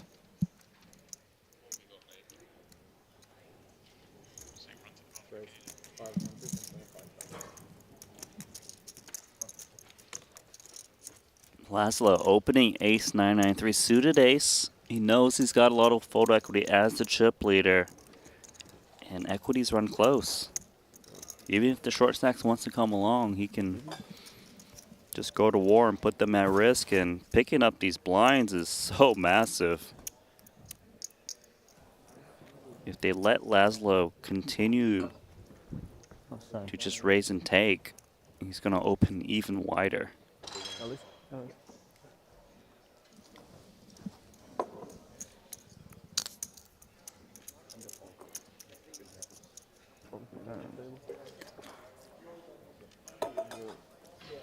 Easier.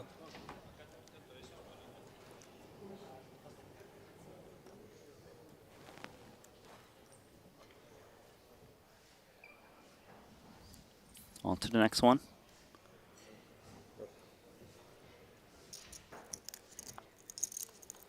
Photo heads up.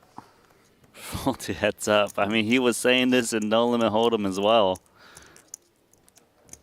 Fold to final table. He's done that already. Jalvera with the ace jack 10 deuce suited ace.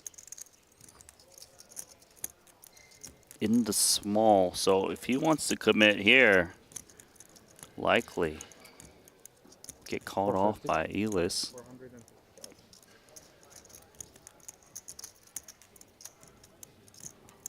Gonna pitch this queen jack 8-5, not enough.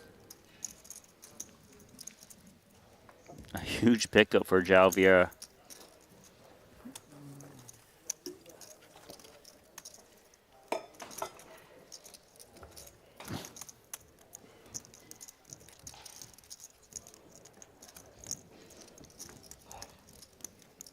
$365,000 for first, guaranteed 77.5.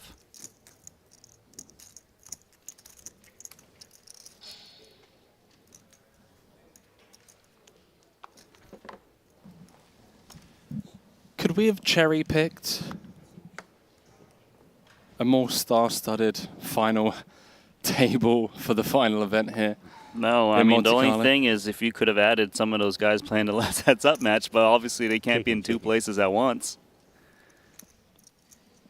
Imagine if Jason gets it done after Danny Tang had a 10-1 chip lead over Dvoris to become the first player to win 6 titles in a year. I mean, I don't even think the 5 titles in a year is going to be repeated, by the way. I mean, that's insane. The fact that 2 players have done it, especially with how big we've grown in the last 12 months. Like, we had over 200 uniques in London. We've had a record-breaking field of 187 runners here in Monte-Carlo. I would wager a lot of money that the 5 trophies in a year is never repeated. I would genuinely bet a lot. And if someone's going to repeat it, it's going to be the same guy who's achieved it. He's like, anyone but them. Because clearly they've done it before. Just saw a couple of close folds there. Laszlo Wojtas with 34% of the chips in play. Did final table that 30k PLO for 139,000. Also final table with the 30k PLO in Cyprus for 117,000. 1 title, 7 cashes. Goes by the name Omaha for rolls. And if you've ever had him at your cash game table, there is a high probability you walk away with no bankroll?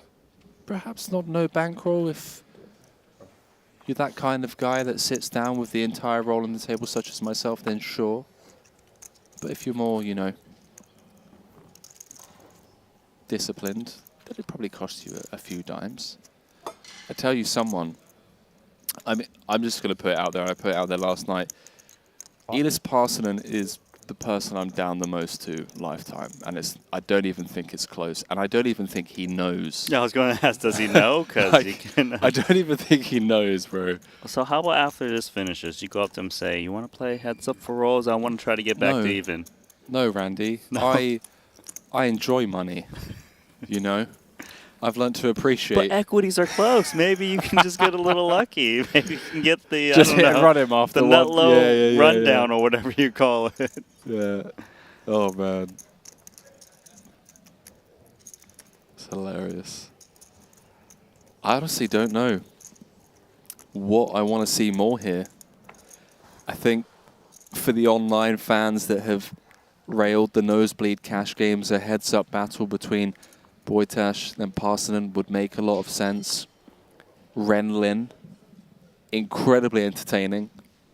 I personally would love to see a Jason Kuhn trying to get that title number 10. I don't think my heart can take it after just having Danny Tang almost do it, you know? Yeah, and just thinking, wow, let's talk about his 6 titles, but we'll have to wait till next year.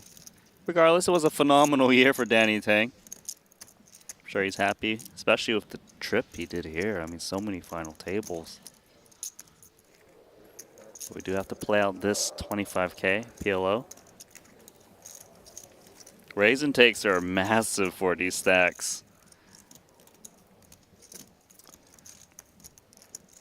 I'm going to give a shout out to a comment in the chat.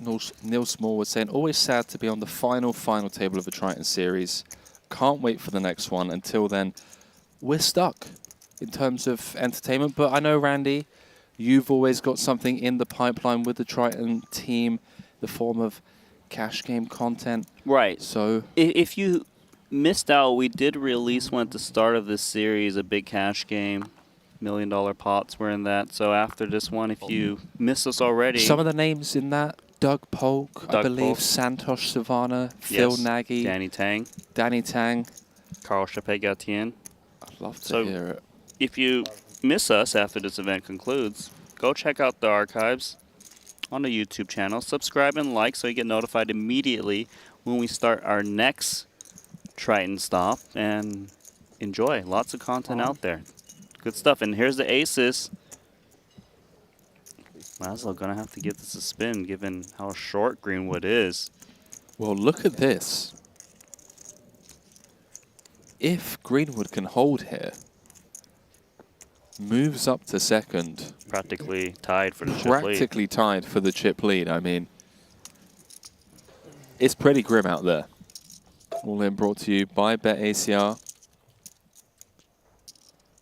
Here comes King 7 deuce. Some hope for Laszlo, as you see Jason smiling at the appearance of that deuce. 8 or a deuce needed to do the dirty on Greenwood. Doesn't find it. Sam Greenwood gets the double. 1.1. Oh. Up to second in chips. 1.025.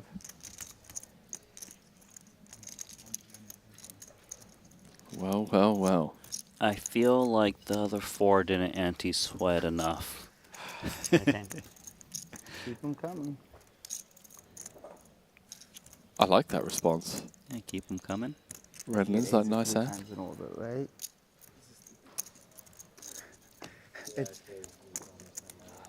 It's dawning on you just now that it's super. Yeah.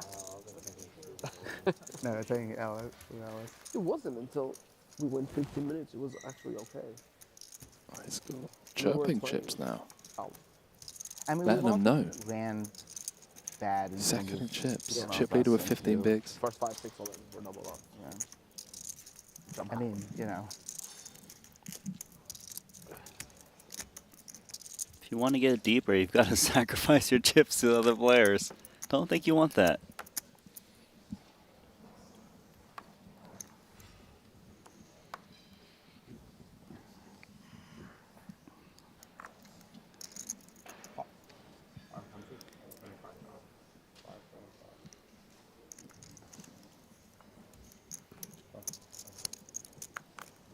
Elis with the pocket kings.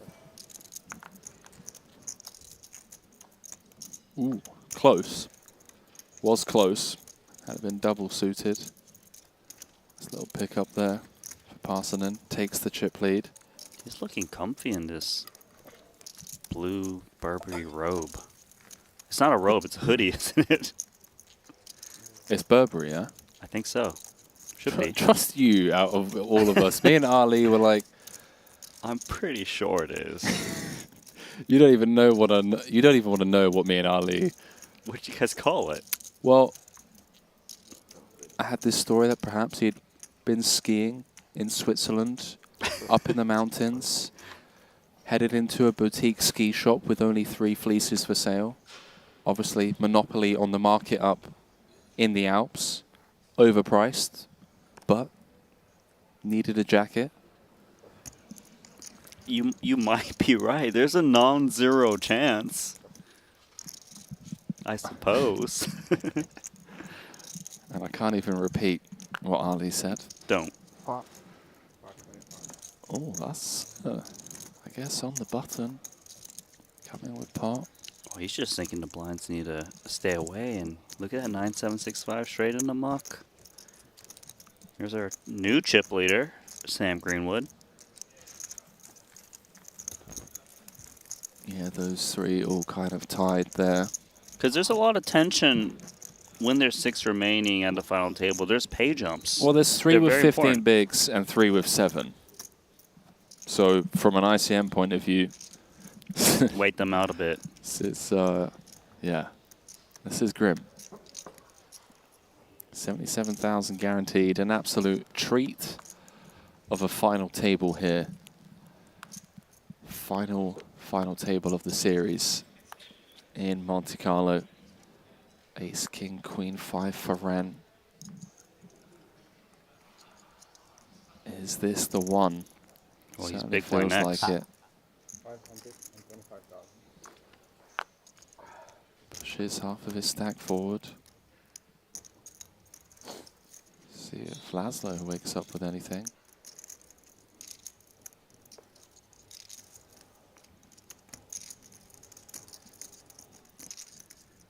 He's got a suited ace. He's got 40%. He's dominated though.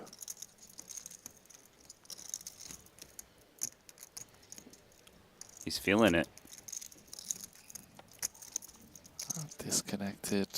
Could be dominated. King 9's having flush draw. Feels. Any piece, given that Redlin's only got 575 back in his 1.275 million pot.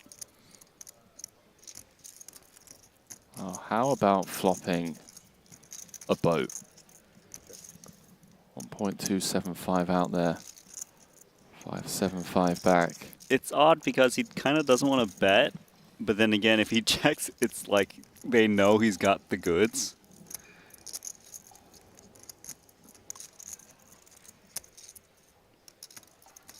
Like Renlin wished there was a flush draw on the flop. Right. It feels like it's just a check. You just hope that your opponent turns a boat, turns a flush draw. Wow, it's a rainbow turn. Badoogie. Actually, a Badoogie can't be paired. It's all good, Randy. It's been 12 days. No one at home is watching. Badoogie suits. You know, yeah, exactly. There's no judgment here.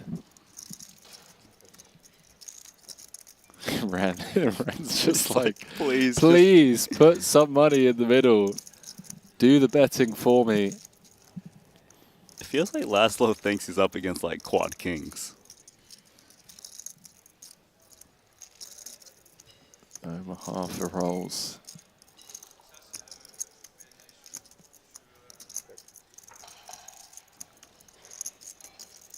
It's going to be so funny now when Ren does jam on the deuce of hearts, or If he goes at least smaller, bet. he goes min bet.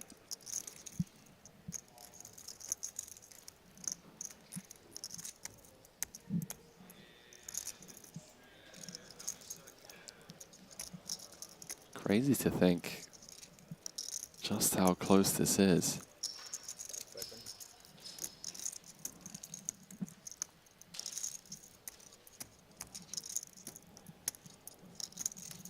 He's really trying to sell this story that He's got so a tough good at it, decision. though. He does this with bluffs and with values, so it's Balance. incredibly well balanced. It's called a good actor to me. Yeah, we said this the other night with Ali. If there's any Hollywood directors out there looking for someone to play a role in, you know, a James Bond movie as a poker villain, We've perhaps. already got the James Bond villain, okay? That's true. He can be the James Bond, maybe. You have 5 or 6 kings. How many kings do you have? 6? 6. 6 kings, that's what Ace jack? Huh? Ace Ace jack? jack. Do you know how much you have behind? No, what? Do you know how much you have behind? I know. That's I wanna equal, hilarious, so I Jason, needed to just see how much I bet. Yours- immediately. 19 times.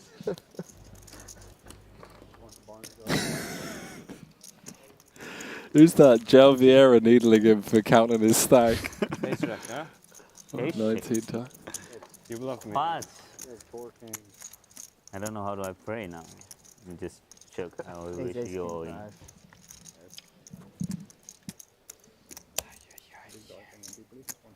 It's funny because he's actually burnt a decent amount of time off that clock in this turbo as well. Which could actually work to his favor. He's moved up to third. It's Jason Kuhn and Vieira on 7 bigs. Jason's going to have to put a third of his stack in very shortly. Yeah, Jason's going to have to be the big blind next. Wow, Queen, Queen, Jack 8 double is more than enough of a hand for the 9-time champ. Gets to push half of his stack forward.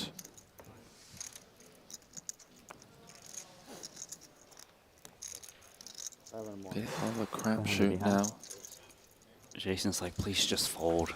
Uh, Just fold. Okay. That's great news for the Queen, Queen, Jack 8.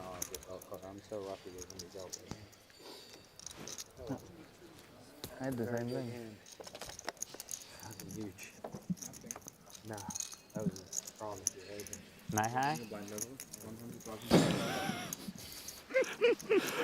Dude, we need a petition that we can give to the viewers. We need thousands of signatures to just have Ren Lin at every feature table. Even if he's not in the tournament anymore, he just gets a seat.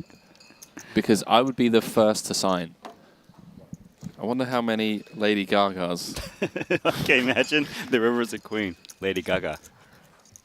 King Gaga. Oh, man. So blinds are up to 200,000. What does that mean, everyone? Extra short.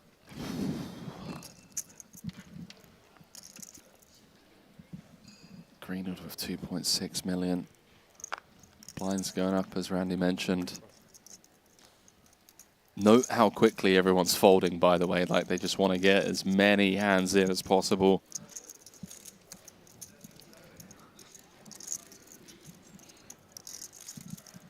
$500K an orbit now.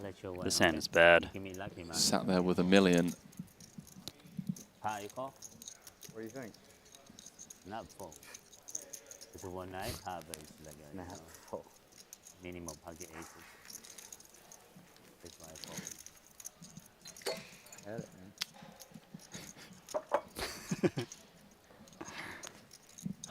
In a hand it could have opened like 3.3 million. Maybe I could have opened my hand. What did you say? That had a hand that maybe could have opened a bad like 3.3 million. You know. Soon enough.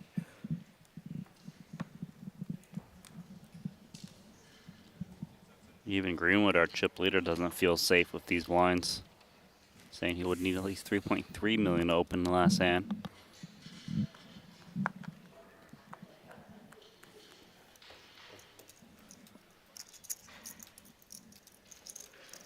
An interesting one for Elis, double suited. Ace Jack 7-3 is going to go with it.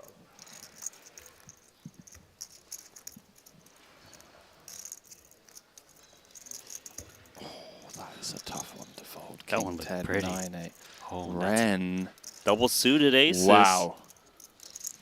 Waking up with the goods.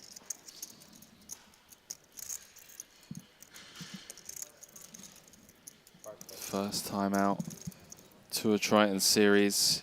Came 12th in the 30K, came 3rd in the GG Millions for 468,000. First time venturing out, picking up 3 cashes here. Is now just 5 cards away from being the overwhelming chip leader. Wow, Greenwood having to fold double suited kings. What is going on? Hearts covered. I don't think Elis can fold. No, he was not pleased with seeing the 3-bet jam. He's in. Doesn't love it, but has 31% equity. Some of the time, it's going to be a massive upset for the Renlin fans. There were 4 legit hands there. I mean, had Elis not ISO'd, I think Laszlo was going with the King 10, 9-8 double from the cutoff. I had the Cowboys. Huge equity spot. With clubs.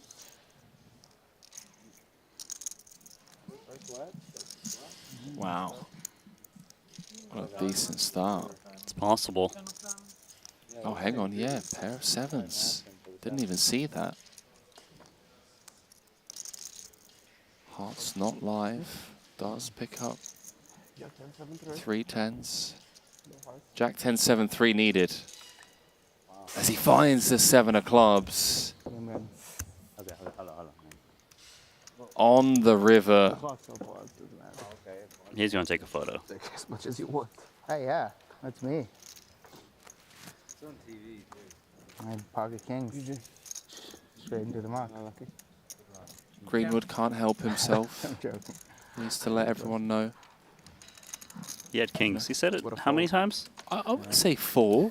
I just felt my pocket kings weren't good. I definitely No, 5. want a horrible fold if this one was hit already. GG's, This Renlin. one I had in the hijack was a disgrace. Similar situation in that GG Millions where he came 3rd, was overwhelming chip leader, had that turn straight against Rivered Full House against the eventual champion Web Salim. Here, a black 7 showering him for 77,000 in 6th place. I hope he's got the bug, Randy, because we've got the Renlin bug. He has been incredibly entertaining. to have at the feature table, and hopefully we'll be seeing him for the back end of this season at the start of next year. But for now, our attention turned. I like his initials, by the way. Just want to point that out. RL. Strong. No, bro. He can't He's just strong. that's like 6 bigs. I mean, In the 50K PLO, the not dealer possible. deals me like 100,000 even. And he deals the guy a fifth card, Guaranteed. And then they muck the hands, and then the next hand I get kings and get busted. The very next hand.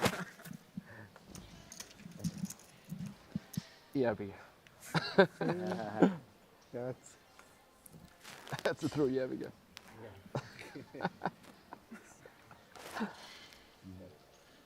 I know why they like make it the rule, but the rule should be that if the player wants, they can they can keep their base up crowd.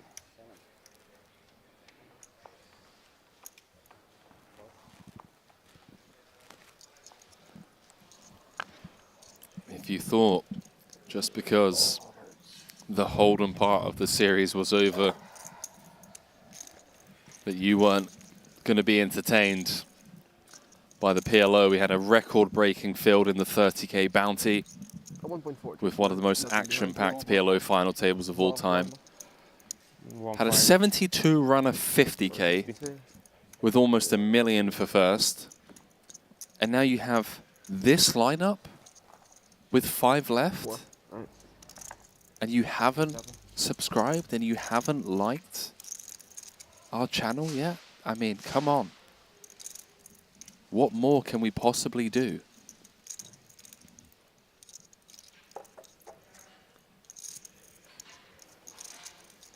João Vieira. I mean, if he calls, he's pretty much committed. Double suited. It's actually in really good shape. He doesn't expect it, right?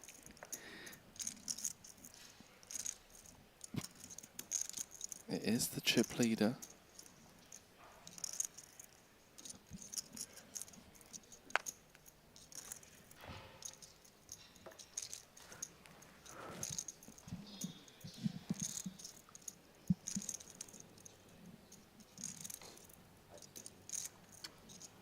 Alright.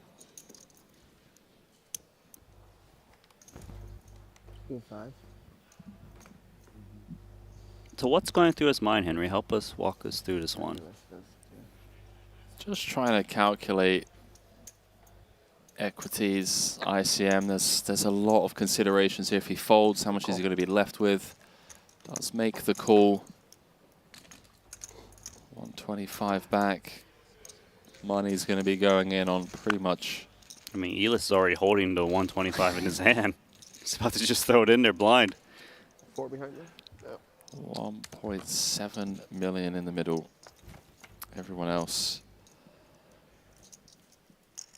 gonna watch on. Elis looking for an ace or a 3. Why you have the 8-5? For back-to-back eliminations. That's good for you. Very good. Yeah. Same gutter, huh? Famous last words. João can hold here. Will be moving up to 3rd. Bob, don't mind. What we got here? Got a pair of 6s now. Ace 6 or a 5 needed. Good, yep. As João's gonna find the double. That's me. How many years has Greenwood been playing poker? 10-9, the doogie. Genuine question. Is that not the kind of comment you make when you're at your local card room? Yeah, it is. It really reminds me of the £30 nightly that I used to pay, where Terry 2-pair would immediately throw his arms up in frustration, let the entire casino know that he would have won the hand had he called all in with 9-4 offsuit. Feels we don't raise the blinds, but this tournament will just never end, you know? That's also a true statement, Greenwood. Yes. If we don't raise the blinds, it likely will never end. So, we do raise the blinds every 20 minutes. That's a 7, right? Change. Yeah. 2.6. Second. What you have, Sam? 2 and 75. One. So that's what they have. 1.9. The levels are 2, 15 minutes? 15 minutes. Oh. Oh, so Greenwood. News. We raised the blind every 15 minutes so this tournament could end. Laszlo committing himself. 1.550 to start. Ooh, Zhao. With a close one, does cover. Oh.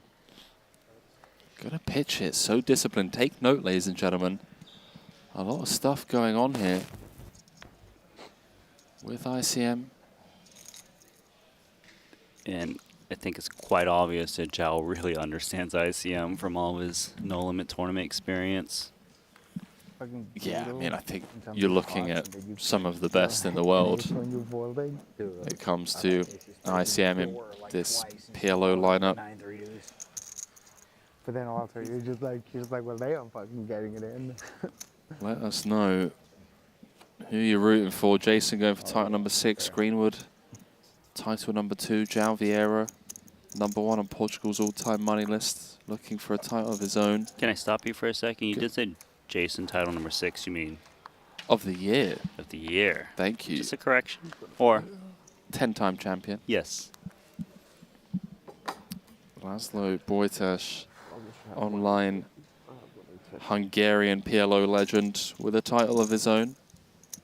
JK with a monster hand. 7 bigs.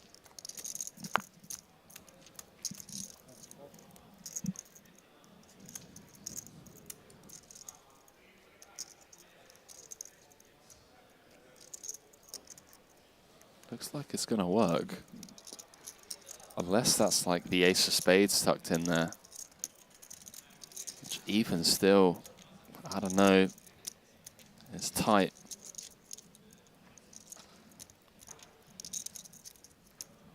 Perhaps a bit of posturing. Waiting for the blinds to go up. We need a permanent mic and camera on Greenwood. Why? We don't need to know when he's folded kings or 2 pairs or 4 houses. I was straight. under the impression that, you know, good friends with Jason could just let out a bit of an ayah with Bojtas folding. Who needs enemies? You know. Jason, by the way, has had a rough trip out. Not to state the obvious, but we haven't seen much of him at the features because it's only a couple of mint cashes, 1 in the main event and a 10th place finish in the 50K. Even had him at the feature table in the 30K PLO, where just saying to Chris Brewer, I believe, that he feels like he's just getting it in dead every time this trip. Would be a fairy tale ending. Still has a lot of work to do here. Average stack is 10 big blinds, Randy. The chip leader has 13. Bottom of the chip counts, 8 bigs. But just a couple extra raise and takes really gives you that. Yeah, you pick up 2 cushion. hands in orbit. It's massive. The cushion to lean even further as everyone waits for something they can go with. Jason's down to the bottom of the chip counts after having been through the blinds. Yeah, he's in trouble.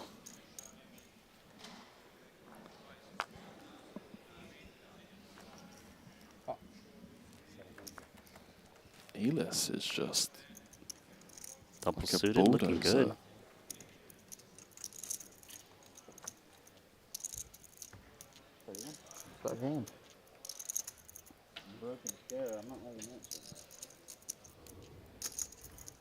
Who showed that?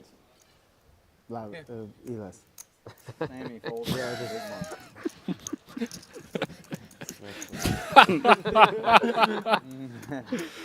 Oh, man. I showed 7-6 of diamonds. Bravo, Greenwood. Bravo. I do love him. One of the nicest guys on tour. He's a fun one. He is. Oh, man.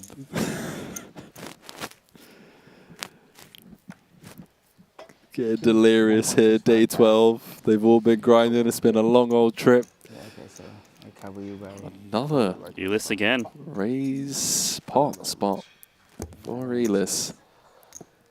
Oh, go time for Boytash. Double suited kings. He knows Elis is raising worse hands than. How many millions of dollars do you think have been exchanged between these two over the years in the 6-max streets? I'm going to go out on a limb and say it's in excess of 5 million. I think it's in excess as well, for sure. About to exchange perhaps 100,000 more or so in equity. This 3.6 million chip pot. Diamonds are covered. Ace working for Parsonen as an immediate out. Didn't see any aces folded behind Randy. All live. 3.6 in the middle. Would give him the runaway train as he's flopped top pair. And a flush draw. Ace, queen, 8 diamonds needed as he turns. The nuts. Boytash dead. GG's to Omaha for rolls, picking up another final table. Played 4 events here. Played all 3 of the PLO events. Final table, 2 of them. I guess I should have. Perhaps that's some like next level thing I didn't think through. another, you know, bitter taste left in his mouth after coming so close once more. Couple of key hands not going his way, and ultimately bowing out in 5th for 100K. And now, how about this? Overwhelming chip lead for EEE27. Elis Parsonen, one of the OG PLO online crushers from Finland, venturing out to Monte-Carlo to take part in these PLO events. 145. Overwhelming chip lead. 1-4. Came 12th in the 50K for 72K. First time coming to a Triton series, and I got a funny feeling if he gets it done here, next time he's going to be showing up with the entire Finnish PLO Armada. Jonni, Jukamainen and co. Although perhaps when they're together as a clique, they spend more time on the golf course, so is this the recipe here? You show up on your own, you leave your buddies elsewhere, you actually play poker instead of golf, you win hundreds of thousands of dollars. It sounds like the blinds are up. 250,000. That's what the graphics for, Randy.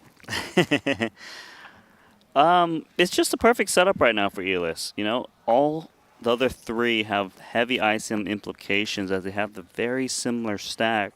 Zhao folded double pair in a small blind last hand, realizing the other players are going to hit the blinds first. Fold.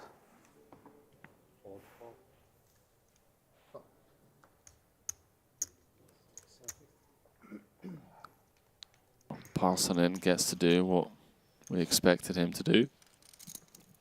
Well, Jason's double suited. Could be the first one at risk of these 3 at the bottom. He's got to make the call with the double suited hand. Is dominated with the king 6-4, but 2 live flush draws, more connectivity with that 9-6 as he flops an open ender and a flush draw. It's free roll time. Well, not kind of, I mean, not free roll time, but they both have the straight draws, what I meant. You know where I'm going. King, queen, technically the best hand at present, but what Randy's alluding to is the equity. Brought to you by betacr.eu for Jason. Get back in this fight.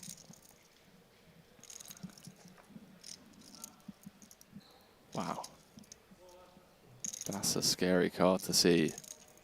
He's dropped down to 27% equity. Oh, that's one way to get there. Jason Kuhn. I was looking for a club, a 7 or a deuce, and completely forgot that a 9 also worked for him. Hello, 9 of diamonds. Would be quite the ending to what has been a pretty brutal trip. 1325. For the most decorated Triton player of all 175, time. yeah. Now gives him a bit of breathing room over Greenwood and Vieira. Also with Jason doubling, he's in position of the chip leader Elis, who doesn't want to double him once more, as that would be detrimental to his stack.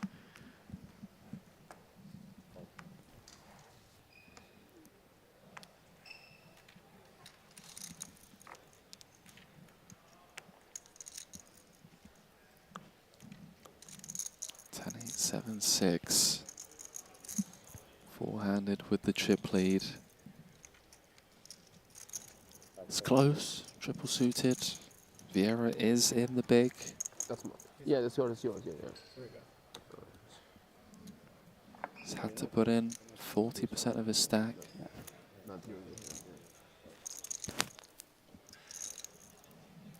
Just scanning around the table, looking at the itineraries of the remaining players.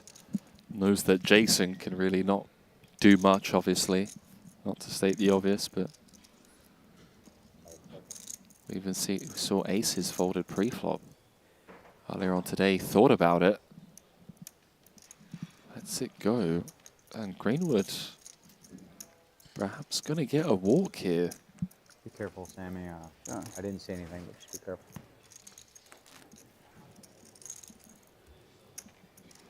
João Vieira is hoping for blood between these two, because he's the big blind How next. much do you have? I'm sorry, I should know. Not you. João, how much do you have? 1350. Yeah.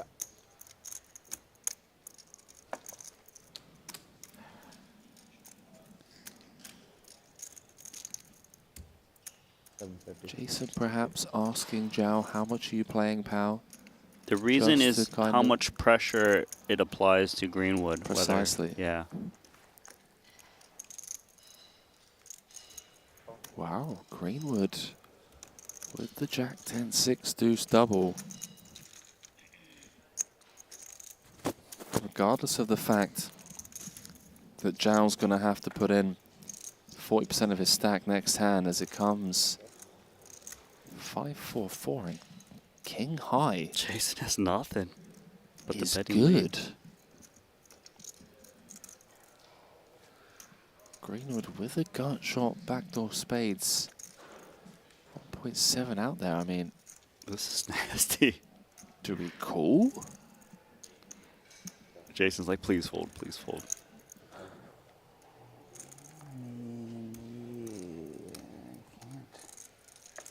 See myself folding. What Jason wants to hear. Yeah. I have a terrible hand. I also have a terrible hand. King high I can beat it. I'm in front. v Jack high. We're flipping Clubs. for Greenwood's tournament life. Fair match. Yeah. What a fucking withered lineup this is. You just turn a king, right? That was a good one. Ace on the turn. Not bad. All pair outs live. appropriate that Jack King had 10, kinda hold him 6, in 3 that deuce. situation. Needed for Greenwood. Doesn't find it. GG, bro. And King 9 Straight. is going to take down a 2.9 million chip pot. That hand. Just King 9 high. We sure? Can we double check? Like, that's a massive pot for King 9 high. Well, Vieira GG, my man. getting the ladder on the 5 big blind stack. Greenwood adding another cash here, 129,000 added to his Triton track record. Going to be going home with quite a few crossbars, Randy. 3 15th place finishes. Did cash the main event for 261,000. That one obviously a notable min cash, but everything else kind of, you know, get it back a buy-in and then some. I hear ya. It's been a rough trip. But with that double up for Jason Kuhn, look at that. Separated by one big blind. João Vieira just have 5 big blinds as we're 3-handed.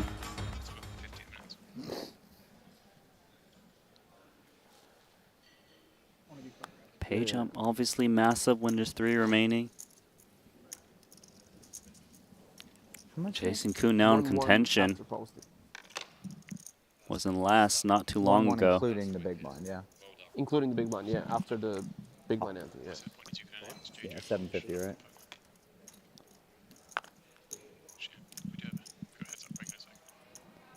Pot. All right. Zhao Here we go. is going to run it. Ain't much. It ain't much. He said that last time. Double suited. I'm double suited. Jack 665. Sorry, Jack 655. 45% equity. 55, 45 or something?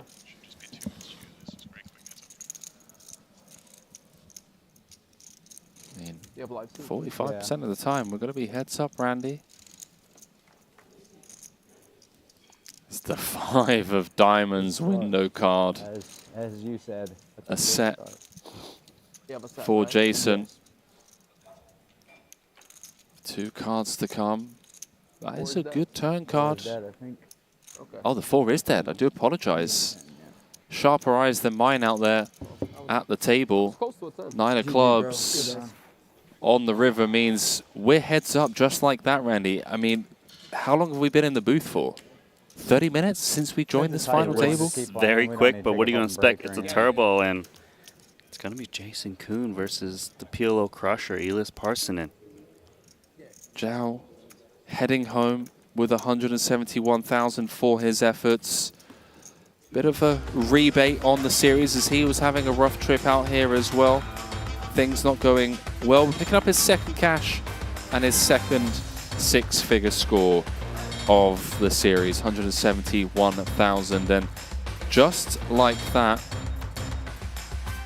heads up between the online PLO legend and Mr. Triton, Jason Kuhn, 9-time champion, looking for his 6th of the year, looking to close out the series strong.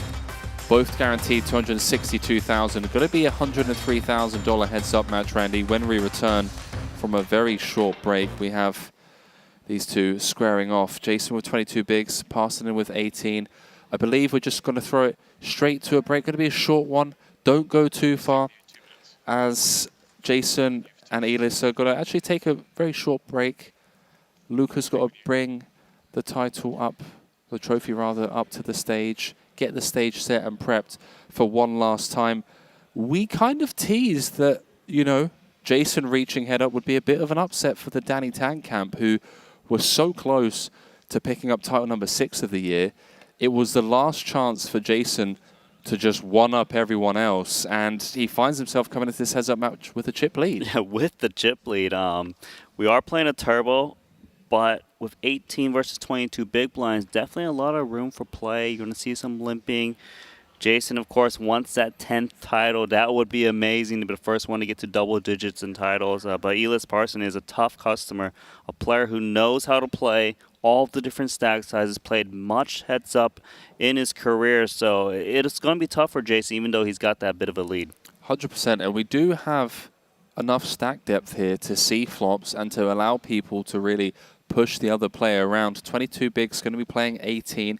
Jason Kuhn, again, coming in with a chip lead, looking for his 6th title. And bearing in mind that Danny Tang had a 10-1 chip lead over Dvoris in that 50K PLO, was looking like an upset for the Jason Kuhn fans. Now, roles reversed on the final shot of the series. I mean, what are we doing here, Randy? I don't know. I mean, like, we're ready for that heads-up match to come soon. Quick break. When we return, playing down to a champion. I do apologize. We're throwing it down to the heads-up. Okay, let's go. The guys are just ready to throw it down to the floor. Jason Kuhn is saying, you know, there's no need for a break. Let's just juke it out once more. 22 bigs. Plays 18. No breaks needed.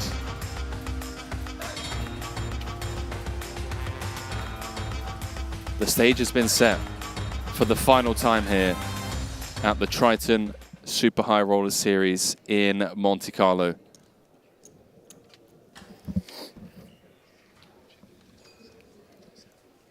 Jason open up ace queen 10-4.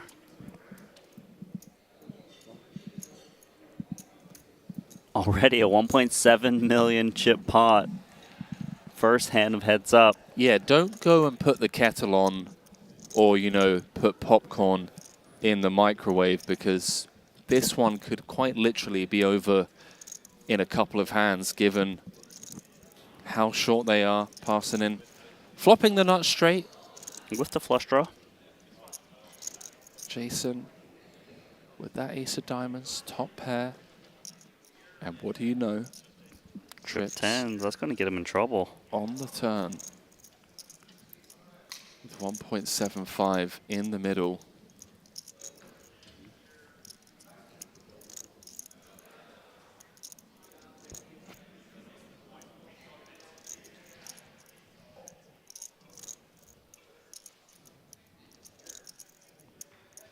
What's Parson do now? 3.5 behind.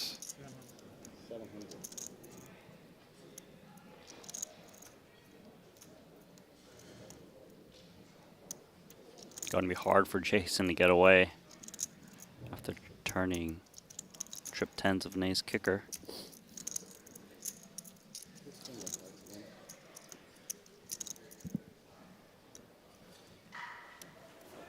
And it's nice that Parson is holding the diamonds too, so if his opponent was on a diamond draw, they've got less outs. Clearly he's got the straight too.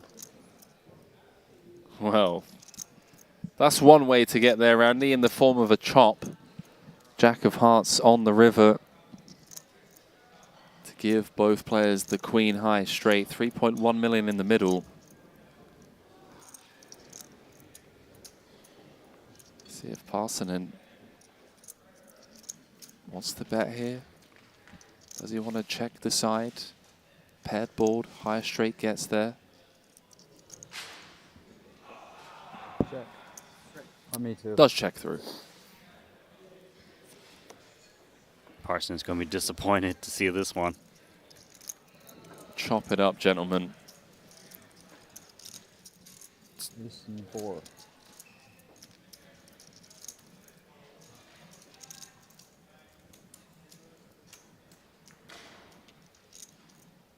Event number 13. Unlucky for some. Not for our eventual champion. 25k PLO Turbo. We've got Mr. Triton himself, 9-time champ, squaring off against one of the most winningest PLO players of all time, Elias Parsonen, who Ike Haxton had nothing but good things to say about last night when he joined me in the booth. Both guaranteed 262,000. Parsonen coming out for the first time to a Triton series. Heads up between two of the best. 22 bigs, plays 18. Edge of your seat. I'm stuff. at the edge of my seat, Henry. This is the final trophy we're giving out, and it involves Jason Kuhn and Elias Parsonen in PLO. Jason's how much we're not playing even for. thinking about. He doesn't care these about the payouts. prize? No. He'll take it, though. He'll take it as a nice little byproduct. But we all know what it means to pick up title number 10. And more importantly, silence anyone that was perhaps questioning who's Mr. Triton. After Danny Tang picked up 5 titles this year, tying Jason Kuhn's 5. Well, the first 3 were pretty fucking pretty. 7 deuce, deuce, deuce. I got your quad. Wow.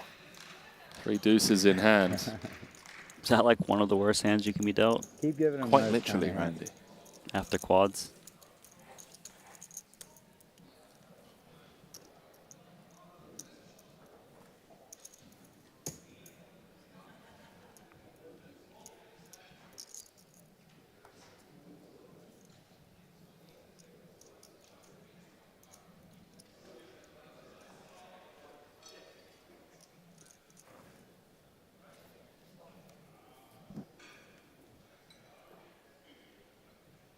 Got a funny feeling after getting a taste for Triton. Be seeing Elis a lot more. 750.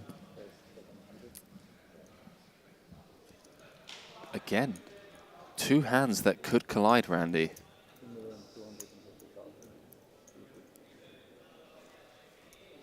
$2,250,000, yeah. Pot. 2,250,000. This pot is massive. Jason going nowhere. 4,750,000 in the middle. Kind of similar style hands, right? Both double suited with the ace. Like 5 and some cards here and there. Oh, Elis has the hearts covered. Has the ace-5 dominated. 4,750,000. I mean, we said don't you dare leave the room to boil the kettle. Yeah, you do, man. Or put some popcorn on, as they know just how important this hand is. Have both players remained unpaired? This is a double check, like, oh my god, what do I do? There's so much in the middle, but I have nothing. Not even a backdoor flush draw for Elis. This is terrible. Do you just check fold this one? It might be one of the rare occasions where he has to check fold. The thing is, if he bets, Jason would fold his hand. Talk about different ways of running good and bad. There has to be some concern in Jason's mind that perhaps Elis just has a nutted hand, like top set and a flush draw. 3? I mean, he can't make a play here of just ace 9 5 4, can he? Only backdoor spades. He's just trying to figure out if Parsoning could ever fold. He blocks backdoor spades. This pot is getting interesting. Check through on the flop. The turn. The 7 of spades. Oh, a gut shot now. And a nut flush draw for Jason. 9 also working for him. Elis did pair his 7.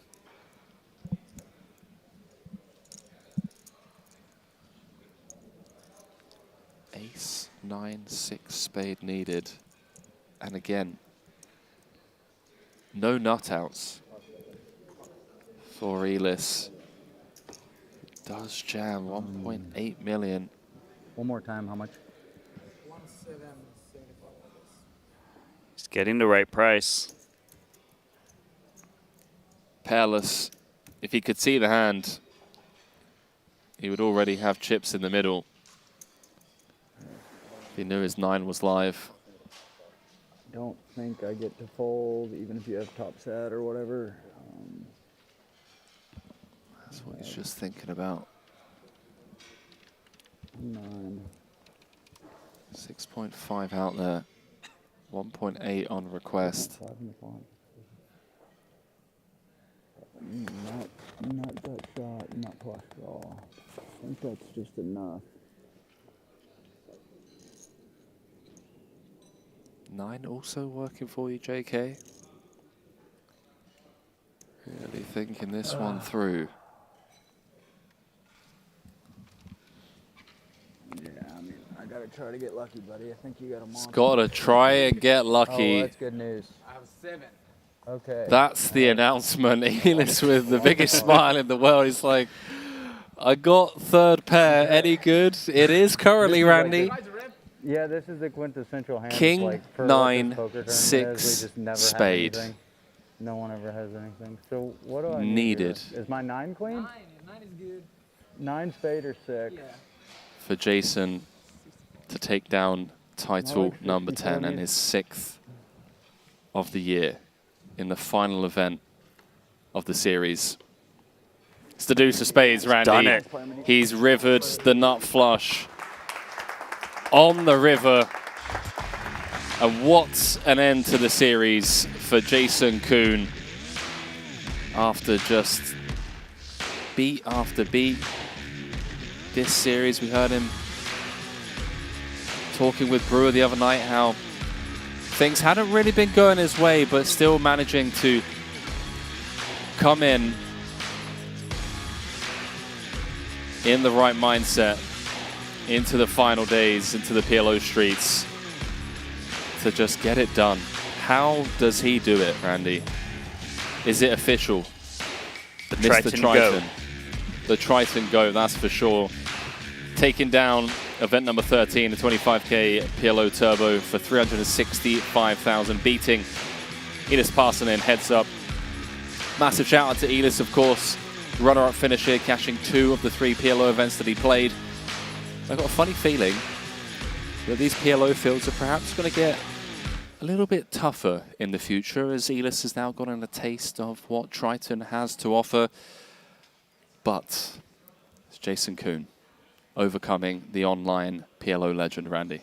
The man of the hour, you know, one of the best tournament players of all time, showing his dominance in the Triton series and just very well balanced, plays all the games that we offer at the Triton series, a great ambassador. I mean, you couldn't just have seen a better champion, could you? Number 10. That is so hard to do. And you said he won 6 this year? 6 this year. And the fact that it came in the final event on the back of us covering heads up with Danny Tang and Voris.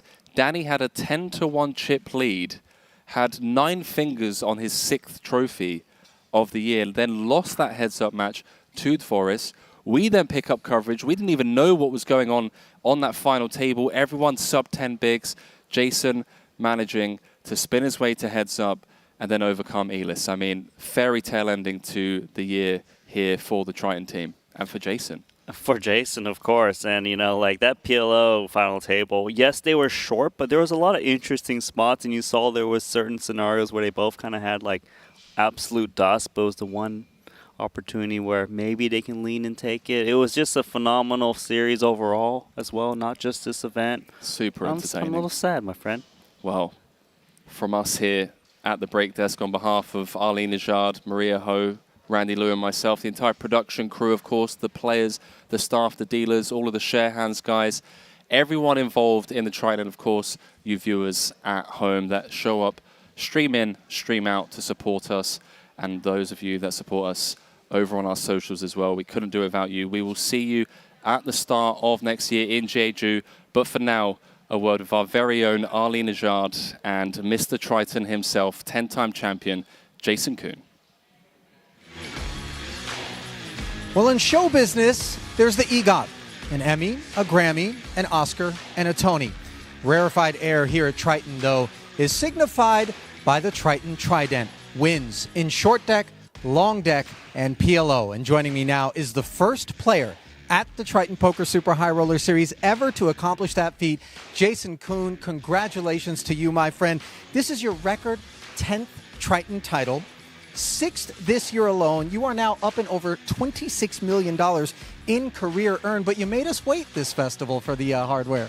Yeah, I made myself wait. It was a painful couple of days, but happy to close it up. Yeah. Now, I want to focus on the fact that you have really, really high standards. We've observed it. You're a competitor. Tremendous amounts of discipline, dedication to your craft. You had a couple of cashes coming into this festival. How would you describe the experience this time around here in Monte-Carlo? It's been a really weird couple of weeks because every night I go home and I review my play, and specifically in Hold'em, I think I played the best that I've played in a couple of years. And my last 2 Tritons, where I just lit everything on fire running good, I wasn't very pleased with a lot of the plays that I'd made. So it's a bizarre week to kind of get wiped out and play really well. But that just happens in the game. We're not playing too many hands in these things. They're poker tournaments. We all know it's really hard to win.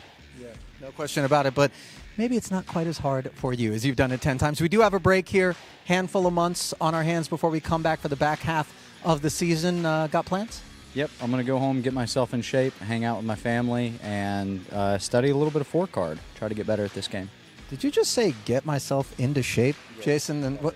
Okay, so there's still work to do, apparently. One last piece of business, of course. We're going to bring up Luca Vivaldi to hand you something that you're running out of room for.